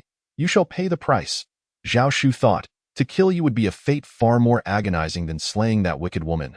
But Zhao Shu's intentions extended beyond mere suppression. As that finger descended, it erupted with an even greater, boundless energy, threatening to obliterate all in its path. In that critical moment, enveloped in his law avatar golden body, Zhao Lingyi summoned the strength of his cultivation. 1, 2, 3 layers. Each of Zhao Lingyi's major meridians had cultivated 10 celestial soul martial spirits, now reaching the pinnacle of the golden body martial king realm at 10 layers. This was equivalent to 200 celestial soul martial spirits manifesting as golden body spirits. In an instant, 100 law avatar golden bodies encircled him, emanating an awe-inspiring aura. The golden light radiated forth, akin to a blazing sun illuminating the earth, dazzling in its brilliance. Heavenly tearing palm. Invincible dominance. Break! With a thunderous roar, Zhao Lingyi unleashed the full force of his 100 overlapping law avatar golden bodies against the incoming energy from Zhao Shu. The power of his indomitable bones erupted once more. A torrent of energy akin to the creation of the heavens and earth. However, at that very moment, Zhao Shu too enveloped himself in a terrifying law avatar golden body, towering at an impressive height. Surpassing even Zhao Lingyi's, this massive golden figure loomed over the earth, casting everything beneath it into insignificance. In this moment, Zhao Shu's appearance resembled that of a formidable golden Buddha, while Zhao Lingyi's 100-layer law avatar golden body was astonishingly matched by Zhao Shu's own 100 layers. The spectators gasped in astonishment. Previously, they had witnessed both Zhao Lingyi and Zhao Shu combining their 10 avatars into a singular formidable entity, revealing their 200 celestial soul martial spirits. But now, as they simultaneously invoked their 100 law avatar golden bodies, the implications were staggering. While Zhao Lingyi had reached the pinnacle of the golden body martial king realm, indicating that all his 200 celestial soul spirits had transformed into golden body spirits, Zhao Shu, at merely the 6th layer of the golden body martial king realm, was also capable of summoning 100 law avatar golden bodies. This suggested that Zhao Shu's cultivation was far beyond mere 10 celestial spirits per meridian, surpassing the 200 mark entirely. The realization that Zhao Shu had exceeded the bounds of normalcy left the onlookers in utter shock. As Zhao Shu unleashed 100 Law Avatar Golden Bodies. The force of his finger pressing down upon Zhao Lingyi surged exponentially. The golden light descended like divine radiance, illuminating the heavens as it bore down upon Zhao Lingyi. Although Zhao Shu's finger appeared unassuming, Zhao Lingyi felt it contained the weight of mountains and rivers, the very essence of the sun, moon, and stars. The overwhelming aura surged upwards, stirring the celestial rivers. Zhao Lingyi's heart raced. How could it be that Zhao Shu, with a lower cultivation level, possessed countermeasures for every one of his powerful techniques? Both had summoned 10 avatars, both had manifested 100 Law Avatar Golden Bodies. When Zhao Shu's finger finally descended, all of Zhao Lingyi's attacks seemed to lose their potency. The colossal golden hand formed from the 100 Law Avatar Golden Bodies was ruthlessly pressed down by Zhao Shu's singular strike. The immense golden palm shattered, ultimately detaching from its arm. The overwhelming force of Zhao Shu's finger forced Zhao Lingyi's Law Avatar Golden Body to kneel upon the ground, causing the earth to tremble and all things to topple. As Zhao Lingyi's Law Avatar Golden Body knelt, 2 colossal craters emerged beneath him. He felt an unbearable humiliation. Despite summoning 100 Law Avatar Golden Bodies, he had been swiftly defeated and forced to kneel. The disparity between him and Zhao Shu was unfathomable, an insurmountable chasm. Zhao Lingyi felt as though Zhao Shu was his nemesis. Why must there exist a talent who eclipses him, when he had already been bestowed such exceptional gifts by fate? Why must Zhao Shu be a genius even more extraordinary than himself? Die. With a merciless decree, Zhao Shu's finger crushed Zhao Lingyi's Law Avatar Golden Body in an instant. That formidable golden form shattered into countless tiny golden fragments. Dissipating into the ether of martial essence, Zhao Lingyi, now revealed, stood exposed, his eyes wide with terror, overwhelmed by the realization of Zhao Shu's terrifying strength. He found himself utterly powerless to resist. Stop, Champion King. No. Just then, as Zhao Shu's finger descended towards Zhao Lingyi, Yin Xiaoran, in a moment of desperation, let out a piercing cry. The 2 formidable martial emperors from the Yin family, who had been observing from afar, swiftly descended like lightning to confront Zhao Shu. Champion Wang, today at the Grand Assembly, numerous martial kings shall engage in profound discussions and competitions of prowess. However, I implore you, Champion Wang, to show restraint and refrain from taking any lives. Thus spoke Yin Xiaoran to the 2 extraordinary martial emperors of the Yin family. Zhao Shu, who was poised to crush Zhao Lingyi with a mere finger, hesitated momentarily, casting a mocking glance at Yin Xiaoran and the others. If it were anyone else, I would never resort to lethal measures. But this individual today, I must slay. Not for any other reason, but should I be defeated today, he would undoubtedly seek my annihilation as well. With this, a more playful expression adorned Zhao Shu's face. Of course, I do not intend to disregard the Yin family's reputation.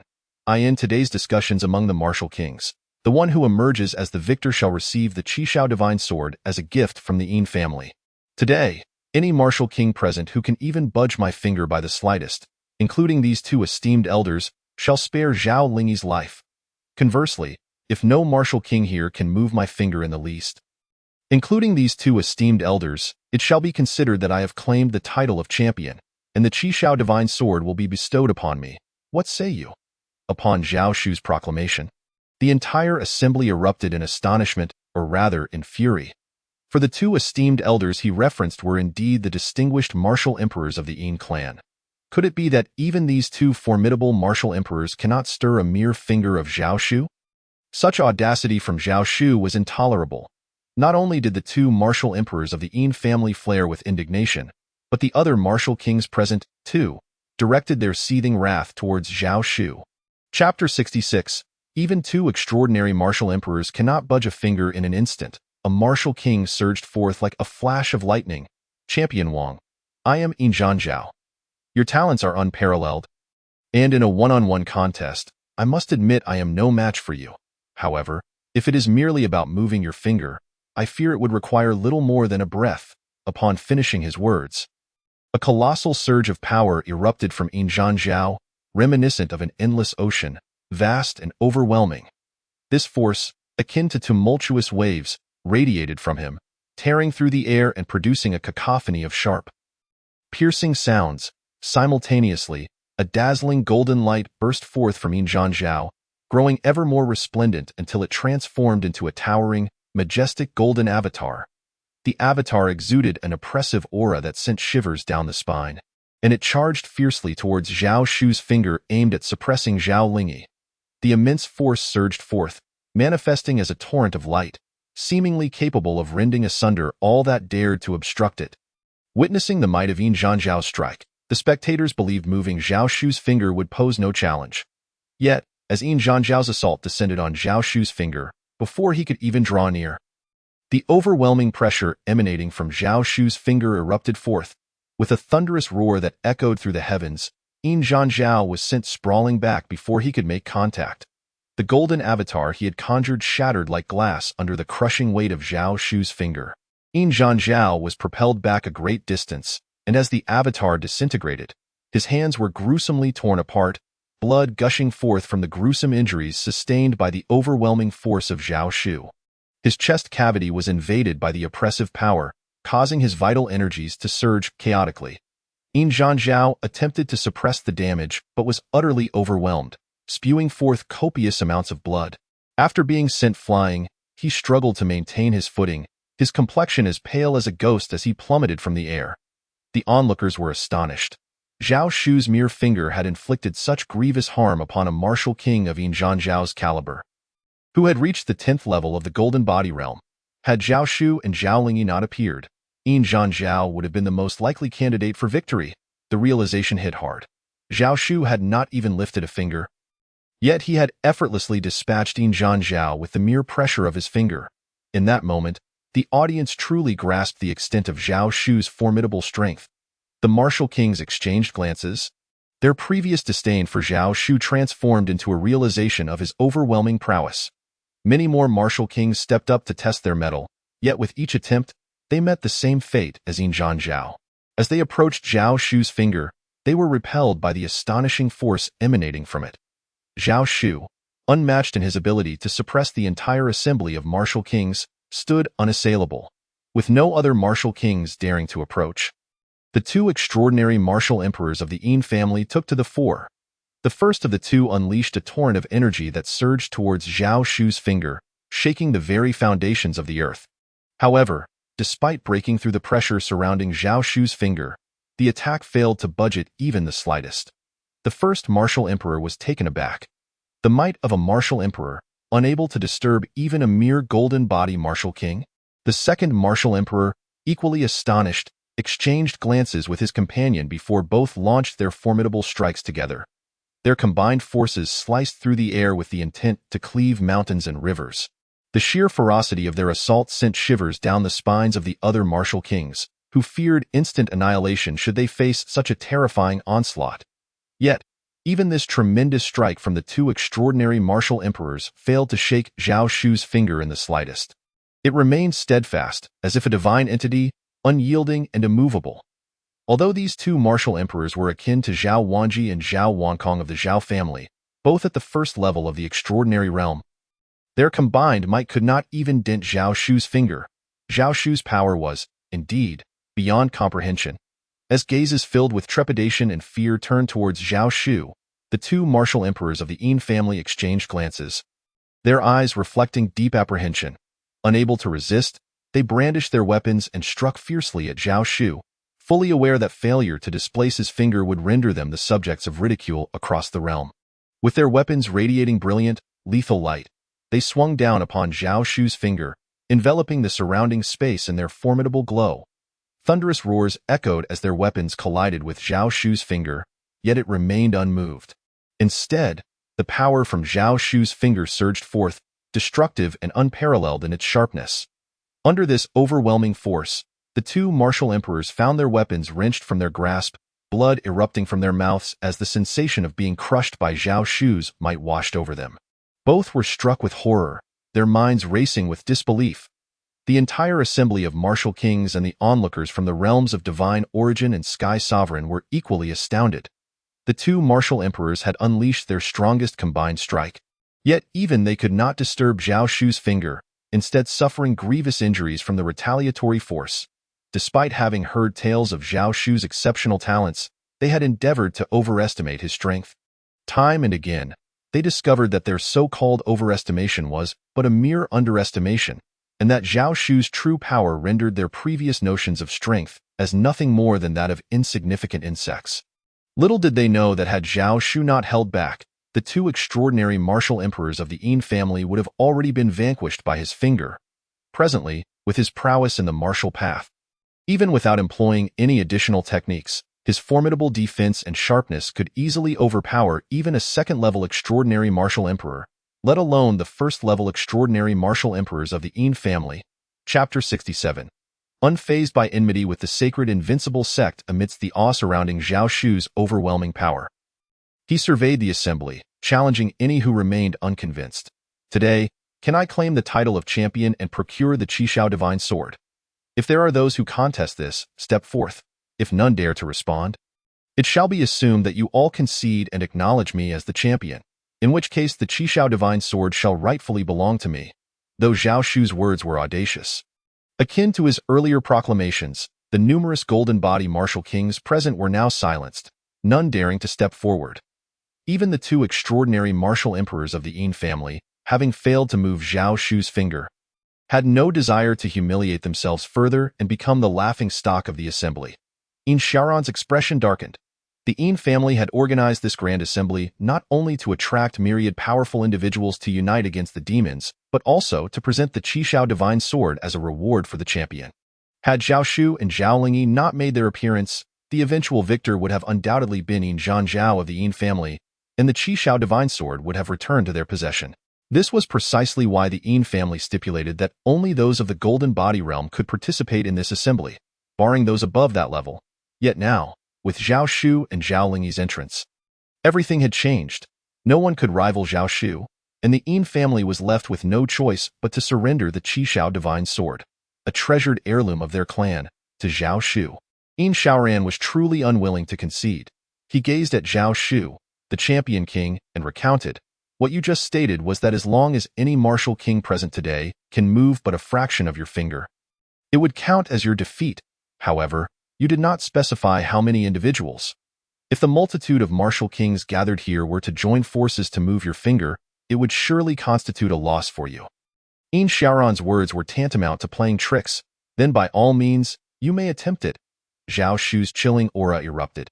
"If you manage to move even a fraction of my finger, I will indeed concede. Yet, I also did not mention that should you fail in your attempt and I strike you down with this finger, it would be of no concern to me." Zhao Shu's terrifying killing intent permeated the atmosphere.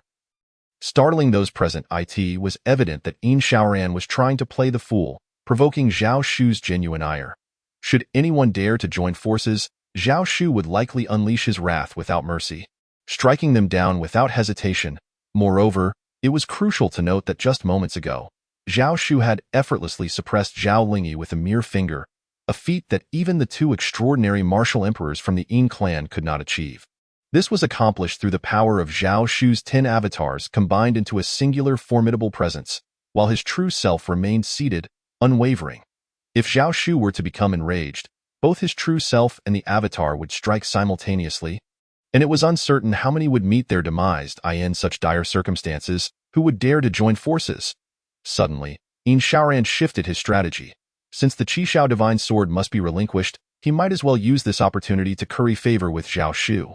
With a smile, he declared, "Champion King, I was merely jesting. Since you are the leader, this Qishao divine sword rightfully belongs to you." With that, Yin Xiaoran produced the Qishao divine sword, its entire body of vivid crimson, resembling blood, as if it were ablaze with a liquid fire that threatened to incinerate all in its vicinity. Originally, the sword lay quietly within its jewel-encrusted sheath, but as it was drawn, a magnificent beam of sword light surged skyward, emanating an unparalleled might accompanied by piercing howls, as if it sought to cleave the very heavens. Zhao Shu did not hesitate and directly accepted the Qishao divine sword. He then turned his gaze back to Zhao Lingyi, who remained suppressed beneath his finger, declaring, "You may now perish." Yet, from the depths of the void, a brilliant stream of light surged towards Zhao Shu, resonating with a thunderous force that reverberated through the heavens. Zhao Lingyi, as the most prodigious talent of the wholly invincible sect in nearly 10 millennia, had been nurtured with countless resources and effort. It was unthinkable that the sect would have no one to follow him. Sensing the formidable assault from the depths of the void, Zhao Shu realized it was at least a powerful, extraordinary martial emperor among their ranks. Zhao Shu was taken aback, however, before he could act. The old fisherman intervened, blocking the attack with a cold smirk directed at the void. This is merely a scuffle between juniors. Why should you two decrepit old fools involve yourselves, if you wish to engage?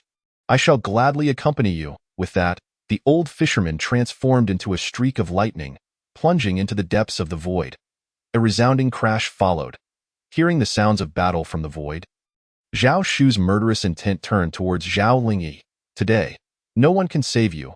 Zhao Lingyi, with a mocking smile, was acutely aware of the strength of the two hidden protectors from the wholly invincible sect. It seemed that the old fisherman would likely perish at their hands, however.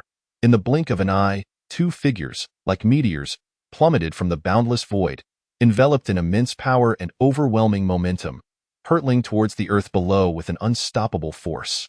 As they descended, the very fabric of the void trembled, emitting deep, rumbling sounds. Upon crashing into the ground, the earth shook violently, tearing open two colossal pits. To everyone's astonishment, these two figures were the formidable protectors of the wholly invincible sect. Not only Zhao Lingyi, but even Zhao Shu was left dumbfounded. These individuals were undoubtedly extraordinary martial emperors. How could they be so effortlessly defeated by the old fisherman, crashing down to create these vast chasms? What kind of strength did the old fisherman possess?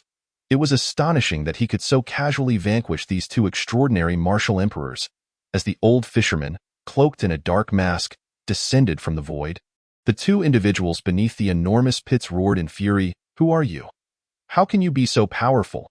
Do you truly wish to oppose the wholly invincible sect, the mightiest sect in the Songbei realm? You must understand, if you assist Zhao Shu today and allow him to kill Zhao Lingyi, my disciple, whom we have not encountered in nearly 10 millennia, you will make an enemy of not just Zhao Shu, but also the wholly invincible sect. With the might of the wholly invincible sect, even if you are strong, you are but an ant in our presence. We will have you. What will you do to me? The old fisherman chuckled coldly and, in an instant, obliterated the two strong men of the wholly invincible sect.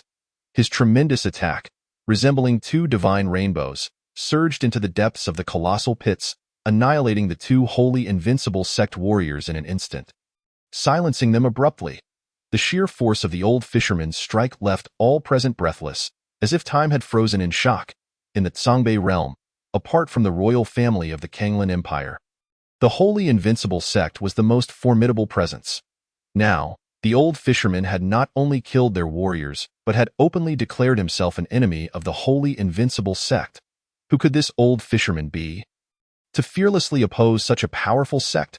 Chapter 68. Even with 6,000 years of life, Zhao Shu's avatar remains unharmed.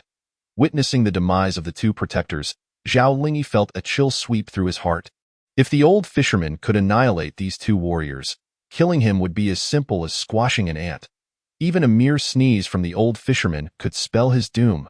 To kill you? I wouldn't even bother to lift a finger. Yet, the old fisherman seemed to sense Zhao Lingyi's terror, his figure vanishing in an instant. Given the old fisherman's strength, to strike against Zhao Lingyi would indeed be beneath his dignity. The old fisherman had no desire to engage. However, Zhao Shu coldly asserted, I am quite eager to make a move. Let me reiterate, killing you would bring me a satisfaction that far surpasses the agony I would inflict upon your vile mother. Shao Jingyao, to kill me, you force my hand. A resolute, frenzied glint flashed in Zhao Lingyi's eyes as he suddenly seemed to invoke some secret technique. His strength surged explosively, instantly elevating from the pinnacle of the 10th layer Golden Body Martial King realm to the first layer of the extraordinary Martial Emperor realm, and then to the second layer. Though it seemed a mere 2 layers, achieving even a single layer from the 10th layer Golden Body Martial King realm was an arduous feat, let alone 2 layers in an instant. Moreover, it was crucial to note that Zhao Lingyi was already a prodigy of exceptional talent.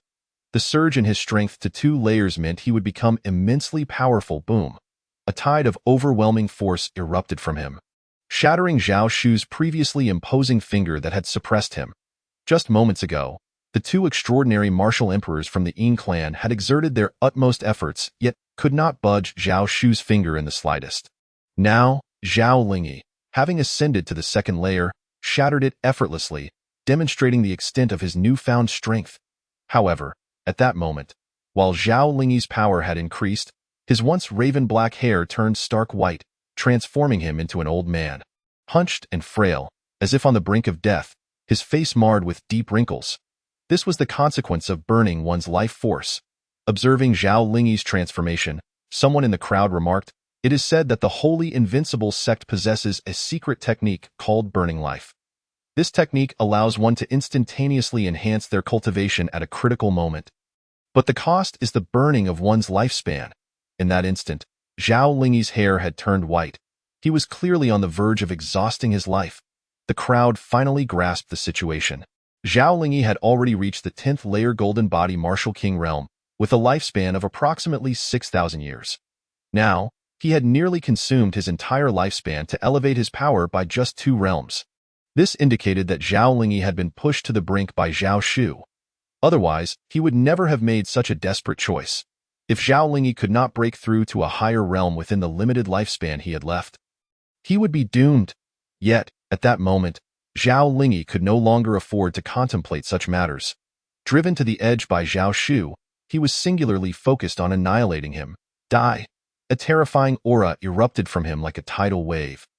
Accompanied by his thunderous shout, as if a sense of desolation emanated from the heavens, a colossal hand, embodying the power to destroy all, descended from above. This hand radiated a divine light of annihilation, hurtling towards Zhao Shu with an unmatched momentum. In an instant, everyone around recoiled in fear, sensing the overwhelming aura of destruction and death emanating from Zhao Lingyi's massive hand. Zhao Shu found himself shrouded beneath the shadow of this hand, as if he were a mere leaf poised for obliteration.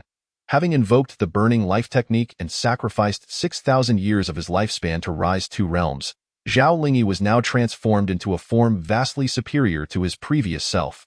The immense, death-infused hand he wielded was terrifying beyond measure. Invincible golden body, Zhao Shu bellowed.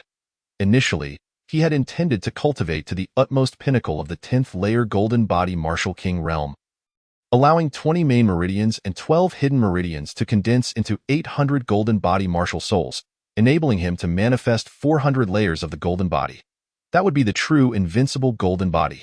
However, he now realized that although he had not yet reached the pinnacle of the 10th layer Golden Body Martial King realm, he could already unleash 400 layers of the Golden Body, even surpassing the formidable 400-fold Golden Body. This is due to his possession of 40 avatars, with 10 avatars converging into a singular grand avatar, achieving the same prowess as his true self. Thus, 40 avatars can amalgamate into 4 grand avatars. Should he reach the pinnacle of the 10th level in the Golden Body Martial King realm, his true self would be capable of manifesting a 400-fold Golden Body. His 4 grand avatars would likewise possess this ability. Therefore, it is not merely 400 golden bodies. It amounts to a staggering 2,000 golden bodies. Currently, he stands at the 6th level of the Golden Body realm. And among the 20 major meridians, 11 have condensed their 220 cave heavens into Golden Body Martial Souls.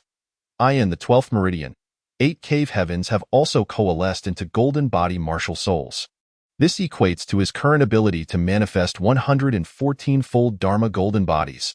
In the instant that Zhao Lingyi's colossal hand, imbued with an aura of desolation and death, descended with overwhelming force, his grand avatar, formed from 10 avatars, instantly unleashed the 114-fold Dharma golden body.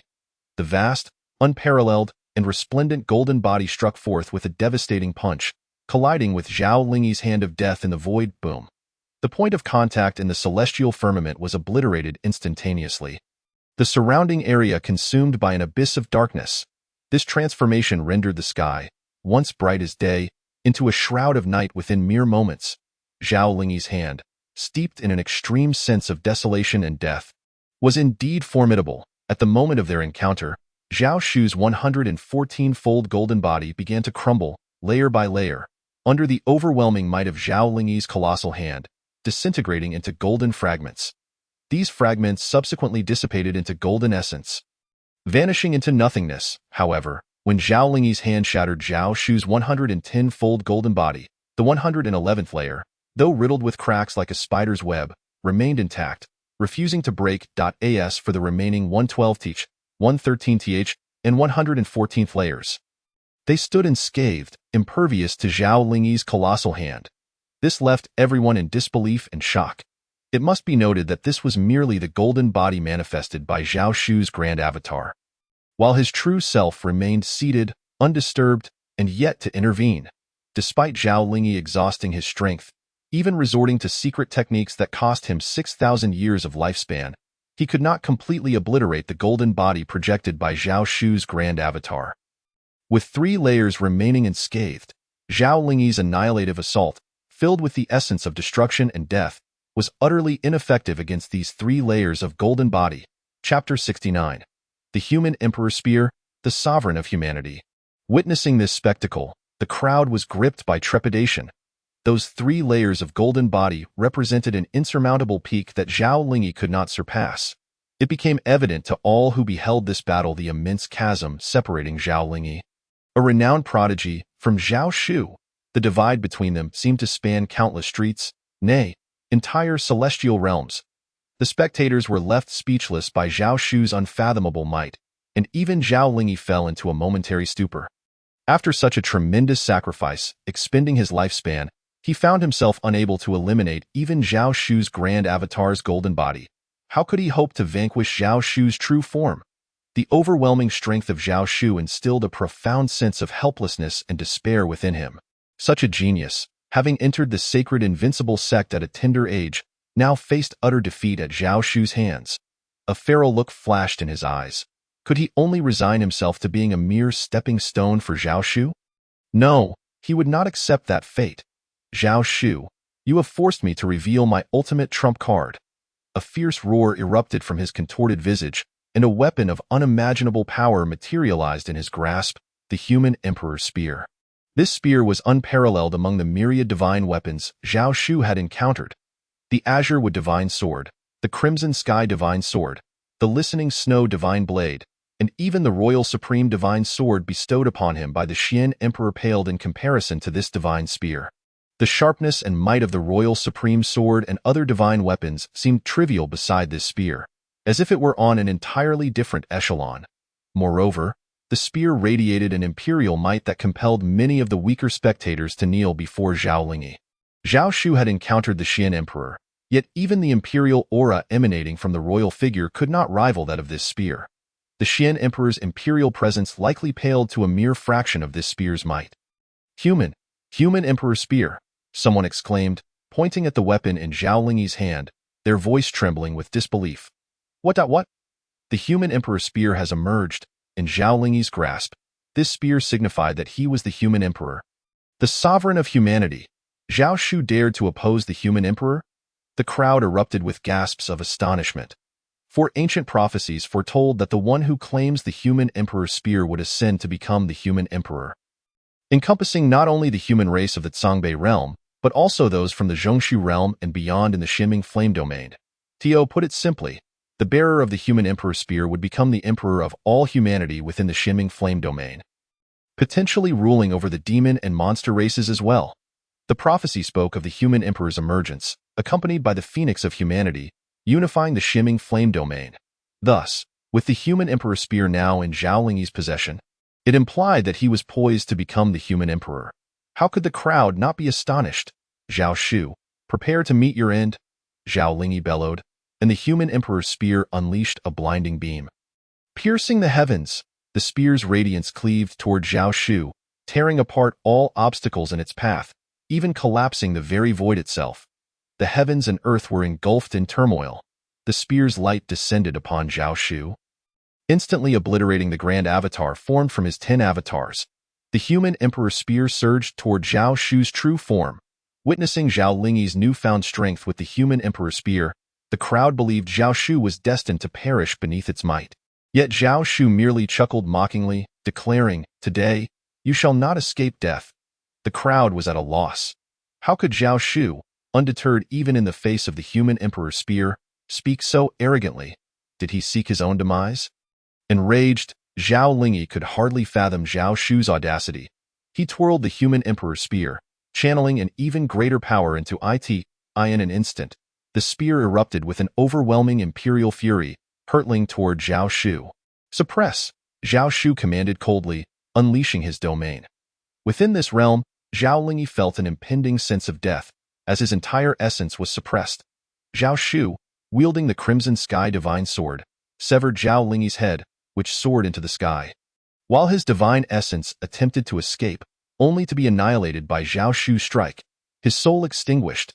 This scene left the onlookers agape. They had anticipated Zhao Shu's defeat at the hands of Zhao Lingyi. Yet in an instant, it was Zhao Lingyi who was vanquished, his soul obliterated. How could Zhao Lingyi be killed by Zhao Shu? The crowd gasped in disbelief. Wasn't he the human emperor, the esteemed sovereign of humanity, so easily slain? No, that couldn't be right. Zhao Lingyi was not truly the human emperor. Although he had acquired the human emperor's spear, it had yet to recognize him as its master. Only those who had established a bond with the spear could truly claim the title of human emperor. Had Zhao Lingyi succeeded in claiming the spear, Zhao Shu would have found it far more challenging to slay him. A genuine human emperor could not be so easily dispatched. It became clear why Zhao Lingyi had hesitated to reveal the human emperor's spear. He was forced into a corner, burning 6,000 years of lifespan in desperation. He had likely sought to gradually forge a connection with the spear in secret. However, now everything was undone. Boom, as the crowd debated. Zhao Shu's hand shot toward the human emperor's spear. To their astonishment, the spear, even without a wielder, retaliated autonomously, launching a strike toward Zhao Shu. Zhao Shu was taken aback. A weapon could act of its own accord?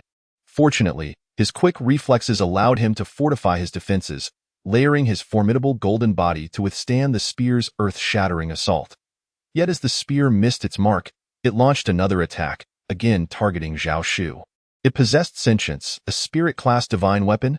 Zhao Shu's eyes gleamed with realization. He had uncovered the truth. Among the divine weapons of the world, there existed distinctions between the mundane and the spiritual. The Royal Supreme Sword, Azure Wood Divine Sword, and Listening Snow Divine Blade were formidable yet merely classified as mundane divine weapons, lacking any spirit. In contrast, the human Emperor Spear was a spirit-class divine weapon, endowed with a consciousness of its own. No wonder it eclipsed the likes of the Listening Snow Divine Blade and Azure Wood Divine Sword in sharpness and might, as the disparity between mundane and spiritual was vast. Zhao Shu would never allow such a divine weapon to escape. He unleashed an overwhelming force to grasp the human Emperor's spear. What was Zhao Shu plotting? The crowd gasped, realizing that Zhao Shu might truly be the human emperor. If he seized the spear and claimed it as his own, he would ascend to become the emperor of humanity in the Shimming Flame Domain. Chapter 70. The leader of the Flying Alliance, the 7 great demon kings, emerged from seclusion. Such a prodigy was Zhao Shu. At the tender age of 6.5, he had already possessed such extraordinary power. Indeed, Zhao Shuo is destined to be the emperor of the human race. No, it would be more accurate to say that Zhao Shuo was born as the emperor of humanity. Otherwise, how could he possibly be so extraordinary? Only one who embodies the essence of the human race as emperor could possess such unmatched brilliance. Yet, amidst the murmurs of the crowd, the emperor's spear erupted with a fierce radiance. Defiantly resisting, from the emperor's spear, an overwhelming intent to kill surged forth, specifically directed at Zhao Shuo. Clearly, although the emperor's spear has yet to acknowledge Zhao Lingyi as its master, it is willing to follow him and is currently assessing Zhao Lingyi. Should Zhao Lingyi pass this trial, it would accept him as its master. However, with Zhao Shuo slaying Zhao Lingyi, the spear's murderous intent towards Zhao Shuo was ignited. Boom, boom, boom. The sky was filled with dazzling spear lights, all cleaving through the heavens, unleashing boundless energy to annihilate Zhao Shuo. Zhao Shuo found himself amidst the devastating spear lights of the emperor's spear. The spear's autonomous assault was astonishingly more powerful than Zhao Lingyi's previous display.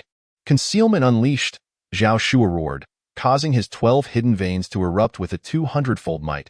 He named this technique Concealment Unleashed, which, as the name suggests, signifies the explosive power of hidden veins. In an instant, the spear lights from the emperor's spear dissipated into nothingness. An unparalleled force struck the emperor's spear, sending it flying thousands of feet. Zhao Shua's figure flickered, transforming into a streak of lightning as he reached for the Emperor's spear. The spear's spirit had already been severely wounded, making it considerably easier to seize. Suddenly, a thunderous roar reverberated from the earth, akin to the collapse of countless mountains, or perhaps the collision of an alien world with this realm, causing the very heavens to shake. As the crowd looked on, they beheld a towering, magnificent city wall in the distance suddenly crumble. The earth split open, forming a vast chasm that relentlessly surged towards Qiyun City, as if devouring everything in its path. Everything that fell within this chasm was consumed, plunging into the abyss below. This is bad. It's Dongkue Pass. Dongkue Pass has been breached by demon forces. Countless people shouted in panic. Dongkue Pass was protected by a formidable array. How could it be overrun by demons? It turned out that the towering, magnificent city wall that had collapsed was indeed Dongkue Pass. The demons had destroyed and breached Dongkue Pass. The fall of Dongkue Pass signified that the demons had infiltrated the heart of the human race. Countless demon armies surged into Dongkue Pass with overwhelming momentum, shaking the very heavens and earth. What is happening? Yin Xiaoran roared. Dongkue Pass was jointly defended by his East Border War King's mansion and the Royal Imperial Army. Furthermore, Dongkue Pass was as solid as a fortress. How could it suddenly fall to the demon onslaught? At this moment, a figure rushed towards them from the direction of Dongkue Pass. Hearing Yin Xiaoran's words, he exclaimed, "It is the Li family who has betrayed the human race, colluding with demons and secretly shutting down the powerful array. Moreover, the leader of the Flying Alliance and the 7 Demon Kings have simultaneously emerged to assault Dongkue Pass. With the array disabled, they unleashed their formidable destructive power upon Dongkue Pass, which was instantly breached." What? The demons of the Flying Alliance were originally focused on the northern border and North Kue Pass. Why have their leader and the 7 Demon Kings come to Dongkue Pass? As they pondered, they recalled that because of Zhao Shua, the demons, who were initially advancing northward, were driven back time and again until they retreated into the demon realm. Now, the leader of the Flying Alliance and the 7 Demon Kings emerged, seemingly not attacking the northern border, but instead converging on Dongkue Pass. Could it be that they fear Zhao Shua, daring not to assault the northern border, but only bold enough to attack here? Zhao Shua, who initially sought to seize the Emperor's spear, paid no heed to the earth-shattering sounds. His sole focus was on capturing the spear. Yet, a massive figure suddenly blocked his path, launching a powerful strike aimed to pierce the heavens at him. Without hesitation, Zhao Shua unleashed his Ten Fiends fist in an instant. The unmatched force of his fist surged forth to meet this earth-shattering blow. Boom. Zhao Shua was unexpectedly knocked back, just as he was about to grasp the Emperor's spear. It transformed into a brilliant rainbow, vanishing into the abyss of the Boundary of Sorrows beneath Dongkue Pass. For, like North Kue Pass, Dongkue Pass was the only connection between the eastern region and the central capital. Other areas were completely isolated by the terrifying abyss of the Boundary of Sorrows. The moment the Emperor's spear disappeared into the abyss, it was as if it had vanished without a trace. Zhao Shua could only lament his misfortune in the distance. Many shared his sentiment. With Zhao Shua's unparalleled talent, many believed that upon seizing the Emperor's spear, it would undoubtedly be awed by his extraordinary prowess and acknowledge him as its master. Zhao Shua is indeed the Emperor of the human race. Yet, none anticipated such a twist of fate, with the Emperor's spear fleeing into the abyss, leaving Zhao Shua empty-handed. Zhao Shua could only fix his gaze upon the massive figure before him. Were it not for this individual, he would have captured the Emperor's spear. "The young human, to encounter you here." At that moment, the imposing figure spoke, revealing himself as the leader of the Flying Alliance, exuding an overwhelming aura of demonic power. Meanwhile, the human race was engulfed in fear, facing the breach of Dongkue Pass, without the protection of powerful arrays or natural fortifications, as an overwhelming tide of demon forces surged forth. Yet, the humans flocked towards Zhao Shua. Evidently, despite being a mere child, Zhao Shua's renown had already made him the cornerstone of hope for these humans. However, as the humans converged, the formidable demon army also turned its focus towards them. "This is our human race's champion, the child prodigy who has instilled terror into your hearts in the northern border. If you wish to live, you would do well to retreat promptly," Yin Xiaoran bellowed even louder. He genuinely believed that the leader of the Flying Alliance and the 7 Demon Kings coming here instead of attacking the northern border stemmed from their fear of Zhao Shuo.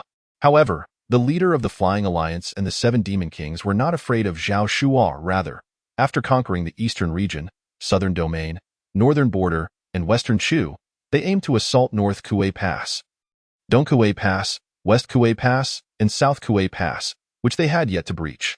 Even the northern border had been reclaimed by Zhao Shuo. Thus, they planned to first unite their forces to take Dong Kuei Pass before turning back to deal with Zhao Shuo. Hearing Yin Xiaoran's words, the leader of the Flying Alliance erupted into a maniacal laughter. Ha ha ha, human race's champion, the prodigy. I initially planned to conquer Dong Kuei Pass and then come for you in the northern border. Since you are here, with this leader and the 7 Demon Kings, you shall have no escape. Today, you will meet your demise. Chapter 71. Even a mere physical body can slay an extraordinary martial emperor. As he spoke, the leader of the Flying Alliance prepared to strike. His finger, transformed into human form, was poised to suppress Zhao Shuo. The energy contained within that finger caused numerous golden body martial kings to tremble uncontrollably, showcasing the leader's might. Leader, there's no need for you and the 7 Demon Kings to dirty your hands with such a lowly insect. At that moment, one of the demons interjected. Allow me to kill him. It suffices. Since these insignificant humans regarded him as their pillar of support, let him slay Zhao Shuo before their eyes. With that, the demon erupted with a terrifying aura that sent chills down the spines of those present. Its razor-sharp claws gleamed ominously as it swept its arm, unleashing an earth-shattering force that sliced through the air towards Zhao Shuo like a bolt of lightning. The speed of the giant claw was so swift it resembled a meteor streaking across the sky. Closing the distance to Zhao Shuo in the blink of an eye, the claw passed. The very fabric of space was torn asunder, creating a pitch-black rift that seemed poised to collapse the heavens themselves. Boom! The moment the giant claw struck Zhao Shuo, the world around him seemed to vanish. Countless dust particles were sent soaring, and massive boulders crumbled into powder. The ground beneath could not withstand such formidable power. Collapsing into a bottomless pit thousands of feet deep, faced with such a devastating blow, as everyone believed Zhao Shuo was undoubtedly doomed, he remained unyielding. Instead, the giant claw that struck him shattered into countless fragments at an imperceptible speed.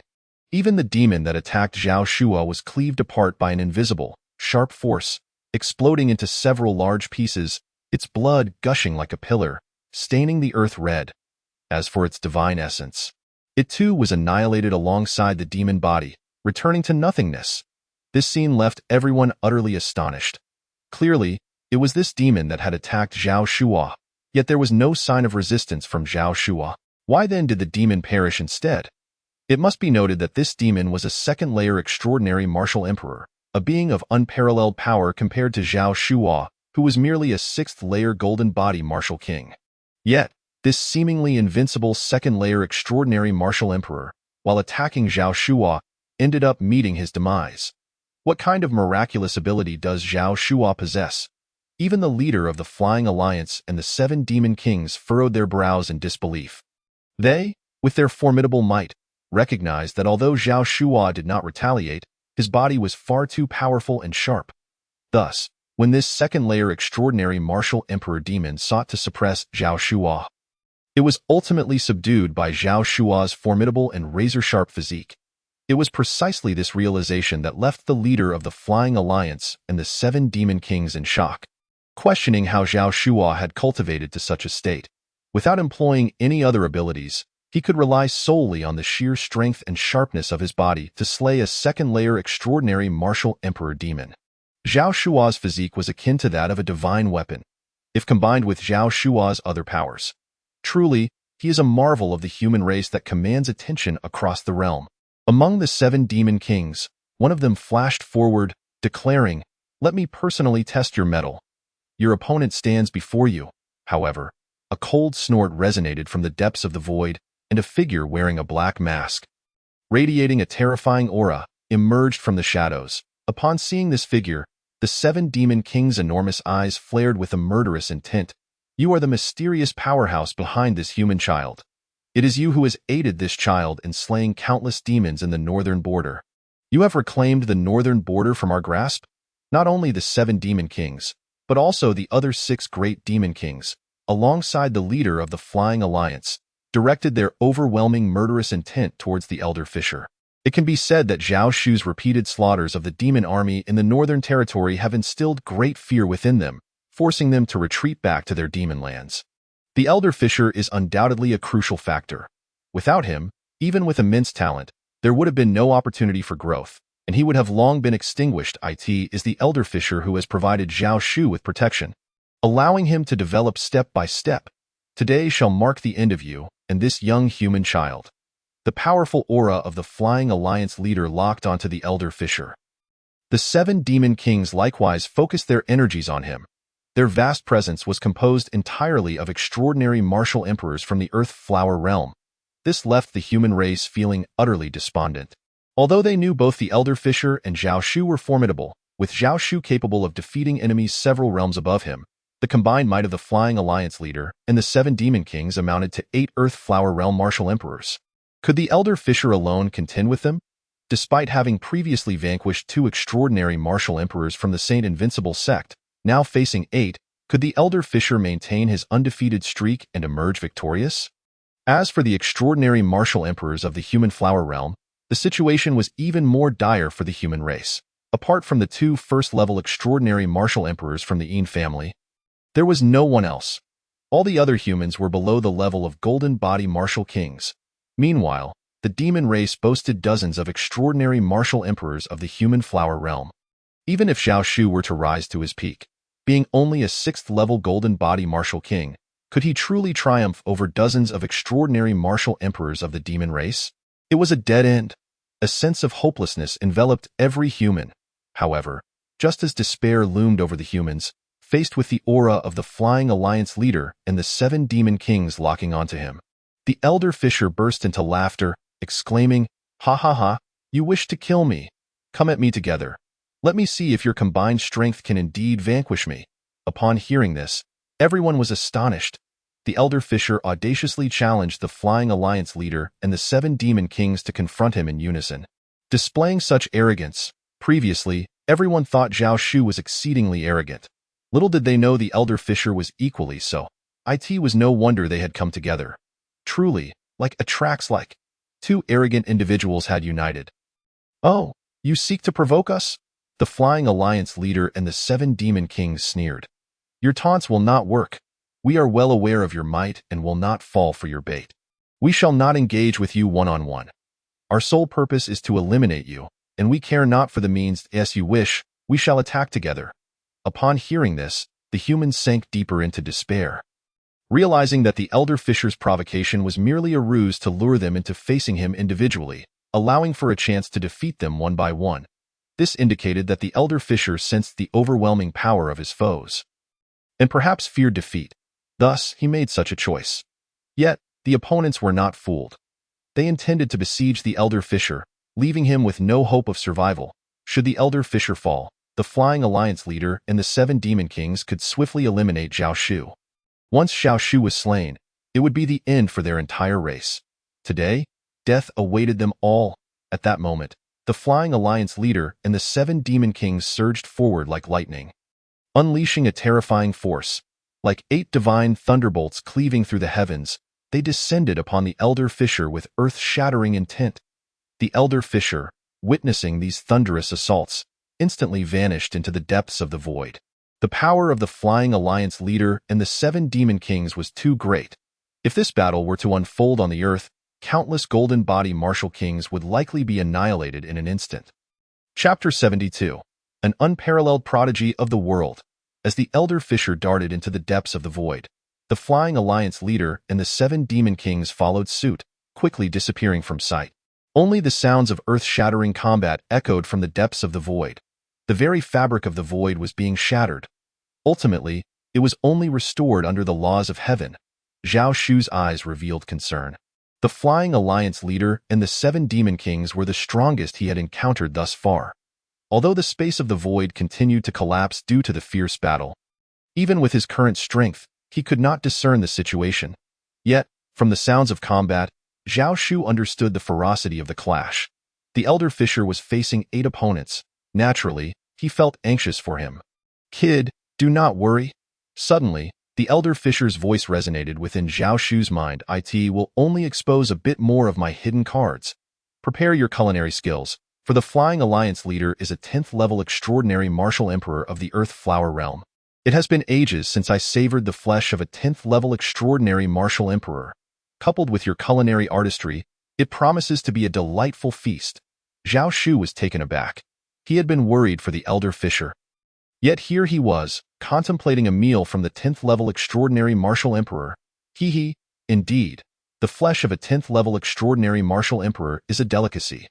The small adorable egg, which had been resting on Zhao Shu's shoulder like the size of an egg, suddenly bounced up.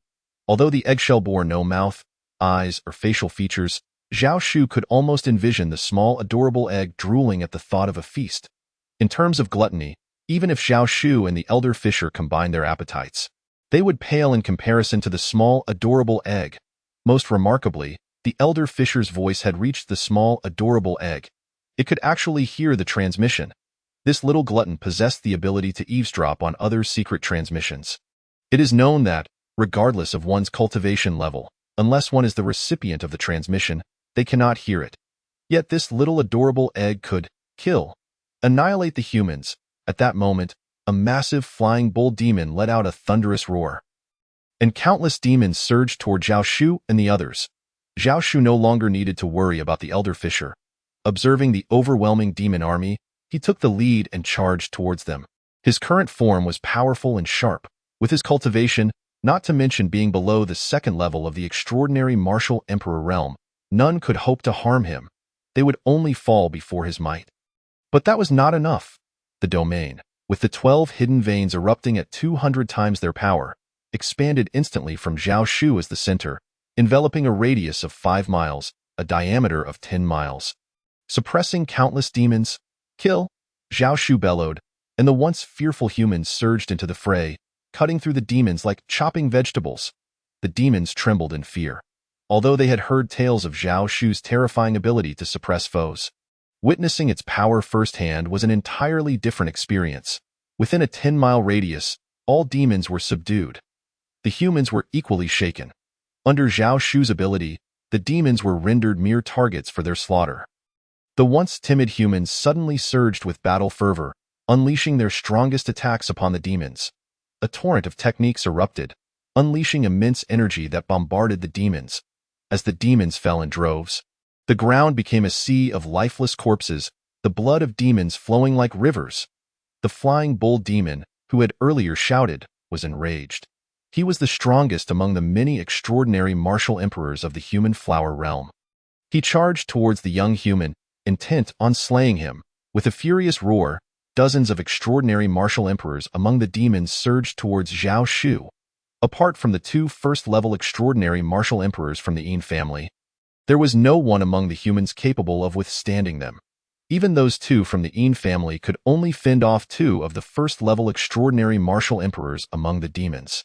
The rest unleashed unmatched powerful attacks towards Zhao Shu. If these demons were all below the 2nd level of the extraordinary martial emperor realm, Zhao Shu would have no fear. But aside from a few at the 1st and 2nd levels, the rest were all above the 3rd and 4th levels of the extraordinary martial emperor realm, with no fewer than 12 at the 6th level. Waves of devastating attacks surged toward Zhao Shu. Shaking the heavens, Zhao Shu stood alone, facing this massive onslaught from the numerous demons. Countless humans, who had just ignited their fighting spirits, could not help but worry for Zhao Shu. Die. A word, cold as ice, escaped Zhao Shu's lips. In an instant, the bodies of the 2 approaching demons froze, as if they had been detonated, bursting into countless flesh and blood fragments. This scene stunned everyone. Zhao Shu was astonishingly powerful. Among the 2 demons, one was a 2nd-level extraordinary martial emperor, and the other was a 6th-level extraordinary martial emperor. Yet Zhao Shu had slain them in an instant. A 6th-level extraordinary martial emperor fell before Zhao Shu. A mere 6th-level golden body martial king, like an ant. In that moment, fear washed over the demons. To slay a 6th-level extraordinary martial emperor in the blink of an eye as a 6th-level golden body martial king was something that had not occurred in countless millennia on this continent. To achieve such a feat was to be an unparalleled prodigy of the world. Not to mention, it was done in an instant. Formed the 36 celestial demon array. The flying bull demon roared in that moment. Among the 50 extraordinary martial emperor demons, 36 immediately formed the array. Their attacks merged into the formation, unleashing 36 terrifying beams of light. These 36 beams of light, through convergence and combination, formed a powerful array filled with demonic runes. The array's light erupted with the power to destroy heaven and earth, as if it aimed to devour the very sky. Crashing towards Zhao Shu. Break! Zhao Shu shouted, his overwhelming fist technique crashing forth. Obscuring the sky, boom! Zhao Shu's fist collided with the array's light. In an instant, the clash between his supreme fist power and the array's light unleashed blinding brilliance, tearing the sky apart and creating a colossal black hole. Zhao Shu and the 36 demons were all sent flying back thousands of feet. Zhao Shu soared through the air, standing amidst the chaos, his powerful presence radiating around him. Meanwhile, the 36 demons plummeted to the ground, spewing forth torrents of demonic blood from their mouths. As their array began to show signs of cracking under Zhao Shu's unmatched fist power, it ultimately shattered with a thunderous roar, boom. When the 36 demons crashed to the earth, they gazed up at Zhao Shu, who hovered in the air, exuding an immense aura. In that moment, countless demons were gripped by terror, their hearts filled with dread. Chapter 73. His brain must be delicious. The 36 demons that crashed down upon the earth were utterly stunned. As their bodies slammed down, the terrifying force obliterated countless demons who had not managed to escape, turning them into mere flesh and blood. They gazed in horror at Zhao Shu, having believed that their formation of 36 celestial demons was more than sufficient to vanquish him. Yet, to their astonishment, the formation was shattered. Zhao Shu proved to be so fearfully powerful. With a thunderous roar, Zhao Shu's 36 strands of hair transformed instantaneously into 36 divine weapons. His body had become so formidable and sharp that he could vanquish even a second-tier human extraordinary martial emperor without employing any other means. His hair itself was a potent weapon. Boom, boom, boom. In an instant, the bodies of the 36 demons exploded. This scene sent shockwaves through the ranks of countless demons. These 36 were all human extraordinary martial emperors. Zhao Shu's hair could actually annihilate them, of course. Had these 36 demons not been severely injured by Zhao Shu's overwhelming assault prior to utilizing their formation, he would not have been able to defeat them solely with his hair. However, despite Zhao Shu's might, in this grand battle against the demons, he could no longer wield his domain to suppress the demon army. He had retracted his domain to focus on subduing these 36 demons. This left the human forces without the support of the domain, transforming their previous slaughter of the demons into a dire situation where they were relentlessly hunted down, their morale plummeting like a falling comet. Furthermore, with the demons breaching the Dongkue Pass, there were no defenses left to hold, and more demons surged in like a tide from the breach. The demon army loomed like a black cloud over the city, roaring incessantly. The demons opened their gaping maws, and with a single breath, even many strong human warriors of the sky-soaring realm were sucked into their mouths. As they were chewed, blood sprayed forth like red juice. Particularly, a purple-robed youth who had taken on a humanoid form slaughtered the human race, feasting solely on their brains. With a swift motion, he crushed the human corpses into dust. He did not soar through the skies, but instead rode upon a massive mountain eagle, whose true form was as colossal as several mountains combined. This mountain eagle was, in fact, a 10th-tier extraordinary martial emperor. Such a powerful being was merely the mount of the purple-robed youth. As the purple-robed youth observed Zhao Shu effortlessly dispatch the 36 demons, his eyes narrowed. Impressive strength indeed. His brain must surely be delectable. The powerful aura of the purple-robed youth locked onto Zhao Shu. But at that moment, from afar in the heavens, reinforcements finally arrived for the humans. It was the Tianxian army from the Royal Imperial Army. The breach of Dongkue Pass demanded that the royal forces exert their utmost to intervene, lest the demons invade the heart of the kingdom. Upon sighting the purple-robed youth, the commander of the Tianxian army and his 2 deputies charged towards him. For the purple-robed youth had caused too many casualties among the human ranks with his every strike. Aided by his mountain eagle, "Humph, come to your demise." The mountain eagle snorted coldly, raising a massive claw to strike at the commander of the Tianxian army. The commander brandished his war spear, launching a furious counterattack. Both were extraordinary martial emperors of the 10th tier. Kill the 9 infants, young king. The commander bellowed to his 2 deputies, who surged towards the purple-robed youth. You think you can harm my young king? The mountain eagle disregarded the battle with the commander, preparing to swat the 2 deputies aside with a single paw. Uncle Eagle, do you believe these 2 insignificant human beings can injure me? You handle this, commander. I will take care of these 2. He is the 9 infants, young king. Upon hearing the identity of the purple-robed youth, many among the human ranks were instantly filled with dread. The 9 infants clan was the most powerful among the demon races, with its leader self-proclaiming as the 9 infants emperor. The 9 infants emperor had 3 formidable sons, and this 9 infants young king was one of them. Seeking death, the 2 deputies wielded a massive spear and a war trident, launching an attack against the 9 infants young king that was as colossal as piercing the heavens. One was a 6th-tier extraordinary martial emperor, and the other was a 7th-tier extraordinary martial emperor.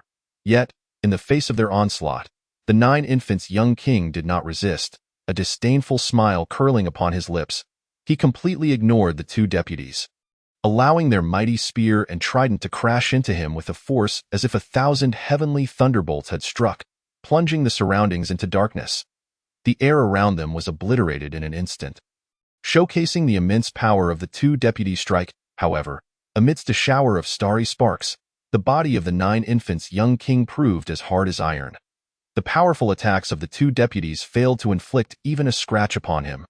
The resilience of the 9 infants young king was astonishing, capable of withstanding the might of a 6th-tier and a 7th-tier extraordinary martial emperor without revealing his true demon form. Typically, demons would unveil their true form to confront formidable foes, as their strength would significantly diminish in humanoid form. Yet, the 9 infants young king remained in his humanoid guise, and without employing any of his true power, he effortlessly endured the formidable assaults of the 2 deputies. Die!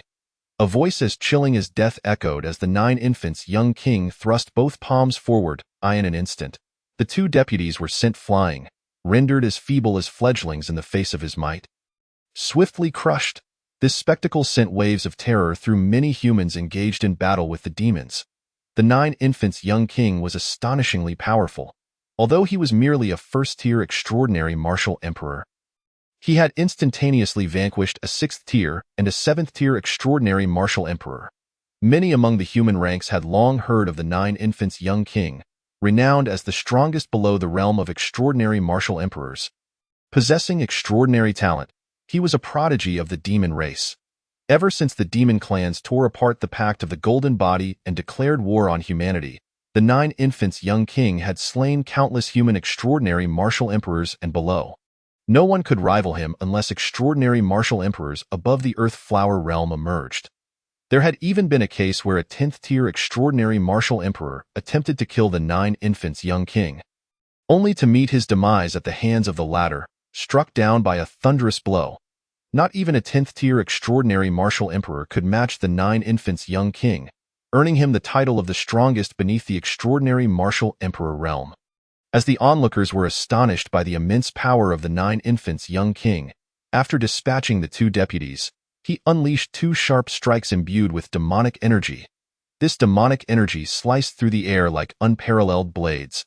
Severing the heads of the 2 deputies with ease, without hesitation, he consumed their brains, and then turned his gaze towards Zhao Shu, who had been his intended target before the arrival of the Tianxian army interrupted him. Human, your brain is mine. With these words, his figure transformed into a flash of lightning, erupting forth with overwhelming force as he charged towards Zhao Shu. Chapter 74. A sword across time, life and death apart at this moment. Zhao Shu had just slain the last of the human flower extraordinary martial emperor demons, the Flying Bull Demon. Originally, there had been dozens of such demons, but after vanquishing the 36, only 20 remained. Yet, just as Zhao Shu had dispatched the Flying Bull Demon, the 9 infants young king charged towards him. Zhao Shu could only unleash his utmost speed, vanishing as though he had teleported thousands of feet away. The attack of the 9 infants young king cleaved through the air, creating a terrifying rift in the void.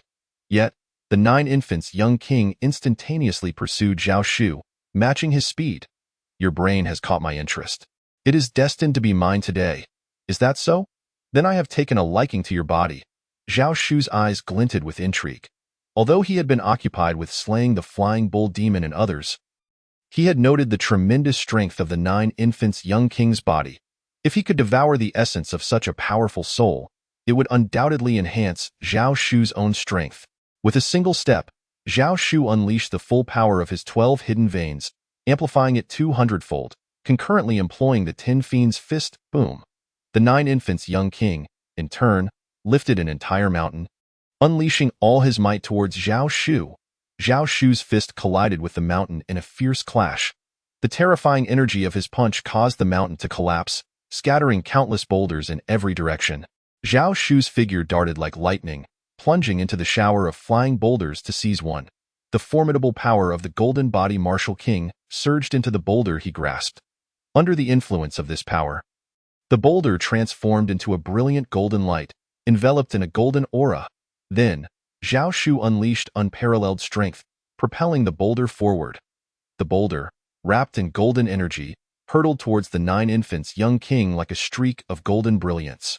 The 9 infants' young king's eyebrows raised slightly as he magnified his massive palm, reaching out to grasp the golden boulder, capturing it in his grip. The golden energy surrounding the boulder was extinguished in an instant, reducing the boulder to mere dust. From a distance, both humans and demons were awestruck by this spectacle. They were aware of Zhao Shu's formidable strength, yet to witness such an unmatched strike being caught by the 9 infants' young king was astonishing. Truly, he was a prodigy of the demon race, capable of subduing extraordinary martial emperors of the 10th tier with ease. However, upon closer inspection, it became evident that while the 9 infants' young king had captured the golden boulder and obliterated its power, he had sustained injuries. Blood trickled from his palm, torn by Zhao Shu's golden boulder. This revelation sent shockwaves of fear through the crowd.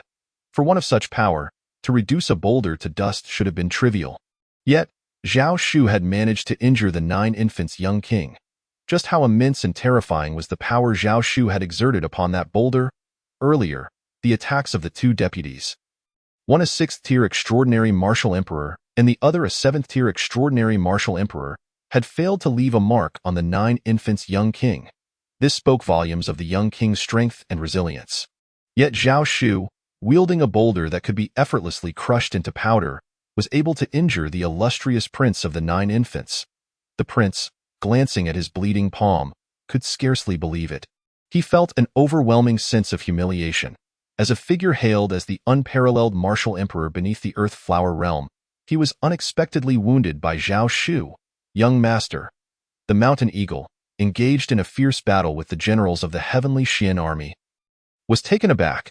Since the 9 infants had declared war on humanity, it was the first time he had witnessed a human capable of inflicting harm upon the prince of the 9 infants. No matter.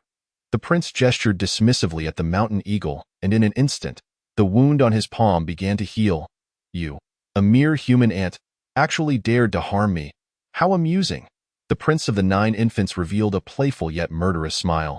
I can only imagine how delectable your flesh will be. Zhao Shu uttered no further words. His expression was cold and his gaze sharp as he simply swung his arm. The Qishao divine sword appeared in his grasp. A tremendous force surged within him, continuously converging into his palm, gripping the hilt, and then flowed into the Qishao divine sword. As the power surged, the sword began to tremble slightly. Suddenly, it erupted with a dazzling divine radiance, aiming to cleave the heavens as it struck towards the prince of the 9 infants. The sword of the otherworld, Zhao Shu bellowed. He had elevated the arts of entertainment, fishing, thievery, and culinary mastery all to the 10th tier. However, due to his temporary inability to comprehend the essence of these arts, he could not elevate them further. Thus, he channeled the remaining 7 insights, 2 of which enhanced his swordsmanship, raising it from the 8th tier to the 10th. This sword of the otherworld was imparted to him by the esteemed fishing master. Mastery of the sword path at the 10th tier was required for its cultivation. Yet, this was merely the entry level, far surpassing the perfected sword shadow flowing light. Now, when he unleashed this strike, it truly felt as if he were transcending time, a sword path of life and death crashing towards the prince of the 9 infants. The prince, who had previously regarded Zhao Shu with disdain, now suppressed his smile. his gaze growing serious and astonished as Zhao Shu unleashed this sword strike. He could hardly believe that Zhao Shu, merely at the 6th level of the Golden Body Martial King realm, wielded such formidable strength that he sensed a hint of threat. Although this threat was feeble, it still left him astounded. He had never encountered anyone of a lower realm who could evoke such a feeling of danger in him, until now, with Zhao Shu. However, it was but a fleeting threat. As Zhao Shu's sword descended, the prince's right palm swung into a fist. A chilling and terrifying demonic aura enveloped his fist, which instantly transformed into the force of a mountain crashing down. An earth-shattering sound erupted as two energies clashed, obliterating the heavens, causing the sky to collapse, and plunging the realm into darkness. All was enveloped by a dark void until the laws of the heavens restored light in the next moment. Zhao Shu's sword, imbued with the essence of life and death, shattered and dissipated. He was sent flying 10,000 zhong, and another figure was likewise hurled back the same distance. It was a colossal serpent with 9 heads. Its massive body spanning several miles in diameter, its tail invisible even to a golden body martial king. The 9 heads loomed like mountains, and the serpent's body bore 4 extraordinarily sharp claws. A stark contrast to ordinary serpents, this colossal serpent was the true form of the Prince of the 9 Infants. Under Zhao Shu's sword, the once humanoid figure of the purple-robed youth could no longer resist in his human form and was compelled to reveal his true self. "Young master!" The mountain eagle, still battling the generals of the heavenly Xian army, cried out in alarm. For among the 4 claws of the prince, one was gushing blood, exposing the deep white bone beneath. This was the right palm that had just transformed into a human form, now severed by Zhao Shu's sword of the otherworld. Chapter 75. I shall rend your flesh to pieces. The mountain eagle was desperate to break free from the engagement with the heavenly Xian generals and rush to the prince's side. He had been assigned to the prince's side not only as his steed but also to protect him. "Do not concern yourself with me. I shall personally slay this human," the Prince of the 9 Infants roared. His gaze icy as he looked upon his torn right claw. As a supreme being of the demon race, he had always been invincible among those of his realm, viewing all others as mere ants. Yet, he had unexpectedly encountered an adversary among the so-called ants of humanity. This adversary could actually contend with him. The surrounding demons and humans were equally astonished. At the level of a martial emperor in the earth flower realm, even defeating an enemy 1 rank higher was deemed extraordinary, while overcoming 2 ranks was the mark of an exceptional prodigy. A supreme genius like the Prince of the 9 Infants, capable of subduing a 10th level martial emperor, was a rarity among both demon and human factions. Such an existence was improbable even among millions or even billions of demons or humans.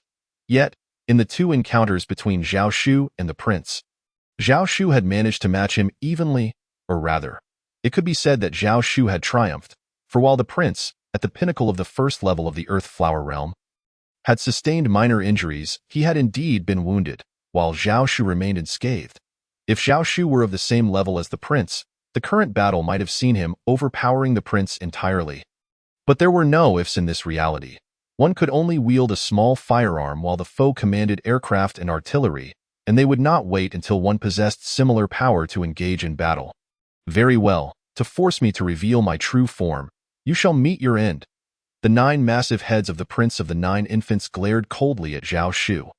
Everyone recalled that the prince had been fighting Zhao Shu in his human form. And now that he had revealed his true self, his strength was undoubtedly magnified many times over. Would Zhao Shu still be able to contend with him? The giant claw, previously severed by Zhao Shu, began to visibly regenerate at an astonishing speed. Then, that claw rose like a pillar of heaven, bearing the destructive force of the heavens as it descended upon Zhao Shu. In an instant, as the claw bore down, the surrounding space seemed to freeze. Zhao Shu felt an immense force attempting to bind him, break. Zhao Shu unleashed a powerful punch, radiant with divine light, shattering the binding force that surrounded him. Subsequently, he executed the sword of the otherworld once more. A resonant sound echoing through the heavens, the Qishao divine sword shone brilliantly, illuminating the realm as an infinite, majestic sword path of life and death surged towards the descending claw of the Prince of the 9 Infants. The power within his 12 hidden meridians surged like a torrential river, each pulse erupting with immense force, a staggering 220 times. That was the limit of Zhao Shu's current power explosion from his 12 hidden meridians. After more than a year of absorbing sufficient power, the explosive force of each meridian had notably increased, raising the 200-fold limit to 220 times. Simultaneously, the power of his 114 layers of golden body was channeled into the sword of the otherworld. Within his 800 cave heavens, Zhao Shu could now condense the power of 228 cave heavens of the golden body martial soul. This allowed him to not only execute the 114 layers of golden body manifestations, but also to unleash the 114 layers of golden body power. As the 114 layers of golden body power and the 220-fold force from the 12 hidden meridians converged upon the sword of the otherworld, the prince's massive claw was once again cleaved.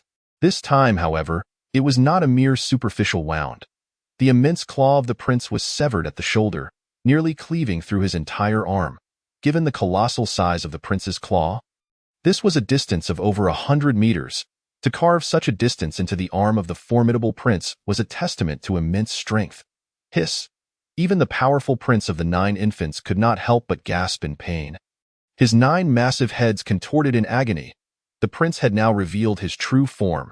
Zhao Shu had managed to cleave the arm of the prince of the 9 infants. Damn it, you human ant! I shall rend your flesh to pieces. The prince of the 9 infants was no longer calm. His face was filled with rage and fury. He then lunged with his other front claw towards Zhao Shu. The sky darkened as that overwhelming power radiated a divine brilliance, as if a deity were descending to crush Zhao Shu into mere pulp. Zhao Shu cast a fleeting glance, and with the combined power of the 114 layers of golden body and the 220-fold force from his 12 hidden meridians, he unleashed the sword of the otherworld once more. The sword path of life and death shimmered brilliantly. Boom! This time, however, the earth-shattering sound erupted as Zhao Shu's sword not only failed to cleave the prince's massive claw, but instead saw the Qishao Divine Sword shatter into countless fragments. The illustrious Qishao Divine Sword, one of the 10 divine weapons and among the 3 great divine swords, had shattered so easily. Zhao Shu was sent flying a great distance. His body arched as he was propelled backward. In mid-flight, Zhao Shu's eyes widened in astonishment. The prince of the 9 infants was powerful enough to shatter his formidable sword, even with all that immense force behind it. Not only Zhao Shu but the ongoing battle between the demon and human armies was also deeply shaken. Even horrified, they could all sense the strength of Zhao Shu's sword, yet the prince of the 9 infants had proven even stronger, capable of shattering the Qishao Divine Sword. Especially the members of the Yin family, such as Yin Shaoran. The Qishao Divine Sword was originally their family's treasured artifact. Had it not been for Zhao Shu and Zhao Lingyi unexpectedly participating in their family's Golden Body Martial King tournament, where Zhao Shu's extraordinary talent had allowed him to suppress Yin Zhanzhao and claim victory, the Yin family would have been compelled to honor their promise and award the Qishao Divine Sword to Zhao Shu. The Qishao Divine Sword remains the treasured heirloom of the Yin family, yet now it has been shattered by the corporeal form of the 9 infants' little king. The physical prowess of the 9 infants' little king surpasses even that of the Qishao Divine Sword. Such a body is nothing short of invincible. It is the Sacred Scales, a general of the Tianxian army, engaged in a fierce battle with the mountain sculpture high above in the void. Declared. The 9 infants' demon clan is born with 9 heads. Unless all 9 are severed, they will not perish. Even if one possesses the strength to slay 8 of the heads, as long as one remains, allowing it to escape with the body, they can still heal. The 8 severed heads can regenerate, granting them 9 lives anew. Chapter 76 is akin to providing divine assistance to him. Furthermore, the 9 infants' demon clan possesses 10 sacred scales. These 10 sacred scales are immensely resilient. Once the 9 infants' clan reaches the remarkable martial emperor realm, they are comparable to divine weapons of the mortal tier. Although the 9 infants' little king is merely at the first level of the remarkable martial emperor, his strength is unparalleled, a supreme prodigy of the demon race. His sacred scales far exceed those of ordinary divine weapons.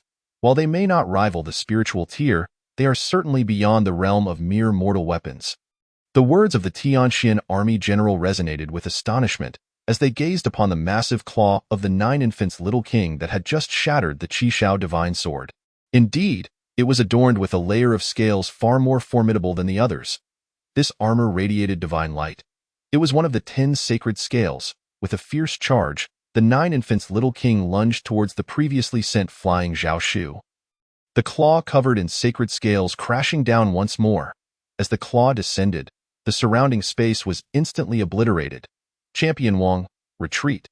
The Tianxian army general bellowed amidst his battle with the mountain sculpture. However, Zhao Shu did not retreat. His gaze was resolute. He watched as the claw of the nine infants' little king descended, causing the very fabric of space to collapse. With a swift motion, Zhao Shu extended his hand, unleashing a torrent of dense energy that instantly coalesced into a colossal energy sword. As the energy sword was unleashed, this time, even when faced with the claw covered in sacred scales, the clash erupted like two mighty dragons colliding, shattering the heavens and fracturing space. Yet, astonishingly, Zhao Shu's energy sword did not shatter. It managed to contend with the sacred scales of the nine infants' little king. The onlookers were taken aback by Zhao Shu's hidden strength. While countless demons and humans engaged in battle were left in awe, it is known that every demon and human can form weapons such as swords, halberds, spears, and other arms from their own energy. However, such weapons formed of energy are far inferior to true weapons. This is precisely why everyone chooses to wield actual arms rather than energy constructs. Yet now, Zhao Shu's energy sword was more formidable, sharper and sturdier than the Qishao divine sword itself, which had been shattered by the claw of the nine infants' little king. The energy sword forged from Zhao Shu's essence was able to stand against the robust scales of the nine infants' little king. Defying all expectations, in an instant, both humans and demons were struck with terror at Zhao Shu's energy sword.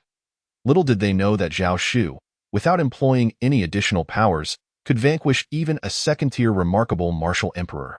This was something that mere mortal-tier divine weapons like the Qishao divine sword could not achieve. In essence, Zhao Shu's physical prowess and sharpness had already transcended that of ordinary mortal-tier divine weapons. The energy sword, born of his essence, shared the same strength and sharpness as his own body. With a furious roar, the nine infants' little king unleashed a thunderous cry upon realizing that his sacred scales could not destroy Zhao Shu's energy sword. He swung his massive claw once more towards Zhao Shu. Boom, boom, boom. The earth trembled with each resounding crash as the battlefield where Zhao Shu clashed with the nine infants' little king was reduced to dust, obliterating everything in its path. Suddenly, a sound of shattering echoed, and the sacred scales of the nine infants' little king fractured. It was inconceivable. One would have thought that Zhao Shu's energy sword could merely contend with the sacred scales. Yet it had managed to shatter the invulnerable defenses of the nine infants' little king. The nine infants' little king gazed at the ruined scales with an expression of immense pain. These scales were of unparalleled value. He had believed that as long as the human martial emperor of the Earth Flower did not emerge, no one could shatter his sacred scales. Yet Zhao Shu's energy sword proved terrifyingly formidable. Though he possessed 10 sacred scales, they were irreplaceable. Once shattered, they could not be restored. Unlike the nine infants' 9 massive heads, as long as one head remained intact, the other 8 could regenerate. The nine infants' little king dared not confront Zhao Shu head-on. Otherwise, he feared that the remaining 9 sacred scales would also be destroyed by Zhao Shu's energy sword. His sinuous, colossal serpent tail swept towards Zhao Shu like a dragon of the heavens. The tremendous force threatened to tear the very sky as it surged towards Zhao Shu. Zhao Shu's energy sword surged with brilliance, radiating divine light that cleaved through all malevolence. With a thunderous roar, many weaker demons and humans were sent flying from the impact. Zhao Shu stood firm, his energy sword still shining brilliantly, while the sweeping serpent tail of the nine infants' little king was repelled. Hurtling through the sky and tearing it asunder, a torrent of blood cascaded from the tail of the nine infants' little king, resembling a waterfall, though he had refrained from allowing his tail to collide with Zhao Shu's energy sword. The latter had still cleaved through his attack, striking the tail with a pained roar. The nine infants' little king unleashed 9 torrents of flames from his 9 heads, igniting the heavens and enveloping Zhao Shu. The space surrounding Zhao Shu was rendered asunder by the terrifying flames. Immersed in this inferno, Zhao Shu seemed to be engulfed in a sea of fiery terror. He recalled the lightning power from the Thunder Eagle, which had allowed him to absorb its energy frantically. Now, the fiery sea unleashed by the nine infants' little king felt like a divine boon. Zhao Shu sought to channel the fire hidden within his 12 meridians to absorb it. However, The overwhelming inferno spewed forth from the Nine Infants Little King's 9 massive heads overwhelmed Zhao Shu, leaving him momentarily dizzy. He quickly activated layers of golden body manifestations to provide some respite, while the fire hidden within his meridians absorbed the flames. Yet, as Zhao Shu absorbed fervently, his golden body manifestations could not withstand the onslaught and began to collapse. Layer after layer of manifestations were incinerated into nothingness. Humph! You force me to unleash the Nine Infants' flame. Even the pinnacle of the 10th level of the remarkable martial emperor cannot withstand this flame. Let alone you. The Nine Infants' Little King, with a grotesque grin on his 9 colossal heads, believed Zhao Shu was destined to be reduced to ashes. Yet, in the next moment, as Zhao Shu absorbed with fervor, the terrifying Nine Infants' flame began to wane, as the 20 meridians of the fire hidden within Zhao Shu transformed into divine body power. This divine body power was infused into his martial soul, refining it into a golden body martial soul. Ultimately, the 20 meridians of the fire hidden within Zhao Shu, which had previously been in the divine Yuan realm, transformed into an immense golden body power. In the past, Zhao Shu had always completed the training of the 12 primary and 8 extraordinary meridians before venturing into the 12 hidden meridians. Yet now, Zhao Shu, at the 6th level of the golden body martial king realm, had not yet completed the refinement of several primary meridians. Surprisingly, the fire hidden meridian had been the first to refine into a golden body martial soul.